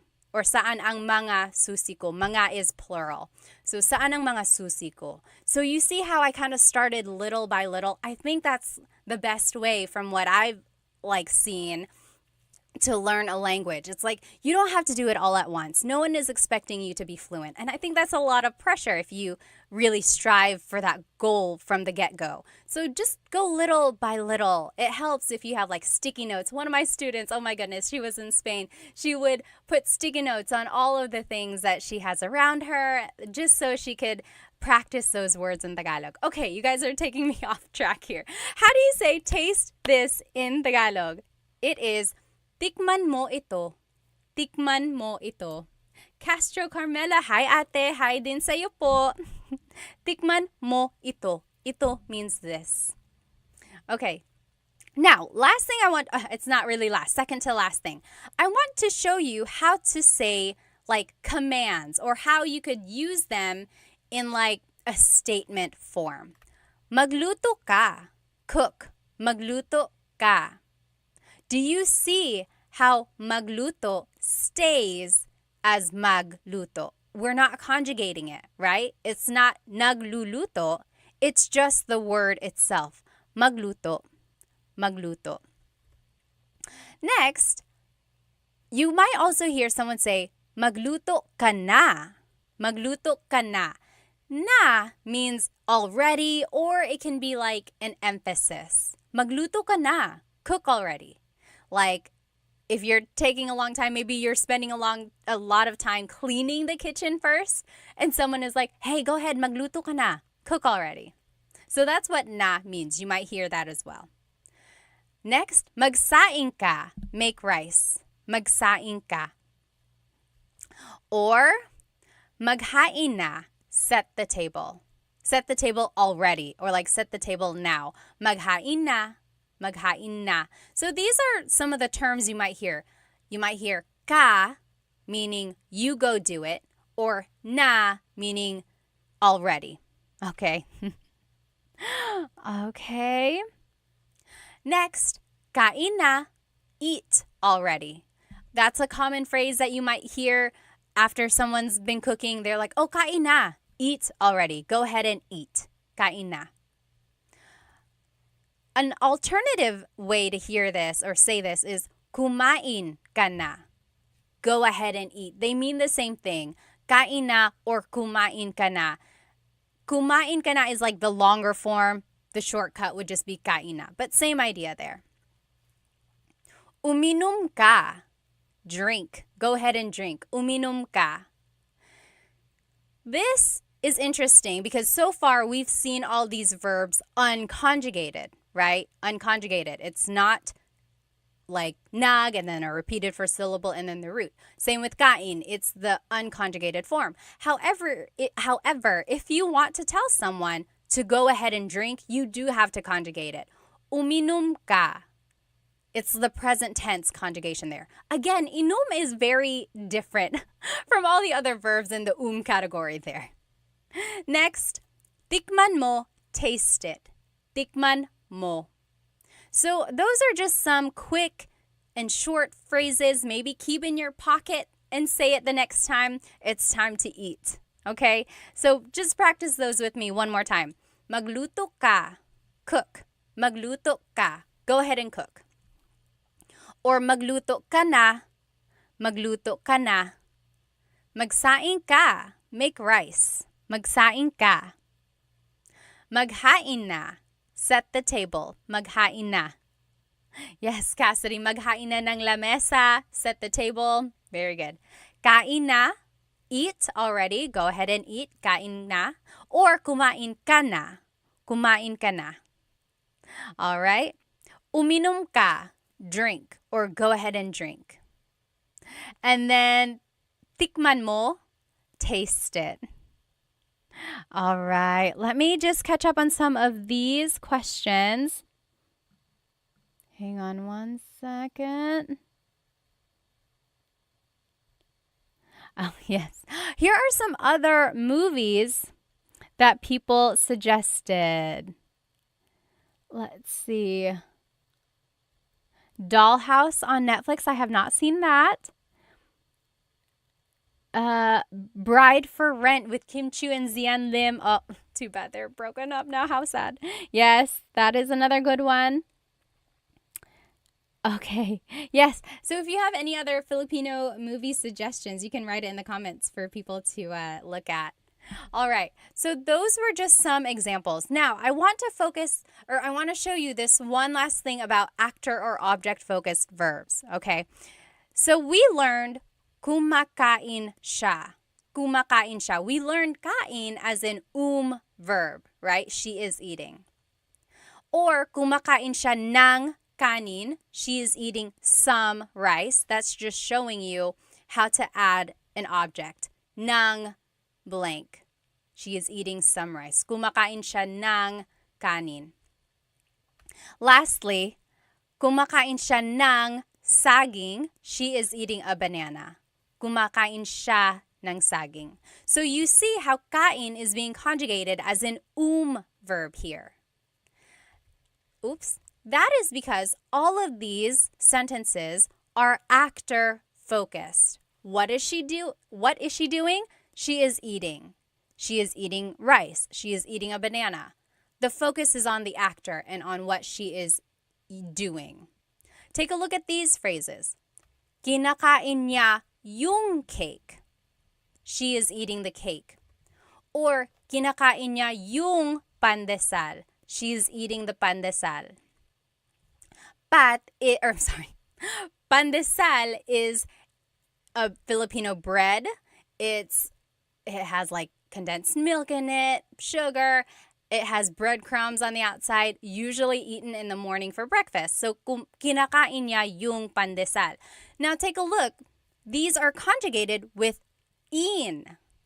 So, it's not anymore. Now, kain is being conjugated as an in verb. Yes, Cassidy said, kinakain, my jaw dropped. I know, this is an example of where a verb can be actor or object focused. So again, it's object focused. Here, the question is like, what is she eating? What is she eating? She's eating the cake. The focus is on the cake, right? The focus is on the object. What is she eating? She's eating the cake. Or she's eating the pandesal. Versus in the actor-focused verb, or in the actor-focused sentence, the question is like, what is she doing? She's eating some rice. She's eating a banana. That's the difference there. Very interesting. Rich said, mahal kita Pat, you are the best. Salamat, salamat. Yes, Jack said, kumakain ako. That's correct. I am eating. Okay, now last thing I will ask you. Ano ang paborito mong pagkain? Ano ang paborito mong pagkain? Very good, Sure said. If you recognize the kain, then you can figure it out. Again, that is the idea of listening for root words and then using the context clues. Very good, very good. Can anyone answer this question? Ano ang paborito mong pagkain? Rico, you got it. His favorite is tacos. His or her. Tacos. Very good, very good. Ano ang paborito mong pagkain? Tell me. So yes, that means what is your favorite food? Ano means what. Ang means is. Paborito is favorite. Mong is your. Pagkain is food. What is your favorite food? Very good. Sure said pizza. Yes, Boots got it. What is my favorite thing to eat? Yep. What is my favorite food? Yes. Very good. Yes, Cassidy said, does this mean certain verbs have multiple verb conjugations set already by the Tagalog gods? Only some verbs. Usually, mag and ma verbs are always actor focused. Usually, always, I just kind of contradicted myself. Usually, mag verbs are actor focused. And then in, and e can be either or. Yeah. One of those things, again, that has already been said. This is how you could say this, or your response. Sinigang ang paborito ko. Ano ang paborito mong pagkain? Sinigang ang paborito ko. What is your favorite food? Sinigang is my favorite food. Sinigang is like a stew. It's sour soup because it has tamarind in it, which makes it a little bit sour. Usually it's made with pork, can also be made with fish. It has lots of veggies in it, and it's just so good. I love it. Very good. Crispy pata is the best, Hector said. Very good. Yes. Had a lot of trouble with this, but the key in understanding really is to look at the question. If the question focuses on what someone is doing, it's actor focused. If it focuses on the verb to eat, then it's object. Yep, that's a good way to look at it. Yeah, that's correct. Let's see. Yes, Big Daddy. There is a lot of Spanish influence in it. Kare kare, ang paborito ko. Very good, Jones. You got it. Sinigang, pizza, crispy pata, ube, ice cream, pork adobo ang paborito ko. Very good. I want to show you some alternative ways to respond. So again, this means my favorite is sinigang, but you might also hear the response this way. Ang paborito ko or ang paborito kong pagkain ay sinigang. Ang paborito kong pagkain ay sinigang. So literally, that means the favorite food of me is sinigang. And this sentence structure is formal. It's not usually used in common conversation, but it's not wrong. It's a little too correct almost. Like no one really says that. It's almost like Shakespearean. But that's correct. Ang paborito kong pagkain ay sinigang. Another way to say it is ang paborito ko ay sinigang. So this one is a little bit less formal. It's perfectly acceptable as well. Sorry, I get distracted by some of these comments. Yes, kare-kare has peanut sauce in it. I think someone was asking, ano ang kare-kare? What is kare-kare? Usually made with beef, and then it has like peanut butter in it. Okay. And then lastly, the quick answer is just sinigang. Ano ang paborito mong pagkain? Sinigang. That's it. Okay, now just to review, this is everything we did tonight. We learned different verbs about eating and about food, and then we learned how to conjugate these verbs while we're using them in different phrases. And then we learned some food vocabulary during our practice questions as well. Does anyone have any questions before I let you go tonight? Oh, Rich said, why is food eliminated there? So in my answer, I said, sinigang ang paborito ko. I didn't say food, right? It's almost like asking, what is your favorite food? My favorite is sinigang. My favorite is sinigang. So you can add pagkain, like in this first example, the first alternative phrase, ang paborito kong pagkain ay sinigang. You don't have to say it, but you can. Very good question. Alrighty. Brian said, do I have homework for us to do at home? No, I didn't make any homework. Maybe next time I'll have some homework and then post the answer at a later time. But I hope you have a good rest of your day or evening, wherever you are. I'm going to go to bed, you guys. It's so late. Have a good night again whenever I see you. Try to catch me next Thursday, hopefully a little bit earlier than tonight. But thank you so much for joining me. Maraming salamat.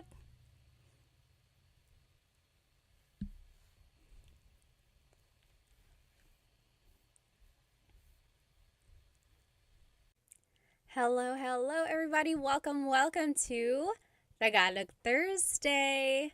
Let me know if you can hear me okay. As always, feel free to write in the comments where you are currently watching, how old you are, and maybe why you want to learn Tagalog. Let me know you can hear me because I'm trying out this new mic stand. So I just want to make sure that it is working okay. I'm going to go ahead and make sure everyone is joining us. So today's lesson, I think you're going to enjoy it. It's going to be Tagalog phrases or things you can use while traveling. Okay, I'll go about it or talk a little bit more about it in detail. Hang on one moment. Alrighty, so go ahead again and write where you are currently watching. Just want to make sure everyone, okay, there we go. Let me go ahead and make sure our other friends are on here as well. Hello, hello, everybody. Hello, everybody. Welcome to Tagalog Thursday. If you can hear me okay, go ahead and write in the comments where you are currently watching from. Maybe tell me how old you are, and then maybe write why you are learning Tagalog.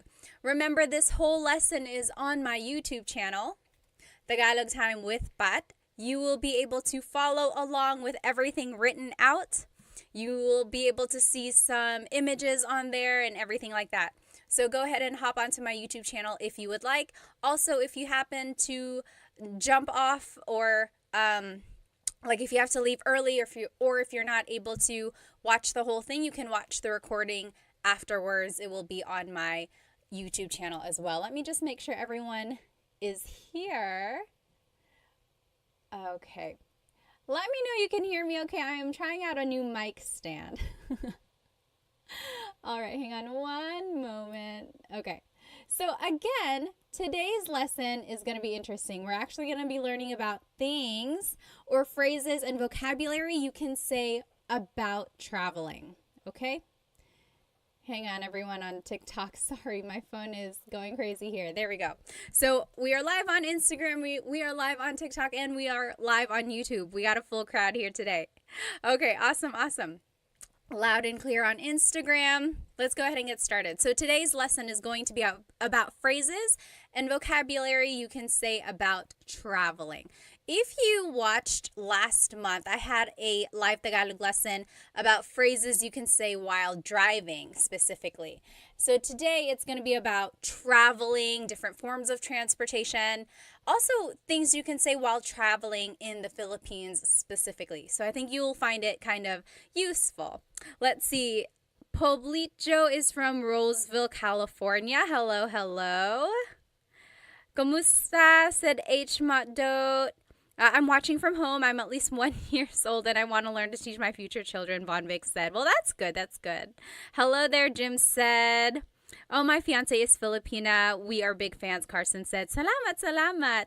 Oh, Jinjo Cruz from Lipa, Batangas. Is it Lipa or Lipa? Musta Turner said. Hi, Ate. JGV said. Austin is from New Jersey. Hello. Scott Five Man said they're from Edinburgh, and Oberder is from Honolulu. Hello, welcome. Alrighty, someone asked, what are your thoughts on balot?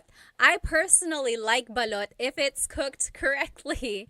If it's made by like the true balot vendors in the Philippines, they know how to make it just right. But I tried making balot at home once. It was not very good because I don't know how to make it very well.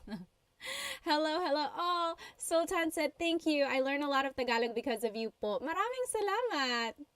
I'm from Madera, California, Jeremy said on TikTok. Hello. Very good. Okay, let's go ahead and get started. Again, this whole lesson is on my YouTube channel. You'll be able to follow along. So let's jump right in there. Here are some vocabulary words and some phrases about traveling. So the very first word you'll see here, again, it's all on my YouTube channel, it's bakasyon. Bakasyon. What do you think that means? Bakasyon sounds like the English word vacation, right? Except for the letter B. You might have noticed in the Tagalog accent, like when people are trying to speak English with a Tagalog accent, the V and the B sound are interchangeable, right? They say, oh, you're going on vacation? Or that's very good, right? The V and the B are interchangeable in the Tagalog accent. And that's because in baybayin, the B and the V are represented by the same symbol. So very interesting. Kind of like the F and the P, that sound is interchangeable as well. For example, my name is Fatima, but it's very common for people to say Fatima. That's also why I got the nickname Pat. Okay, so there you go. Bakasyon is vacation. I do want to point out the spelling here. You will see the SY combination, bakasyon.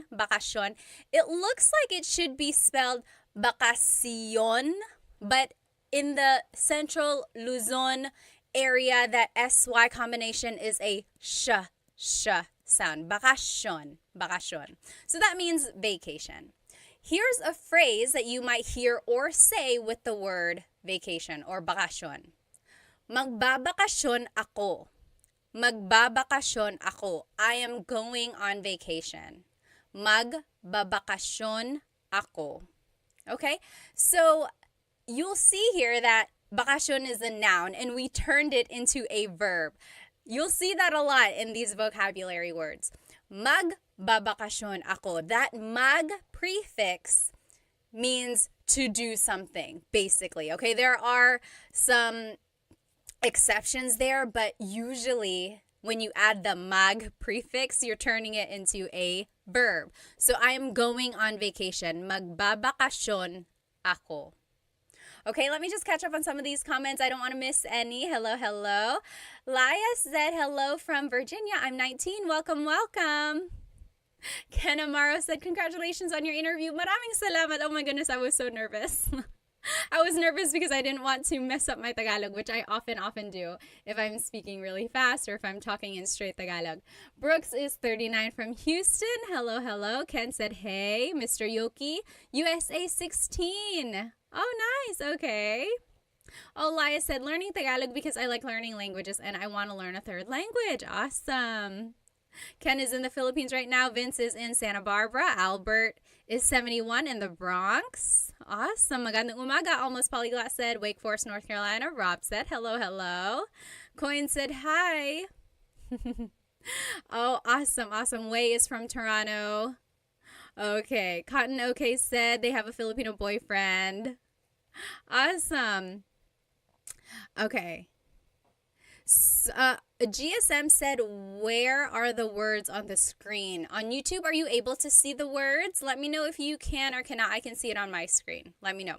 Okay, so we learned the word bakasyon. Bakasyon means vacation, right? And then magbabakasyon ako means I am going on vacation. Oh, Sea-Dog on Instagram said Bronx in the house. Another Bronx person. Bob is from Queensland. Hello, hello. Another word about vacation or traveling or taking a trip is pasyal. Pasyal. So pasyal as a noun is a trip. Like taking a trip. It's the trip. Now you can turn it into a verb. And here's a sample phrase. Mamasyal tayo. Mamasyal tayo. That means let's take a trip. Mamasyal tayo. Let's take a trip.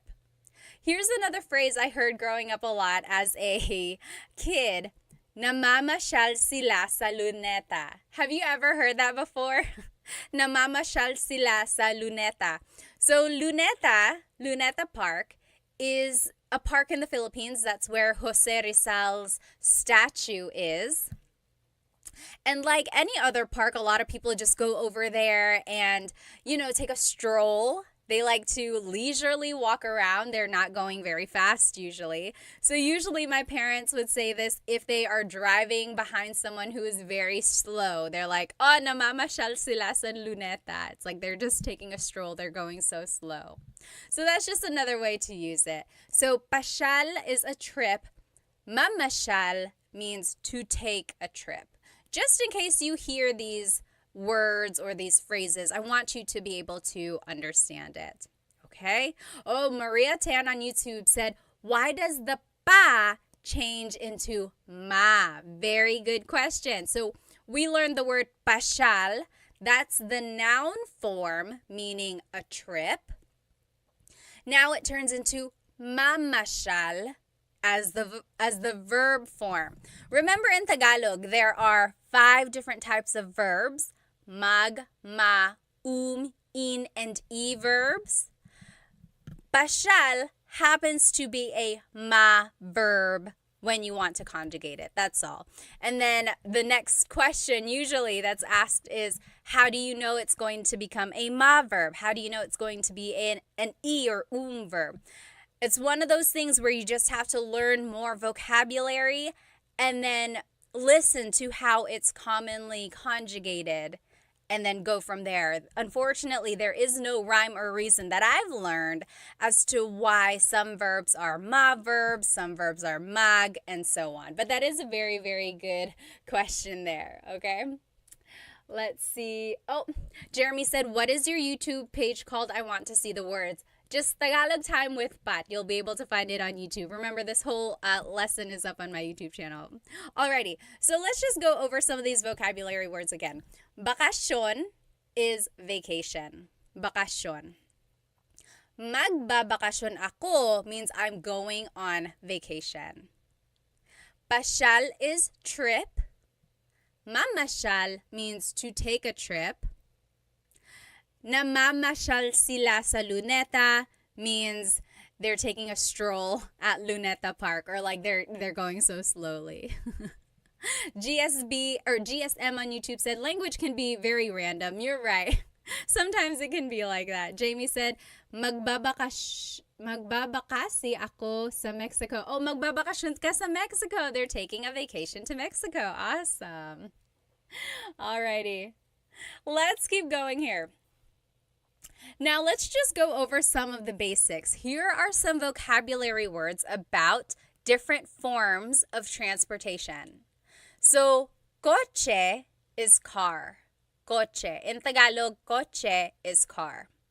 I've also heard the word sasakyan. Sasakyan. Literally, sasakyan means something to ride in or something that will take you from one place to another. Sasakyan. Specifically, a car is coche. Okay? Now, I want you to take a look here. This italicized word underneath, that is the verb form. So, for example, coche is car, magmaneho is to drive. Okay, so magmaneho means to drive. Nagmamaneho ako, I am driving. Okay. Now, aeroplano is airplane. Aeroplano, that's airplane. If you want to say you're gonna fly somewhere, like I'm gonna fly to Chicago, I'm gonna fly to Japan, aeroplano, it would be mag-aeroplano ako. Mag-aeroplano ako. I'm going to take an airplane there. So it's interesting how in English we would say, oh, we're gonna fly. But in Tagalog, it's I am airplaning there, right? Technically in Tagalog, the verb to fly is lipad. So you could say, lilipad ako. But that literally means I am going to fly. Like me, my body, I am going to fly. So not a lot of people say lipad. Like if they want to say, oh, I'm flying there, we are going to fly there. They would just say, mag-aeroplano ako. I will take an airplane. I will airplane there. Interesting, right? And we're doing that pattern again where we are turning a noun into a verb form by adding this mag prefix. Very interesting. So do you see the difference there? So in Tagalog, if you want to say we're flying somewhere, we don't actually use the verb lipad. Lipad means to fly. We don't say like we are flying, like lilipad kami. Because again, that means like our bodies are flying there. Almost like someone asked about an aswang there. Aswang, sometimes they can fly, right? So yeah, we're not doing that. So mag-aeroplano ako, we are taking an airplane there. Sure said airplaning there. I love it. Yes, that's exactly what it is. Same with the word barco. So barco means a boat, specifically a large ship. A large ship. It's a boat, it's a ship used for traveling or transporting things. Magbarko means to take a ship or to boat somewhere, to get somewhere using a boat or a ship. Magbabarko kami, we will ride a ship. Magbabarko kami, we are going to boat over there. Now, I want to point out that another word for boat is bangka. Anyone know what a bangka is? Bangka? Well, a boat or barco is a boat or a ship, right? A really large ship. Bangka, anyone know? Bangka are the really, not really small, but they're the smaller boats, usually made of wood, that fishermen use. Okay, so yeah, yes, TMD text had said like a kayak, a little bit bigger than a kayak. They are usually made of wood, and it's just like a simple boat that fishermen use. And it's just like the simplest form of a boat. It's usually like people have to row it. Sure said a raft, not as simple as a raft. So it's a little bit bigger than that. So yeah, it's just like a really small boat. There are no sails on it, although there could be, I guess. Usually not. There's usually like there can be a covering so that there's a little bit of shade. But actually, now that I think about it, maybe there are some with propellers on it just so it could be a little bit faster. Anyway, the idea here is that a barco is really, really big, takes longer and bigger trips. And then a bangka is a smaller boat, usually made of wood. It's just very simple, used for like smaller commutes. Nefim on TikTok said bangka transports you to Boracay. Yes. So it's like Games for Tubes said canoeing. So yes, it's not quite like that. It is kind of like a canoe, I guess. There are like support beams on a bangka to keep it steady. Look it up. You'll know what I mean. You've probably seen it before. Bangka is a sailing yacht. It's not big. It's not very big. Almost Polyglot said bangka sounds like bank. Almost. Yes, GSM said, I think I've seen the ones you're talking about. Yes, if you've been in the province or any kind of smaller places like just like areas where you don't have to go very far, you'll probably see a bangka. Van Vic said that's really cool. You can go to Boracay on that. It depends on where you're coming from. If you're coming from Manila, you're probably not going to ride a bangka because it's really far. You're going to need to take a barco or an aeroplano. But you can ride on a bangka while you're at an island like that. Jeremy said bangka is a small trimaran. Trimaran? I don't know my boats. That must be a type of boat. Local Cry said, how do you pronounce kalapati? Kalapati. Kalapati is like a little dove. Alrighty. Oh, Zell said, I just landed in the Philippines. How awesome. How awesome. Yes, Milan said, aren't they the ones you get on tours a lot in the Philippines? Yes, you're probably going to ride a bangka to take a tour of an island. We went to Cebu and we went island hopping and we rode a bangka there. Yes, exactly right. Okay, GSM on YouTube said, yes, a trimaran. Trimaran?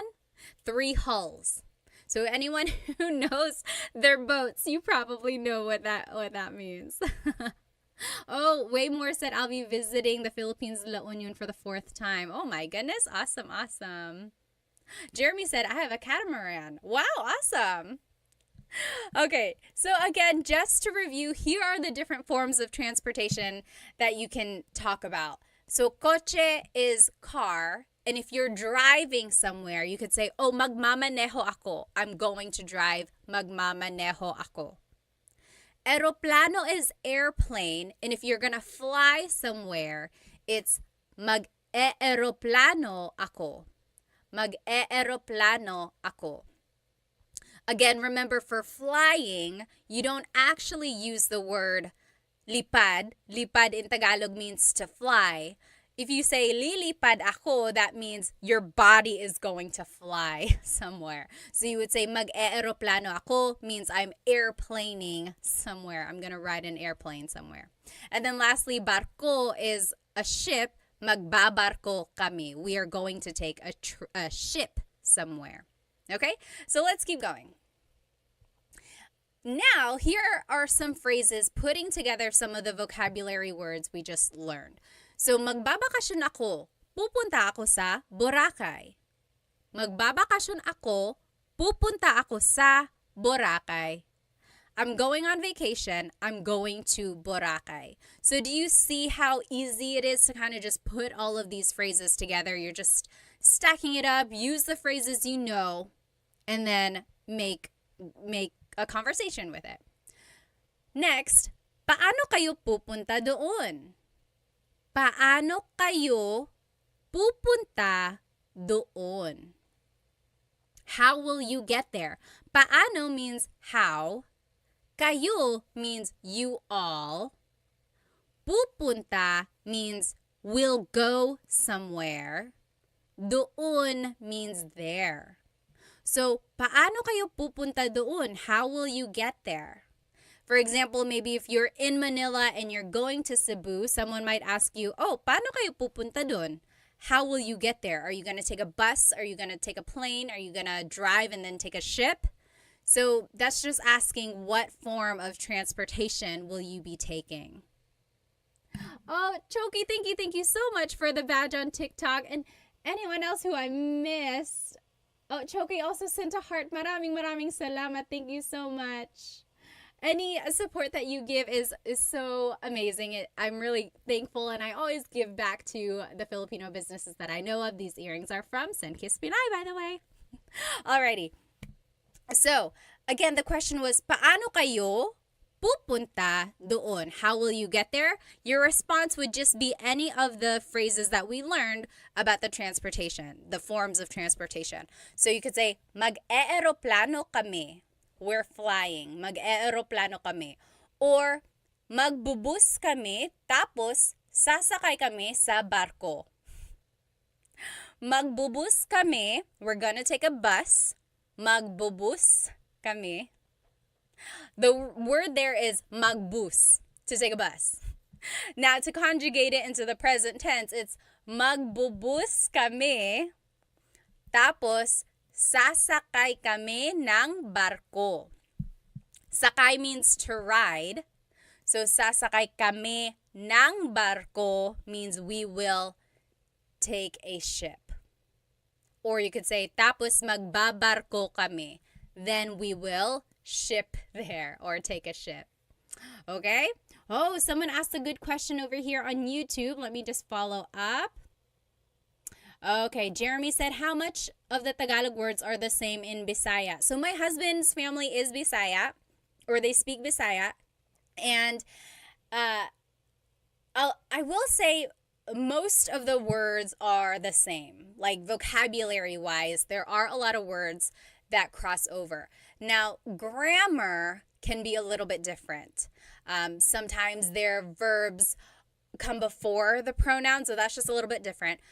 But for the most part, I would say maybe even like 50-50 actually. So maybe not most of the words, but a lot of the words are the same in Bisaya and Tagalog. Okay, let's see. Oh, GSM said, pupunta ako sa Siargao. Oh, Siargao is the surfing capital of the Philippines right now. I hope you have a lot of fun. Sure said, what is the difference between doon and dyan? So, doon is there, dyan is here. Well, okay, no, that's wrong. Dito is here. So, dyan and doon. Think about it like, made me scratch my head there. They both mean there. So it's like, dyan is there, doon is over there. Does that make sense? Doon is a little bit farther. Dyan is there, doon is over there. Does that make sense? Alrighty, I have a bunch of friends who are Bisaya, GSM said. Oh, Jeremy said, can you please say mage slowly so that I can hear it? Mage? What is mage? M-A-G-E, mage. Meg? Let me know like an example of when you've heard it before, and maybe I can figure that out. Oh, Zell said, tara, tara, tara. Let's go, let's go, let's go. Alrighty.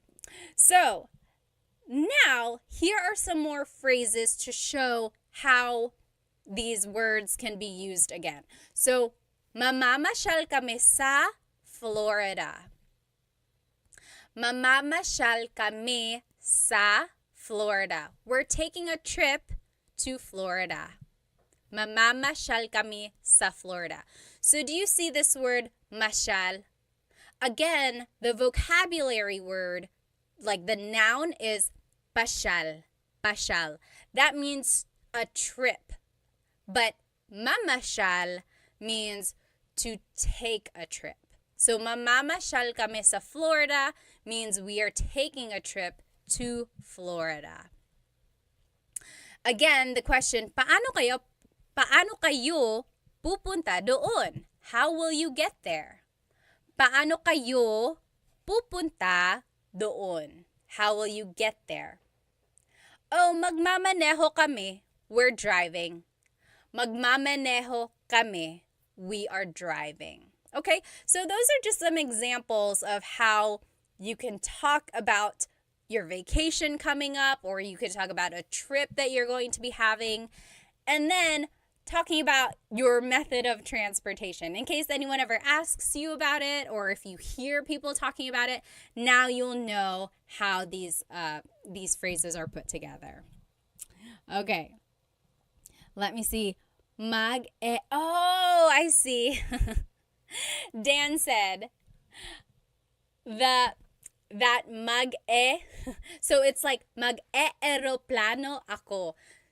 Mag-eroplano ako. That mag-e that you were asking about is just a repeated first syllable. That's what we call a repeated first syllable. When we are conjugating a verb in Tagalog, specifically a mag verb, mag goes first. It's a prefix, mag.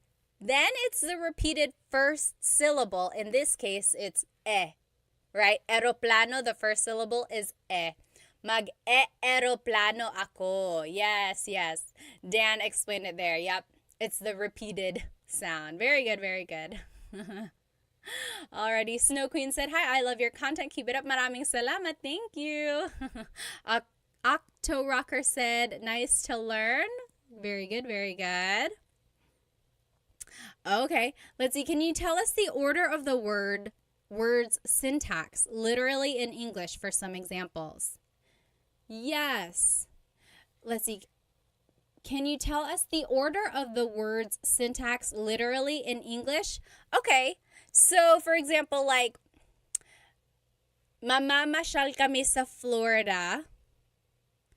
So, mamasyal is the verb. Kami is the pronoun we. Sa means to. Florida is the place. Is that kind of what you mean? Let me know. Oh, yes. Dan said, so are we using future tense because it's actually in the future versus the direct translation, we're driving, nagmamaneho ako? Yes. So it's up to you. If you are actually driving, then yes, you could say, nagmamaneho kami. Very good, very good. That's a good catch there. So if you were talking about it in the future, or like about it happening in the future, then it would be magmamaneho ako. But if you are currently driving while you are telling the story, it would be nagmamaneho ako. Very good, very good. Okay, now, one more thing. You might hear someone say this is actually based on true events. Ha? Magbabarko tayo? Eroplano na lang. What? We're taking a boat? Let's just fly. So, ha, magbabarko tayo, eroplano na lang. So, that just means what? We're taking a boat, let's just fly. And that has happened to me. I think we were somewhere in the Philippines and our plan was to fly. But then for some reason, either I think the flights were overbooked or our scheduling was just off. We had to take a boat instead and then go by land the rest of the way. So I literally said, why do we have to take a boat? Or we're taking a boat, can't we just fly? And then I was informed that flight was not an option there. Let me see. All right. Oh, yes. Jerry said, thanks for starting with common words, trying to learn. You're welcome. You're welcome. Going to Pangasinan every year with my wife. Awesome. Awesome. Okay, let's keep going. Now, here's another word to describe a trip. This word is viaje. Viaje. And this is a trip, but also it's like the journey. Viaje. So you might hear someone say, mahaba ang biyahe natin bukas. Mahaba ang biyahe natin bukas. Mahaba means long. Ang biyahe means a trip or the trip. Natin means our. Bukas means tomorrow. Mahaba ang biyahe natin bukas means we have a long trip tomorrow. For example, if you are driving from New York to California, your mom or dad might say, hey, go to sleep, mahaba ang biyahe natin bukas. Go to sleep, get some rest because we have a long trip tomorrow. Do you see how biyahe is being used here? So it is a trip, but this time it's kind of talking about the journey, not so much about the destination, not your vacation, not the trip location, but more about the journey. Interesting, right? How there's a different type of word for that. And a different use or description of biyahe, you could say, madali lang yung biyahe. It's an easy trip, or it was an easy trip. So for example, if you get to your destination and someone was like, oh, how was your trip? How was the drive over here? It could be, madali lang yung biyahe. Madali lang. It was easy. Not so bad. Okay? Very interesting. Jeremy said, how is the occupation truck driver said in Tagalog? I always have to explain my job to people. You know, a lot of people just say driver. Driver ako. Driver ako ng truck. I am a driver of a truck. You could also just say truck driver ako. Truck driver ako. But yeah, you could also just say driver ako ng truck. A driver is a very common job, right? A lot of people drive other people. They might drive a bus. They might drive a jeepney. So people are like, oh, driver ako, driver. So people might expand on that and just say, oh, driver ako ng truck. Okay? GSM said, but the boat ride will be more relaxing. Maybe if you don't have motion sickness. Luckily, I'm not that bad. Like, I don't get too motion sick, but I get kind of impatient. I'd rather just go. But I do like the scenery that you'll see while out there on the ocean. Sometimes I remember seeing like flying fish. My goodness, I have really fond memories of my childhood just taking a boat from, let's see, where were we coming from? We were going to Catanduanes, which is an island in Bicol. So there's mainland Bicol, and then there are islands around it. So we were going from mainland Bicol to Catanduanes, and we always had to take a boat there. And yes, oh, so many memories. Now I miss it. You just made me go back through memory lane. I remember one more memory. As a kid, like, have you ever ridden a boat in the Philippines or taken a ship somewhere? They have kids, sometimes kids, usually kids. They are swimming around the boat, waiting for people to throw change at them, right? And that is a way for them to, like, get some money. And so you can throw coins.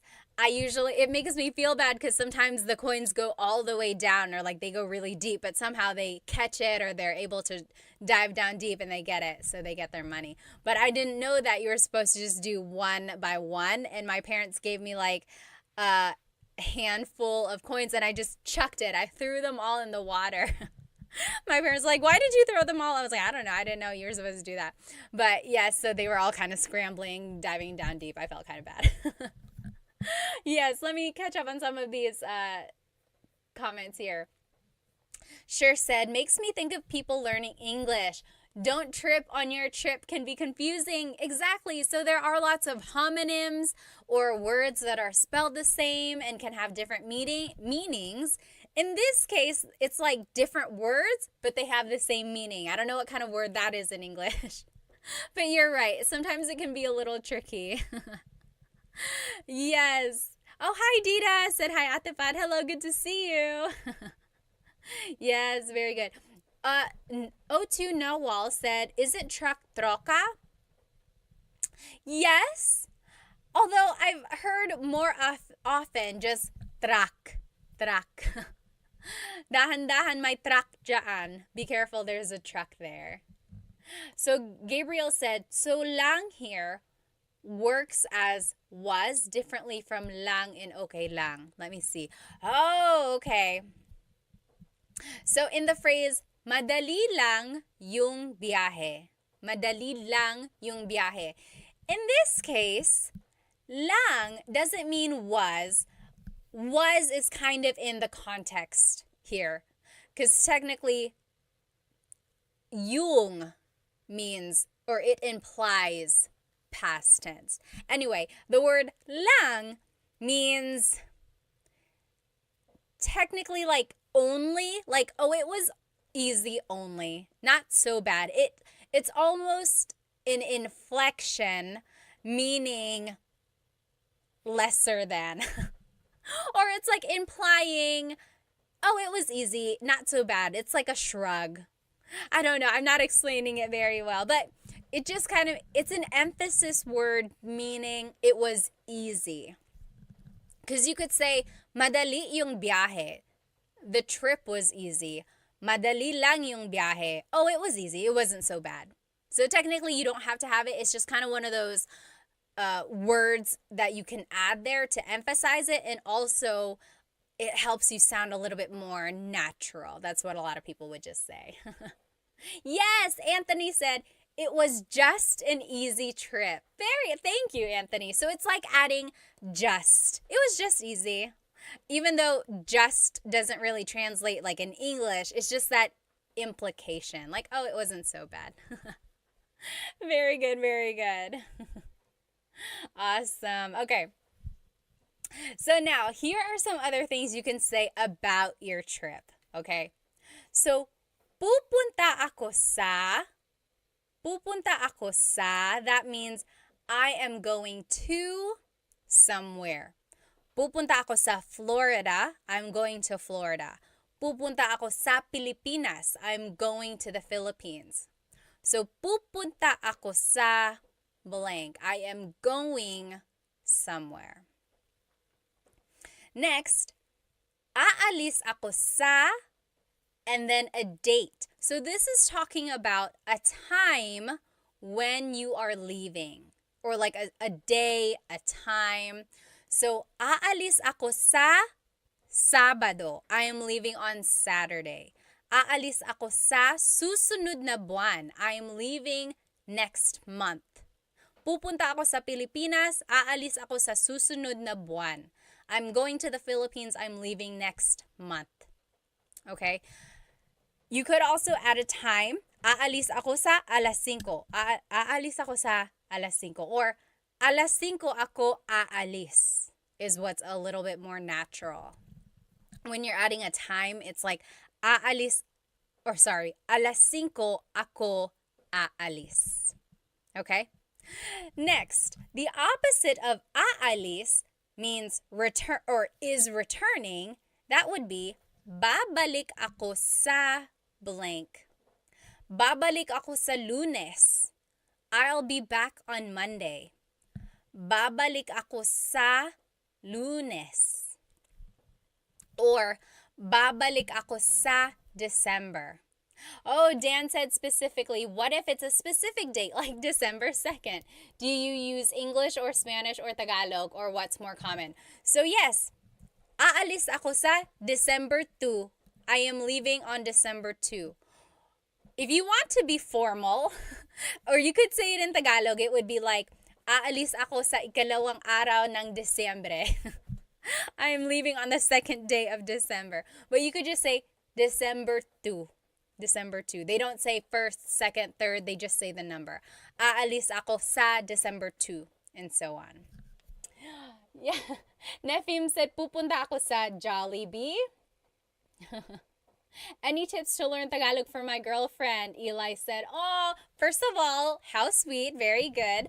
And then also, I would say learn vocabulary words first and then insert vocabulary words in your everyday conversations. For example, where are my susi? Where are my keys? So susi is keys.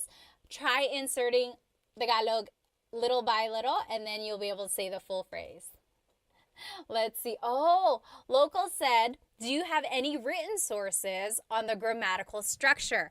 Nothing written out unless you want to print out my slides to my full-length Tagalog lessons. So on my YouTube channel, there are full-length Tagalog lessons, and I go through the grammatical structures of present tense, past and future tense conjugation, and sentences, and there are grammatical structures in there, and I have the slides up on my Stand Store, which you can print off and follow along to while you're watching. Yes, okay, so Rayleigh said, is pupunta, does that have the same meaning as will or only means going to? Pupunta ako, I will go to. It's the same. You can say, pupunta ako sa Florida, I am going to Florida, or I will go to Florida. Does that kind of make sense? Okay. Let's see. Let me catch up on some of these comments here. Okay. Oh, Ryu Jinx said, this is too advanced for me. I'm sorry. Yes, I do have some easier classes. Some people ask for a little bit more difficult, so this might be one of those. Jeremy said, do you have a vocabulary list? No, but maybe I should make one. Love you po, Dev said. Susie is my cousin's name, Nawal said. Okay. Oh, Ryu Jinx said, I just want to experience the class even if I can't catch up. Alrighty. Oh, sure said, I have Ate Pat's slides for conjugation and they're very helpful. Thank you. I'm glad you found them helpful. Okay, where were we? Here. So, traveling phrases so far, we learned pupunta ako sa, I am going to blank. Ejam said, pupunta ako sa Vegas. So, I am going to Vegas. Very good. Then, aalis ako sa, I am leaving on a date. Aalis ako sa Sabado. I am leaving on Saturday. Babalik ako sa Lunes. I am coming back, or I will be back on Monday. This last one talks about who you are going to be with. So, names of people. Kasama ko si blank. Kasama ko si nanay. I will be with my mom, or I am with my mom. So, kasama ko si, that can be present tense or future tense. So, there's no real indication of tense here. So, you could just use it in the future or present. So, kasama ko si Kuya Art. I will be with Kuya Art, or something like that. Take a look at this next slide. It has some examples written in. Oops. So, pupunta ako sa Maynila. I am going to Manila. Pupunta ako sa Maynila. Do you see the spelling of Manila here? This is the Tagalog spelling of Manila. Pupunta ako sa Maynila. Maynila. I am going to Manila. Now, you don't have to only use this phrase with a specific place, like a city or anything like that. You can use this phrase with like a location that's generally speaking. For example, pupunta ako sa tindahan. I am going to the store. Pupunta ako sa eskwelahan. I'm going to school. Or it could be specific like this. Pupunta ako sa Maynila. I'm going to Manila. Or pupunta ako sa bahay ni nanay. I'm going to mother's house. I just want you to learn this phrase pupunta ako sa means I'm going somewhere. Okay, Jay said, just joining Ate Pat, sorry, late po. No worries, no worries. Next, aalis ako sa Sabado. I am leaving on Saturday. Babalik ako sa isang linggo. Babalik ako sa isang linggo. I will be back in 1 week. Babalik ako sa isang linggo. Dex said, aloha from Hawaii. Hello, hello. Oh, Jason said, Pat, pupunta ako ng Pinas para maghanap ng mapapang-asawa. Of course. Did you see my eye roll? He's going to the Philippines to find a wife. Well, I hope you find other things there. There's more over there than just women. Okay, kasama ko si Ate Pat. Ate Sara. Now I'm all confused. Kasama ko si Ate Sara. I will be with Ate Sara. Okay. Let me see. Let me catch up here. Milan said, does sa have a fixed meaning? Is it used for to and on? Okay, I'm just trying to read up on the other comments here. Yes, Dan later on answered, no, sa is a particle. It changes depend on the context of the sentence. Exactly right. So sa is actually one of those words that can have many, many, many different meanings in Tagalog. It can mean to, like pupunta ako sa Manila. I'm going to Manila. It could also mean from. It could mean on. It could mean in. Again, it just depends on the context. And for all of those words like on, in, from, those also have other Tagalog words, but this word sa can have different meanings, again, depending on the context. You're exactly right. Yes, Dan said, but oftentimes it can mean it's connected to a location. Yes, yes, yes. Okay, someone else had another question up here. Oh, the Rhino said, came from Instagram Live. I didn't know there are slides. This is cool. Yes, yes. Again, if you're on TikTok or Instagram, on YouTube, all of the slides are up here. You can follow along. Jeremy said, are all of your live classes on Thursdays? Most of the time, that's why they are called Tagalog Thursdays. But over the summer, I've been a little bit busy. Some of the Thursdays, we didn't have class. There was July 4th, and then I was in Chicago 1 week. But usually on Thursdays, I try to have a live Tagalog lesson. I call them Tagalog Thursdays. Any questions about these phrases? Hopefully, you can use these phrases now, and not only talking about your vacation or not only talking about like a trip that you're going on. You can use them when you're even just talking about going to the store, right? Pupunta ako sa tindahan, aalis ako ng 3:00. I'm going to the store, I'm leaving at 3 o'clock, whether you are here or not, right?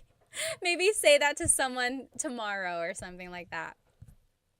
Or if you need to go shopping, you could say, aalis ako, babalik ako sa 1 oras. I'm leaving, I will be back in 1 hour. Babalik ako sa 1 oras. Okay? JB said, sa is a preposition, diba? Again, it's one of those things, depending on its context, it can be a preposition. You're right. Puck said, I learned that by listening to my wife mess up all the English translation from sa. Yes, exactly right. So he said his wife never gets the prepositions right, like on, in, to, because sa takes the place of a lot of those words. Exactly right, Puck. Unfortunately, for some Filipino like people who get that confused. You're right. Maria said, what about the word si? Like in the word kasama ko si. Is that referring to a person? Yes. Yes, that is the linking word that comes before a person's name in a phrase like this and for a lot of cases. So if a person's name is coming after something, Usually it's si. Sometimes it's ni. Ni is possessive. Like, bahay ni Ate Sara. Bahay ni Ate Sara, that means Ate Sara's house. But if you say kasama ko si Ate Sara, that means you are with Ate Sara. Okay? Let's keep going here. Now, here are some phrases you can say in the Philippines while you are traveling, okay? So this might be useful for you, but you could also say it if you're just around the house or if you're traveling to somewhere new. Nasaan ang CR?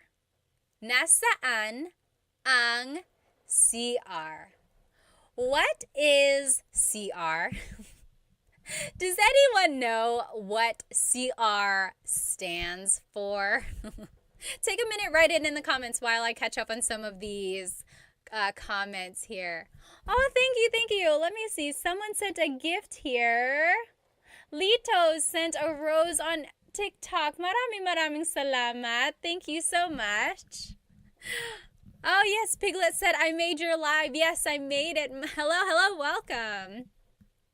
Dan said, Ate Pat, ang mga live class mo, ang pinaka-paborito kong serye. Salamat naman. He said, your lives are my favorite series. Yes, exactly right. Anthony and Puck and JB, you guys all got it. Snow. Yes, Piglet, Laia, sure, all of you. Mike, Ejam, and Jeremy, you guys all got it. Yes, and B, Habegger, you guys all got it. Roselou, BPA, very good. Oh, so girl with no said crying room. So it's not right, not quite crying room. Yay, JF got it on TikTok. So CR is comfort room. Comfort room.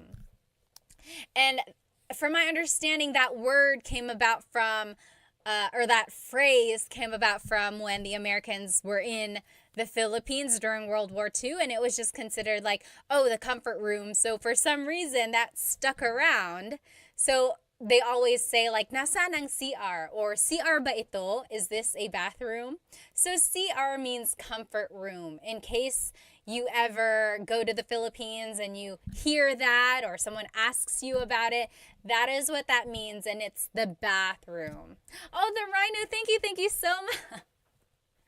The Rhino sent a gift through YouTube and it said, Maraming salamat ate, go buy some Chicken Joy. You know the way to my heart. Thank you.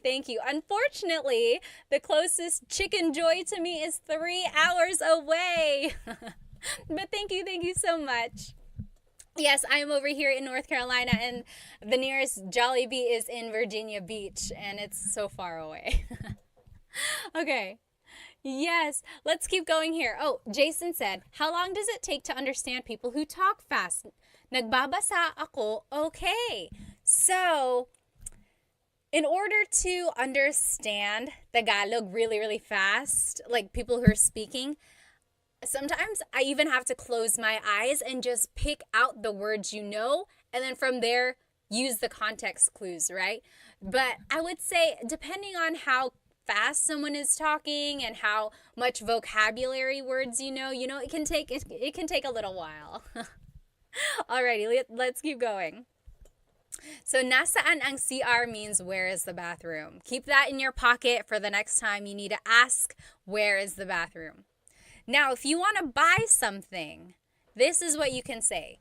Pabili po ng. Pabili means can I buy? Can I buy? Po is a sign of respect. Ng means some or a thing. Pabili po ng blank. For example, pabili po ng tubig. Can I please buy some water? Pabili po ng tubig. Or pabili po ng tinapay. Can I please buy some bread? If you don't know a word in Tagalog, you can always fill in the blank with an English word. I love using Taglish, especially if you don't know a lot of vocabulary words. Taglish is a good way to learn words. Pabili po ng water. Pabili po ng water. Then later go back and try to figure out what water is. And then you'll be able to learn, oh, pabili po ng tubig. Okay? Next, magkano po ito? Magkano po ito? Magkano is how much. Po is a sign of respect. Ito means this. Magkano po is ito? How much is this? Oh, Hitch in the Philippines, maraming salamat for purchasing a gift on TikTok. Maraming salamat. And then, of course, I always like to add this. Salamat po means thank you. Salamat po. In the Philippines, it really, really pays off to be respectful and to be thankful. So if you can always say salamat po, that will get you very, very far. Okay, let me just catch up on some of these comments here. Yes, O2 Nawal said banyo is more proper than CR. You're right. Jeremy said, I'm 25 minutes from a Jollibee in Bakersfield, California. Yes, I'm sure you guys have a lot. There are a lot of Filipinos over there. I really, really want to have my own Jollibee. So if we can make that happen, let's do it. Next, Milan said, I feel your pain, ate. I'm in Birmingham, UK, and the closest Jollibee is 3 hours away, and it still doesn't hit the same. You're right. Like, a Jollibee outside of the Philippines is exciting, and it's fun, and it's super yummy, but it's nothing like the Jollibees in the Philippines, right? Maybe it's like the heat, and then you walk into the Jollibee, and it's so, like, nice and refreshing, and you get to eat your favorite foods. It's just so nice.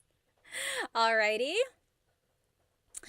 Let's see. Yes, the Rhino said that's how I am when learning a new accent for English speakers. I was born and raised in Chicago. Robert is still talking about the bangka. So the bangka is a double outrigger canoe, one hull and two outrigger floats. This is the technology that enabled Austronesian peoples to spread across the Pacific and Indian Oceans. Thank you, Robert, for enlightening us. For anyone who just joined, we talked about the bangka way in the beginning of class when we were talking about the different forms of transportation. We talked about how barco is like a big ship and a bangka is a smaller wooden ship, and I was trying to describe it. And a lot of people were saying, like a canoe? I was like, kind of. And they're like a kayak, like a raft? I was like, not quite. But this is it. So it's kind of like a canoe, but it has supports on the side. And apparently it's been used by the Austronesian peoples to spread across the oceans. Wow, that's amazing. Okay, let's keep going. Okay. Jason said, when do we say, salamat po naman? I don't usually put those words together. Sometimes I might say, salamat naman, but not a lot. I don't add naman to salamat, usually. Naman is one of those words that's an emphasis word, right? Like, I understand what you're trying to do here, and you might hear people say that. Personally, I don't usually say it. People might say, ay salamat, oh, thank you. Or to emphasize it, I usually say, maraming salamat. Thank you a lot. Thank you very much. Maraming salamat. Okay, very good. Let's see. Oh, Piglet said, yeah, I heard Jollibee in the U.S. is different than in the Philippines. I wonder why. That's a good question. I think it is just like a little bit different. Oh, yes, maybe it's where they source the food, but also the palates of the area. It could be.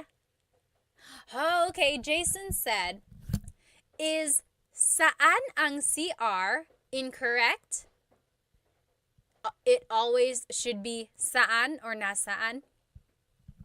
So there are two different types of saan in Tagalog. Nasaan and saan.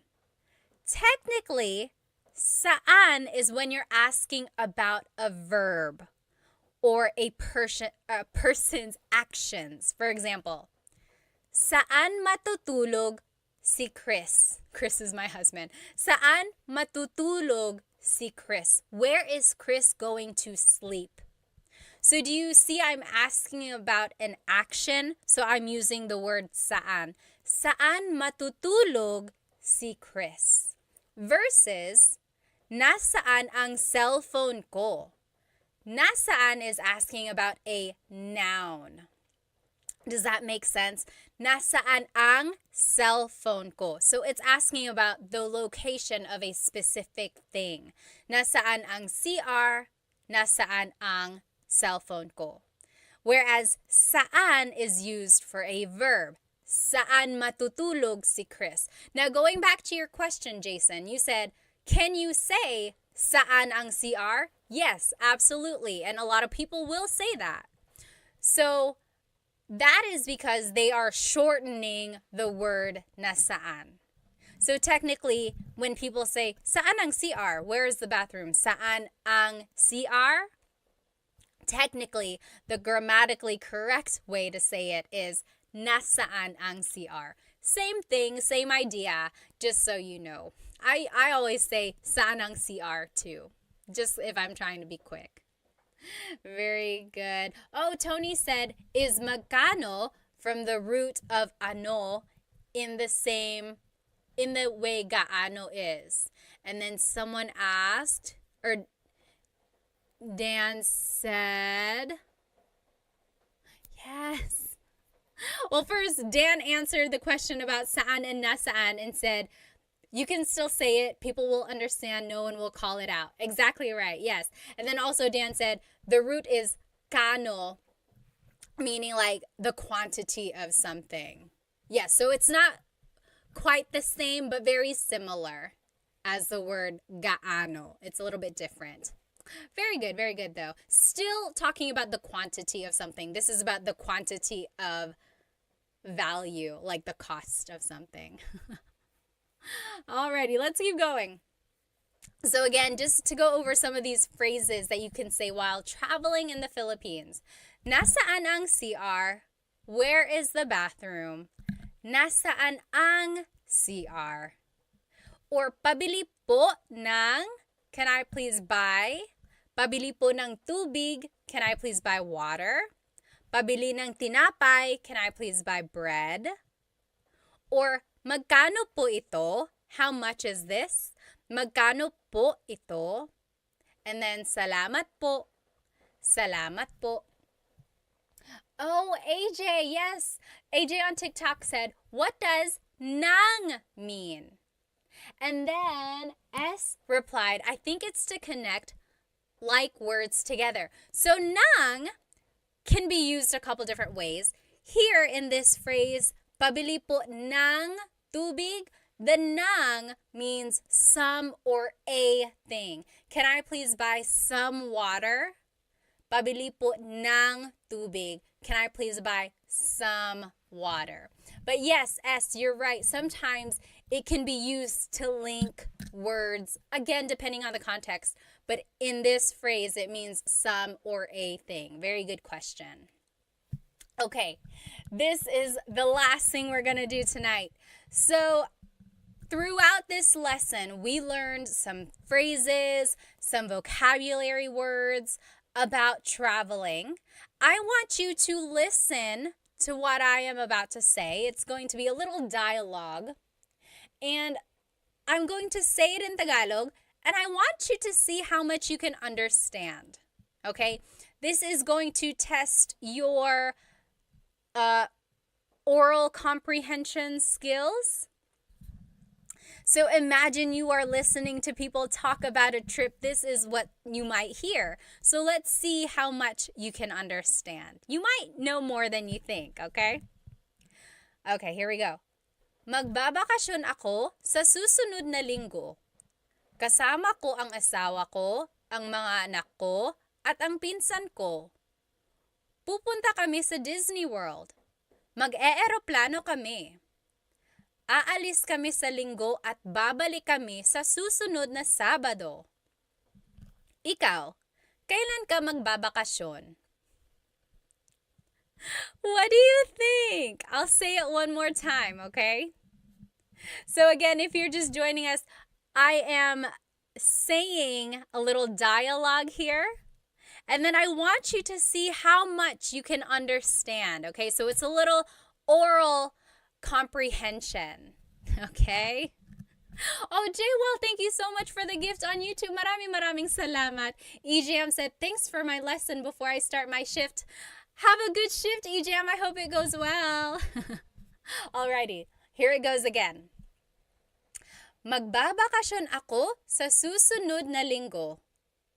Kasama ko ang asawa ko, ang mga anak ko, at ang pinsan ko. Pupunta kami sa Disney World. Mag-eeroplano kami. Aalis kami sa linggo at babalik kami sa susunod na Sabado. Ikaw, kailan ka magbabakasyon? Anyone have an idea of the translation of any of this? Feel free to write it in the comments. Let's see how much you can understand. Alrighty. Let's see. Alrighty, let me just see here.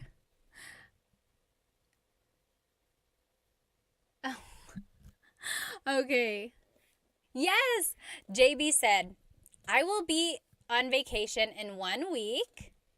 I'm with my spouse, my child, and my cousin. We're going to Disney World. We're flying. We're leaving in a week and coming back early on Saturday. You, when are you going? Alrighty, let's double check here. Okay. Yes. Blake Kayer on Instagram. Yes, you're getting it. Yes, okay, let's see. So, magbabakasyon ako sa susunod na linggo. That means I'm going on vacation next week. Yes. So, susunod na linggo means next week. Susunod na linggo means next week. So, magbabakasyon ako sa susunod na linggo. I'm going on vacation next week. Next, kasama ko ang asawa ko, ang mga anak ko, at ang pinsan ko. That means I'm going with my husband, my kids, and my cousin. So this word, kasama ko, again, is one of those phrases where it can mean the present tense or the future tense. I will be with my husband. Ang mga anak ko, that's plural, children. When you add the word mga, it makes something plural. So I will be with my children and my cousin. Ang pinsan ko, my cousin. Then the next phrase was, pupunta kami sa Disney World. We're going to Disney World. Mag-eeroplano kami. We're flying or we will fly. Aalis kami sa linggo.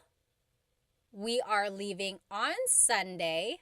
So linggo can mean week or Sunday. Tricky, right? That's why I added it there. So aalis kami sa linggo. We're leaving on Sunday. At babalik kami sa susunod na Sabado. Babalik kami, we are coming back. Sa susunod. Susunod means next. So, sa susunod na Sabado means we will be back next Saturday. Or the following Saturday. And lastly, ikaw, kailan ka magbabakasyon? What about you? When are you going on vacation? Okay? Yes, so that is just an example. I'm not actually going to Disney World. That's just an example there. Do you see how we put together all of the vocabulary we learned, all of the phrases, and we are just kind of putting it in like the correct order to explain what we want to say, right? So hopefully you can recognize some of these words and phrases now when someone talks about a trip or a vacation they're going to go on. Okay? Now, here's just a review of everything we learned tonight. We talked about the vocabulary of different forms of transportation, right? It just makes me laugh. We finally figured out what a bangka is. We learned aeroplano is airplane, coche is car, barco is boat, a ship, and bangka is like a smaller boat, right? And then we learned some phrases, lots and lots of phrases about traveling. We learned bakasyon is vacation, pasyal is a trip, viaje is also a trip, but also more like a journey, right? It's more like the act of taking a trip. And then we learned some phrases that you can say while traveling in the Philippines. And then we practiced with this example dialogue. Okay, does anyone have any questions or comments? Let me just go through some of these comments, especially on Instagram. I want to make sure I saw them. If you have a question and I didn't get to it, feel free to write it again. Blake Care said, I'm taking vacation and we're going to Disney World. Oh, I think you were just translating what I was saying, right? Okay. Oh, Jeremy said, babalik is Sunday. Babalik means to come back. Sunday is linggo. Linggo. Yes. Okay, awesome. Well, thank you, everyone. Oh, Meep, thank you so much for the gift. I think you sent a gift. Yes, you sent me a heart. Maraming salamat on TikTok. Thank you so much. I will see you again next, actually, I think I will see you more or a lot earlier than next Thursday. Okay, so I plan to go live a few more times next week, not just on Thursday, because I have a lot of lessons that I want to do again. I like to do these lessons more than once, just in case people weren't able to join the first time. I like people to be able to join and ask their own questions and things like that. So hopefully I can be on again some other time next week. But I will definitely be on here on Instagram and YouTube and TikTok live next Thursday for Tagalog Thursday. Oh, Surf, thank you so much for the gift on TikTok. Someone on here, let's see, S asked, what is your Instagram? It's just Tagalog Time with Pat on all of the platforms, YouTube, TikTok, Facebook, and Instagram. Tagalog Time with Pat. Okay, have a good rest of your day or evening, and I will see you next time. Maraming salamat. Paalam.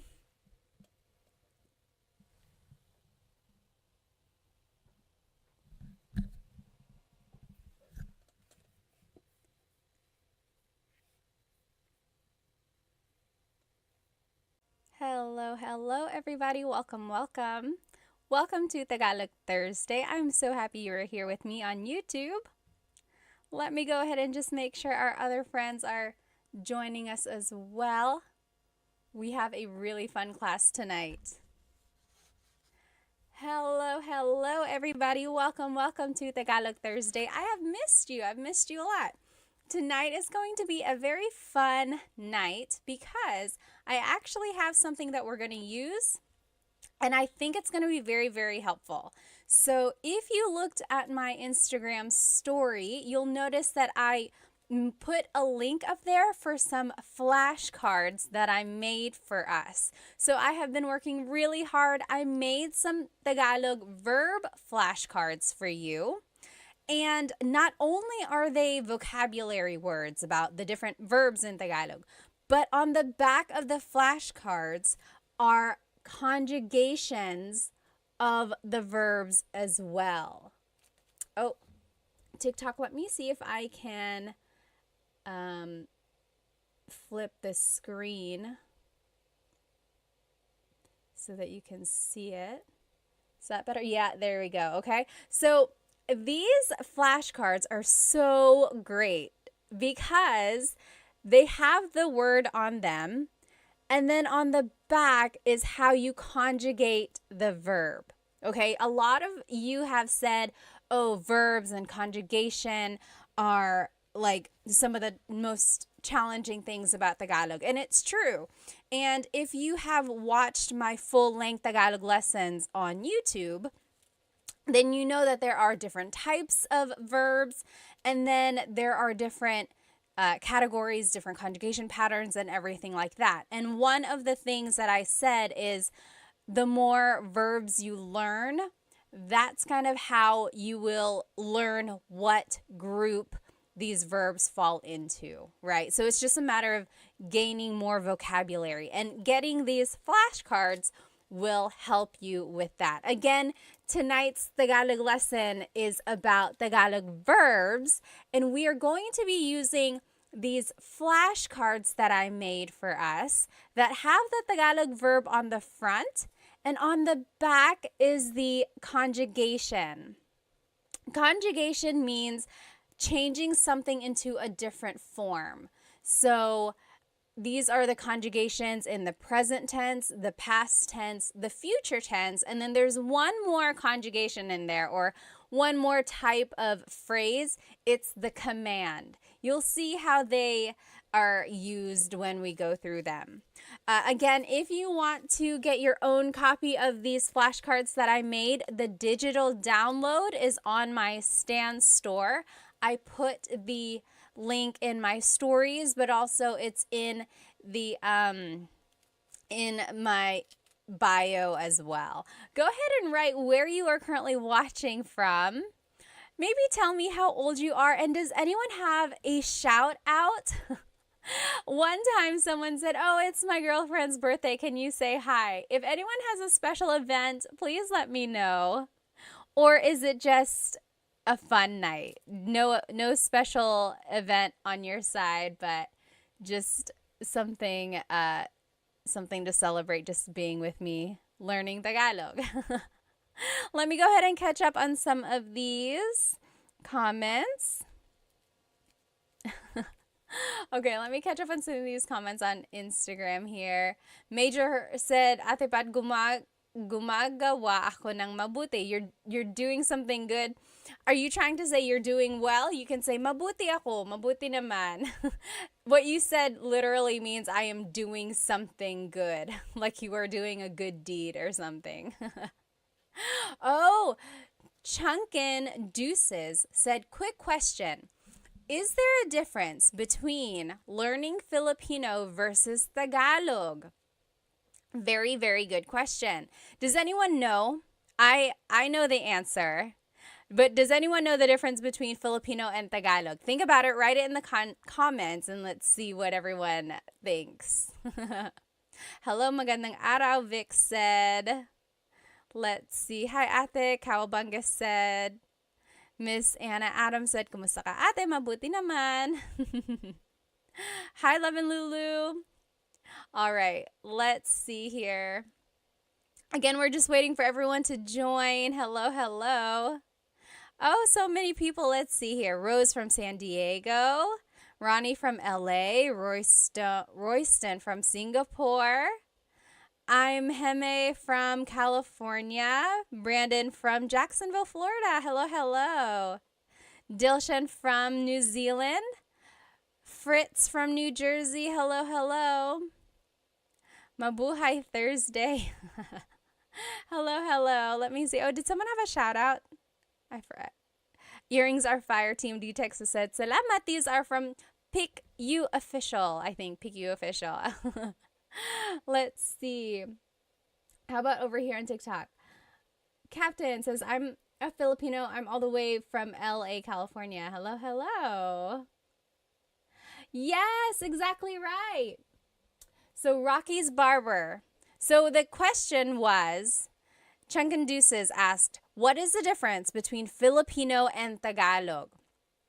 And over here on TikTok, Rockin' Barber said, Filipino incorporates the borrowed phrases and words. Exactly right. So Tagalog is a very old language. In fact, it's one of the oldest ones in the Philippines. There's like written by Bayin that's been found. It's just a very old language. And of course, the Philippines itself has had a lot of influence from so many countries, like Spain, of course, when they occupied it for 300 years. Then there was America and even Japan for a little while. And Chinese, because there were a lot of immigrants from southern China. So, along with all of those different cultures, they incorporated a lot of those words into Tagalog. So much so that Tagalog itself kind of got mingled with all these languages. So, they had to change it a little bit.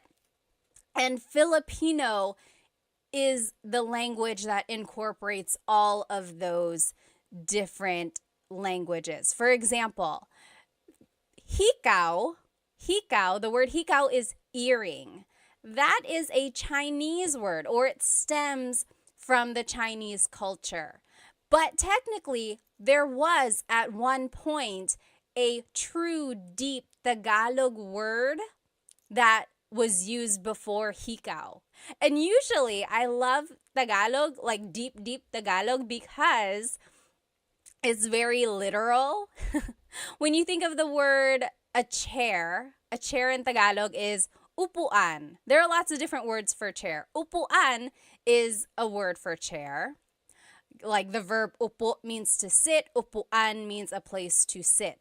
But also, a deep Tagalog word for chair is salumpuet. Salumpuet. So that's like true deep Tagalog. And it means, salo means to catch. Puet is your bottom. So salumpuet is something that is catching your bottom, right? Your chair. So that's the difference between Tagalog and Filipino.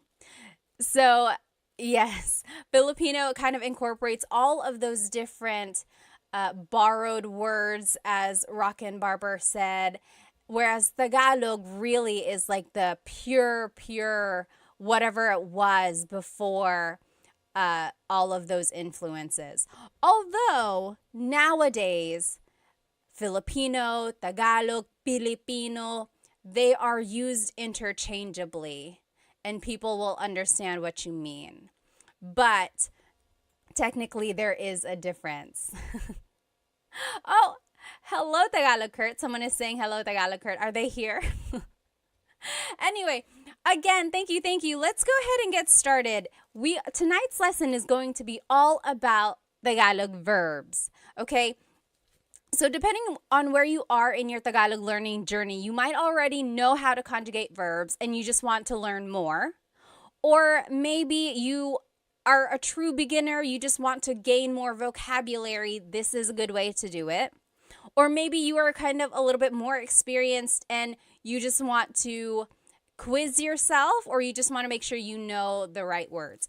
We are going to be using these flashcards that I made for us. I'm so happy that I made these flashcards, you guys, because not only do they have the Tagalog word on the front, so this is a picture of a shower.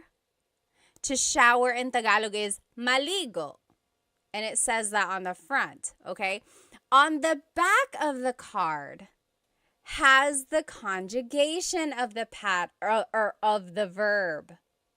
Okay, so it's like there are different ways you can use these cards. One way is to cover the Tagalog word and then quiz yourself. Be like, okay, what is to shower? What is to shower? Then you're like, okay, it's maligo. Now, what if I want to say, I am taking a shower? What is it again? What is it again? Then you look on the back, you're like, oh, naliligo ako. Naliligo ako. Okay, so you can purchase your own copy of these flashcards on in my Stan store. The link is in my IG stories right now, or the link to my Stan store is in my bio as well. I will note that when you purchase it, it is just a digital copy. So you're going to be purchasing the PDF form, and it's going to look like this, okay? It's just a PDF form, a document, And you will be responsible for cutting them out and putting it back to back if you want. And then I even went farther and put a lamination on them just to make it have that flashcard feel. Okay. But if you don't want to do all that, you could just print it out, maybe like put holes in it and put it in a 3-ring binder, or even just put a staple in it and call it a day. This is just a really good way to review, I think. Let me check over here on YouTube. Okay. Oh, Saul said, nakakatawa ka. I learned that yesterday from your Insta. Salamat. Nakakatawa ka rin. You're funny. All right, so let's just go over some basics about Tagalog verbs, okay? In Tagalog, there are 5 different types of verbs in Tagalog.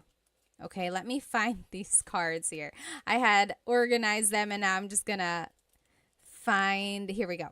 So in Tagalog, there are mag verbs, meaning they start with mag. Mag is their prefix. There's mag verbs. Then there's ma verbs. Ma. They also start with ma, like matulog. Then there's verbs. Then there's in verbs. In.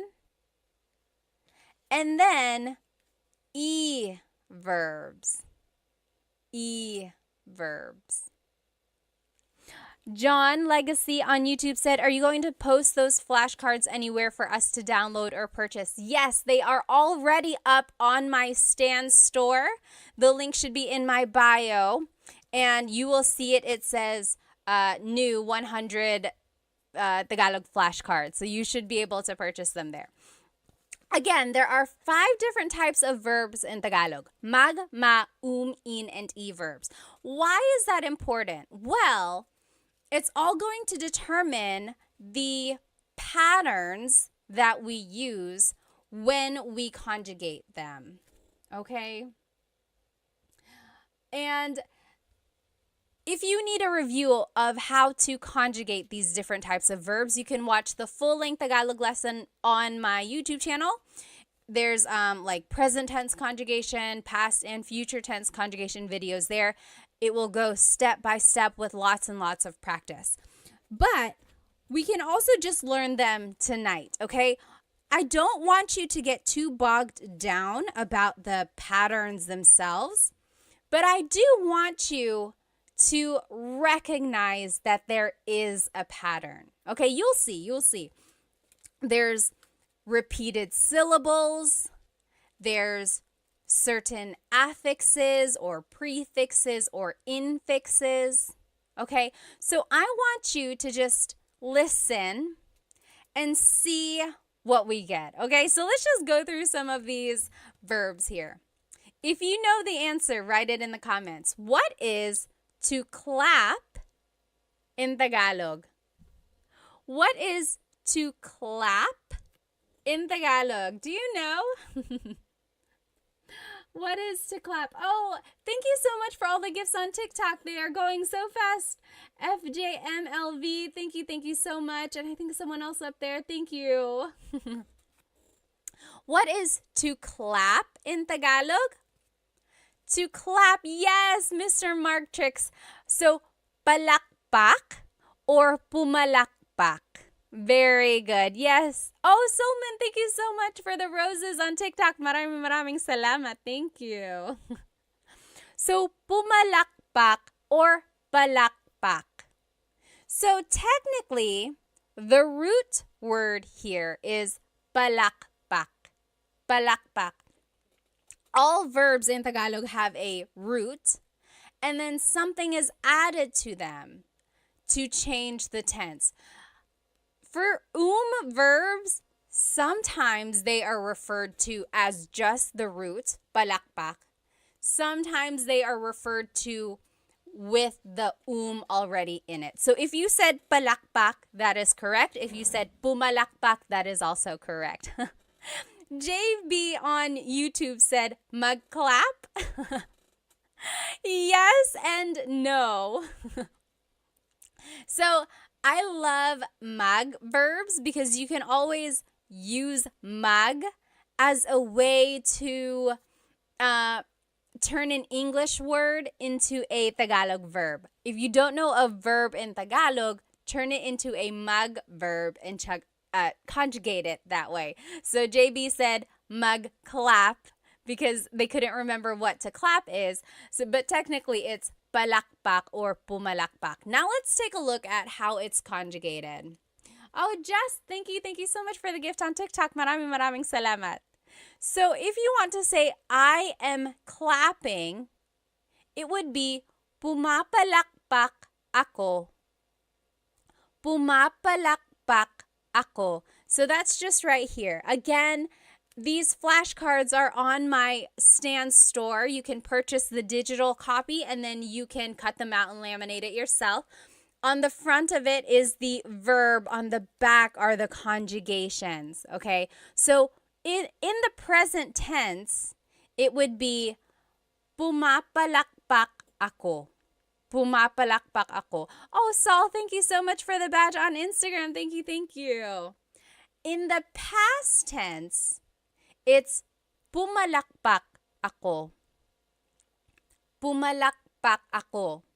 Future tense, it's papalakpak ako. So, it's very interesting. Again, all of these patterns are very specific and don't get too bogged down. I just want you to be able to recognize mostly the root and then see if you can recognize that there is a repeated syllable and then certain affixes and prefixes. Now, if you want to say it as a command, it would be pumalakpak ka. Pumalakpak ka. Clap your hands. Okay? So pumalakpak means to clap or palakpak. Interestingly, the noun form of clap, like applause, is palakpak.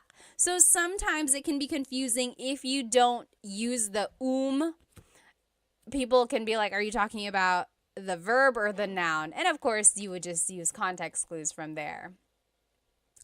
All right, let's keep going. What is to yell in Tagalog? To yell. Do you know what to yell in Tagalog is? To yell in Tagalog is sumigaw. Sumigaw. So in the present tense, sumisigaw ako or sumisigaw siya. Yes, very good. Warhawk got it right on TikTok. Sumisigaw siya. She is yelling. Or sumigaw siya. She yelled. Sisigaw siya. She will yell. Okay, so sigaw or sumigaw means to yell. Sumigaw. Okay, what is our next verb here? What is to dance in Tagalog? What is to dance in Tagalog? To dance in Tagalog is... Oh, Christina, thank you so much for the rose on TikTok. Thank you. To dance is, sumayaw. Yes, very good. Leonardo on TikTok got it right. Jasmine, very close. Jasmine on Instagram said masayaw. So that's another tricky thing there. It's like you might know the root, sayaw, but then you have to figure out, is it a ma verb, a mag verb, or an verb? Sayaw is an verb. So sumayaw means to dance. Again, on the back is the conjugation for your review if you do want to learn them. Sumasayaw ako, I am dancing. Sumasayaw ako. Sumayaw ako, I danced.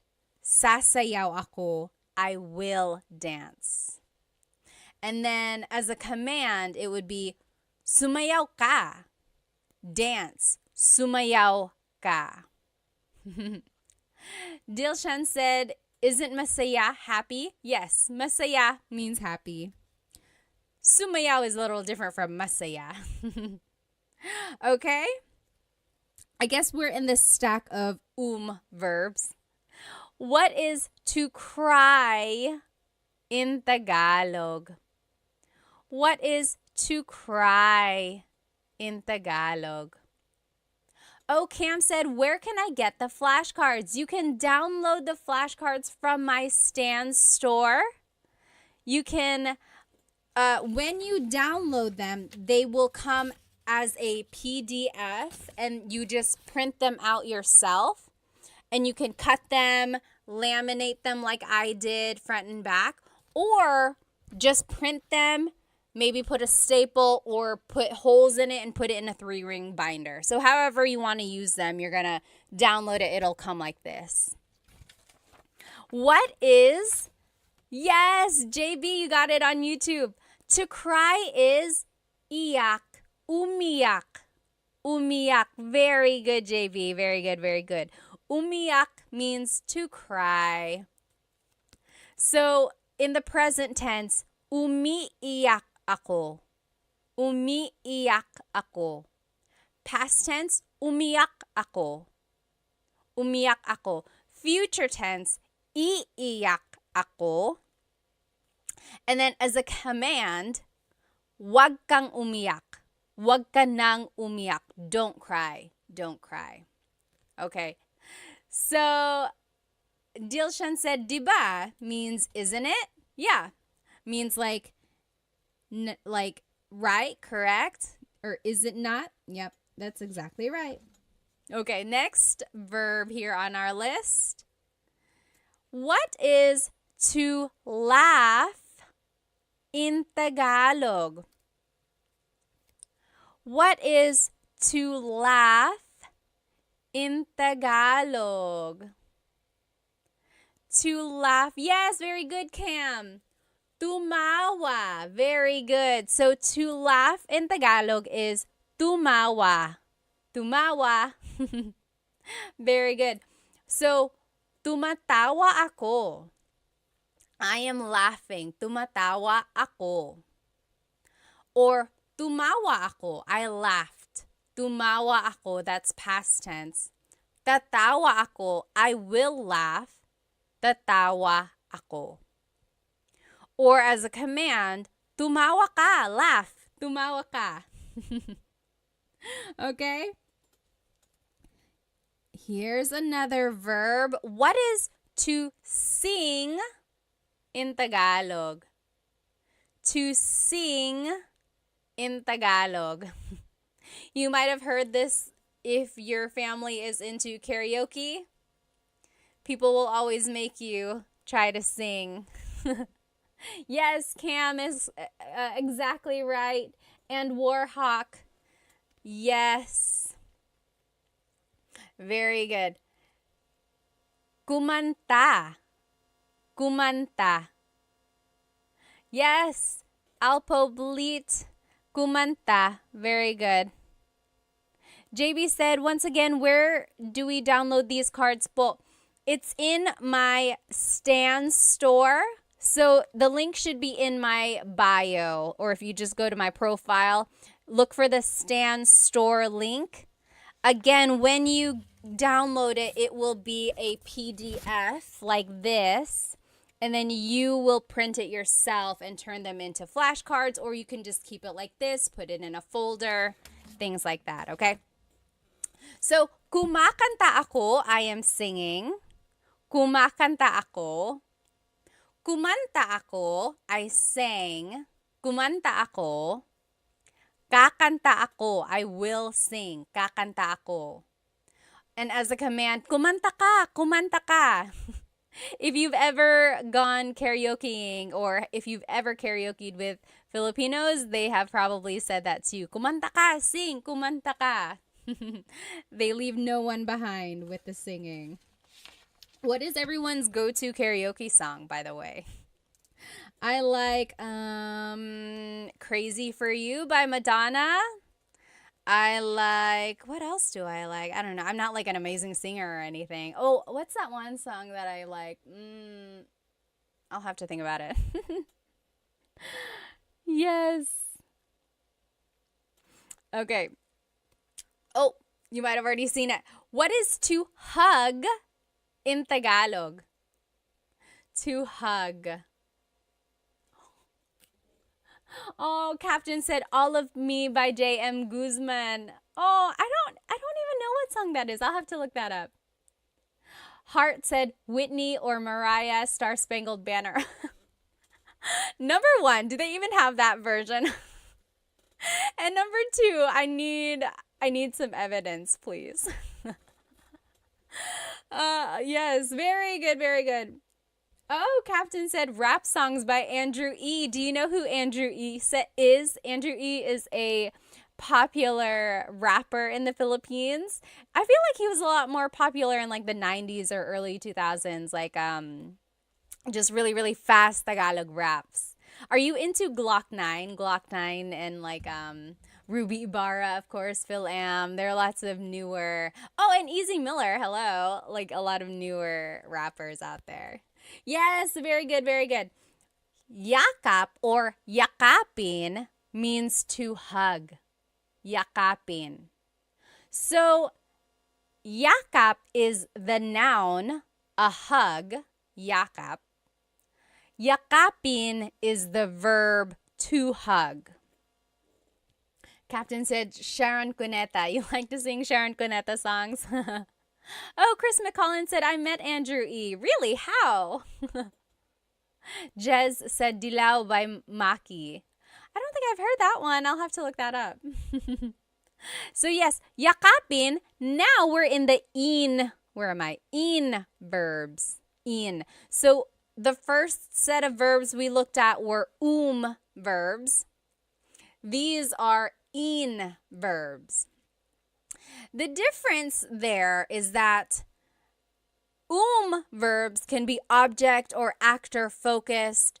In verbs are usually object focused. Again, all of that is nitty gritty. If you do want to get into all that, be sure to watch my full length Tagalog lesson videos about present tense conjugation and future and past tense.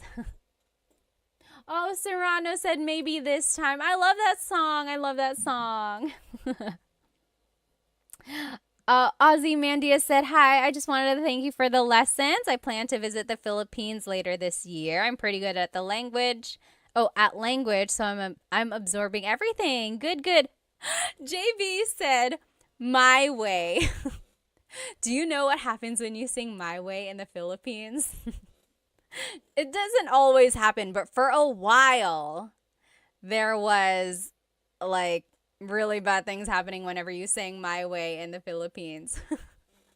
It used to be like maybe like 10 years ago, for a while, when people sang My Way, they would get unalived.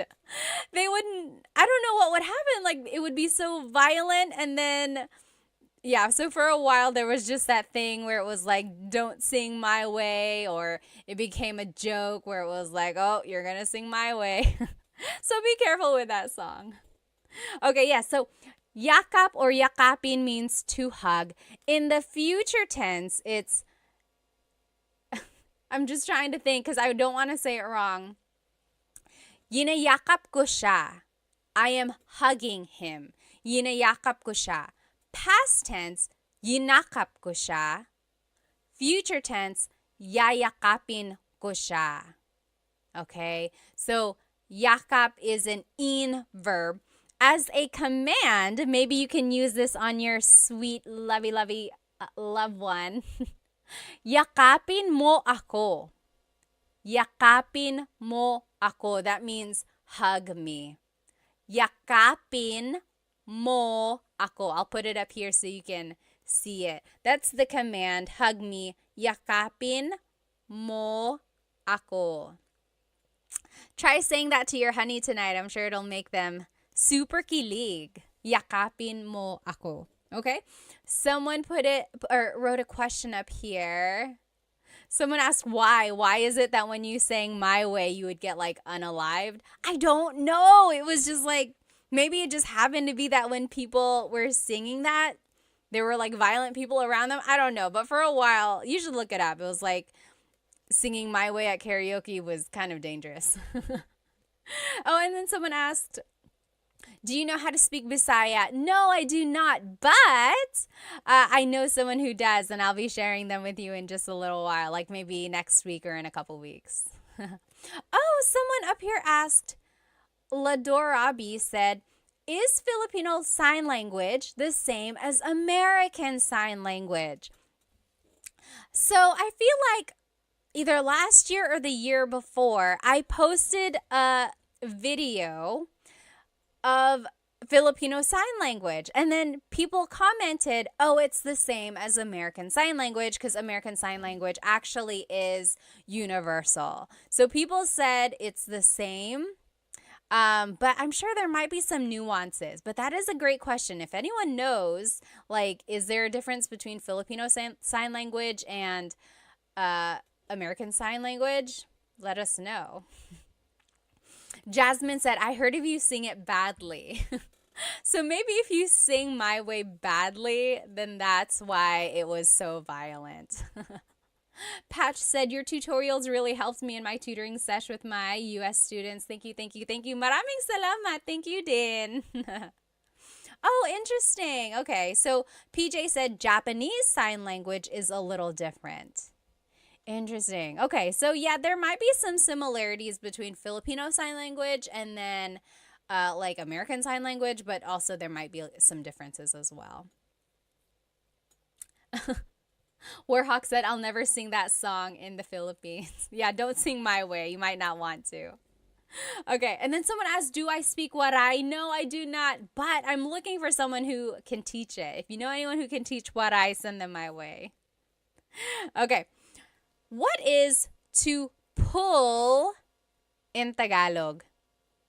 What is to pull in Tagalog?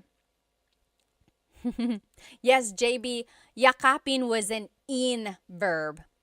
We're actually in the in verbs now. Tots asked, can you speak Kapampangan? No, I cannot. I wish I knew people who could, though. Yes, Serrano. Hilahin. Very good. Very good, Warhawk. Hilahin. Hilahin. Very good. Hilahin means to pull. Hila means to pull. That's the root. Hila. Hilahin is like the conjugated version, or it's just incorporating that in affix there. So hila means to pull. Hilahin is conjugating it as an in verb.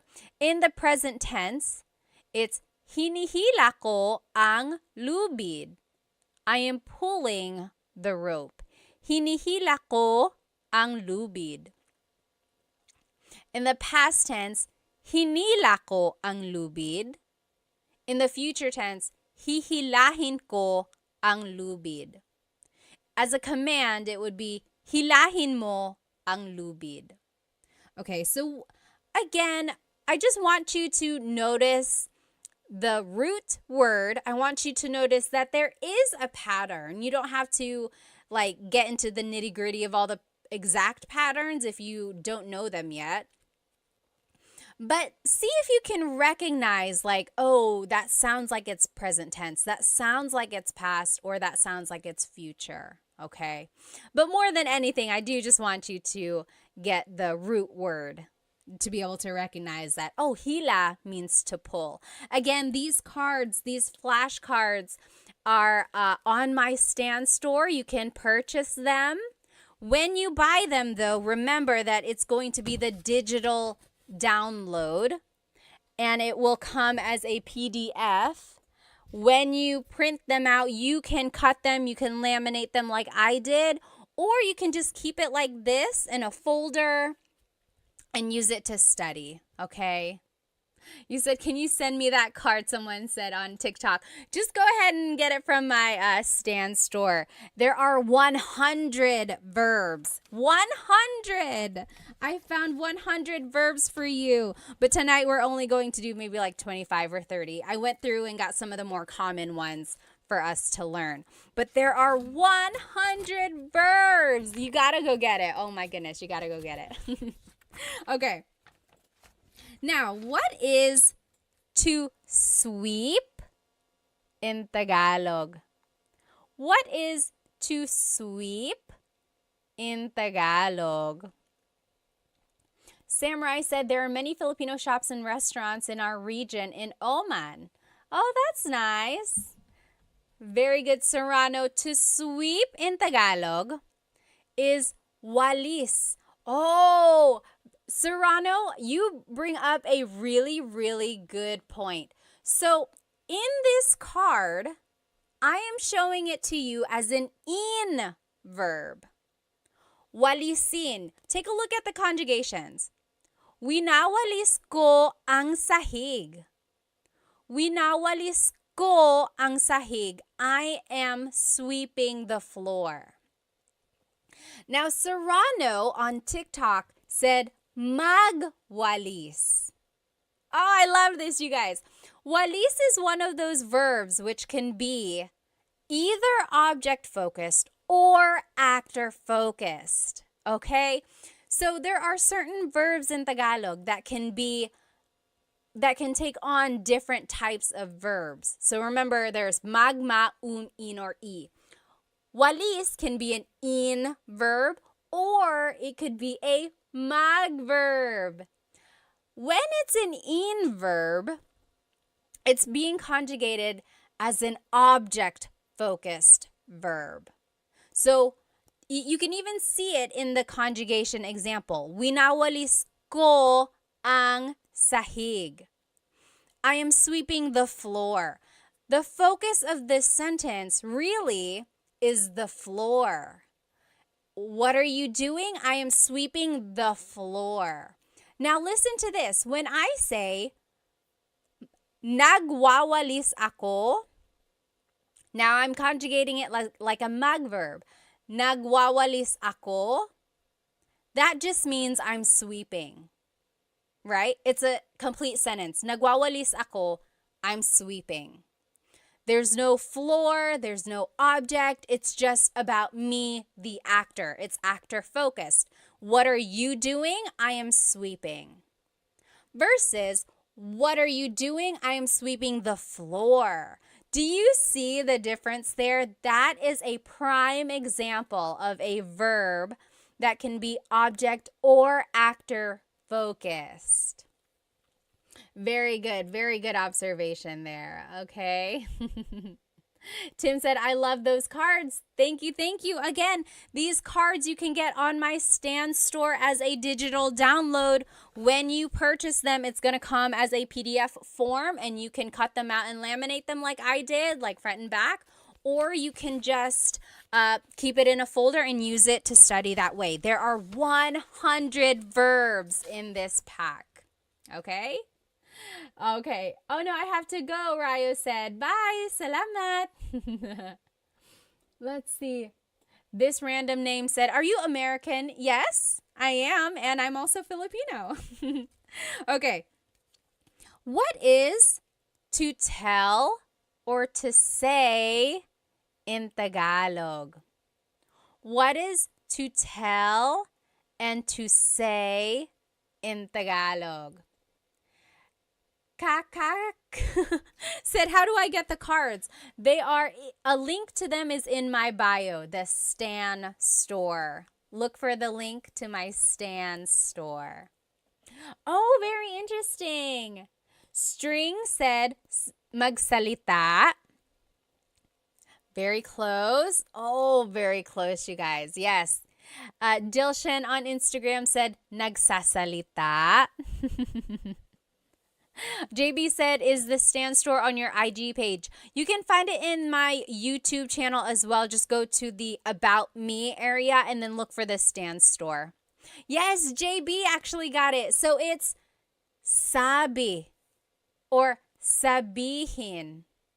So very interesting. A lot of you are saying salita.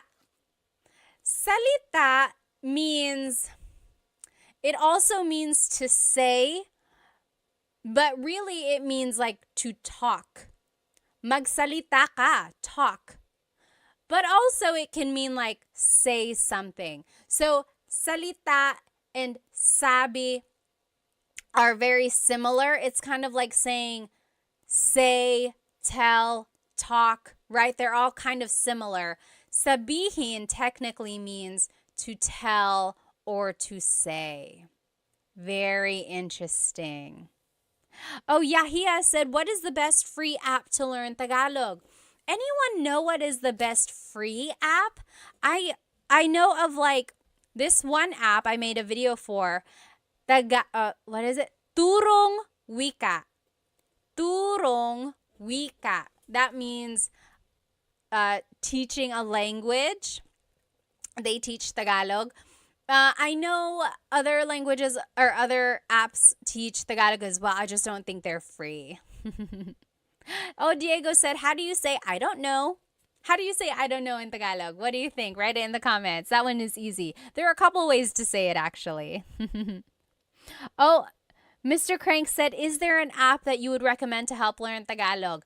Let's see. So the one I recommended earlier, Turong Wika, that one is a good one. Does Rosetta Stone have an app? I made a video for them. I know they have like an online profile, but I don't know if they have like exactly an app. Does anyone know? And then Ling is an app. I think they have Tagalog as well. Does Duolingo have Tagalog? Does anyone know? Oh, yes, very good. To answer Diego's question, how do you say I don't know? A lot of people on Instagram and TikTok are saying hindi ko alam. Hindi ko alam literally means I do not know. Hindi ko alam. Or an easy way to just say it is ewan, ewan, or ewan ko. Very good, okay? Yes, someone had some questions up here. Oh, Diego said, hi Pat, ako si Diego. Currently started your first video on Tagalog and I can't wait to learn more. Very good, very good. Okay. Let's keep going. So yes, sabi means to say or to tell. So take a look at the conjugations. Maybe that'll help you kind of determine or help you understand the difference between sabi and salita. So, sinasabi ko sa kanya. Sinasabi ko sa kanya. I am telling him. I am saying it to him. You see the difference there?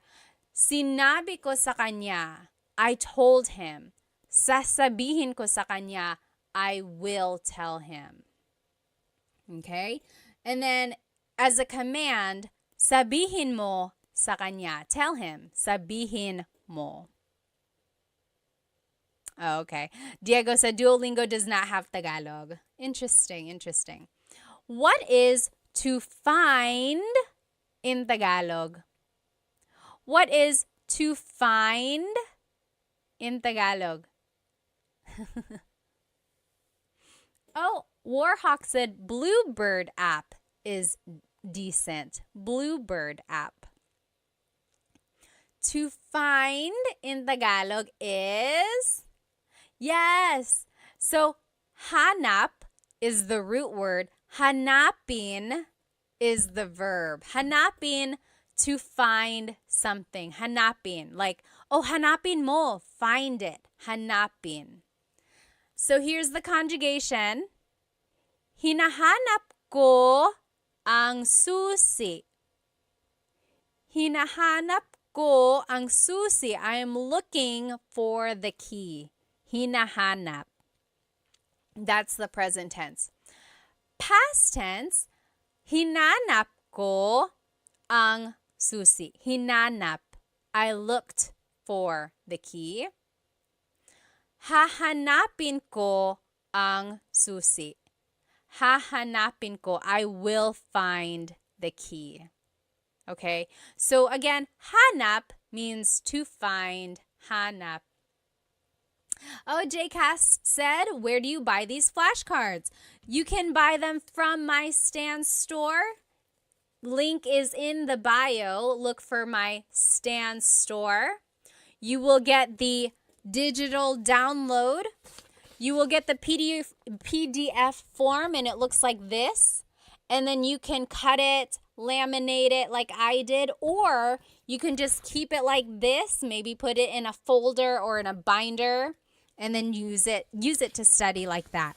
But I have 100 verbs for you. 100. Oh my goodness. I'm so happy for you guys that you have this resource. But we're only going over like 25 tonight. Oh, thank you so much. John said, I bought them. Salamat. Maraming salamat. Okay. What is to run in Tagalog? What is to run in Tagalog? Oh, Major said, Ate Pat, can you give me a Tagalog tongue twister? Ooh. Let's see. Let's see. There's so many. I don't want to say it wrong now. There's that one. It's like Mecánico ni Monica. Minicánico ni Monica. Minicánico ang. I don't even know what it is now. Someone write it in the comments. Minicánico ni Monico ang makina ni Monica. Minicánico ni Monico ang makina ni Monica. That means Mokino, the mechanic, fixed Monica's machine. Minicánico ni Monico ang makina ni Monica. Oh my goodness. And then there's so many more. Yes, so to run in Tagalog is very good. Blasian, you got it. La, Yesam, and JB, you got it. Tumakbo. Tumakbo.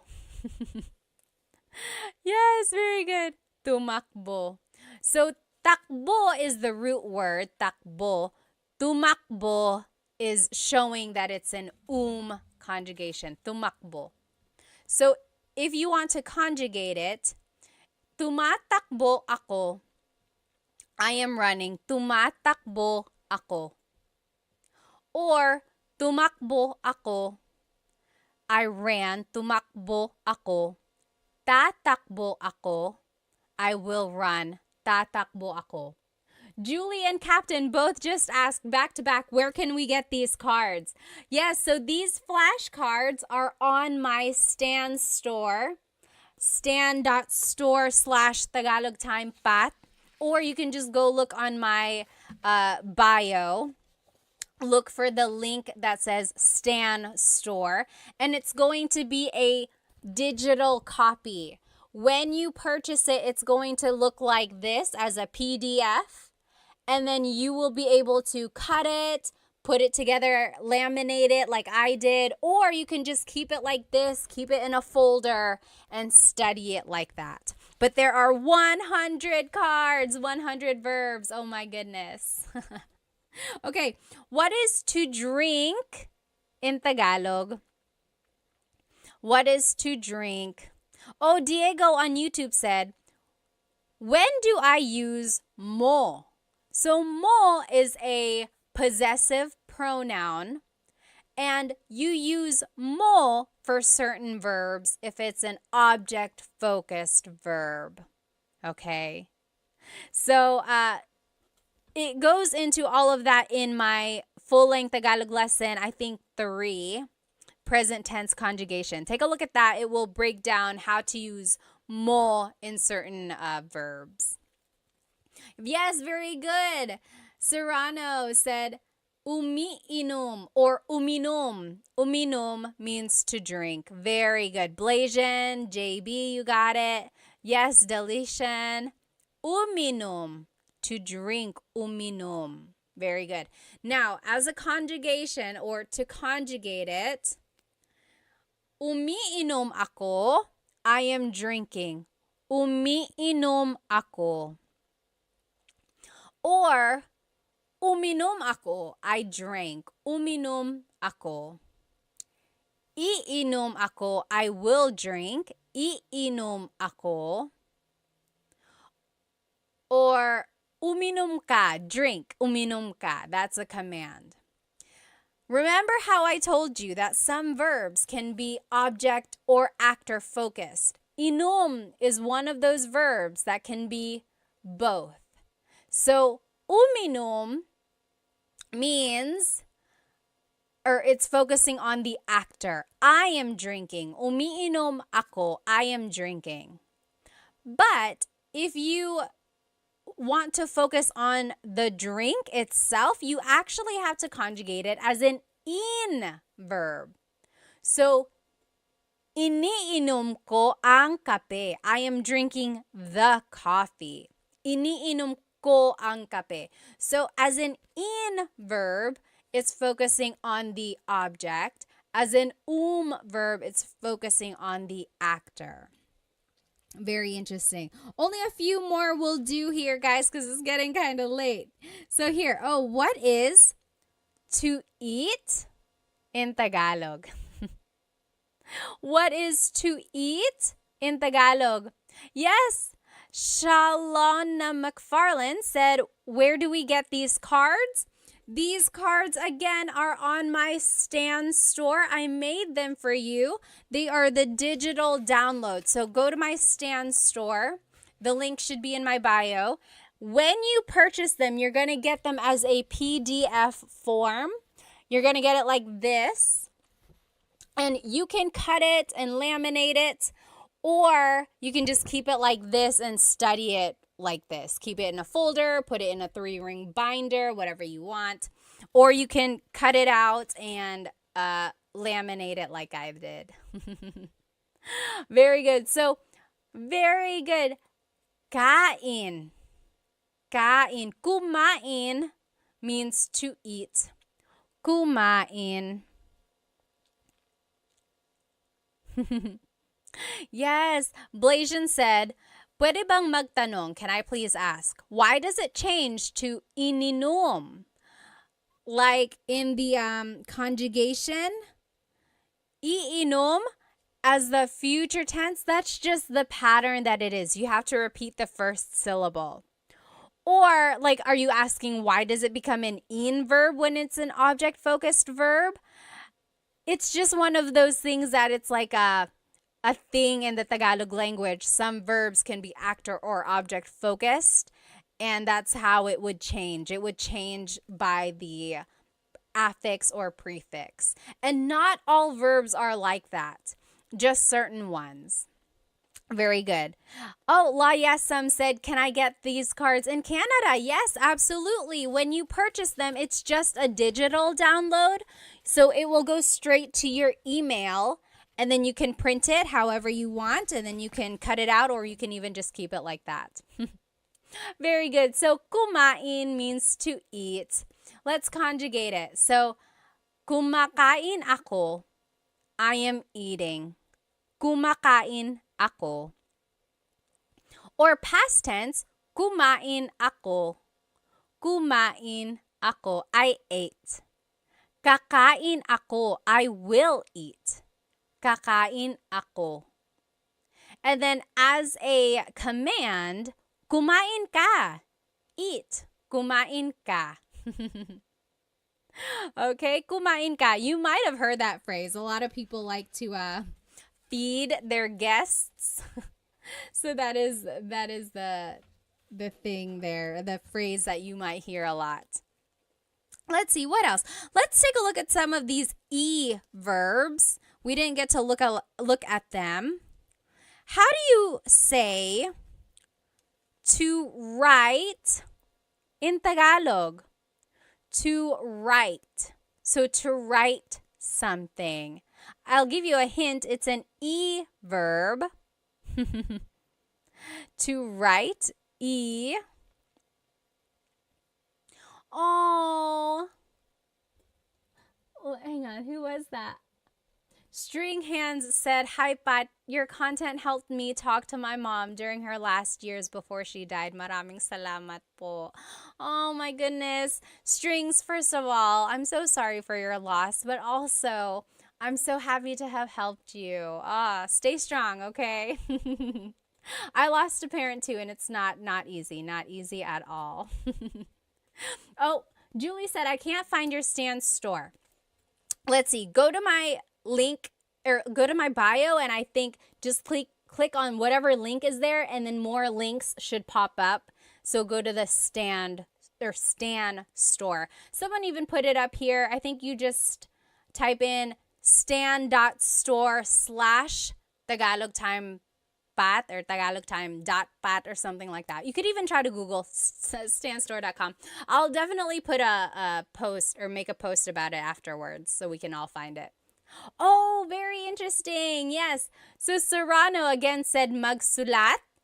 I have it as an e-verb, isulat. Yes, Blasian also said nagsulat. So yes, this is one of those things or these are one of those verbs. Again, isulat means to write, but that's focusing on the object. Like, isulat mo ang pangalan mo. Write your name. Isulat mo ang pangalan mo. Write your name. But magsulat just means writing. Like, nagsusulat ako, I am writing. Oh, someone on TikTok said it's only showing the coffee, buy me a coffee. Oh, yeah. So if you're on TikTok, maybe just go open a browser and do stan.store/Tagalog time with Pat or tagalogtime.pat, or you can go to the links in my Instagram. It'll be there. Stan Store. So, isinusulat ko ang libro. I am writing the book. Or isinulat ko ang libro. I wrote the book. Or isusulat ko ang libro. I will write the book. But again, sulat can be a mag verb. Nagsusulat ako. I am writing. Or nagsulat ako. I wrote. Okay, let's do another e verb. Actually, we'll do two because they're opposites. What is to raise and to bring down? So this one is showing people raising their hand. What is to raise? This one is showing a man putting a box down. So what is to bring down? So to raise and to bring down. What is to raise and to bring down in Tagalog? And I gave you a hint. It's an e verb. To raise in Tagalog is itaas. Itaas. The opposite of that, to bring down, ibaba. So itaas, ibaba. Very good. Yes, exactly right. And you probably heard the phrase like, bababa ka ba? It's one of those things in Tagalog. It's like, baba, just depending on how you put the emphasis, it can mean different things. So, bababa ka ba means, are you going down? Like, are you going down the stairs? Are you going down the elevator? So, ibaba means to go down. Itaas means to raise, like to raise your hand. Let's take a look at ibaba. So, ibinababa ko ang bagahe. I am bringing down the luggage. Ibinababa ko ang bagahe. Or past tense, ibinaba ko ang bagahe. Future tense, ibababa ko ang bagahe. And then as a command, ibaba mo ang bagahe. Bring down the luggage. Okay? Now, let's take a look at itaas, again, to raise.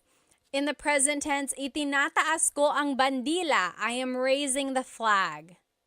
In the past tense, itinaas ko ang bandila. I raised the flag. And then in the future tense, itataas ko ang bandila. I will raise the flag. And then as a command, itaas mo ang bandila. Raise the flag. So Love said, spaghetti pababa, pababa ng pababa. Does anyone remember that song? So baba means to go down, and there was this song back in the day, maybe like, was it early 2000s, I think? Spaghetti pababa, pababa ng pababa, Iser said.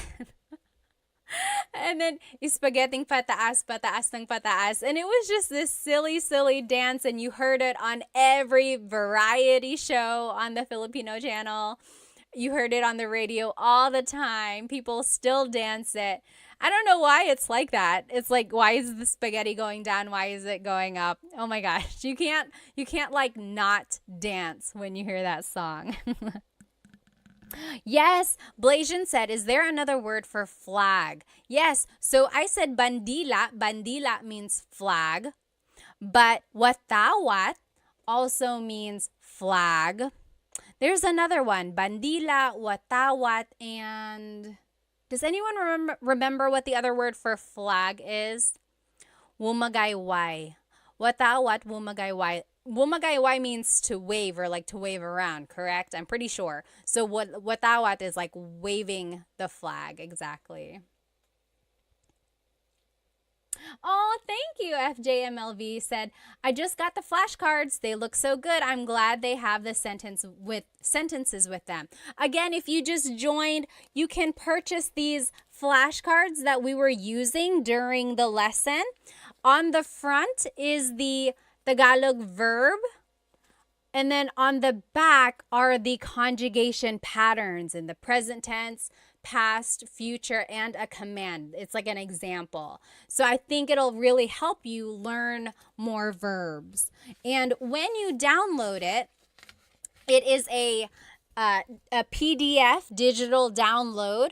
So you will be able to cut it out and laminate it if you want to, like I did. Or you could just keep it like this. Maybe put a staple in it, or you can put it in a 3-ring binder and just use it to study that way, okay? And there are 100 verbs, 100. I looked up all of the different verbs for you, so I think this will really help if you're trying to learn more Tagalog verbs. Again, you can get it from my Stan store. Stan store. The link should be in my Instagram bio. I think on TikTok we're having a hard time finding it there. So just go to my Instagram or YouTube. The link is in there. Bandera. Yes, I think that's another word for flag as well. Well, you guys, I had so much fun with you tonight. I hope to see you again soon. There are so many more verbs. Again, there are 100 in this pack. This is only like 25 or 30. So maybe next time we will go through more.